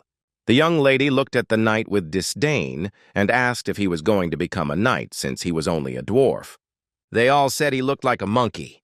He was short, had long arms and a distinctive appearance. He always attracted attention wherever he went. But he knew that now everything was different. He didn't listen to everyone around him and made unimaginable efforts to become an advanced knight. He was burning with anger and fury because he knew that he was no longer the victim. After a few seconds, he noticed that his enemy had done something to the walls, but he knew that this would not stop him. And at that very moment, he rushed towards the wall. A few seconds later, he noticed a young lady on the wall. Eileen looked at Aslan in surprise and called him a monkey. Aslan was taken aback because he did not expect to see her at all. Taken by surprise, he slipped and fell to the ground with a crash. The young lady was taken aback as she was shocked because she did not expect to see him at all. At that moment, the knight shouted to everyone else that they should be careful with the walls, as even an advanced knight could not climb it. Aslan shouted furiously at the knight and told him to shut his mouth. He turned around and looked at the young lady with a predatory grin. He looked at her with fury and said that he should amuse her properly.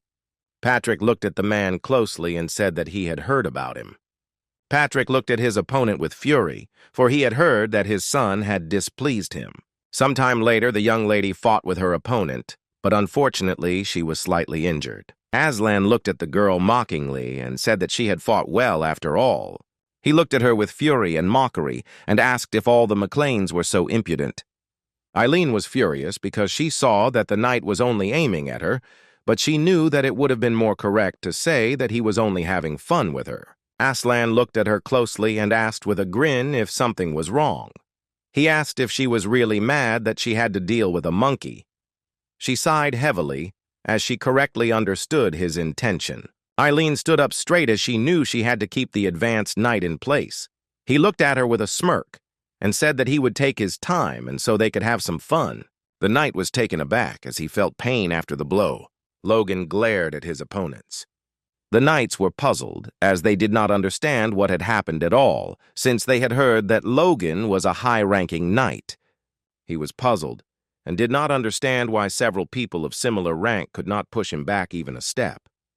The man trembled and wondered if the rumors about Logan wounding Moon Knight were true. Logan looked at his opponents with a smirk and asked what they were whispering so furiously about. He mockingly asked if all the Count's knights fought with their tongues. The man was furious, and at the same time he called the fire an arrogant fool, for he knew that soon they would see how long he could hold out. At that very moment the knights rushed towards Logan, but Logan didn't flinch, and simply waited for them to come closer. He closed his eyes, concentrated, and with his ease struck everyone. The knights were shocked because he was very fast. They turned around and looked at the tax in surprise, not understanding how he managed to end up behind them, because they didn't even have time to notice how he started moving. They wondered if Logan had increased his speed by force. Logan sighed heavily and said that their thoughts were obvious. The men backed away, not knowing what to answer. He asked with a grin what the matter was. Logan looked at them intently and asked, mockingly, if their legs were buckling from fear. The men were furious, but they knew they had to calm down. They knew they had to be careful with him. Logan knew that the knights were given a high rank for a reason, and he knew that they wouldn't fall for such a trick again. Logan looked closely at the men, knowing that they had protected their vital organs with precision and maximum use of force. He knew that he shouldn't think about the Knight of the Moonlight, whom his father had taken up, and now he was more worried about Aslan, who was famous for his speed. Logan was furious because he knew he couldn't waste time on weak opponents, so he rushed into battle at that very moment. The knights were puzzled as he advanced on them. At that very moment, Logan found himself behind the knight, and he backed away in surprise. He was shocked as Logan suddenly appeared behind him, and he repeated the same trick. The young man rushed towards Logan and asked him angrily if he really thought such a trick would work again. But Logan at that very moment stepped on the man's face and, pushing off, rushed towards the young man. They were shocked as Doug fell to the ground with a thud. At the same moment, Logan rushed towards his opponent. The man was furious and understood that Logan was just a scoundrel. At that very moment, he rushed towards him in order to avenge his friend. But Logan noticed this in time, and at that very moment, he released his power. The man was shocked because Logan used force. A few seconds later, there was a loud roar and explosion, and at that very moment the young man stealthily pointed his blade at Logan. With the last of his strength, he struck his opponent. He was pleased with himself, since his opponent had been caught, but after a few seconds he backed away as Logan was already behind him. Logan sighed heavily, and at that moment the young man fell to the ground with a crash. The man was confused and did not understand who was in front of him. He didn't understand what kind of move Logan was using. He was puzzled as he thought he saw a ghost in front of him, but at that very moment he was wounded by a sword. Logan was shocked because he didn't expect this. Ronian looked at his brother with a satisfied smile and asked if he was okay. Logan rushed to his brother in a hurry and called her. Ronian told his brother that he immediately came running when he saw that he was fighting with a huge number of high-ranking knights. Ronian said with a smile that it seemed like he had pierced the enemy's heart just in time, but at the same moment Victor said that this was not so, because he had cut off his hand first. Ronian turned around and hastily told his comrade that his blow was faster. Victor shouted that this was not so, because he had lost his arm first. Logan froze in shock as he saw the young men arguing with each other. They hurriedly shouted to Logan that he had seen everything and had to tell which of them was faster. Logan sighed heavily and looked at them with a gentle smile. But at that very moment, they both received a blow to the head from him. Logan said with a satisfied smile that he saw that the blows were delivered simultaneously. He sighed heavily and said that they were maintaining the tension on the battlefield. The young men unanimously asked Logan for forgiveness. Logan knew that thanks to them, he was able to free himself earlier, and understood that he needed to hurry. At the same time, the young lady was fighting with her opponent with all her might. Eileen sighed heavily and was taken aback as she was wounded. Aslan looked at her with a predatory grin and laughed. Looking at the lady, he said that she was built to match a man's since she still hadn't cried from the pain. He said with a smirk that she was doing well, and that the game would become even more interesting. Eileen was furious as the hand she held her sword in weakened. She knew it was arrogant of her to think she could stand up to an advanced knight. She understood that if he wanted to kill her, he would be able to do it. At that very moment, the knight rushed towards the young lady with a fierce grin on his face. A moment later, he grabbed her by the neck. He looked at her mockingly and said that she looked scared. He said with a grin that she should decide because he intended to treat her well. At that very moment, the young lady spat loudly in his face, thus refusing him. Eileen sent him away in a rage and said that she would rather kill herself. He laughed and asked angrily if she thought she had a choice. He squeezed her throat even harder and said that if she did, he would show her hell. He mocked her and enjoyed her pain, but at that very moment he backed away, as he felt something strange. At the same time, Logan released his power and pointed his sword towards the enemy. A few seconds later, a powerful explosion thundered. After a strong blow, the knight recoiled. Aslan looked at his opponents with fury. Logan looked at the girl closely and asked if she could stand. Eileen gritted her teeth and sighed heavily, but said that she was fine. Logan told the young lady that she must go to the military doctor at once, and she agreed with him at once. Aslan sighed heavily and told the young man that he was interfering with his fun. He looked at the tax closely and asked if he really wanted to replace her. Logan winced, but didn't answer. He was confused because he had attacked him, but his hand had gone numb. He understood that everything would not be as it was during the battle with high-ranking knights. At the same time, the knights looked at the battle in surprise. They were alarmed and did not understand who their comrade was fighting. They saw that his opponent was fast and skillful, and, unfortunately, they could not even keep track of him. They couldn't understand how Logan kept up with his opponent. Aslan looked at his opponent with a mocking look and said that he had good speed, and it seemed that he had a good artifact in his hands. Logan looked at his opponent intently, but did not answer, because he knew that he was right, because his master gave him the artifact. At that very moment, he rushed towards his opponent, striking him. Aslan managed to parry the blow and recoiled at the same moment. Logan looked at him closely, as he knew he also had an artifact. After fighting him, he realized that he had fast movements that were due to the artifact. Logan was taken aback when he heard his opponent tell him that he could hear his thoughts. Aslan said mockingly that all young lords were the same, for he knew that his enemy was before him, and he doubted and was lost in his thoughts. Aslan told the young master that as soon as he could no longer keep up with him, he would immediately lose. With the speed of lightning, he rushed towards Logan as he wanted to strike him. He looked at the taxman with a sneer and said that he would not be an exception. But Logan managed to block the powerful blow, and at that very moment he dealt the enemy a blow of crushing force. Aslan backed away, as he did not expect this. Logan looked at his opponent intently. But a moment later he was coughing up blood. Aslan looked closely at his opponent as he realized that he had used a strange technique. Logan pushed off the ground with lightning speed and headed towards his opponent, releasing his power in the process, but Aslan managed to block the blow. A few seconds later, Logan was taken aback, as the enemy's sword was already near him. He froze for a moment and turned around as if realizing that his opponent had missed. Logan was taken aback and wondered if it was luck. Aslan was puzzled, as he did not expect such a thing. He looked at his opponent in surprise and wondered if he hadn't intended to dodge. Aslan was furious and shouted at his opponent that he was simply mad. He shouted and asked Logan if he really wanted them to be able to do it together. At that very moment, Logan rushed towards his opponent and asked if he was scared. Aslan was furious, but he did not answer. But at that very moment, he pointed his sword at Logan and asked him angrily if he really thought he would just give up. A few seconds later, they pierced each other with their swords. Aslan was taken aback and froze for a moment in shock when he saw his opponent falling to the ground. He cried out as he felt the pain of the wound. But at the same moment, he burst out laughing as his opponent lay on the ground with a sword in his belly. Aslan knew that the young man was ready to kill him, but he could barely scratch him. He taunted his opponent, knowing that victory was his, but a moment later he ran away, hearing a cry. At the same time, the young lady ran in a hurry to the Logan. Aslan looked at her mockingly and said that she was just in time. He said that he would take care of her right away. Eileen froze in shock when she saw the young master on the ground. Aslan, mockingly, said that he had killed him, but at that very moment he was taken aback as he saw some bright light. He turned around hastily. Aslan was puzzled because he saw the light that came from the bracelet. He knew that only priests could emit such light. He understood that he needed to quickly destroy the bracelet. But after he rushed towards his opponent, the young lady managed to stop him.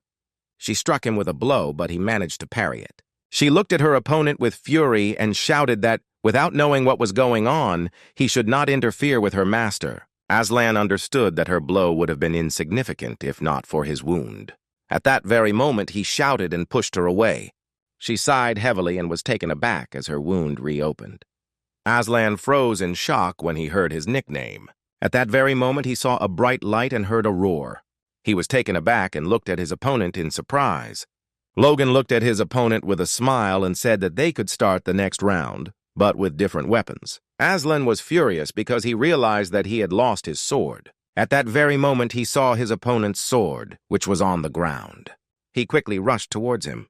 But after a few minutes, he was taken aback when he picked up the sword. Logan channeled the power into the sword. The mana inside him strengthened his senses. He had the feeling that everything around him slowed down. Logan looked closely at the sword, knowing that this artifact had made him a super-speed knight. Logan looked at his enemy with a fierce grin and announced that the sword was now his. Aslan looked at Logan with fury, but did not answer. At that very moment, Logan rushed towards his opponent in order to strike him. Aslan shouted to his opponent that this was his weapon and he could not handle it.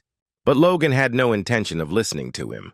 A few seconds later, Logan delivered a crushing blow to his opponent. Aslan was taken aback and froze in shock as he saw a hole in his body. At that very moment, he began coughing up blood.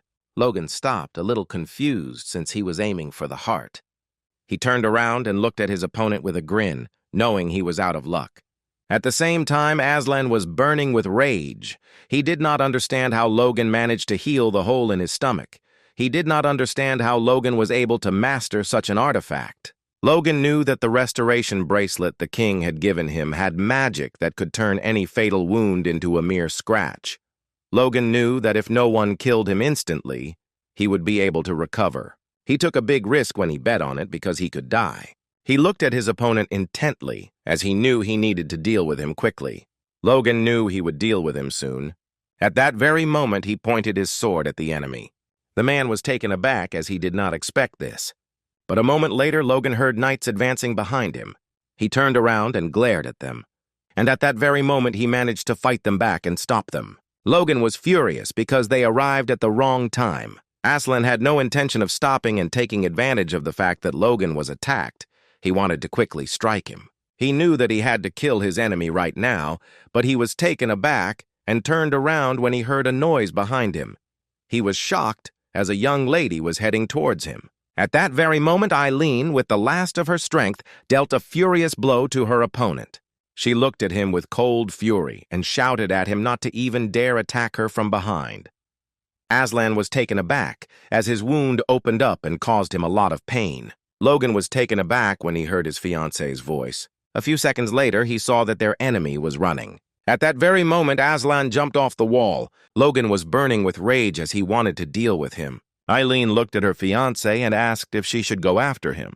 Logan sighed heavily and said that there were strong opponents below, and chasing him would cost them more than he was worth. Logan was furious because he wanted to deal with him. At that very moment, he shouted and informed everyone that he had defeated the super-speed knight. Everyone present was taken aback, as they did not expect such a thing.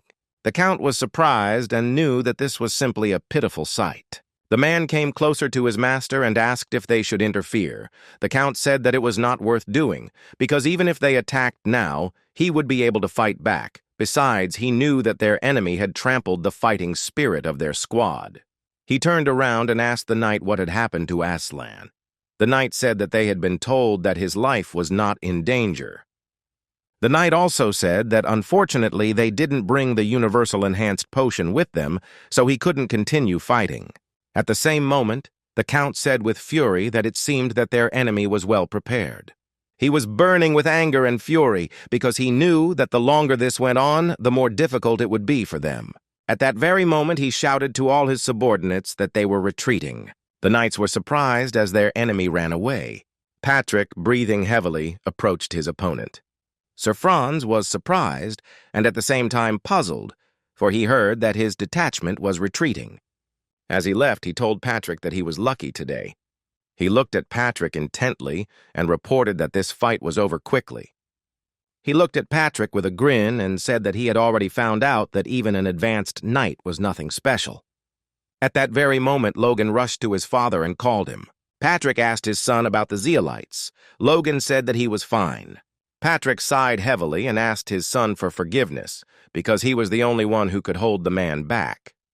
Logan sighed heavily as he knew that they were both advanced knights, but the difference between them was great. Because his father had just recently received a new rank, Logan asked his father to rest for a while because the enemies were exhausted, so they had time until they returned.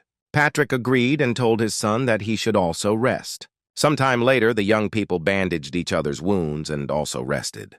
At the same time, the young master was talking with the captain of the knights. Logan and his father sat quietly, thinking about what to do next. Logan hoped that it would continue like this until midnight. Sometime later, late at night, the knight saw something. He was alarmed because he saw a flag with an eagle. At that very moment, he shouted that the Parades were advancing on them. Logan and his father were taken aback, as they did not expect this. The Count looked at the man with a grin. The Count grinned and told the man that he seemed to have brought the army for battle himself. He asked the man if he wanted to help. The Lord sighed heavily and said that he knew it was a trifle for the Count, but they were in a great hurry, and now they hoped that they would be of use to him. The Lord knew that together with the Count's army they would crush the enemy, so he wanted to try to gain his favor. Logan looked closely at his potential enemies, now realizing what the Lord had come for. Patrick looked at his son intently and said that they simply had no choice, and they would have to do this. Logan agreed with his father. At that very moment, the magicians were preparing a backup plan. The girl was scared, looked at her mother, and asked how long they should stay at home. The woman, reassuring her daughter, said that they needed to stay in the house a little longer since it was still dangerous outside. The man looked closely at his family and said that they should pray together. They hoped that tomorrow, when the new year came, the war would end well. The Count looked at the soldiers with fury and shouted that they must bring the heads of the MacLeans. A few seconds later, the knights rushed into battle. At the same time, archers aimed their crossbows at them, and after a few seconds they fired. The arrows pierced the enemies. The young men were furious because they saw that only the Parade soldiers had been killed by the crossbows, but they knew that it did not matter, and they had to keep shooting. Sir Franz was fighting off the arrows at the same time. At the same moment, he shouted that the enemy was prepared for a siege, but they must not relax until they reached the wall. At that very moment, he prepared to jump onto the wall. A few seconds later, he was rushing up the wall. At the same time, Logan shouted to the knights that enemies were climbing the wall and they had to throw them down. Sir Franz looked at his enemy with fury and prepared to strike. At that very moment, he directed his power at Logan. Logan was taken aback as he saw that his opponent's strength was great, and with its help he was able to hook the wall. At that moment, Logan saw that his opponent was towering over him. Sir Franz, with the help of his trusty ball and his strength, managed to climb the wall with ease and land on the ground.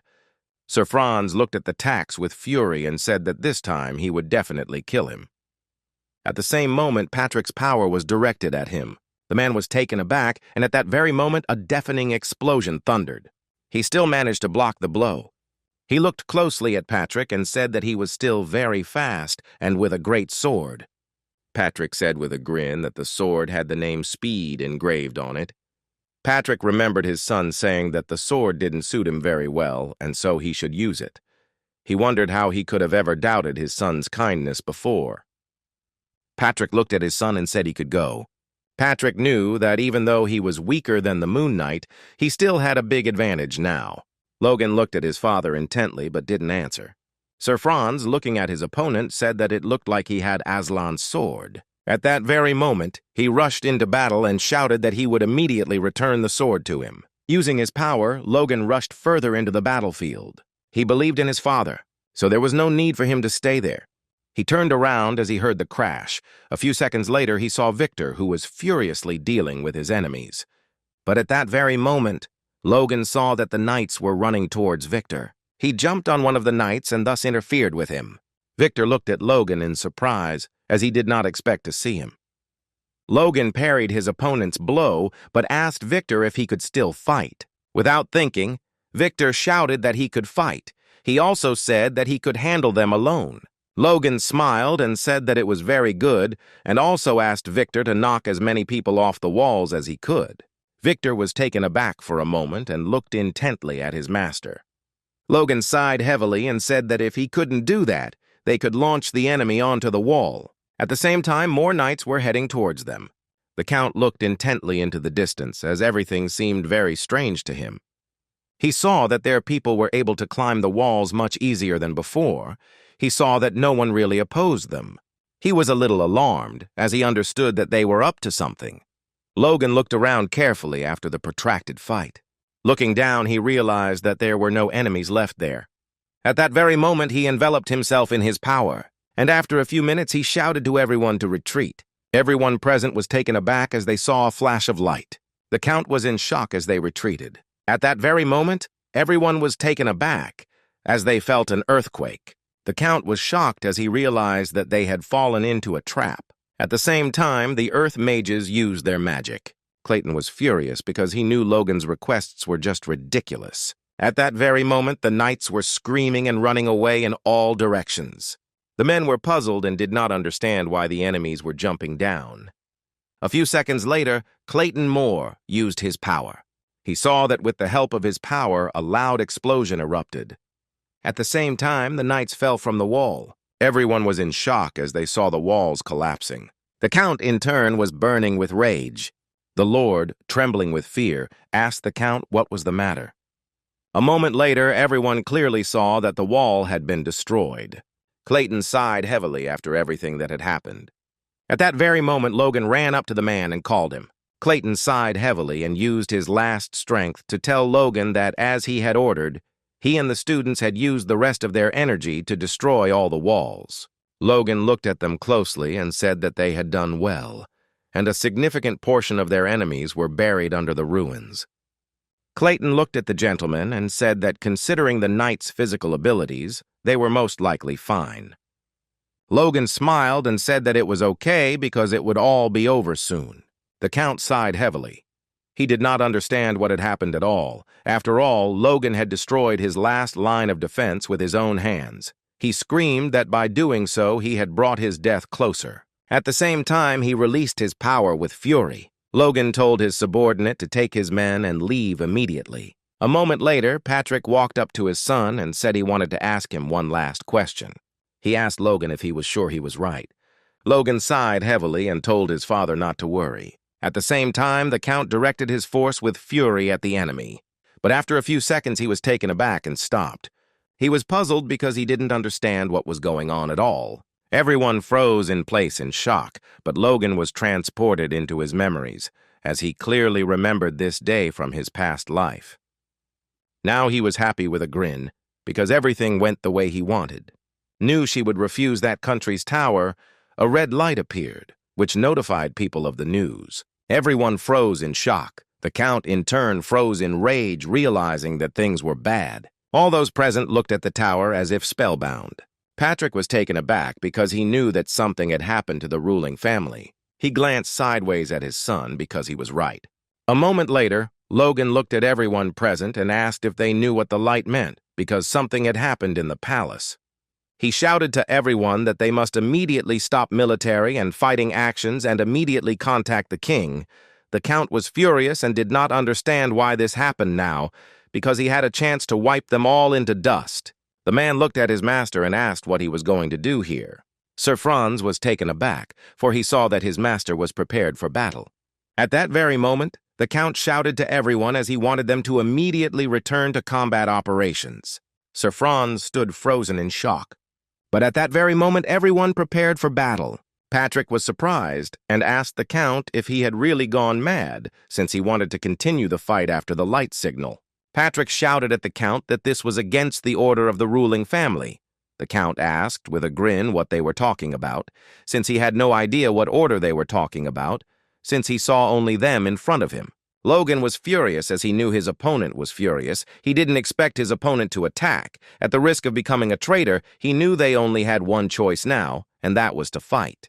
The Count shouted to everyone that they must fight to the very end. He shouted that they must execute their enemies.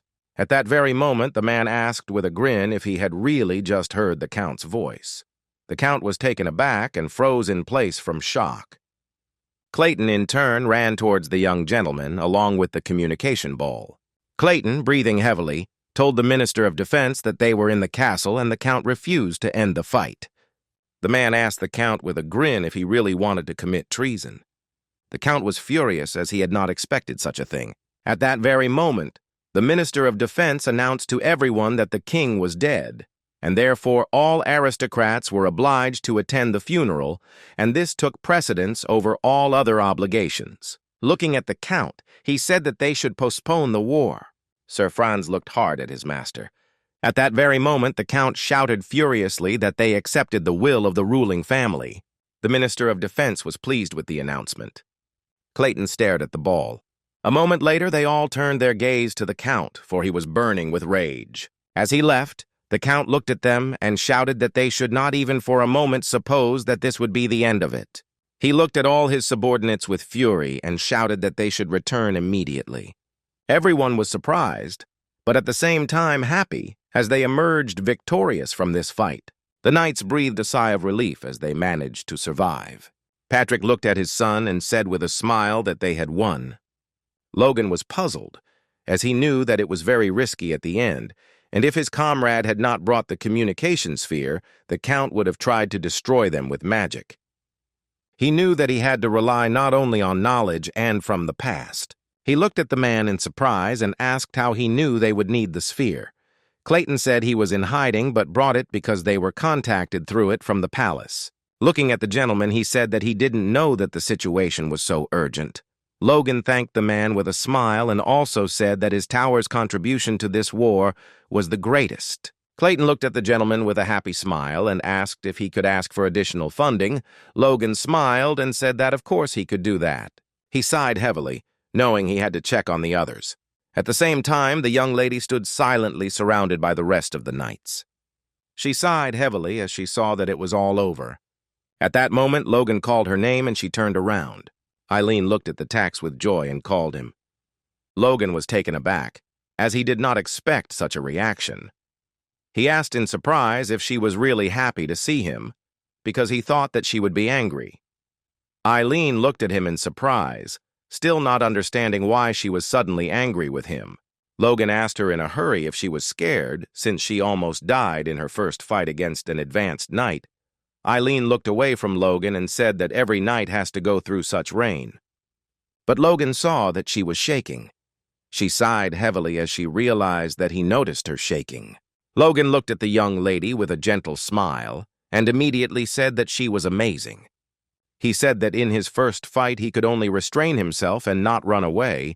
Eileen was taken aback, as she did not expect such a thing, and at the same moment asked for forgiveness, as he did not want to offend him. Logan said that it was exactly like that, and few people knew what his first fight was like. He sighed heavily and said that he was simply frozen and could not move. For this reason, he was very worried about her. Logan smiled and said that, however, she did much better than he expected. Eileen asked with a smile if he really thought so. He looked at her with a gentle smile and said that he very much hoped that he would be able to continue to watch her progress. Eileen froze for a moment in embarrassment, as she did not expect to hear anything like that from him, but she was very happy with such words. The next day, as soon as the sun rose, Patrick ordered the soldiers who could move to inform the inhabitants that the castle belonged to them. The question of the need to immediately go to the capital for the funeral arose. Logan sighed heavily and asked who cared if the unknown baron was a little late. Heinkel knew that Logan was not exactly wrong, but he was waiting for an answer from his master. Patrick sighed heavily and said that now it was important to compensate for the losses in the war, and yet it would be good not to be too late, so they had to quickly pack their things and go. Sometime later, Logan informed his loyal mages that they must rebuild the castle walls. The young men were puzzled and unsure whether they were mages or simple workers. They understood that such a load could kill. Clayton looked at his student with a smile and said that he should hold on a little longer, because later they would go on a long vacation. Clayton shouted and stopped his student. As he noticed Manu in his heart, the young man was confused and did not understand what was going on at all. He froze in shock when he saw the circle. At that very moment, he joyfully shouted that he had received the 4th circle. Everyone surrounded him attentively and began to congratulate him. Clayton looked at his student with joy, for he supposed that through this work he had raised his circle. What happened later became the basis for the mages to begin following the path of military engineering. At the same time, in the capital, the Duke was excited and was waiting for his student. After some time, he was informed that Logan and Patrick had come to visit him. The man looked at the guests closely and asked if they had come in immediately after arriving in the capital. He assumed that they were probably tired.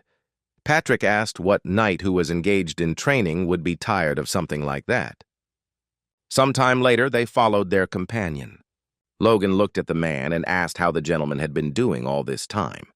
The man hesitated and said with a smile that it turned out he was very surprised, because no one expected the king to die so suddenly. Logan asked what they knew.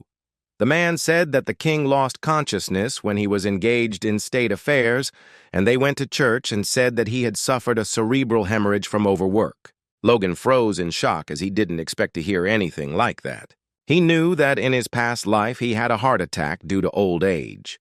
He wondered if the cause of his death now was a cerebral hemorrhage. He understood that in these cases it was a matter of age, but he knew that something was wrong with this situation. After some time, the Duke finally met with his guests. They sat in silence for a while.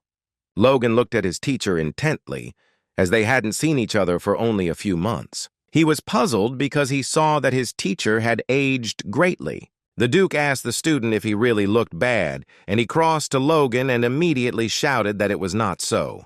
The Duke smiled and said that his decrepit body was now befitting his age. Louis Hayon looked at his master closely and informed everyone that the Duke had overdone it while conducting his investigation into the king. Logan looked at his teacher in particular, as the king's death had hurt him deeply.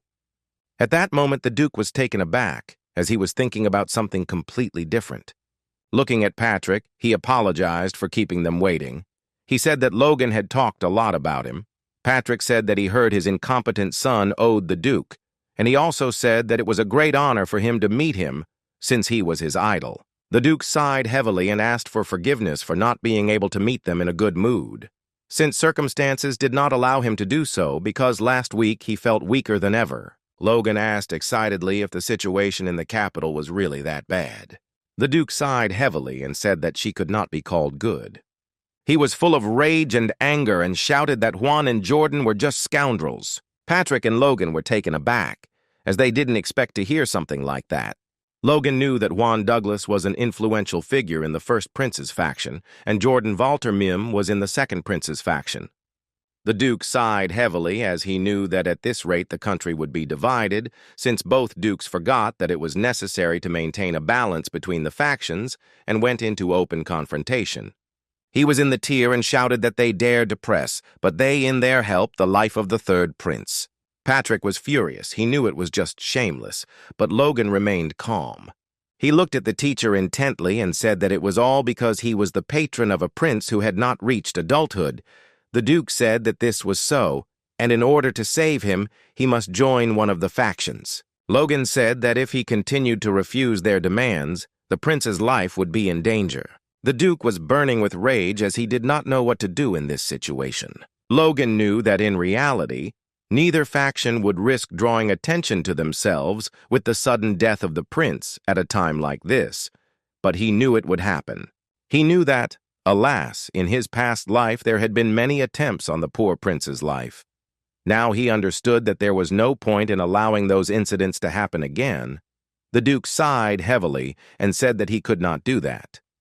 The Duke looked at his assistant and told him to bring the prince to his estate immediately. At that moment, Logan said that this could not be done. Logan told the teacher that as much as he wanted to keep the prince close, he couldn't be with him all the time. Logan told the teacher to announce instead that they would be participating in a faction showdown. Logan told the Duke that what they feared most was not that the Duke would not be on their side, but that he would become their enemy. Patrick quietly told his son that he thought he had come to the Duke to ask for his help.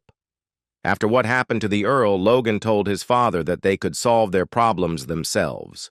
Patrick was taken aback, as he did not expect to hear something like that. But at that very moment, he asked the Duke for forgiveness, since he had shown himself in an unsightly light. The Duke sighed heavily and said that he understood everything perfectly. The Duke smiled and said that he had been too stubborn and had failed to see the whole picture. So he now thanked his student. He told Logan that if he could fulfill his duty with just words, then there was nothing more to discuss. The Duke stood up and sighed heavily, walking over to the large window. He knew that the destiny of their nation would be as the heavens willed it. For a while, he looked silently out the larger, more spacious window. Logan knew that, unlike his past life, instead of giving in to pressure to become neutral, he had chosen his own place. He knew it would be of practical use to him. The Duke told Logan that he couldn't help his family right now, but if they were afraid something would go wrong, they should come to him. Logan looked at his teacher with a smirk and asked if you were really saying that he would fulfill any request he made. The Duke looked at his student in surprise as he had changed very quickly, but the Duke said that he would fulfill any request if he could. Logan was just joking and didn't expect to receive such a gift. And yet at that very moment he said that he had nothing to ask the Duke for yet. The Duke looked at his student in surprise. Logan smiled and said that if a request ever came up, he would be glad if the Duke could consider it. Logan knew that he had to save that opportunity for a bigger deal. The Duke smiled and said that he understood everything.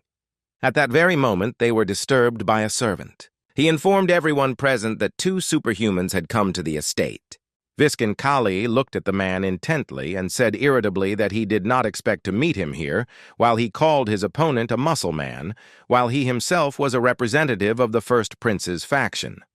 Marquis Luther Cale looked at his opponent and said irritably, he also didn't expect to see him, and at the same time he called him a weakling. He was also a representative of the Second Prince's faction. Viscount Kali's son mockingly asked the man if he had come to receive a beating from the Duke, since he was overcome by doubts that the Duke was interested in their faction. The man looked at his opponent with fury and told him to take better care of himself. They looked at each other with fury for a moment. At the same time, the servants were trembling with fear. After some time, the Duke entered their room and asked why they were spoiling the atmosphere with their thirst for killing. He asked angrily if they were really looking for a fight. At that very moment, the men bowed low to the Duke and shouted that this was not so. Marquis Luther Cale was taken aback and told the Duke that they had not seen each other for a long time. The Duke looked at them with irritation and asked if they were abandoning their duties to play at choosing sides. But now they showed him respect.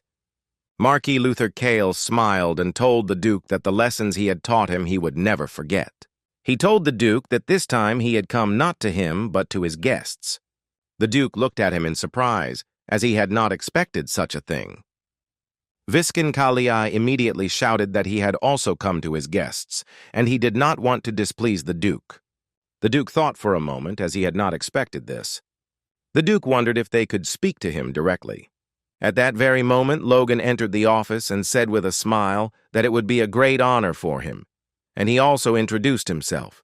He said with a sly smile that it would be a great honor for him to meet his idols. The men froze in shock as they did not expect this. At that very moment, they looked at each other in surprise because they did not know what to do. They both said that they had heard about the Duke's apprentice. Logan looked at them in surprise as he did not understand their reaction. At that very moment, the Marquis said that he was very glad to meet such a talented young man, but he came to talk to his father. Logan was taken aback, as he did not expect anything like that at all. He asked in surprise if they really wanted to meet his father. At that very moment, Patrick was very taken aback and surprised, as he did not expect such a thing. Patrick walked slowly into the hall. He looked at the men intently and said that it was a great honor for him to meet two superhumans in their kingdom. The men were puzzled, as they did not understand why they entered one by one. At that very moment, Patrick said with a smile that at the moment his son was handling the affairs of his home, so they could turn to him. Marquis Luther Cale looked at the young man with a grin and asked if he really cared for an entire house at his age. He said that the young man was only strong. Viscount Kalii saw that it was always exciting to talk with the young talent. Logan smiled and asked what business they had come to see them about. The men looked at each other. They liked Logan because he was very straightforward, and they understood that, given how busy they were, it was best to get straight to the point. Viscount Kalii told Logan that he had recently fought the Count. He asked Logan why he did not take this opportunity to bring a loyalty dinner to the first prince, for if he agreed, they would support his house. He said with a smile that his uncle was also on the first prince's side, so it would be good to join them. Marquis Luther Cale smiled and asked Logan why he needed to be at odds with the neighboring territory. He wanted Logan to swear allegiance to the second prince, and then they would achieve a favorable outcome in the situation with the Count. Marquis Luther Cale looked closely at the young man and said that he had to make the right choice. He asked with a grin whether it wouldn't be better for neighbors to live in peace. Logan looked at the man closely and wondered if he was really that intimidated. However, Logan saw that he was saying everything correctly because the captured castle bordered the trading city of Marquis Luther Cale. He understood that if he thought about it a little, everything was obvious. If he chose the first prince, the second would use his battles as a pretext to start a civil war. If he chooses the second prince, then at least he and the Count will be forced to make peace, but afterwards the Marquis will invade his territory, claiming that his warning was ignored. He knew it was best to turn them all down, so Logan apologized and said he was having a hard time making a decision right now.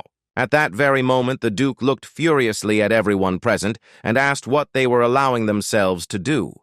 The men were taken aback, as they did not expect such pressure. The Duke looked at them with fury and said that it was simply a pitiful sight, because they had stopped pretending and decided to directly establish the border. He was furious because they were involving his student in all this. The men were taken aback and said in unison that it was not at all about him being his student, since they had made the offer to them, but to his house they said that they did not want to go against his will at all, and simply wanted to discuss the future of the house. The Duke asked angrily if they were saying that it was none of his business. He asked angrily if they were absolutely sure of that. At that very moment, the men shouted in one voice that they swear to this. The Duke looked at them intently with a menacing gaze. When after me, he turned around and sighed heavily because he understood everything. As he left, he said that he did not intend to get involved in factional disputes. The men were taken aback because they did not know how to understand his words. As he left, the Duke said that today he had decided that he would not take part in the factional conflict. The Duke sighed heavily and said that they would not be able to get him for this reason, either through him or through anyone else, and they should forget about it. The men were a little surprised, yes, but the information was there, and they looked at each other in bewilderment. Logan sighed heavily, glad that everything was resolved. Viscount Kalii, leaving quietly, told Logan with a fierce grin that he should think carefully about the decision. He knew that they would see each other soon. The Marquis looked at the tax closely and said that this was a great success for his house. He said with a fierce grin that if Logan and his house had attacked the Earl after the funeral, His Highness would not have bothered with negotiations. Logan knew this perfectly well, and for this reason he had arranged the attack in advance. But in turn he smiled and said that this was good news. Logan sighed heavily as they left, as even the small conversation had tired him out. The Duke looked at his student and asked if he planned to participate in the faction confrontation. Logan sighed heavily and said that most likely so, because he did not refuse them. He sighed heavily and said that if it was necessary, he would do it. He looked at the Duke intently and said that he was sorry to say such a thing, but he did not yet have enough strength to stick to his ideals. He smiled and said that whatever path he chose, he would do everything possible to maintain his honor. The Duke was surprised by such words from his student. But a moment later he smiled and said that this was all he needed to know. The Duke knew that his beliefs were his alone, and he could not force them on others, even if they were his only disciple. A moment later he told the student to go and rest. The Duke sighed heavily and informed his student that the king's funeral would soon begin. Sometime later the funeral began.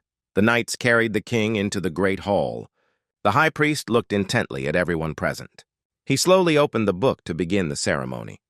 But at that very moment he was taken aback. Everyone started whispering. Logan was puzzled, as he realized that instead of mentioning the deceased, they had split up and were watching each other. The archbishop, seeing this, began to tremble. Logan looked closely at the high priest. He didn't know how long this ceremony would take. Suddenly he was taken aback and turned around as he heard someone's familiar voice. The Count looked at the taxman with a fierce grin and said that he had only a week left, and he could enjoy it while he could while counting off his last days. Logan was furious because his sworn enemy sat next to him, and he didn't know who came up with the seating chart. A moment later, Logan told the Earl with a fierce grin that he seemed not to have heard the latest news. He said with a satisfied smile that he was invited to their faction. The Count was shocked by this statement. At that moment, Logan looked at him with a fierce grin and said that perhaps they could become allies. He asked the Count for this reason to watch his words. The Count was shocked by this statement, as he did not expect anything like this. At that very moment, Logan loudly told the Count that if he thought he was lying, he could ask the Marquis himself. The Count looked at the young man with fury, but at the same moment Logan smiled and said that he was just joking. The Count was furious. He could not understand how the young man dared to say such a thing. He knew that he had to control himself, and as soon as the funeral was over, he would go and see the Marquis. He was furious because he saw before him just an arrogant boy. He understood that no one would leave unharmed after touching what belonged to him. Some representatives of the faction sat in their seats with all their might, as they were bored at this event. The prince burst into bitter tears, for he loved his father very much, and he was sorry that he had left too soon. The Duke restrained himself. The archbishop looked closely at everyone present and announced that the first day of the funeral was over. Logan walked slowly into the room and sighed heavily, as he did not expect the ceremony to start in the morning and last until the evening. As he thought, after the ceremony, vassals from both factions began to approach them. He was puzzled, as they did not lag behind until the very end. He was furious, as he had become accustomed to rejecting their offers. Patrick looked at the hay and asked if he really didn't want to join any of the factions. Logan sighed heavily, looking at his father, and asked if he was worried. Patrick said that if things continued like this, and their home was in a precarious position. However, Patrick knew that the strength of any of the factions would help them stop the Count. Logan smiled and said that if needed, they had an option and they could rely on the mentor. Looking at his father, he said that everything would resolve itself. Patrick was surprised by his son's answer. In a hurry, he asked if his son already had a plan. At that very moment, Philip entered their office and greeted them. Patrick looked at the young man in surprise and asked why he came. Logan smiled and told his father that during the funeral ceremony, he would see what he had come up with. Sometime later, everyone was announced that the funeral ceremony was over. Logan was confused, but at the same time glad that the ceremony was over, since it lasted for almost a week. He sighed heavily and looked into the distance.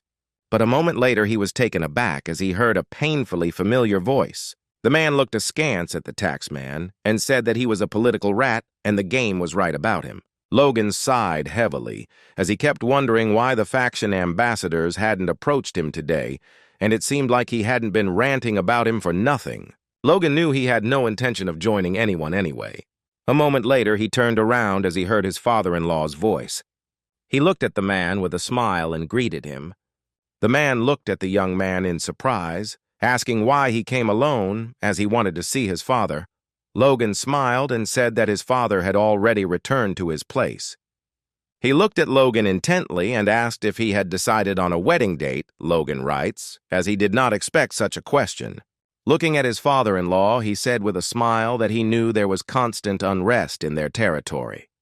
The man said that making the connection between their houses public would help him keep the count under control. He sighed heavily and said that he would wait a little, as he knew that his daughter might scold him again. Logan was glad that his fiancée had talked to her father.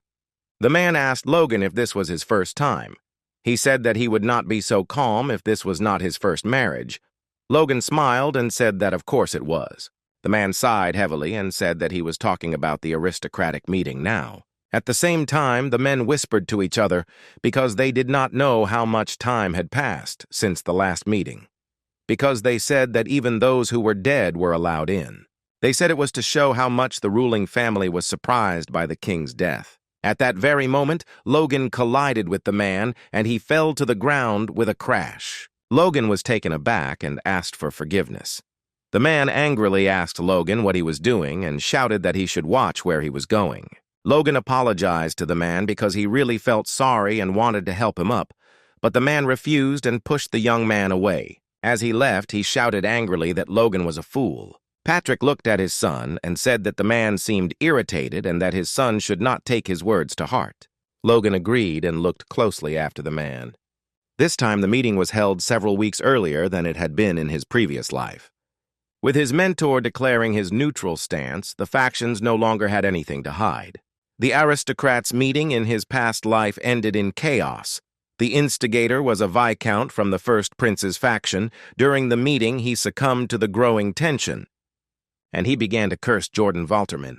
The man was burning with rage and anger, but he controlled himself. As a result, the middle-class aristocrats started a fight that got out of control, and even superhumans joined in. What happened was called a slip of the tongue that led to the fall of the country, after which a civil war began, and the Viscount, who had started everything for a long time, was criticized. Now there were the same debates. They were arguing because they were arguing over who would be the next king. The princes sat and watched everything that was happening intently. Logan knew it wouldn't be surprising if someone lost their temper in a situation like this. In his past life, after the fight at the meeting, everyone prepared for some time, and a few months later, the first battle of the Civil War took place. He knew that it was too long. He understood that the Count would have time to crush them during the preparation time. He knew that the Civil War had to start earlier. Looking at the man, he understood that they had no time to wait. The man looked at everyone present and asked how long it had been since they had abandoned the tradition of the eldest son succeeding to the throne. He shouted that the right to the throne was determined by the candidate's abilities, considering how His Highness Prince Romain resolved the trade issue with the Empire. He was more suitable than others to take the throne. The aristocrats with the prince's faction supported him actively. The man shouted angrily at the Duke that he was now speaking complete nonsense. The Duke said with a grin that the prince was more interested in the affairs of the country than anyone else. But he was taken aback when he saw blood on his face. Everyone present was shocked because something happened, and very suddenly, the Duke was puzzled, as he did not understand what was going on at all. At that very moment, he felt sick and his head began to spin. A few seconds later, he fell to the ground with a thud. Everyone present was shocked and ran quickly to the Duke. Logan froze in shock and surprise as he didn't expect anything like this. At that very moment, they shouted that the Duke was not breathing. Logan looked at him intently and understood that everything had worked. The Herb of Oblivion, after introducing the Force into it and listening for several days, its properties were greatly improved, and it became a deadly poison that caused hemorrhage in the brain. This property will only be revealed many years later. It is this plant that the Liberation Front is using to assassinate the supreme echelon that controls the empire. Logan asked Philip to get him the necessary herbs in a couple of days. With the help of a small needle attached to the ring before the meeting, he was able to administer poison to the Duke. Logan knew that the poison would not work on a knight and a magician, but the poison worked against a simple aristocrat. This time, Logan cut him off about how he sold out his country. Now he had to keep a close eye on everyone. The prince looked at his brother with fury as he understood that he was involved in this incident. He was furious because he didn't know how to proceed. Sometime later, the lifeless body began to be carried out of the hall. The prince looked at his brother with anger and asked how he dared to poison his follower. Reuter looked at his brother in bewilderment and asked what he would gain if he killed the traitor. Reuter asked his brother with a grin, "What about him?" wondering who he thought would fall for this farce. The prince was burning with anger and fury. A moment later, the man shouted that the accusations were unfounded, asking if they didn't know why the Duke had fallen unconscious. Everyone looked at the man intently and asked why he was so angry. The man asked with a grin, "Wasn't it His Highness who accused his brother of poisoning the victim?" He asked with a grin if the word traitor had provoked them. The man was taken aback, as he did not expect this. And at that very moment, he shouted at his opponent to shut his mouth immediately. Logan looked closely at the men as they ended up in a big fight. He could see that they were similar to him and the Count. After all, they both came from enemy families in the north. He saw that another similarity was that the heads of the families, the knight and the mage. Hoy angrily asked his opponent if he was really asking for his life here. Roxon shouted that he wanted to ask him the same question. At that very moment, the judge shouted at them to calm down and sit down in their seats. He was in shock, as he did not understand what they had done at the meeting. But a moment later, he was taken aback as he saw angry faces. He was puzzled because he saw that neither side was making any concessions. The man was trembling with fear, not knowing what to do. At that very moment, the Duke shouted for everyone to calm down immediately. The Duke looked at everyone present and shouted for them to calm down, as they needed to investigate what had happened and find out what had really happened. He shouted that emotions would not help matters. Logan, looking at his mentor, knew that he had intervened in time. However, he knew that the mentor would have a hard time this time. The prince shouted furiously that everything was clear as daylight and there was no need for an investigation. Reuter, in turn, said with a grin that he agreed with the Duke and an investigation needed to be carried out. He told his brother that he had no real reason for this, so he decided to get rid of the useless puppet by staging such a farce. Romain looked at his brother with fury and asked how he dared to speak like that after such a treacherous murder. The prince looked at his brother with a grin and told him not to interfere with the investigation if he was clean. The Duke rushed to the princes and asked them to calm down, but at that very moment his path was blocked. The Duke looked at the men with fury. The man looked closely at the jet ski and told him not to interfere. They stopped, looked at him, and said that even he would have a hard time resisting them. He looked at them with fury and asked if they realized what they were doing. Patrick was shocked and didn't understand how this was possible. He was shocked as the three dukes of their kingdom were in conflict with each other. The man sighed heavily and told his opponent that he was sure even he understood how pointless this meeting was. The Duke said it wouldn't be such a bad thing to come to a conclusion. The princes looked at everyone present with fury. At that very moment, Romain shouted to the prince that he was no longer his brother. Romain shouted that they must prove their right to the throne by force. Reuter looked at his brother with a fierce grin. And at that very moment, he shouted to his followers to call their people. The prince was furious and shouted that they would not tolerate this any longer, so they must take up arms. The Duke froze in shock and rage as he looked at everyone. The Duke sighed heavily and looked intently at his companion. He asked the Count if he was really asking him to give him time so that he could deal with the McLeans. The Count said with a satisfied smile that everything was exactly so. The Duke looked at him intently and said that war could start at any moment, and the Count now asked him about the time. The Count stood still for a moment, not knowing what to do. He knew that the Duke was incredibly strong, but in reality he was an incredibly cold and calculating man. He understood that one wrong answer and everything would end. The Count bowed his head to the Duke and said that he would not delay, since he only needed a few days. The Duke sighed heavily and said that this was unwise and that it would be wise to bring them into their own faction. Looking at the Count, he said that then their forces would be added to theirs. He was shocked. The Count was burning with rage, but at that very moment he bowed his head and apologized to the Duke as he was consumed by greed. The Duke sighed heavily but said nothing. Looking at the Count, he told him to give up greed for a while, because when the war was won, he would deliver people straight to his house. The Duke said that he would give them a little warning, so the Count should not worry and should gather his best men. He knew they needed to think bigger now. The man looked closely at Patrick and Logan and said that he respected their wishes to remain neutral. However, he said that if they go back on their words and do something provocative, they will give them severe punishment. Patrick sighed heavily and said that he would accept his lordship's words. Patrick was a little puzzled, as the ambassador did not even say goodbye, thus showing himself to be disrespectful. Logan smiled and said that he was from the duchy after all.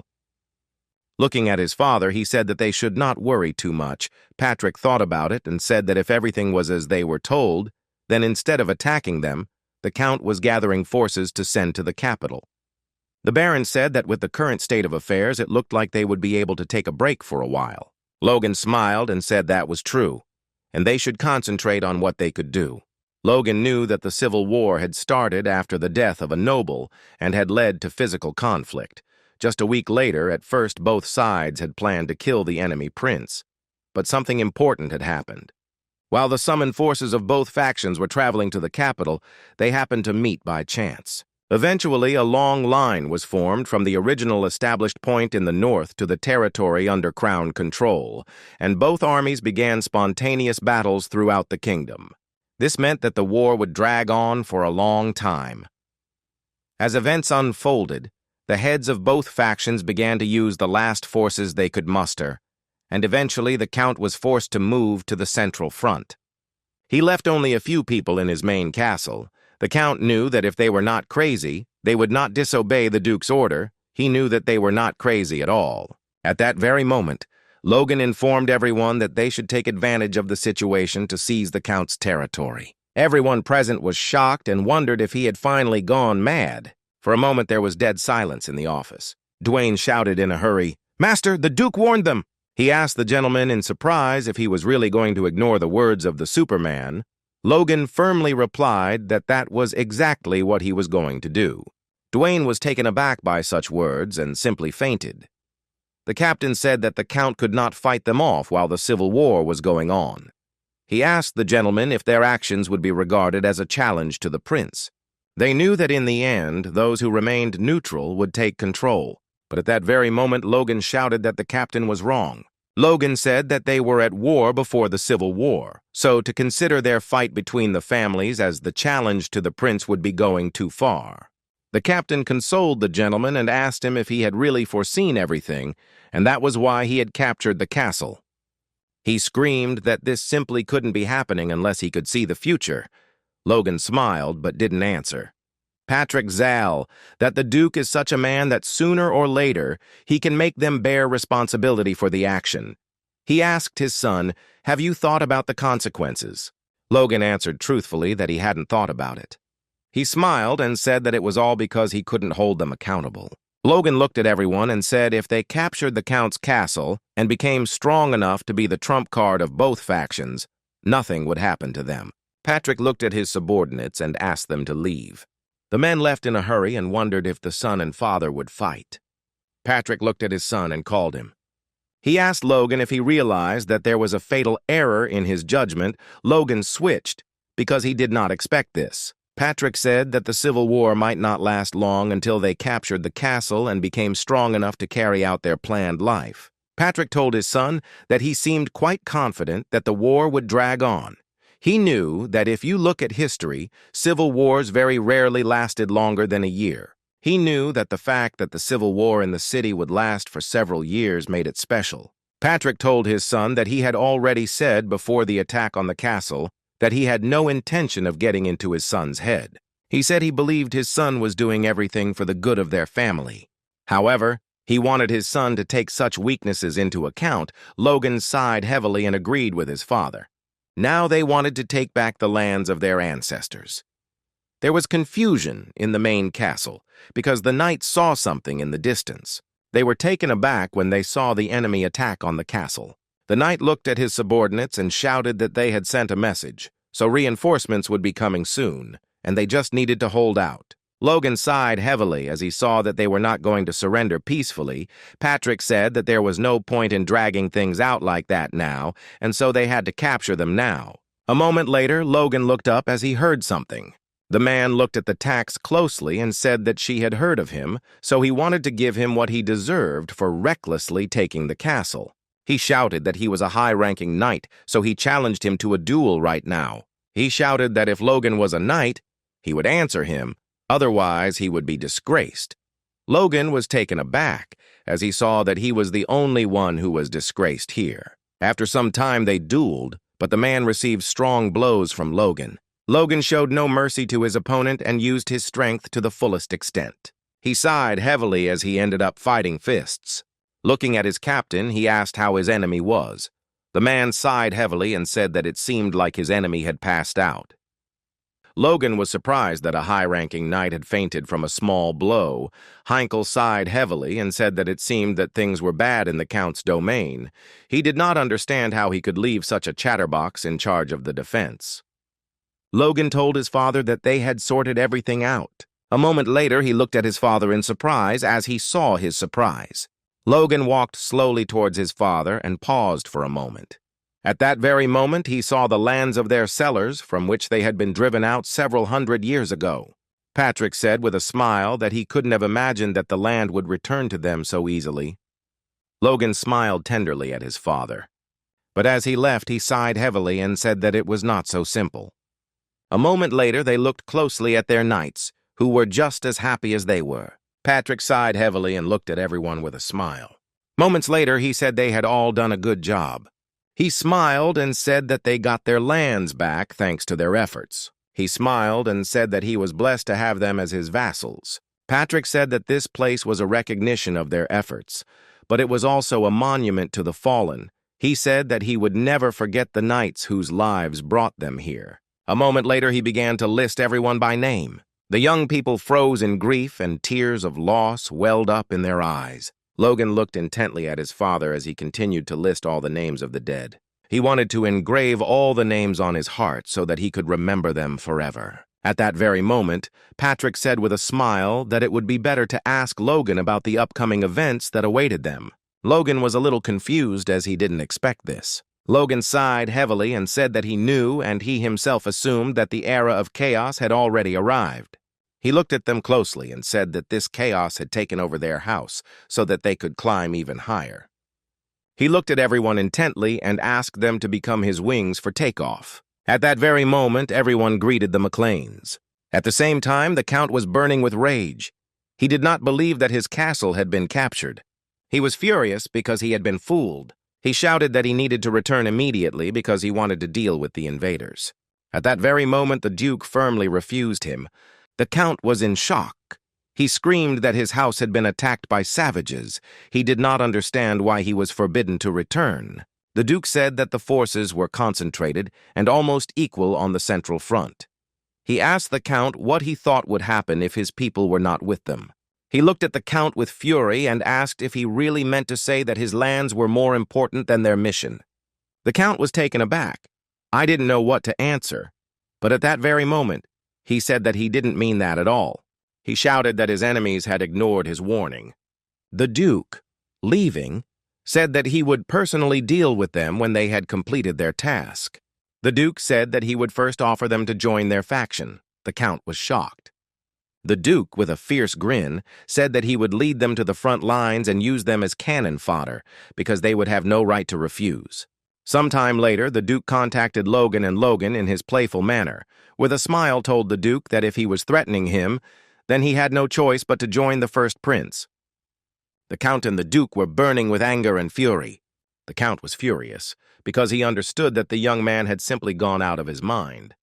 He was shocked and didn't understand how he could threaten the Duke. The Duke told the young man that not only had he dared to ignore his warning, but he was now rejecting his advice. He asked him angrily if he realized that his actions were in direct contradiction to the will of His Highness. At that very moment, the Duke could not bear it any longer and released all his strength. The Count was shocked as he felt a monstrous energy. Logan sighed heavily and said that he was well aware that he was crossing a line, but he knew that their feud had been going on for generations. Looking at the Duke, he said that it was not a question of opposing him or the prince. The Duke said that since it was so, he had to prove it. The Duke said that if the young man would lead his men to the front and distinguish himself, then his and the prince's anger would dissipate.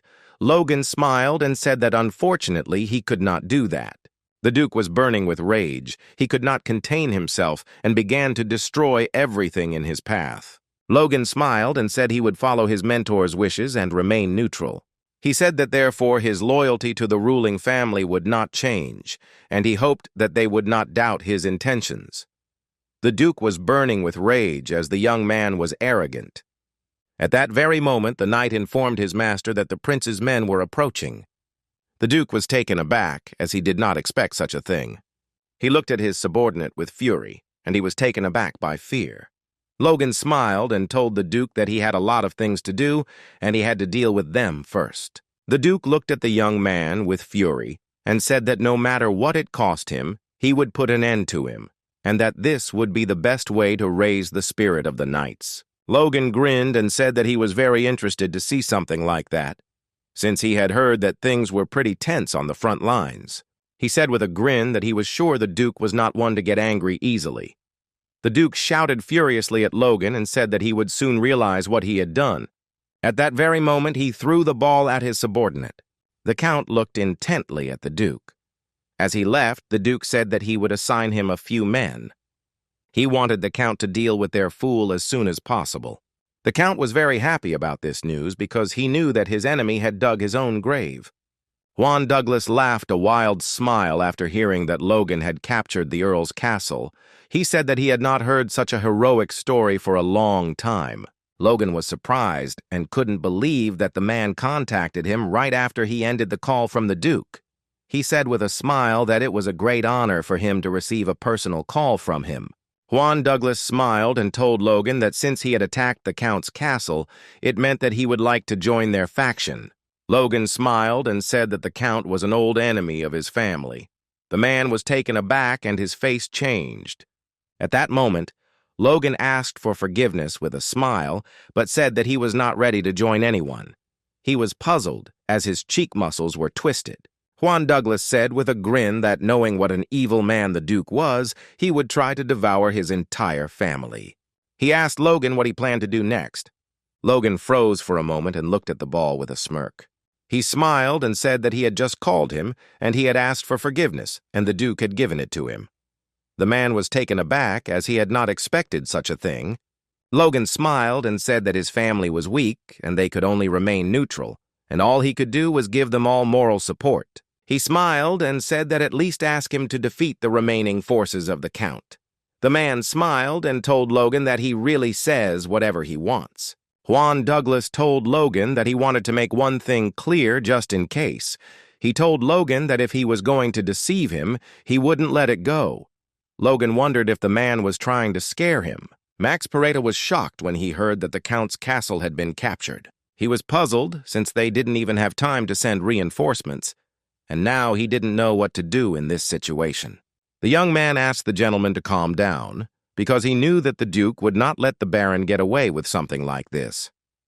The man said with a grin that this was exactly the case, and he would certainly punish the fools. The knight said that they would not pursue them since they were neutral. The men were shocked because they did not expect this. The man shouted to the master that this simply could not be, and if so, they would not go against them. Max asked his subordinate if he was sure of this. At that very moment, a man burst into their office and shouted that they had received a message. They looked closely at the letter, as if they wanted to know what it was about. They were shocked, and so they received demands from the Baron, so they had to pay a monthly tribute of food and supplies worth 10 gold times the night price. They had to reduce the share of the ownership by a third. They had to allow the Baron to conduct monthly inspections, and they also had to allow the Baron to freely recruit their soldiers as needed. Given the current situation, they couldn't directly attack, but no matter who became the next king, they would be the owners of this land. And if they wanted to avoid death in the near future, they had to disobey. Dwayne looked at the master intently and said that the Lord had agreed to their demands. Logan was happy with this news, as he wanted to level everyone up and take everything for himself. Dwayne smiled and told the gentleman that they had already achieved a lot. Logan looked at everyone with a smile and shouted that now it was time to celebrate the victory. Everyone was shouting and rejoicing as their victory was deserved. Logan smiled and shouted that the war was over and they could eat and drink to their heart's content. The men chatted happily with each other. At the same time, Victor fiercely defended his sister from all men. Patrick looked at his son and asked if they were starting. Logan agreed with a smile. A moment later, he called the captain of the Knights to him. Patrick looked at the man and said with a grin that his master was addressing him, and he did not even greet him. Madame was taken aback and told her husband that he was already drunk. Logan looked at the man closely and said that he had brought in the Order of the Knights and they had managed to win the war, so he wanted to reward him with 1,000,000 gold pieces. At the same time, he also wanted to give him lands with a similar value. The man froze best in place. Everyone present was shocked, as they did not expect anything like this. Because they knew that their lands had been devastated, they did not understand where such a large sum came from. Logan looked at everyone present, and after a few seconds he called Clayton. The man was taken aback. Logan looked at him closely and said that the magic tower had achieved a lot during the battle in the castle. His reward will be a portion of the land in the city, transferred for lifelong use without taxation, as well as a reward of 1,000,000 gold. At that very moment, the man fell to his knees and happily thanked his master. He burst into tears and thanked his master. Everyone was shocked, as he was laughing and crying at the same time. Logan looked at everyone present with a smile and said that the others would also receive cash rewards, so they could drink to the end today. Patrick and his wife looked tenderly at their son. Logan was happy because he knew that showing off with other people's money was very enjoyable. A moment later, he turned his gaze to the young lady. He smiled and asked if she was happy with the award, since her home was not poor. She looked at him intently and said that this was not just money, because it was the first time she had earned it herself. Eileen asked what opportunities there were for women to earn money in this country. She said with a smile that she had managed to fulfill one of her dreams. A moment later, Logan turned around as he heard his brother calling him. Ranyan looked at his brother with a smile and asked if he had prepared something for their blacksmith. Logan looked at his brother with a smile, for he was a scoundrel. For he had brought the blacksmith only because he had made him a sword. But Logan smiled and said that of course he had everything prepared. He looked at the man intently and said that he had prepared the perfect gift for him. The knight looked closely at the dwarf and informed him that he should leave the way they had already arrived at the place. The man was puzzled and did not understand what kind of person would lead a slave in a carriage, and not together for luggage. He was interested in what his new wonderful master would be like. The man entered the city and was taken aback by the cheerful bustle that reigned around him. He wondered in surprise whether he would really work in their city. The men were puzzled, for they saw that there were too many people, and their skin crawled just from the sight of them. They understood that their master was very strange, because they did not know who was driving the gnomes in a good carriage. Usually they were treated like cattle. They knew that he was still an ordinary aristocrat, and he probably just wanted to show off his wealth, showing that he could even give slaves a whole carriage. The man looked at his comrades and told them to watch their words because someone would hear them. A moment later they heard a scream. Tamar understood that his comrades were stupid, since now they clung to pride, and thus could bring trouble upon themselves. Unfortunately, after losing his hand, he renounced all pride, and only in this way, even though he couldn't forge properly, he managed to survive until now. A moment later, they were all following the knight. Tamer stopped and wondered if he should just die. The man looked at his new comrades with a smile and greeted them. After a few seconds, he counted everyone present. At that very moment, he shouted to Hamar that reinforcements had arrived. Everyone present froze in shock as they heard a painfully familiar name. They looked at the man in surprise and asked if he was really a man and called the Gnome Lord. The man smiled and said that it was exactly like that, and he also asked if they knew each other. He said with a smile that Hamar was their best blacksmith, and his invention had changed their lives very much. He looked at everyone present with a smile and said that they expected a lot from them. Tamar was shocked and could not even imagine that people would recognize the dwarf and call him Lord. He wondered how great he was. A few minutes later, he survived and greeted his brothers. Hamar said he was very glad to see them in good health. The man looked at them with a satisfied smile. At that very moment, he said with a satisfied grin that now they could be driven like dogs. Everyone present was taken aback, as they did not expect anything like this. At that very moment, he shouted for them to immediately go inside, as a lot of orders were waiting for them. The gnomes were taken aback, as their dreams had just been shattered into pieces. A few days later, Logan came to his precious blacksmith and asked if he had received his gift. Hamar smiled and said that of course he received everything, and now the production of crossbows has accelerated. He also thanked the master. Logan said with a smile that he was glad to hear it, and also asked where his subordinates were. Hamar said that they are now working in good faith, like one well-oiled machine. Logan looked at everyone present. Knowing that with such a system everyone was responsible for their own business, he knew that it was suitable for mass production. But he couldn't imagine how much resistance there was because of their pride. When the man showed them how many orders needed to be made in a day, they didn't go quiet. Hamar said that among them there was a lazy man who wanted to be the manager. Logan was glad that everything had settled down peacefully. He praised his faithful comrade with a smile. As he had arranged everything perfectly, Hamar, with a satisfied smile, told the master that he had learned from him. The dwarves looked at them intently, as they realized that these were demons incarnate. Tamar looked at them intently, as he knew that if they worked for a certain amount of time, they would be released. He knew that this was so, because the master had promised this to all of them. He knew that he would never get such a chance again in his miserable life, so he wanted to try his best.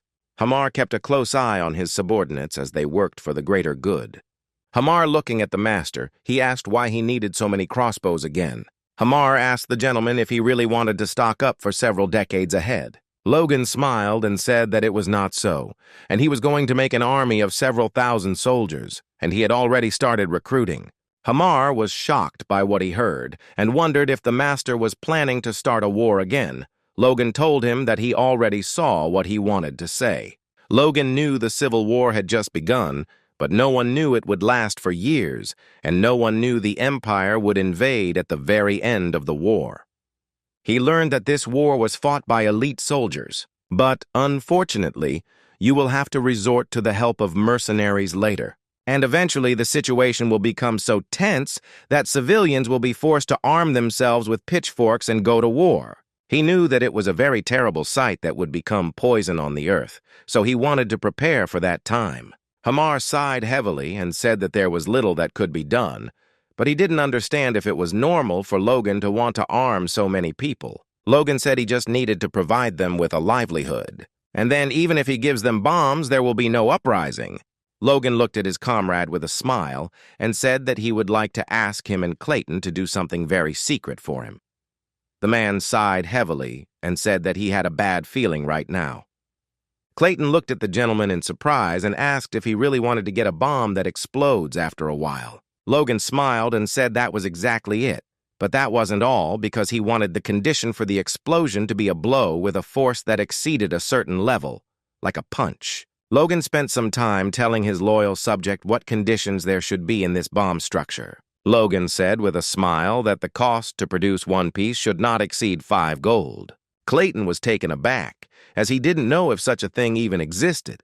Logan said with a smile that it did exist and he had used it. The man was shocked, as he didn't understand when this had happened. The blacksmith looked closely at everyone present and, sighing heavily, said that he had déjà vu. Logan said that he had roughly explained what materials would be needed. Clayton was taken aback and asked the gentleman if he really meant to say that he was not 100% sure about them. Clayton said that the properties of compounds can vary depending on the different materials. He looked intently at the gentleman and began to tell him about such things. Some time later, they contacted the Duke's assistant and asked if he had a familiar who was able to create a new item. The man sighed heavily and said that he had not been very close to magicians. Logan was furious, since he also did not know anything. Now he was planning to create the Liberatio, the bomb, which was nicknamed in a word, freedom in the ancient language, which the Liberation Front successfully used against the Empire. However, only a few people knew the method of its production. Alas, he was not one of them. It seemed to him that the commander might know something about it. But now he realized that the bomb was created by an earth mage, and they said that he was inspired to do it by the ancient dwarves, so he hoped that men could handle such a task. Hamar sighed heavily and asked the gentleman if he had dreamed it, but he was taken aback, since the gentleman remembered in detail how he had used it, which meant it had not been so. He sighed heavily, as his memories of the bomb were indeed clear. He realized that this was very unusual since he had some vague memories of a past life. He sighed heavily because he knew that there was nothing strange about this. After all, it was she who had destroyed him. At the same time, men were sitting in the bar, getting drunk and talking about everything. They quarreled because they knew that the aristocrats were waging wars among themselves. The man stood up and supported one of the drunks. He shouted that they should have fought themselves instead of dragging everyone into the war, and it was he who was dragged into the war because his great-grandmother was the second daughter of the Marquise. He was furious because it was his family that suffered first. He escaped, but did not even have time to take the bodies of his family members. Damien Natal was taken aback as a young man approached him from behind and called him. At that very moment, he turned around and angrily asked the man who he was, since he had not seen him before. Damien Natalie furiously asked the man how he knew him. The young man said that he was from the Information Guild, and his client sent him a letter. Damien Natal was puzzled, because he knew that this could not be, but at that very moment he saw the seal of fire on the letter. Rick looked at the gentleman in surprise and asked what he was doing. He was surprised and asked the gentleman if he was planning to have a banquet. Logan looked at him in bewilderment and asked what kind of banquet he was talking about in such circumstances. He said that he was writing to talented people who had lost their masters during the Civil War. The young man asked the master in surprise if he really wanted to hire them. Rick was puzzled. As you heard that there were famous knights left in the destroyed territories, Logan said that they were either heirs or soldiers of small and medium fiefs. Rick was puzzled and didn't understand why they would hire such people. But he smiled and asked his subordinate if he had heard about the rough diamond. Of course, his knowledge was based on information from a past life. He learned that most people would become power users, but they didn't know how to use it right now. He knew one of them was especially important. Logan knew it would be very good if he gave an answer. He wrote to the young man that the work he had mastered at the academy, entitled Poem of the Month, Drunkenness, had made a deep impression on him, and he considered him a very gifted man, so he wrote to him to get in touch. After all, Logan knew that misfortunes had recently befallen him. Logan wrote that his house continued to grow despite difficult circumstances, and he needed talented people like him, and if he was now looking for a place to settle down, he could consider living in their city. A few months later, a flood of people rushed into the city. The knights were in shock and did not understand where they all came from. The knights whispered among themselves, as each claimed to have received a letter from the young master. Damien Natal approached the knight and said that he had come at the invitation of the young master. The man was taken aback when he saw the seal of the house. The knight looked closely at the young man, as he was very modest in appearance. He looked at him with a grin, as he did not understand how such a person could receive a letter from the young master. But still he would not hurry to the castle in order to conduct it. Damien Natal looked around and wondered if the young master was attracting refugees who had suffered from the war to expand his territory. He was puzzled because he did not understand why he was invited. He looked at the city closely, as he saw that it was clean and peaceful, so he wondered if he had made a mistake in receiving the letter. But when he met the young master, he was taken aback, as Logan happily thanked him for coming all the way. Damien Natal was taken aback by surprise, but Logan smiled and asked him to sit down so they could talk. Logan smiled and handed his guest a cup of tea, knowing it was quite chilly outside. Damien Natal looked at Logan in surprise, as he didn't understand why he was looking at him so intently, and with a gentle smile he wondered if they knew each other. But he knew that he had never met someone with red hair and such piercing eyes. But he saw that the young master was clearly glad to see him. Damien Natal silently sipped his tea. Logan looked at the young man with a smile. He knew that he was a genius of the Liberation Front, but he was once very naive. Logan knew the man was behind the development of cryptography algorithms. He knew he was looking at a genius of information management. Many years ago, he managed to protect the identities of members of the Liberation Front.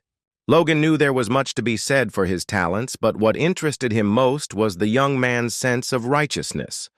Having lost his entire family in the Civil War, he had fought for the good of his country for many years, with little hope of a future. Logan knew that if he could get him to come along, he could trust him. He walked like a fish, and said that he had heard that he had once been a graduate of the Faculty of Management. Logan asked the young man with a smile if he would like to become an assistant to the senior chief administrative officer. He said that if he showed his abilities, he was ready to entrust him with the entire castle. The man was taken aback, as he did not expect such a thing. He was shocked and did not understand why the gentleman wanted to appoint him to such a position. Logan smiled and asked if he didn't like her. He immediately shouted that it was not so. Logan smiled and said that, as the letter had said, his poem had left him deeply impressed. Logan said with a smile that, given his writing talent, he had the ability to understand the text of any work, and he was also familiar with connotations, and this would greatly help him in managing administrative affairs. The man was in shock and did not understand what kind of heresy was happening. Logan knew he said it himself, but it was complete bullshit. He knew he had to pretend everything was okay, because he wanted to do whatever it took to get him. The man thought for a moment, as he knew that his house was very small, but when the young master came to power, everything would change dramatically. A week later, the man was shouting with joy that he had gotten the best assistant. Dwayne shouted with joy that the young man had worked for several at once. He did not understand where the gentleman had dug up such a treasure. Logan smiled and said that he was very glad to hear such words. Dwayne Gospodin said there was one more thing. Dwayne said that they were getting refugees from the Civil War, and now the city was being populated with new residents faster than expected. He told the gentleman that they might have to speed up the construction of the next city. Logan asked his subordinate if their finances allowed it. Dwayne thought for a moment and said that he had estimated a little earlier.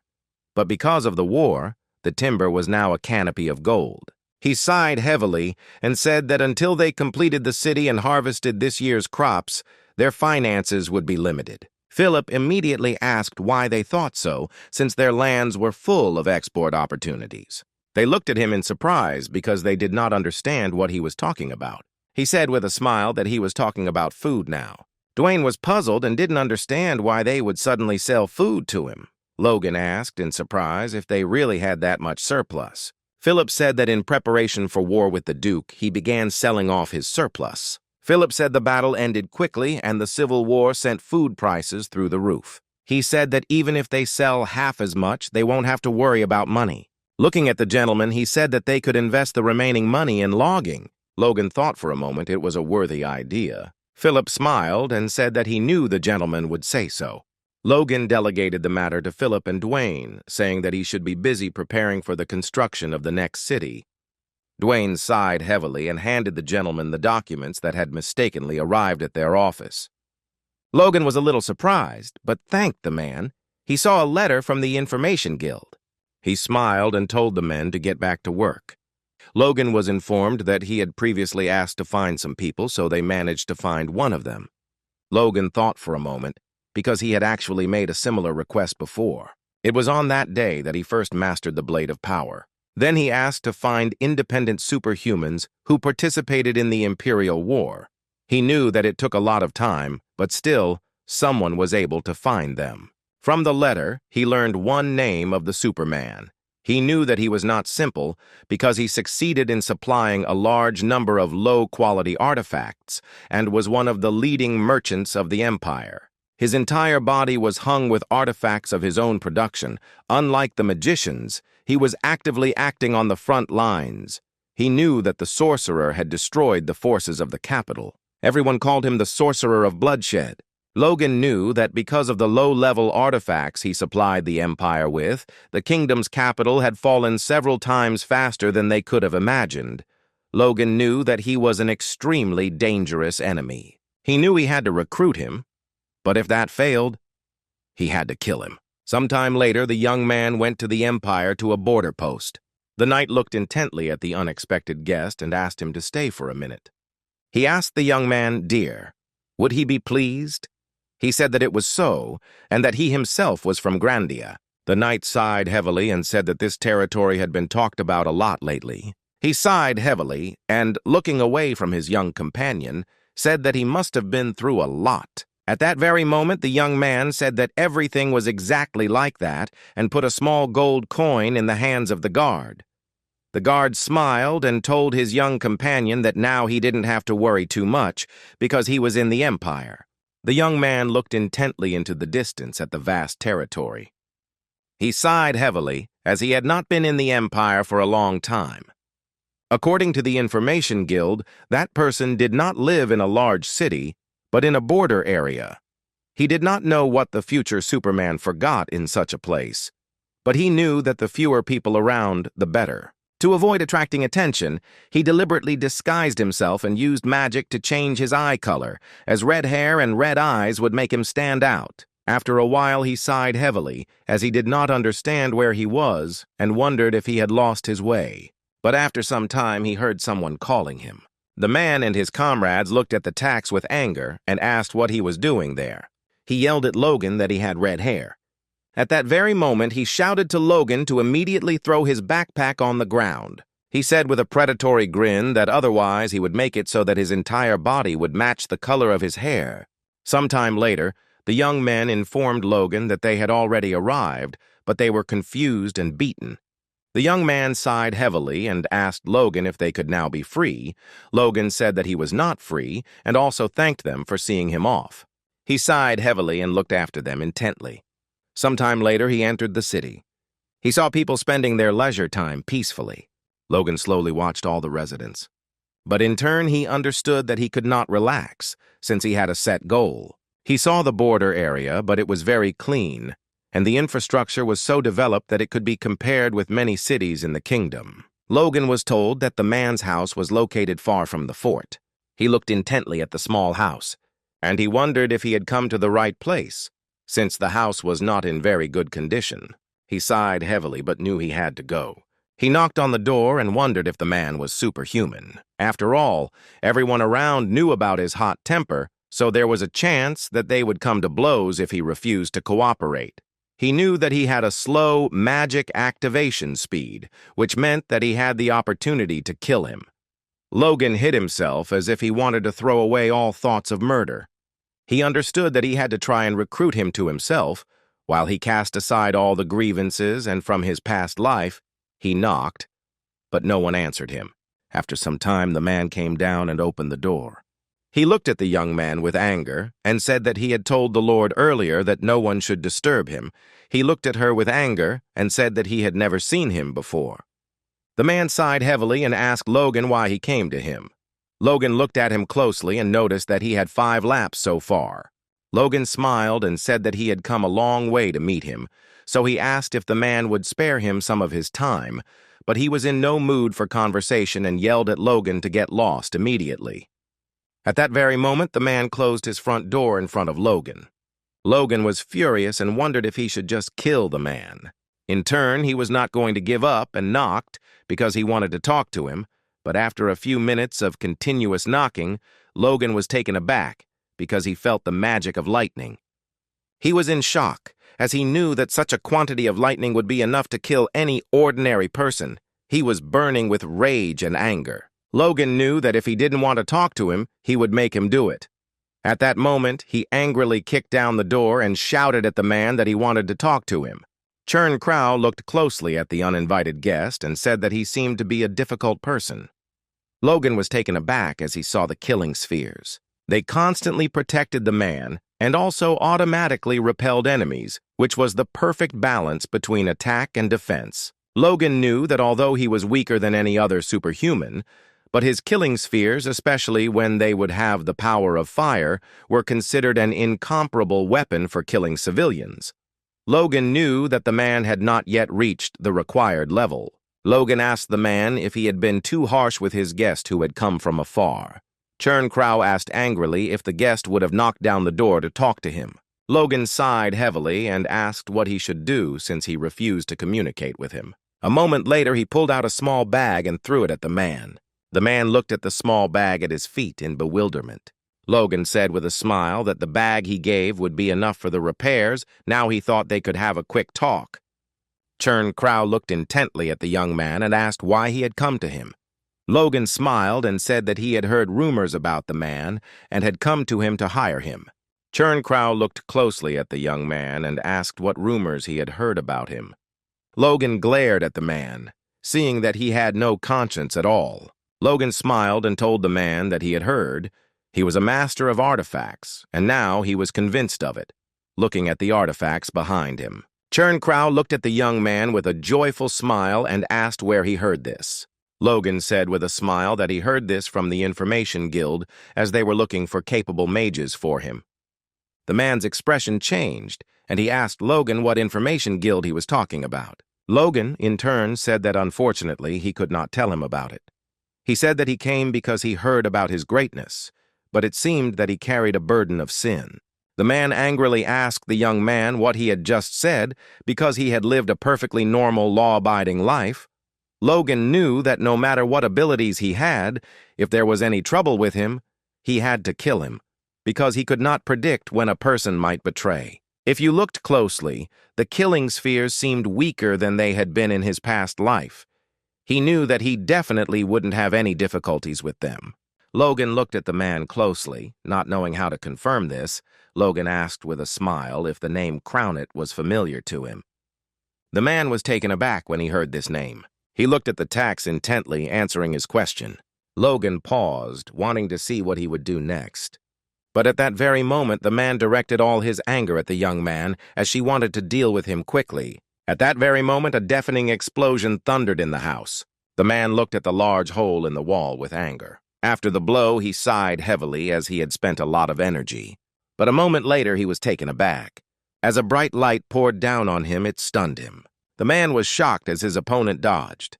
He looked at him with a grin as he realized that he was lucky, but something like this would not happen again. Churncrow shouted at the young man that he should not expect to cope with his spheres. Logan raised his sword as he prepared to strike. Churncrow shouted at the man that he was just pathetic. But at that very moment, a loud explosion thundered. Churncrow looked at Logan with a grin and said that his efforts were commendable. But a few seconds later, he was taken aback as Logan used his power on him. Churncrow was shocked as the room was filled with the power of his opponents. At that very moment, Logan cut through all the spheres with ease. Churncrow was taken aback and froze in shock when he saw his spheres falling. He was puzzled because his artifacts were destroyed. Logan glared at the man and asked how badly his conscience bothered him to react like that. Churncrow looked angrily at the young master but did not answer. He was shocked because he did not understand how the young man knew his name, because he had destroyed all traces of himself. Logan knew that there were virtually no records of the man before he became superhuman, but looking at him now, he saw nothing but a fugitive. Logan wondered if he should try to dig into his past. Logan looked at him and asked where he thought he came from. Churncrow looked at his opponent with fury, but did not answer. He was very angry because he did not want Logan to play with him. Logan was taken aback and looked at him intently. At that very moment, the man clicked that he was usually the one doing this, so at that very moment, he directed the power of his sphere at Logan. A moment later, a deafening explosion thundered. Logan was surprised because he didn't understand what happened and how. He looked in surprise at the large hole in the floor and wondered if the man had fallen into the basement. Logan was furious and realized that the man was hiding another artifact. He knew he couldn't let him go, so he just rushed towards him. At that very moment, he found himself on the lower floor. He looked around in surprise as he saw an entire laboratory. A few seconds later, he heard a man's voice. Churn Crow looked at the young guest with fury and surrounded himself with a new artifact and new power. Churn Crow looked at the young man with a fierce grin and shouted that he would die right now. At the same time, he directed all his strength at him. Logan was shocked as the man used several different spells very quickly. He wondered if he had gotten his rank information wrong. Logan saw that his strength was hardly average. Churn Crow was taken aback, as he did not understand what kind of energy surrounded him. He was in shock as all his magic was dispelled. At that very moment, the Loga dealt a crushing blow. The man was furious and did not understand who the young man really was. Logan looked at the man intently, preparing to strike him. At that very moment, he rushed towards his opponent and dealt him a crushing blow. The man screamed and fell to the ground with a crash. Logan looked at her intently and informed her that he had brought himself to this state. Churn Crow was seething with rage and shouted that he would kill him immediately. At that very moment, he rushed towards Logan in order to deal him a crushing blow. Logan was not going to retreat. He stood his ground, firm and confident, as his opponent raced towards him. Logan glared at his opponent and shouted that he was moving too slowly. At that very moment, he dealt a very strong blow to his opponent. The man was taken aback, as he was unable to fight off the attack. He screamed and at the same moment began to cough up blood. Logan sighed heavily and looked closely at his opponent, who was lying on the ground. He raised his head up because he saw that the ceiling was about to collapse. Logan looked closely at the lab that belonged to the man known as the Artifact Master, but he sighed heavily and looked around with anger because he wanted to study everything in the laboratory, but he understood that he could not do anything. He wanted to quickly look around and leave. At that very moment, a small book caught his attention. Logan saw the research notes. In his past life, the man invented a method to place magic not only into precious materials and into ordinary ones, which allowed the mass production of low-level artifacts to begin. He looked at the book with a smile, as he assumed that the method might be described there. He picked up a few books because he knew he needed to read them. Logan looked around as if he wanted to know if there was anything useful for him in the lab. But a moment later, he was taken aback as he saw something very attractive in the distance. He approached the small artifacts in surprise. He didn't feel any special energy coming from them. He regretted that this was not the case, but he still wanted to accept them with gratitude. But a moment later, Logan was taken aback as he felt a familiar energy. He was shocked as he felt the gloves absorbing his power. He was shocked and could not believe that something like this was possible, since he had already had a similar artifact before. He looked at the glove with a smile, knowing he needed to try it out. At that very moment, he poured his power into the glove. Logan was shocked as his strength increased several times, and even his stamina and body strength increased significantly. He realized that the gloves were very similar to those boots of the Wind God. Logan did not expect to find something like that. He understood that they were created by the same person. He understood that he, a man, was clearly not capable of doing something like that, so he wondered who had already invented something like that. But at that very moment, all his thoughts disappeared, as he heard some kind of rumble. Logan was furious because he knew that people would soon come to the house, and now he needed to take what he could carry and leave. Logan got what he wanted. He knew that even though the man was dead, he was still worthless. He knew that now he had to go home. He hoped that his bag was still upstairs, since he had a lot of things in his hands. He hoped that nothing had happened in his house yet, since he was absent. The young men looked at the knights and asked if they really wanted to join the knightly order. The man smiled and said that it was true, because he had heard that the great young master hired talented people. Ronian looked at them intently and said that he understood everything, so they should take out their swords and start fighting them. The men were taken aback as they had not expected anything like this. Dwayne looked at everyone present and reported that the young gentleman was currently absent. The knights were furious, and since they came to him as he was recruiting knights, he did not understand why the young master was absent now. He screamed furiously that it just didn't make sense. They were unhappy because they were hard to get to. Dwayne glared at them and wondered if this was how people who wanted to be hired should behave. Dwayne was holding back with all his might. A moment later, the captain saw that they had guests, for they were dressed as knights. Dwayne looked at his friend with a smile and said that he had come just in time. Dwayne told the captain that the knights had come from the front, and they wanted to meet with the young master to discuss terms. The man realized that they had all lost their masters in the war. He looked at them intently and introduced himself. The man beamed with happiness, for the fame of the great captain preceded him. The man looked intently at the captain and said that his name was Dylan, and everyone also knows him as Dylan the Fast Sword. Dwayne looked at the man in surprise and asked what he was talking about. The man introduced himself with a smile and also said that in his homeland he was called a powerful sword. Heinkel said with a smile that he understood everything. He smiled and said that it seemed like they had gotten great nicknames for themselves and he envied them because he didn't have a nickname. The man smiled and said that they acquired these nicknames in the backwoods. Heinkel looked at everyone present and told them to calm down and throw all the chatter away. As he wanted to tell them one thing, the men backed away, as they did not expect such a thing. Heinkel said that the young master treats people according to their abilities. He said that if they want to be treated well, they must prove that they deserve it. He looked at them intently and said that now he wanted them to back up their words with actions. He asked if they could handle the task, and the men, with joyful grins, said that they could. Sometime later, the man lay motionless on the ground. He was puzzled and did not understand why he was lying on the ground. He did not understand what had happened at all. The commander said they needed to win to be hired, but he didn't see why they had to be put up against the Hardy Boys. His opponent was a young man whom everyone knew and called Young Master. He just wanted to score a few points. But the young gentleman had a different opinion. A moment later, he stood up abruptly as the young master called him. Ronyan looked at the man closely and said that he had only swung his sword, but he could see that the man was already giving up. Ronyan looked at him with fury and asked if he had given in to him. The man was taken aback as he did not expect this. His friend said he couldn't just give in to it. The young men told the young gentleman that he was worrying in vain because it was he who always gave in to them. The man was puzzled and did not understand what was wrong with them. He wondered if they were sucking up to him. Ronyan looked at everyone present and asked with fury if he really looked like a weakling. He said angrily that it was quite possible, because he was not that strong. Ronyan looked at everyone present with anger and said that if he was weak, he would only hinder his older brother. The young people were taken aback because the young gentleman had again started talking about something similar. They already had goosebumps from his conversation.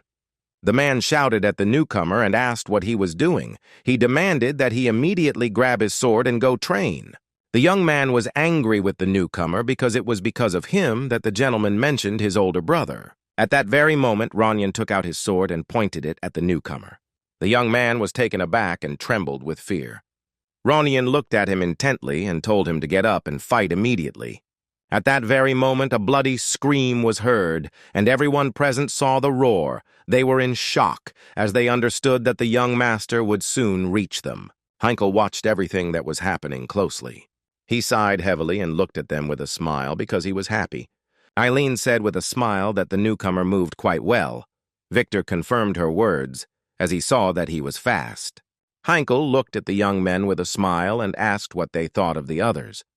The young lady smiled and said that they were not bad, but not promising. Victor sighed heavily and said that he would agree with his young lady, and he didn't know if he was strong enough to be called a powerful swordsman, but it was clear that he had trained. Heinkel sighed heavily and said that he thought they were worth accepting. He looked at the young men with a smile and said that he knew who to turn to test the newcomers. At that moment they were taken aback, as they heard a loud noise. The young lady looked closely at the younger young gentleman, as he had been a little upset lately. Victor said that he was worried about that one not growing. The captain sighed heavily and said that the problem was much deeper. He looked at everyone present and said that the young master had been absent for more than a week. He was puzzled because he did not know where the master had gone. The lady sighed heavily and said that she was also interested because she knew nothing, but she was sure that he would return soon. She knew that he was doing something incredible now. Sometime later, Logan returned to the estate and gave all his findings to his loyal subordinate. Kaisolon froze for a moment in surprise when he saw a whole mountain of goodness. He looked at the young gentleman in surprise and asked what he had brought. Logan smiled and said that the books and scrolls he had given were from a mage's laboratory. He also said that he thought they might contain research notes, so he took the books with him just in case. The man looked at the young gentleman in surprise and wondered if he really wanted him to watch all the recordings. He was taken aback and asked the gentleman if he had really stolen these books from the magic tower. Logan was taken aback and at the same moment said that this was not so. He said that they belonged to the man who died after the fight with him. Kaisolan said that if that was the case, they wouldn't have any problems. He smiled and said that he would definitely read everything. Logan looked at the man intently. He didn't answer. Kaisolan took the scrolls and hurried off to his business. Kaisolan looked at Logan with bewilderment, and a moment later he asked if he had any other business. Logan hesitated, not knowing how to answer, but asked if the man wanted to check everything now. At that very moment he shouted and called Mr. Loganoff, who was taken aback because his reaction was strange. He shouted that he had a lot of work to do because Logan had already given him so much to do. He was working like crazy, developing those bombs that he had mentioned earlier. Kaisolan told Logan that he would do his reading a little later. He asked the master if he didn't mind. Logan saw his tear for the first time since they met in the magic tower. However, Logan knew there was nothing he could do about it. Logan told the man to look at the documents because there might be something useful there, and he should do that first. Kaisolan wondered in surprise if the documents were really so important that the gentleman decided to ignore other matters. He sighed heavily and said that if that was the case, then he would do everything. Logan beamed with happiness. Kaisolan. Looking at the books, she said that it would take several hours.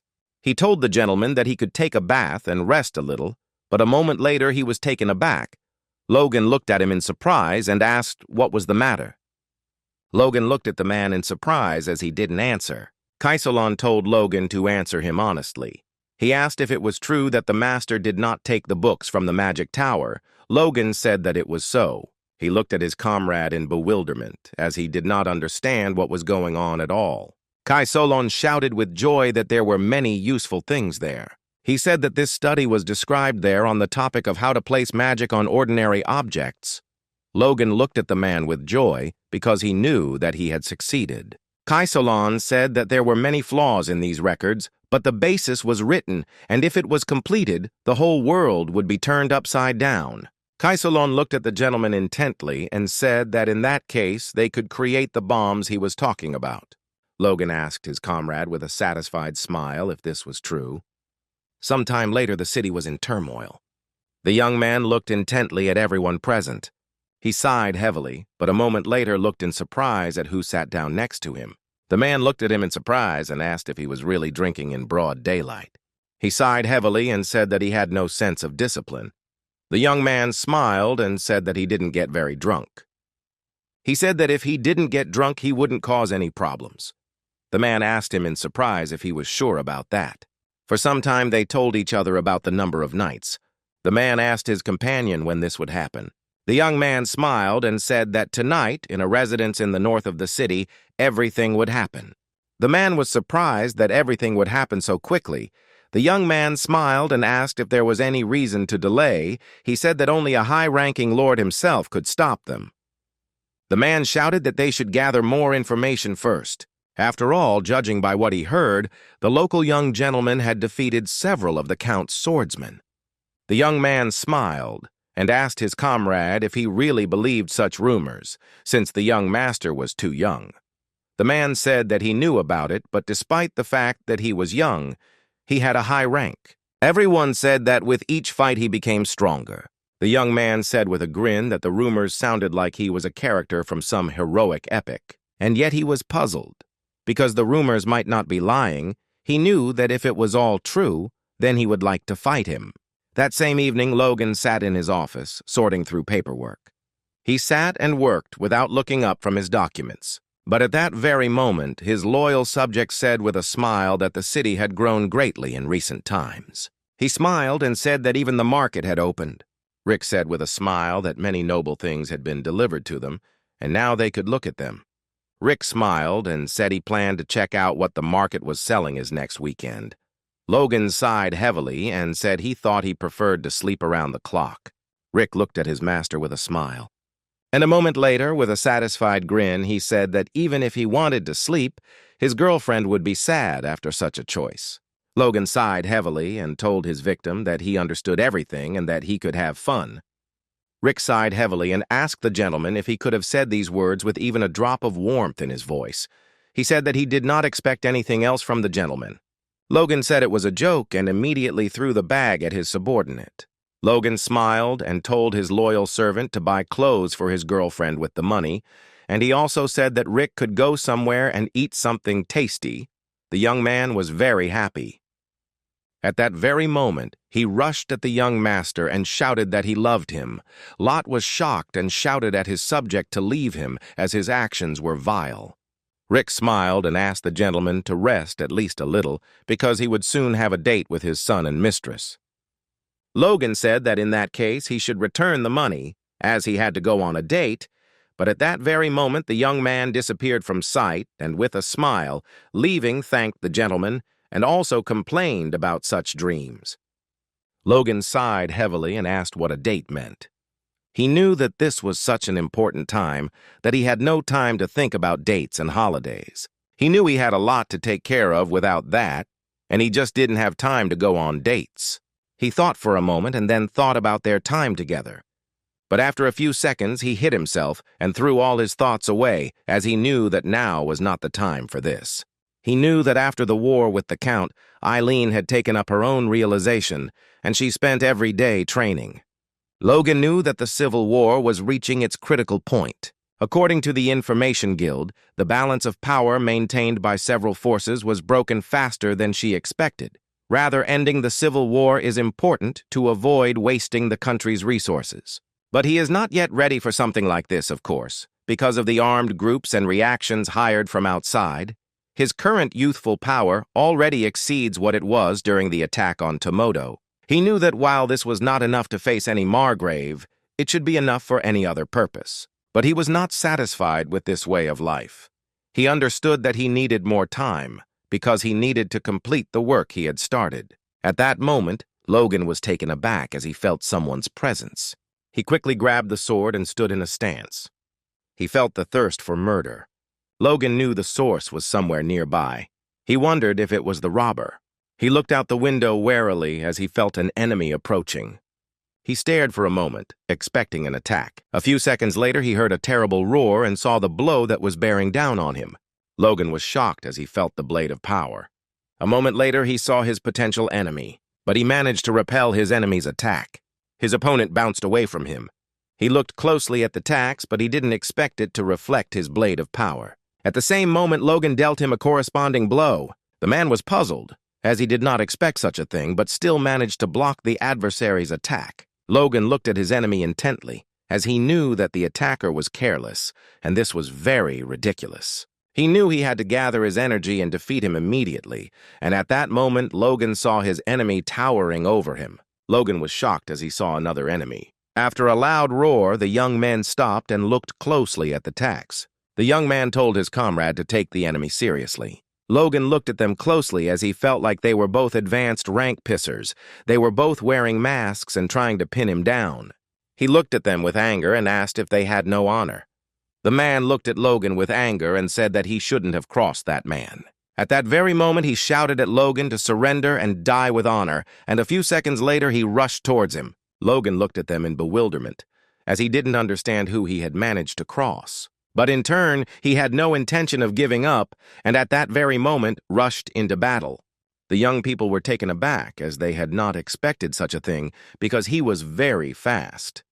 Logan directed all his energy at his enemies with fury. At that very moment, he released all his power.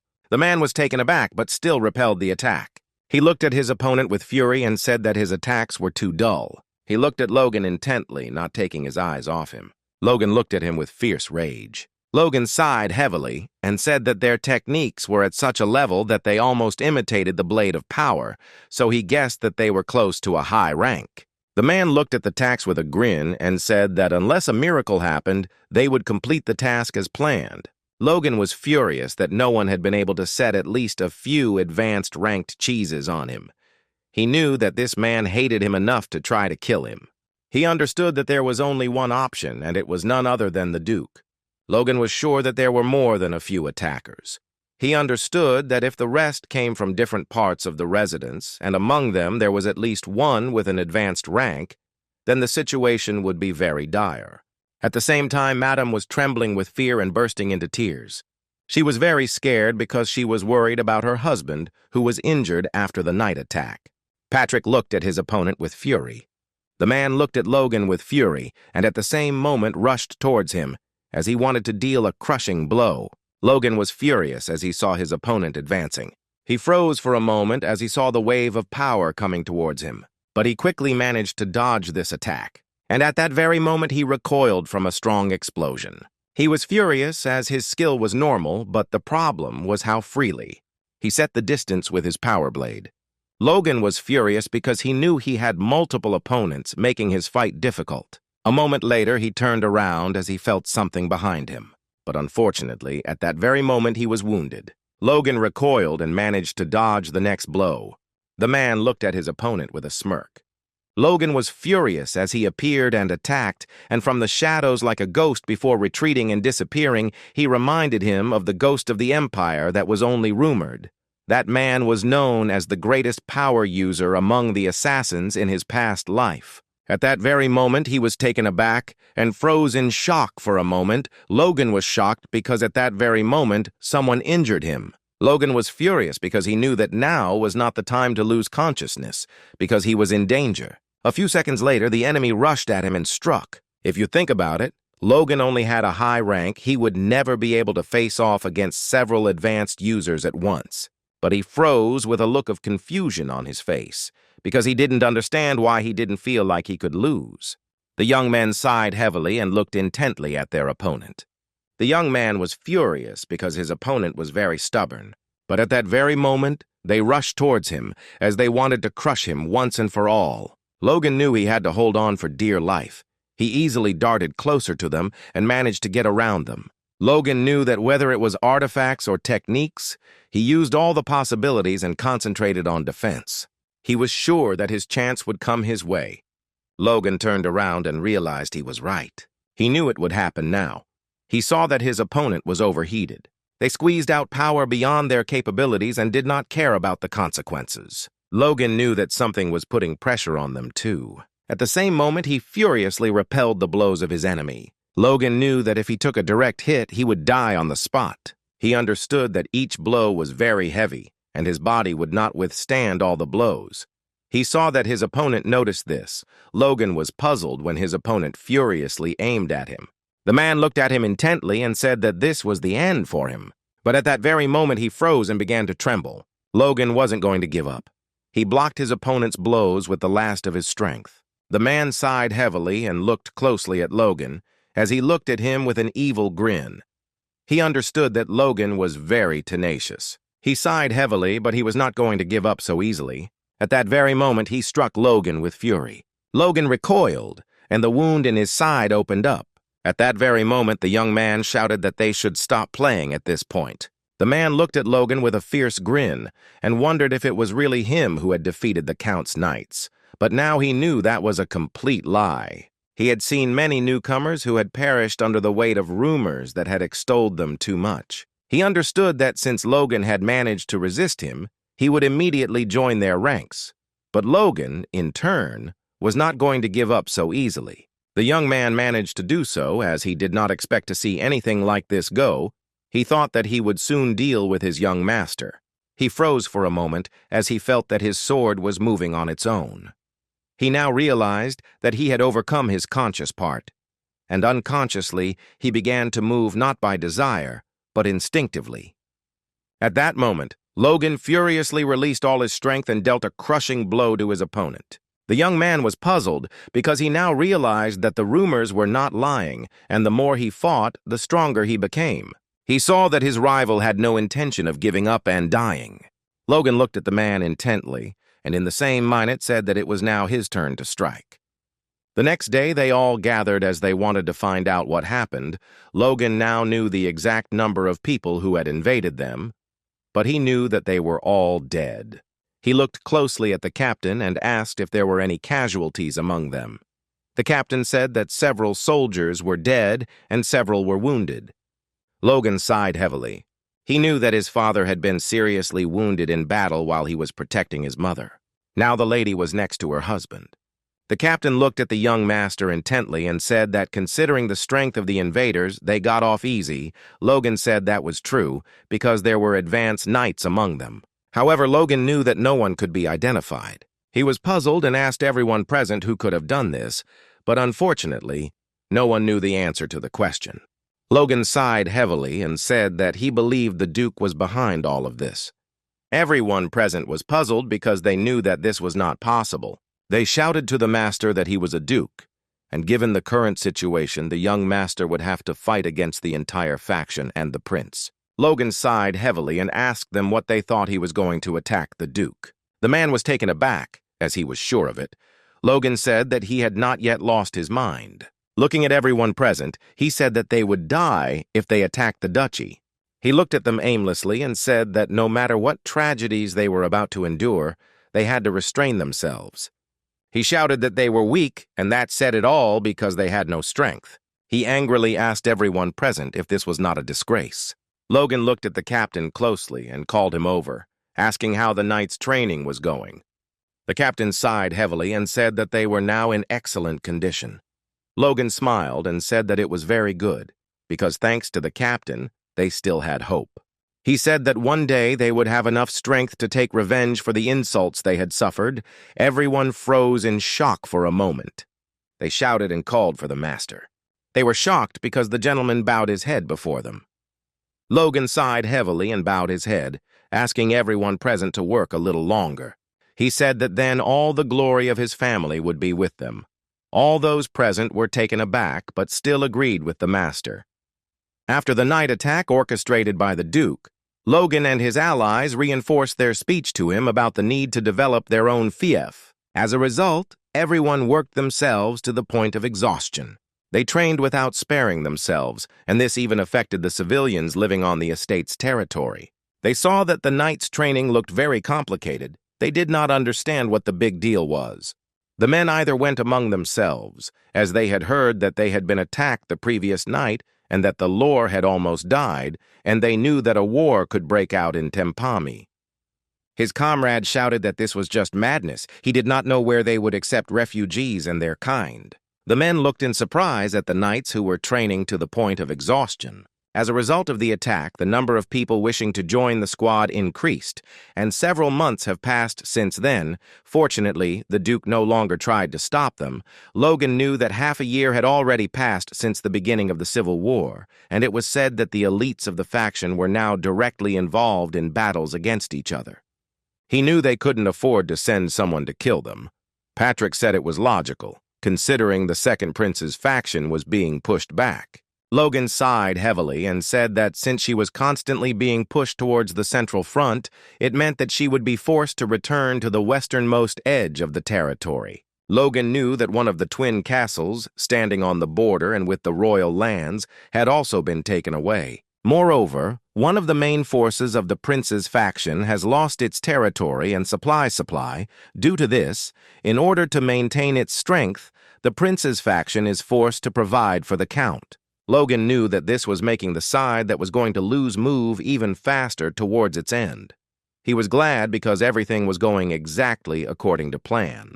Patrick said that as a knight he shouldn't say that, but their territory had increased due to the Civil War. Logan knew his father had spoken the right words. After all, thanks to the fact that they picked up the knights of the fallen houses, their number grew, which is much more than what they had before the attack on the castle. The number of their cavalry with crossbows and ordinary soldiers also exceeded the previous number. They captured many castles along the way, and thus the number of recruits in the squad reached 10,000. Logan was incredibly happy about this.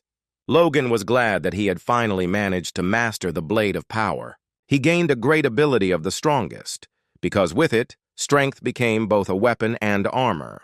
Patrick smiled and told his son that he was similarly superior to him. Logan smiled and said that he was not at that level yet. Logan hasn't even figured out yet how you secretly keep track of the new form. However, he was glad that everything was going according to his plan. Logan informed his father that it was time for them to get started. Patrick was taken aback and asked his son what he was talking about. Logan smiled, knowing that his father understood everything. At that very moment, he said that he would end the Civil War. At the same time, there was turmoil in the southern mountains. The monsters were taken aback because they saw something suspicious. But at that very moment, they laughed because they saw a small golem.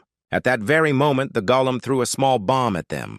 The monsters were taken aback but looked at the small bomb with surprise. After a few seconds, they burst into wild laughter. But unfortunately, their laughter did not last long as a loud explosion thundered. The little golem looked intently at the explosion and its aftermath.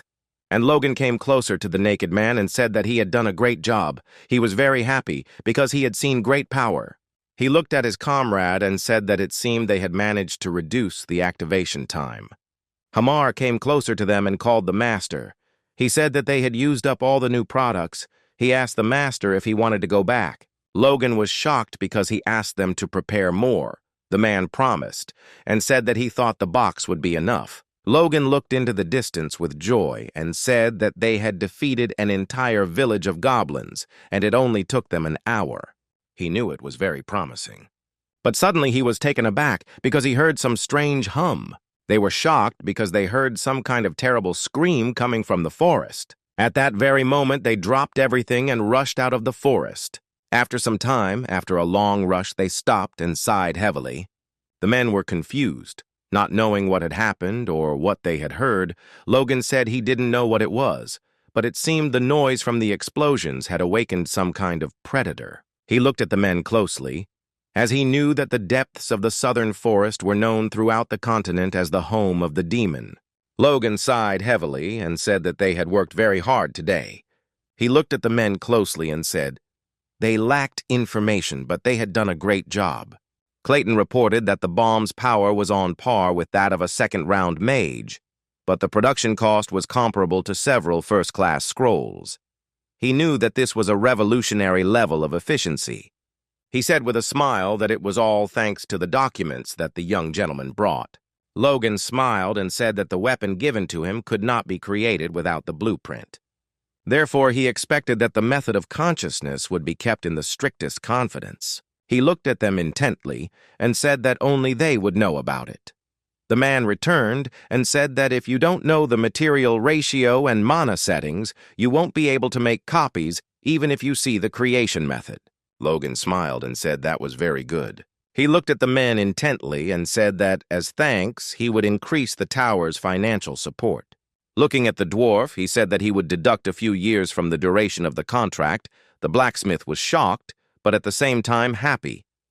Logan napped and said that, of course it will still happen. If the creation method falls into the wrong hands, everything will be canceled. They shouted that everything will be kept in the strictest confidence. Logan looked at the men in surprise as they whispered animatedly about something. Clayton said they tried something while they were developing the bomb. He showed a new version of the automatic crossbow. Logan was shocked as he didn't expect to see something like this since the crossbow was an artifact version. The golem stood in place and watched the young master closely. Logan in turn took aim. A few seconds later, he released the arrow and there was a loud roar. Logan was pleased and surprised that such a crossbow had such a powerful fire attack. Clayton asked the gentleman with a smile if he liked the result. Since they designed it so that the destructive power would match the new bomb, he smiled and was happy since they did everything as it should be. Clayton, looking at the gentleman, told him about all the benefits of this invention. However, he said that if you fire multiple shells at a time, it is essentially a consumable item since it cannot be used after 10 shots. They had to work hand in hand to create such a miracle. Logan knew that if they made one a day within a year, they would have a good number of crossbows. Logan said that for now he would be handing them out mostly to high-ranking knights and asked them to make as many as they could in a few months. Clayton agreed with the gentleman. The blacksmith looked at the gentleman in surprise and asked why he had spoken of such a period. Logan sighed heavily and looked into the distance, not answering the question. A moment later he smiled and said that they would have no need of them after that. Some time later, the young people saw new advertisements. The men were puzzled because they did not understand what was written there. The man informed everyone that the second castle had been finished and that anyone who wanted to live there could simply come there. They were puzzled because they did not know why another city was needed, since they were fine here and did not want to change anything. The man said that whoever came would get a new house and land to work on. The man thought about this proposal for a moment. The man sighed heavily and said that he still didn't want to. He sighed heavily and said that after the change of lord, they had become better off in this place. He did not understand who would want to leave their home and go to meet difficulties. At that very moment, someone shouted out from the pillars that they wanted to do it. After some time, more people gathered who wanted to leave this territory and go to meet difficulties. They shouted that their homeland had already been destroyed, but now they could get a house and free land. The man looked intently at his comrades and at that very moment shouted that they must go. Logan was glad that the next city was built. He looked at the man closely and asked if he wanted to know why he had done what he had done. Dwayne told the gentleman that the castles were far from each other. Logan smiled and said that it was correct. Logan said that the road to the city would take a very long time, and if someone invaded the city, they would have problems. For this reason, the city's residents would have to undergo training. The man was puzzled because he did not know who would invade them. The man knew that he was a new city located on the plains. Logan smiled and said that it would become a solid wall that would protect the plain. He was puzzled because his master still had not answered who was supposed to invade them. The man's doubts were dispelled with the onset of summer, as the gentleman announced that they would take part in the Civil War. Everyone present was in shock as they wondered what would happen. They hastily asked the master if he was really ready for such a thing. They were furious because they knew that everything was fine in their house. Logan knew that if they stood up for their lands, everything would be fine, but he knew that was wrong. He said that if they continued to remain neutral regardless of the winner, they would decline. The men were puzzled because they knew that this was a bit too much. They were arguing, but at that very moment, Patrick shouted for everyone to be quiet. The lady looked at her husband with fear. Patrick told his son to explain everything immediately. Logan knew that the first prince's faction would not be satisfied with defeating the second prince's faction. In his past life, the prince's faction had little victory and attacked those who remained neutral. However, he now understood that explanations would not work. He knew that he had to explain everything. In other words, he said that in the first prince's faction, there were two families known to them. He knew that even though they were relatives in difficult times for them due to the war for territory, the relatives cold-bloodedly refused to support them. Madame shuddered as it was unpleasant for her to hear such a thing. Logan said that not only they, but other families also disrespected them and broke off the engagement. He knew that they were the prince's support. Logan said that when the war was over, they wouldn't be allowed to stay in power, to be honest. No one knew. They could only guess what would happen next. But unfortunately, they couldn't ask directly. He knew that it didn't matter at all, and what mattered was what feelings they themselves had for them. Philip shouted that in that case, they could join the prince's faction now. Logan was glad because he had fallen into his trap. At that very moment, he said that they would not do this. He said that they would definitely join the second prince. Everyone present froze in shock as they did not expect this. They pounced on Logan because they didn't understand what he was even saying. He tried to calm them down as he understood them well. He said they should think it over carefully and asked how grateful they would be if they helped to win. He said they should join the losing side and move the tide of the war. Everyone thought for a moment and wondered if he had any plan for the war. Dwayne sighed heavily and said he was afraid they might be left with nothing. Logan said that the beautiful one understands him. However, at the same moment he shouted that victory was possible. Everyone was taken aback, as they did not expect this. Patrick looked at his son intently, knowing that victory was impossible. The captain was puzzled because he understood that here the young gentleman was wrong. Logan looked at them with a smirk and asked if they had ever lost under his leadership. Everyone froze in shock as they realized that he had truly gone mad. Dwayne called the gentleman in a hurry. He asked the gentleman excitedly if the Duke was involved in what he had said earlier about the attack. He was alarmed and did not understand why they should join him now. Logan told the man not to worry with fury and a wicked grin. Dwayne was taken aback as he could see that his master was angry. Logan was furious because he knew that the Duke would definitely pay for what he had done. The Duke sighed heavily and asked the young man if he was really now saying that he wanted to join them. The Duke angrily asked Logan if he had really gone mad. Logan smiled sheepishly and said he thought it was a little weird. He sighed heavily and said that since the Duke refused the heights, they could join the faction of the other prince. He asked the Duke if he really wanted this. The Duke was furious. The Duke asked the young man if he really wanted to join the first prince's faction. He was very angry and did not understand how he dared to say such things in front of him. The servants were taken aback as they saw that their master was burning with anger. He flipped the table over in rage as he was burning with anger and did not understand how Logan dared to play games with him. He was burning with anger. At that very moment, the servant presented the master with a communication ball. Logan sighed heavily as he saw that the Duke was making a lot of noise. However, since he expressed his anger in this way, it meant that his situation was actually quite gloomy. Logan asked the Duke if he would be rude to him.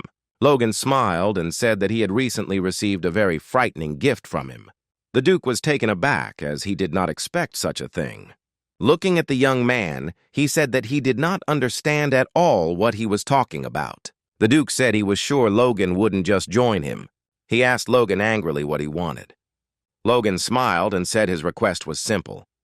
He said that they only needed official recognition of the Count's occupied territories and also half of the Marquise's lands, which bordered his home, and he also wanted to receive the Count's title, which had been lost by his ancestors. He smiled and said that he wished to receive a positive answer from the Duke to these conditions. He asked the Duke what he would say.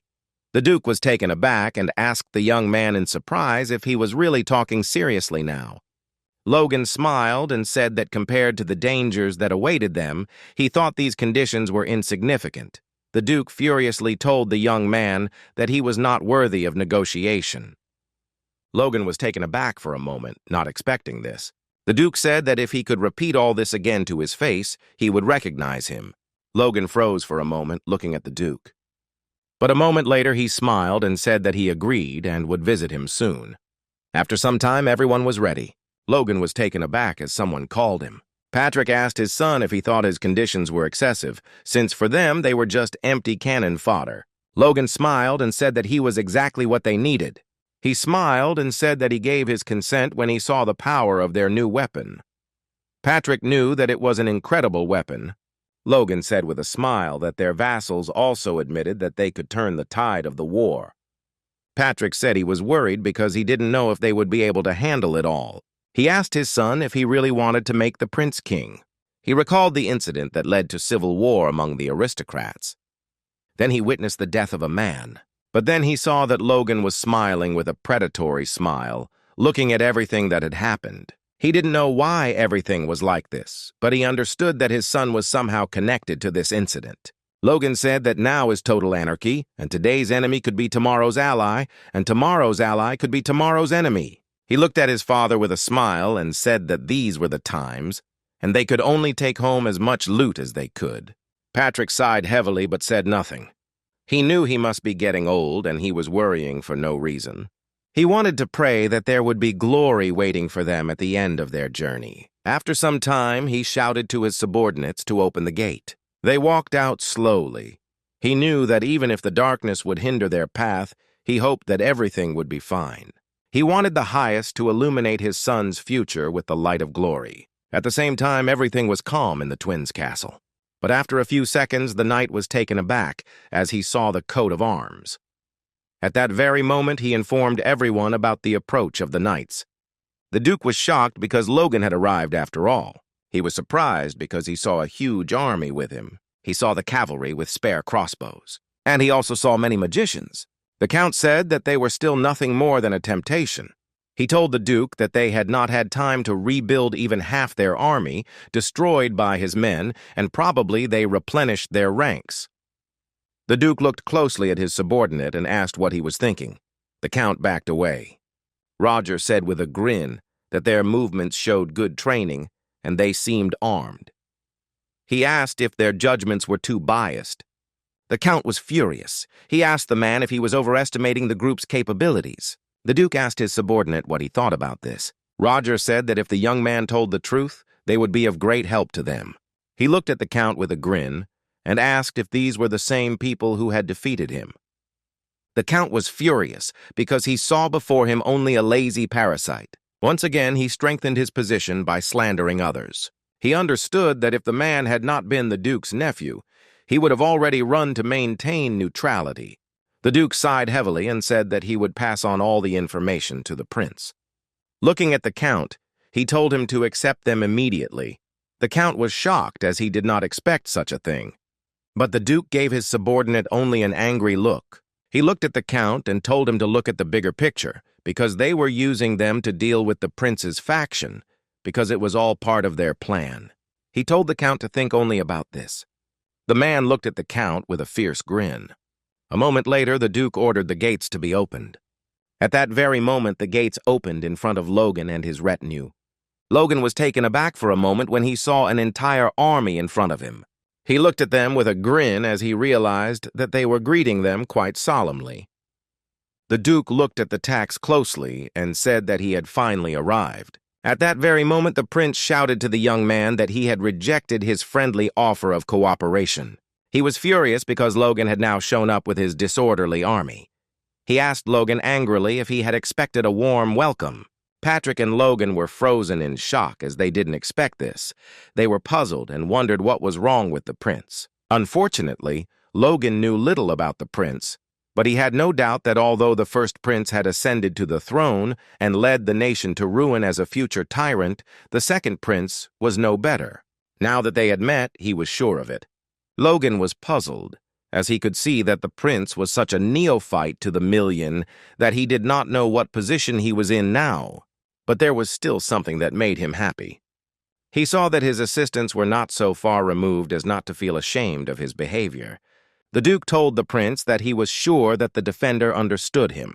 The Duke said that he would explain the rest himself, and the prince thanked him with a smile as he was tired and wanted to rest.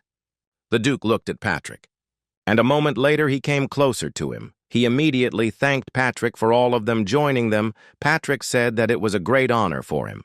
The Duke told Patrick with a smile that, unlike his son, he was a very polite man.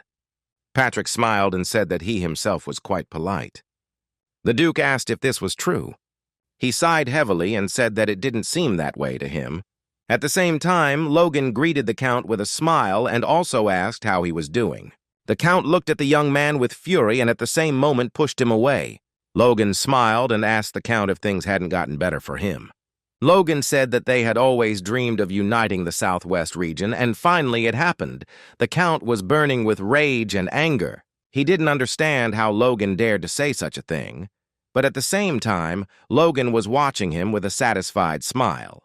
He only wanted to tease him a little, but the reaction was excellent. Logan knew that if the enraged Count was right here, it would be a very good thing because then he could kill him, pretending to be self-defense. The Moon Knight looked at the Count intently and asked him to restrain his emotions. Sir Franz said that when he was near manure, he could involuntarily inhale its smell. Logan sighed heavily as his intended plan didn't work out. The Count turned around, but he knew he would not forget this. He walked away from the young man in anger. Now Arlaun Castle and the castle next to it, the Twin Castles, are located in the county. Their name is a reference to the two moons that disappeared into the aerobes millennia ago, and it was said that the castles were built at that time to protect the human lands from the great orc army that had invaded the plains to the south. However, alas, the will of their ancestors had long since died out, and now the castles were used as a base for waging a terrible civil war. Wars were not for land, but for the throne, so Logan knew that it didn't matter how it was fought. Until the enemy prince is destroyed, it will continue. However, none of the crown princes will sacrifice themselves to end the war. He knew that if things were left like this, then, as in his past life, the nation would be exterminated during the war. Logan knew that such meetings were absolutely useless. He knew that the only thing that mattered was to quickly kill those who were needed and end the war. The Duke, looking at Logan, said that he had to outflank the enemy. Logan was taken aback, as he did not expect such a thing. He looked at the Duke with fury. But the Duke and his henchmen only looked at them with fury and anger. He froze for a moment with a look of bewilderment on his face.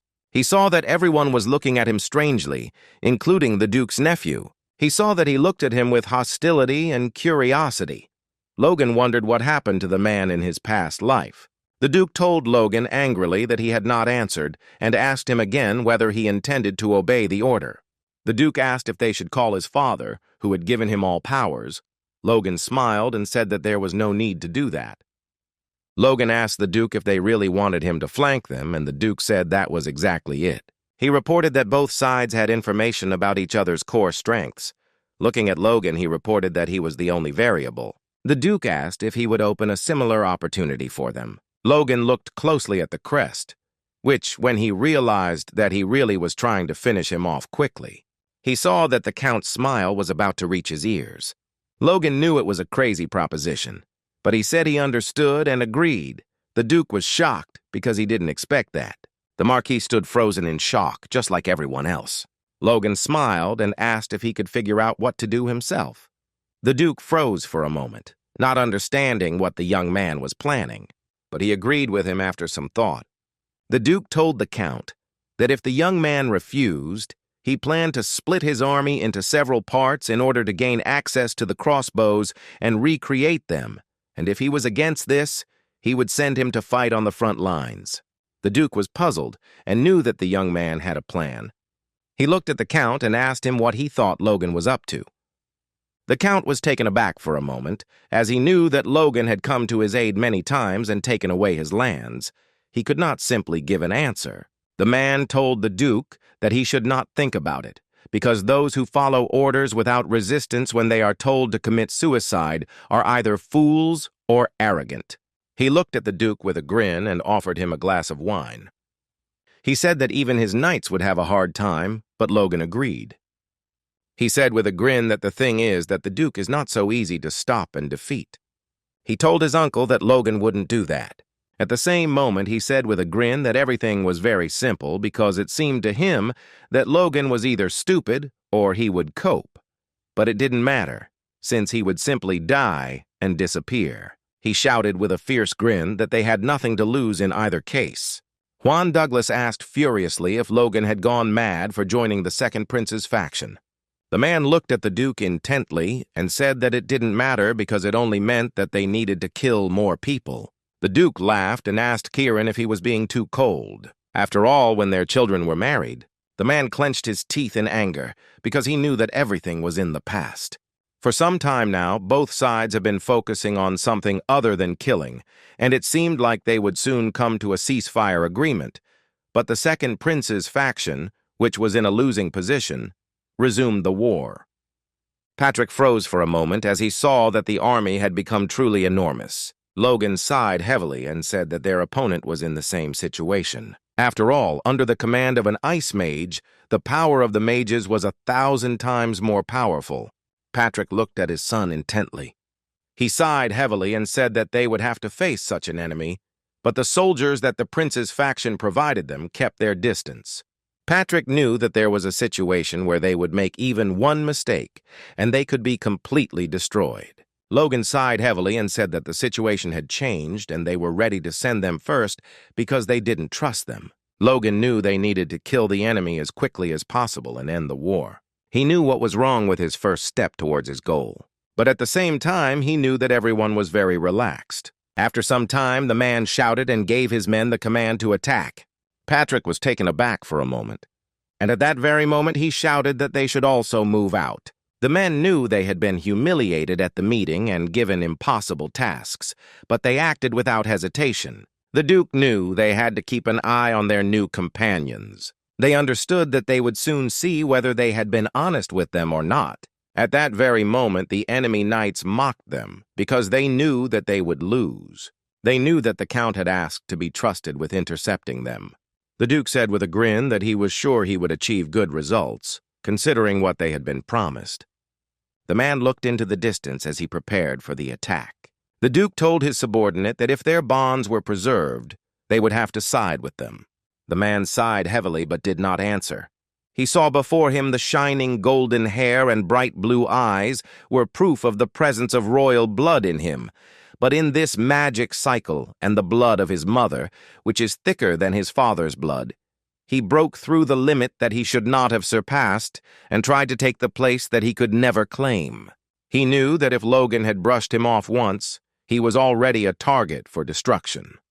He sighed heavily and said that if that were the case, he would have lost contact with the Duke. He said that he had gained something more valuable, so he did not want to get attached to such trifles. The Duke smiled and said that he still considered it a loss. The man said that Logan was a fool and he would take care of him during the next fight. The Duke asked if he was so sure, since Logan had defeated the Earl. He sighed heavily and said that Logan had only done it with a pathetic trick. At that very moment, he announced that his secret weapon was already in their hands. Some time later, he looked intently at the beautiful crossbow. But at that very moment, he was taken aback because he heard some noise. The knight reported to him about the enemy who was advancing on them. At that very moment, Logan and his comrades were rushing towards the enemy. At that very moment, the man shouted to everyone to attack the enemy. They wanted to defeat their enemy with the help of their new weapons. Looking at the enemy, he realized that it was too early to shoot until their crossbows reached them. He knew that Logan would fall to the weapon he himself had created. He grinned and asked Patrick for forgiveness, but he had no other choice. But at that very moment, he was taken aback, because he heard the cry of Logan, who ordered everyone to load their crossbows. He was shocked as they were preparing to shoot from such a distance. At that very moment, the arrow flew past them. The knights were furious, as they knew that this was simply impossible, since they were still out of reach. But at that very moment, a deafening explosion thundered. The knights realized that magic was being directed at them, and they fell from their horses with a crash. The man was taken aback, as he did not expect anything like this. He was burning with anger and fury because he did not understand what Logan had done. Logan was glad because he saw that their army was gradually being destroyed. At that very moment, he looked at his subordinate and called him. The man looked intently at his minions and shouted a command. His disciples prepared for the attack. He looked closely at his new student because he didn't know if she could do it, but she screamed that she could do it. The young lady wanted to show what she had achieved. Kaisalon was shocked as he noticed that the enemy had automatic crossbows. He sighed heavily and said that since they were holding weapons similar to theirs, then that was probably true. Logan realized that he had previously met his ex-fiancée, and soon she was the one who was involved in the enemy having crossbows. At that very moment, Logan shouted to everyone that those with explosive crossbows should come forward. He shouted that they must attack before the enemy used his crossbow. They were intent on destroying the enemy. At that very moment, the golems were preparing to attack. Clayton shouted that they had plenty of bombs and they could use as many as they wanted. His disciples looked at him intently and shouted that they understood everything and would do everything. The young lady knew what circle of magic she had already mastered, so she was confident that she could handle something like this. She knew she had to cope for her brother's safety. At that very moment, on command, the golems began to throw bombs. The knights were taken aback, as they did not understand what was flying at them. But at that very moment, a deafening explosion thundered. The man was taken aback, as he had never seen anything like this before. Everyone was in shock. They didn't understand how the enemy managed to do something like that. They saw that their enemy was much stronger. At that very moment, he shouted to the cavalry and sent everyone forward. He understood that if he mixed them with the soldiers, the stores would be able to fire across the area. Kaisalon ordered the soldiers to reload their weapons. A moment later, the knights opened fire on their enemy. At that very moment, arrows flew at the enemy. The knights defended themselves as best they could. Kaisalon knew that once a man reached the level of a knight, arrows stopped working against him. Victor shouted to the cavalry with crossbows to disperse. At that very moment, they carried out his order. The knights were furious because they knew that if they had not fallen from their horses, there would have been no shooting. The knight was taken aback when he saw an arrow rushing towards him. At that very moment, the knights fell to the ground as the arrows pierced them.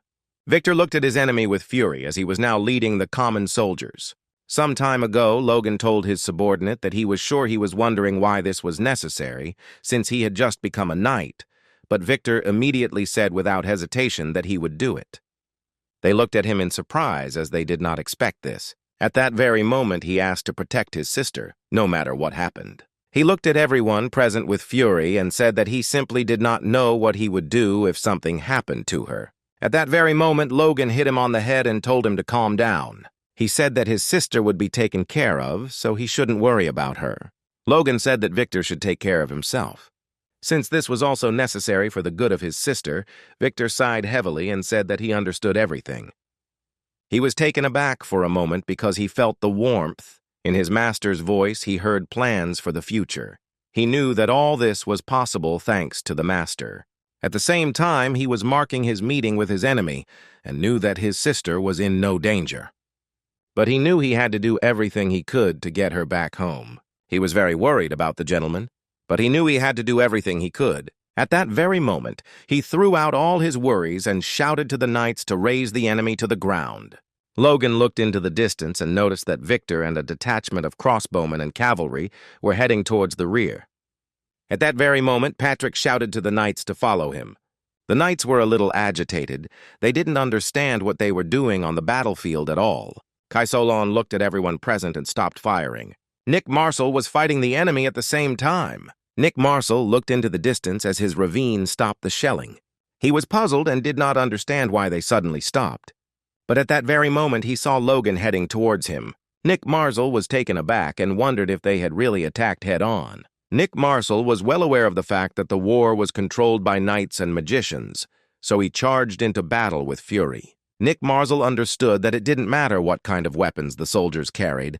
As long as the opposing order of knights could be held back, the chance of victory could be restored. At that very moment, he rushed into battle with a furious cry. He dealt a very strong blow to his opponent. Logan saw that he had broken his sword on purpose and used the force on its fragments.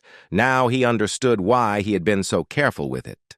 But Logan had no intention of retreating. He easily pushed off the horse and jumped up. He looked at his opponent with a grin and said that crossbows were not all he had.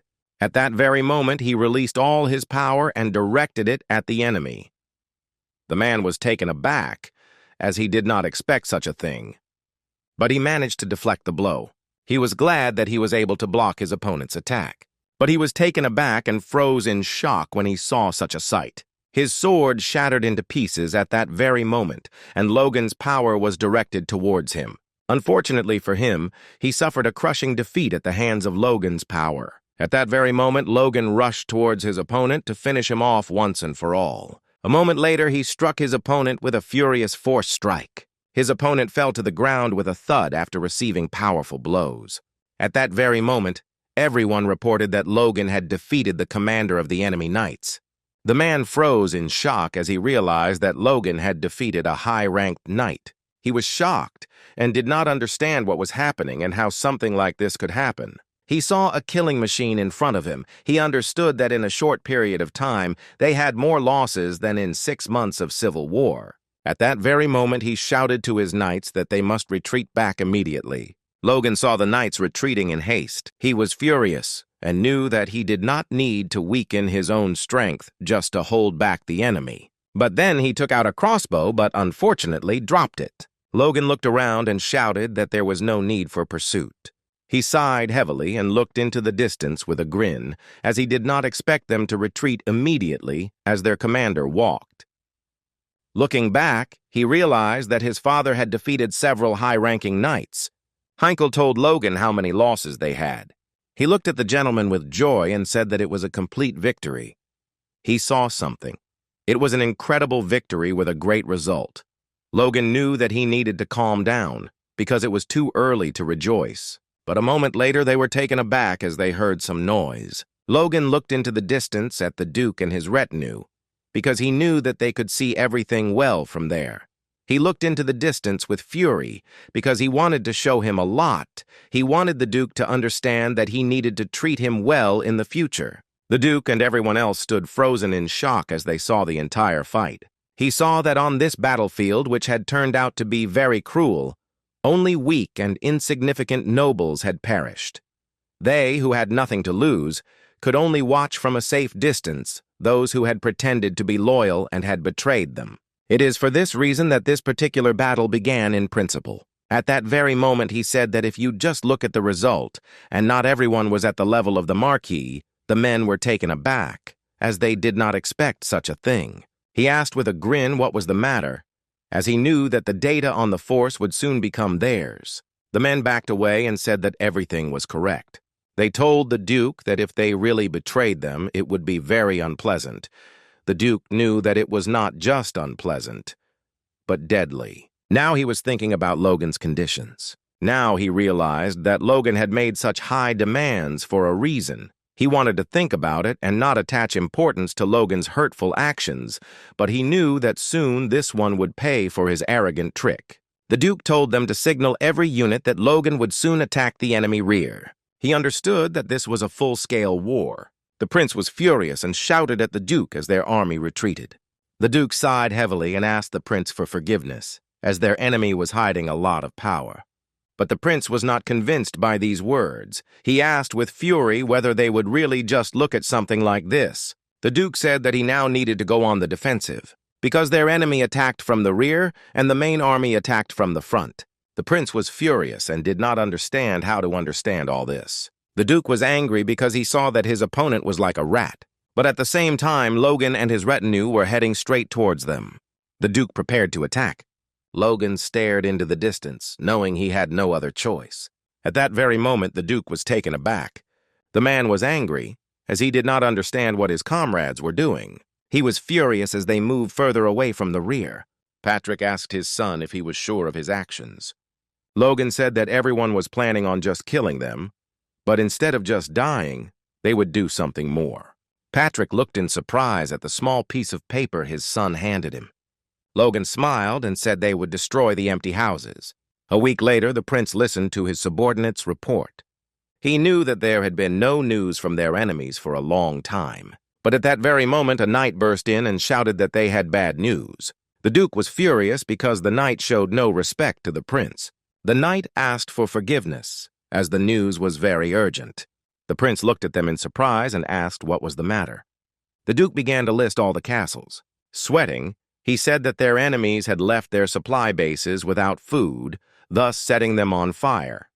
The prince was shocked because he did not expect anything like this. At the same time, Logan stood in front of the castle and watched as it burned. He saw that it burned well.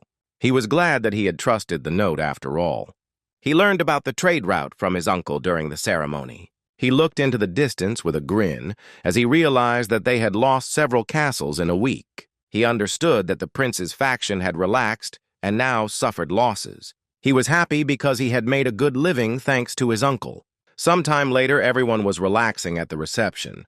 The men whispered about the banquet because they had heard that the prince himself had allowed this to happen. Although they were under martial law, they were forbidden to carry weapons or drink. And now they saw that all the main forces of the faction were present at the banquet. They were puzzled, as they had not seen the count anywhere. The man sighed heavily and looked at everything intently, because it really seemed to him that their main forces had been replenished. They saw a happy Logan, who was having happy conversations. Logan, looking at the Duke, said that he would like to take this opportunity to sincerely apologize for breaking the treaty and not attacking from the rear. The Duke smiled and said that everything was fine. He didn't need to worry, because he had done a great job after all. Logan looked at the Duke with a smile. The more he got to know him, the more corrupt he seemed to him. He wondered if it was possible to move a cold-blooded snake at all. Logan smiled and thanked him for his understanding. The Duke said great achievements should be rewarded accordingly. Logan looked at the Duke with a smirk, as this was his chance. He asked if he accepted his conditions. The Duke looked at Logan with a joyful smile, which, of course, he had thought through all the conditions. However, the Duke hesitated and did not give a clear answer. Logan said that if that was the case, he would like to be recognized as the Earl's territory. He wanted to take away half of the Margrave's territory, and he wanted to get the title of Count. He smiled and asked if it would all be his. The Duke froze in place for a moment. He said that he only informed him that he wanted to take into account all his conditions since he could not decide such issues himself. He walked up to Logan and put his hand on his shoulder. Logan consoled him as he did not understand what strange feeling pierced him. The Duke smiled and said that he liked his youthful energy. But the Duke said that it would be good if he took into account the circumstances of those above him. Logan froze in place from shock. At that moment, he realized that the Duke was limiting the power of his target, while at the same time he was exerting psychological pressure. Logan backed away and said that he seemed to have moved too quickly, but he apologized. Logan sighed heavily. He let the matter go, knowing that he had already achieved his goal. The Duke smiled and told the young man that the weapon he used was impressive. He asked Logan if he wanted to share his secret technique. Logan was taken aback, as he didn't expect that. The Duke said that with this weapon they would easily win the war. Logan said that unfortunately he had no supplies left, so fulfilling his request would be very difficult. The Duke looked at the young man closely and asked if this was true. Logan said with all his might that he was truly sorry. The Duke looked at him with a satisfied grin and said that it seemed he was pushing him too hard. As he left, the Duke told Logan that he could lie down and rest properly. The Duke smiled and said that he was sure the next fight would not be long in coming. Logan looked at him dully but said nothing.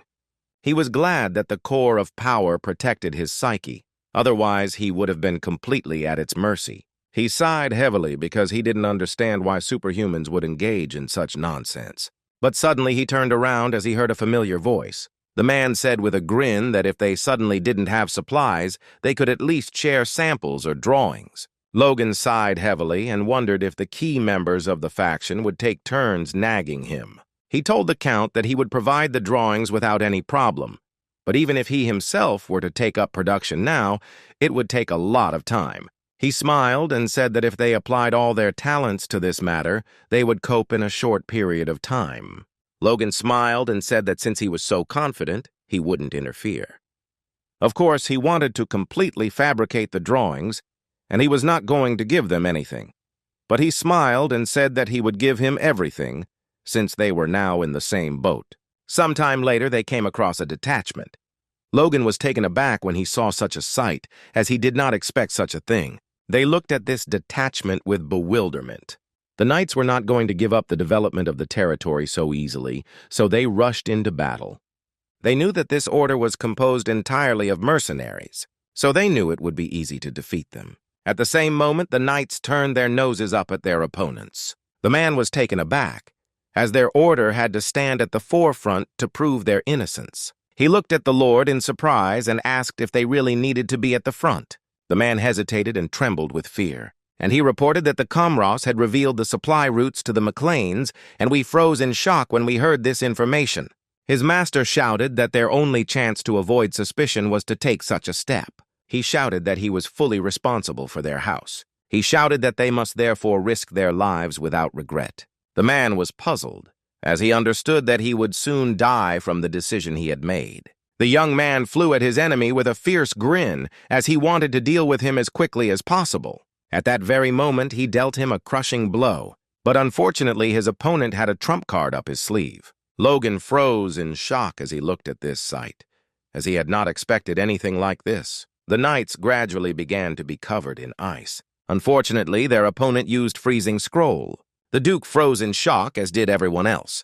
Logan stared into the distance, not prepared for this. But he knew that one of the weapons that defeated the prince's faction in his past life was the freezing scroll. This scroll may have been made by a great circle mage.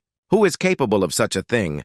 And the materials themselves were priceless. Logan saw the damage that had been done to them. At the same time, the Duke shouted furiously and asked what they were doing. He ordered the Knights to immediately come forward. Patrick told his son that they should attack too. But at that very moment, they heard a loud roar. They were shocked as they saw the half-giant advancing towards them.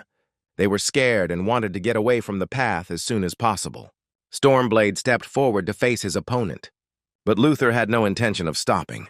He rushed towards his opponent and wanted to destroy him as quickly as possible. But the Stormblade had no intention of stopping and immediately rushed into battle. Logan shouted for everyone to step back as the clash of auras would shock their minds.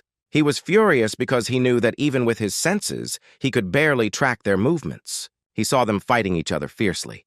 He watched them with admiration, knowing that he could learn a lot, but Patrick called him. At that very moment, Logan called Victor. A moment later, all the cavalry with crossbows came forward. The Count's knight knew that they would be able to withstand the crossbows. They prepared their weapons in advance. At that very moment, Victor shouted and ordered the soldiers to surround the enemy. The man was taken aback, as he did not expect anything like this because they simply rushed past them.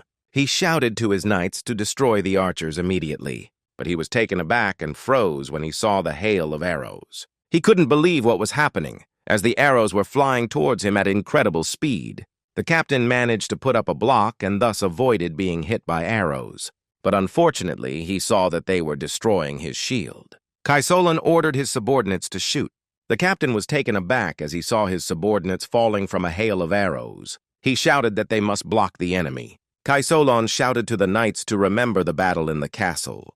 He said that they should not panic, and only in this way would they be able to defeat the enemy. The knights listened to their mentor and calmly attacked the enemy. The captain was taken aback as he heard a loud explosion behind him. He was shocked because he realized that there was a magician among the enemy. He was furious because the enemy's strength was incredible. Victor shouted to the knights to finish off the survivors. The captain was in shock. He didn't understand what was happening because it was the first time he had seen anything like this. But he didn't have time to understand their tactics before he was suddenly pierced by a sword. Heinkel dealt with his opponent with ease. Heinkel shouted that they had killed the weakened knights. Logan looked into the distance, knowing that this was how they minimized their own losses. He told his father that he might have thought it was cowardice. Patrick smiled and said that there were no idiots in their unit who could think that. He knew that something else was more important right now. He knew that since the Count had fallen, one side of the prince's front was crushed, and as soon as the army brought this to its senses, it would begin to retreat. Logan knew that they had already gained enough of an advantage that they didn't need to waste their energy. A few seconds later, they saw the order to retreat. As he left, Victor finished off the knights. Logan saw that Victor's squad was already returning. He looked at his father, but was suddenly taken aback.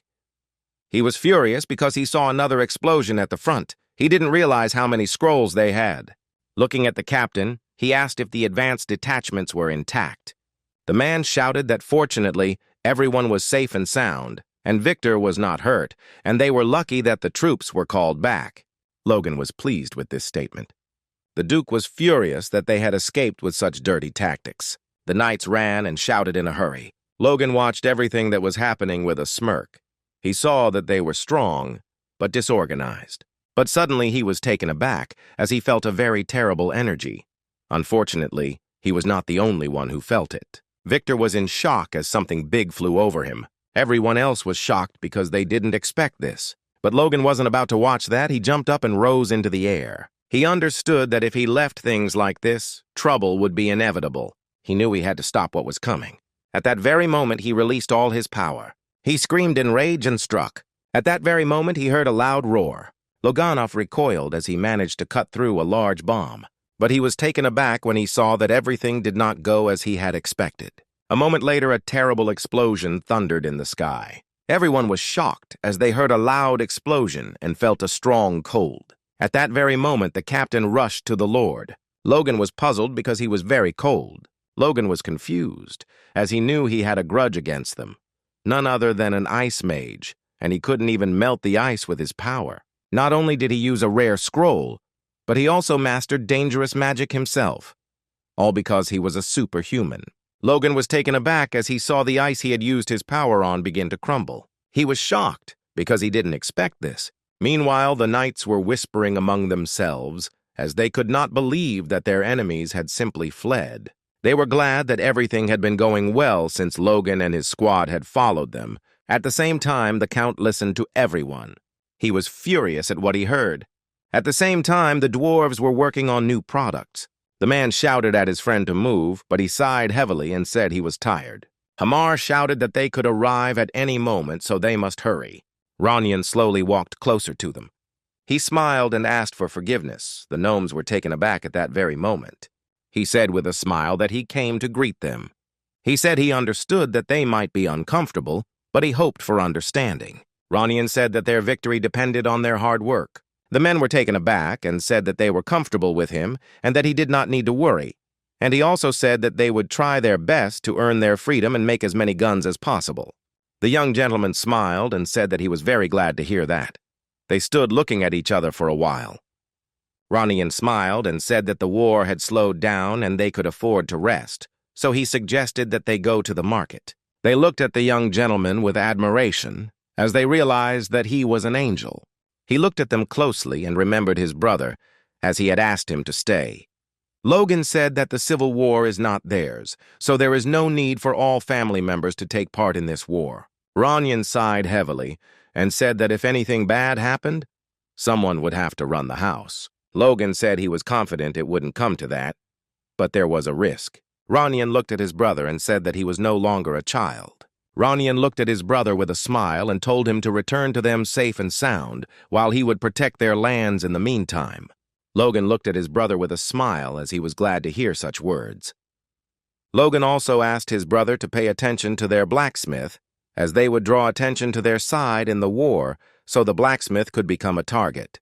For this reason, Ranyan decided to protect him in any situation. Ranyan asked the blacksmith if he wanted to finish exploring the market and return. He was taken aback and said that the fun would only last for a few days. Ranyan sighed heavily as he realized that he would not be able to convince the man. But at that very moment, he felt a power user nearby. "Ranyan!"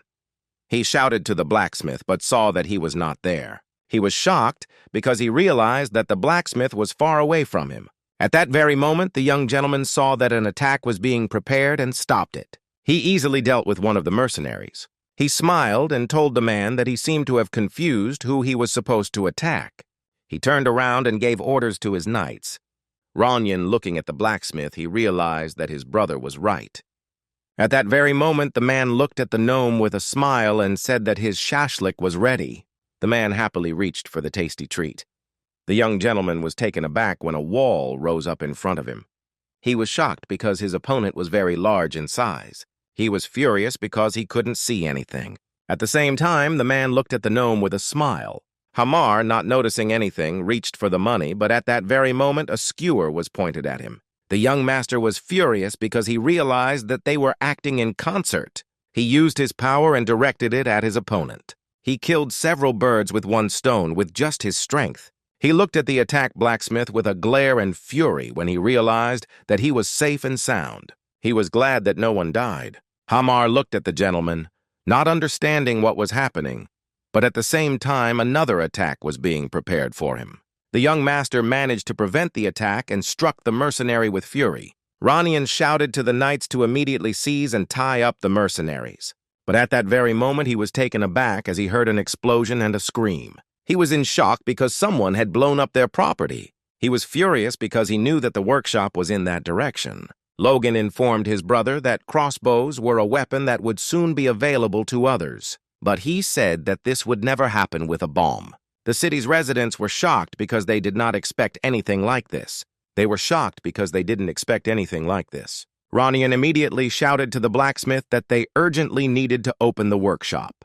The knight ran up to the young gentleman and called him. He shouted that an urgent message had arrived at military headquarters. Ranyan was alarmed and didn't know what had happened. The knight quietly informed the master that the forces of the first prince were heading towards their castle. Ranyan was taken aback by the guy, as he didn't expect something like that. Looking at the blacksmith, he said that they should go to the workshop immediately. He was furious because he knew he would immediately kill everyone in his path. At the same time, Logan was walking around the room excitedly. After some time, he finally received a call from his brother. Logan shouted to his brother that he was very worried because he had not been in touch for several days. Ranyan told his brother that they had destroyed the faction's forces and the prince. He reported that the enemy was the Viscount's army. Therefore, the Avengers squad, equipped with automatic crossbows and bombs, was able to win with a small number of knights lost. Logan was glad to hear that. Ranyan sighed heavily and said that her workshop had been attacked and several dwarves had been kidnapped. Logan was taken aback, as he did not expect this. He sighed heavily and said it was entirely his fault, but Logan didn't think so. Ranyan was puzzled because he knew that if everything had been in place, this would not have happened, but he knew that the mercenaries did not know how exactly the bomb was made. He also told his brother that all the prisoners had committed suicide, and none of them had survived. Logan was pleased with this news. Ranyan said, "Screw the knights that stopped them, there was something strange." Ranyan looked at the knights in surprise and asked if this was true. The man was taken aback and said that he was not sure that he had even caught a glimpse, but the fugitive's face was familiar to him. Logan was shocked because he didn't expect to hear anything like that. Ronian said that it was exactly like that, and he was tall and very agile, and it looked like he had at least an advanced level. Logan thought for a moment, not knowing who they were talking about. Ronian sighed heavily and said that he understood that it was impossible to determine the culprit from such a description. Logan saw that his brother looked completely broken. Logan told his brother that these were just his assumptions, but they should prepare for the worst. The young man was taken aback, as he did not expect such a thing. Logan sighed heavily and said that it was possible. He knew that leaving his brother was the right decision, since thanks to his brother, it was possible to minimize losses. He understood that the target was their weapon. He was furious because he knew the war had been going on for too long. And the reason for this is that the First Prince's faction remained stable no matter how they were attacked. They hid behind the castle walls. After they burned down all the supply points, they were forced to go back. Now the castle was their base. Since the Prince's faction could no longer retreat, they concentrated all their forces on defending their castle. He knew that at any moment a breach would appear in the castle's defenses, and the war could quickly end. A few days later, a command meeting was held, the Count shouting furiously that they must immediately reveal the production methods and provide weapons to the entire faction. The Duke saw that even after all this time he was wasting his energy on such nonsense. Logan asked the Count if he really wanted to try all the methods, even considering the situation they were in now. He asked the Count where he got the necessary materials to create explosives, since there was simply no supplier available right now. The Count shouted that he personally collected materials for these attempts, but nothing came of it. Logan asked if he was sure he hadn't made a mistake. The Count was burning with rage. He shouted at Logan to watch his language immediately. The Duke looked closely at his subordinate and asked him to calm down. However, he said the Count was not one to make accusations without basis. The Duke asked Logan if he could prove that the production method he had given was correct. Logan was surprised by such a question. The Duke said that given that his bomb production had not stopped, he still had plenty of material, so he could easily prove it. Logan was taken aback and froze for a moment. At that very moment, the Count angrily asked him why he was not answering. He shouted that Logan was deceiving everyone. The Duke asked the Count to calm down and adhere to the rules of etiquette. At that very moment, the Count calmed down and sat down in his place. He was furious and didn't understand why Logan was acting so confident. At the same time, Logan was taken aback and froze in shock as he realized that the familiar face and short stature reminded him of an advanced level knight. He looked closely at the Count, and since he realized that it was he who was behind the kidnapping, he understood that if Aslan was the king of those Mari, it was logical that his knights would recognize him. They would interrogate the kidnapped dwarves and find out what the problem was with the production method he proposed. Logan knew that he could take advantage of this situation for himself. He said that it would not be difficult for him to find proof, and he himself would prepare the place as soon as possible. He wanted to lie to them first. The men were shocked because they did not expect this. Logan said that instead of questioning the method of making the weapon, it would be better if they first resolved the situation they were in. He knew they didn't really care. He said everyone knew that the faction had recently attacked his house. Logan said that fortunately it had not caused any problems, but it was obvious that they were not the only ones who suffered from these attacks from now on. The Duke said that it would be too difficult to launch an attack against the Prince's faction now, since they were well hidden, and if they thoughtlessly fired their weapons against them, there could be serious losses. Logan knew that everyone was fine. They knew about it, but no one wanted to take on this burden. At the same moment he said that they would attack the castle, he wanted to take on this burden himself. Everyone froze in shock as no one expected to hear anything like that. Logan was pleased with himself, knowing how he would end the slow war.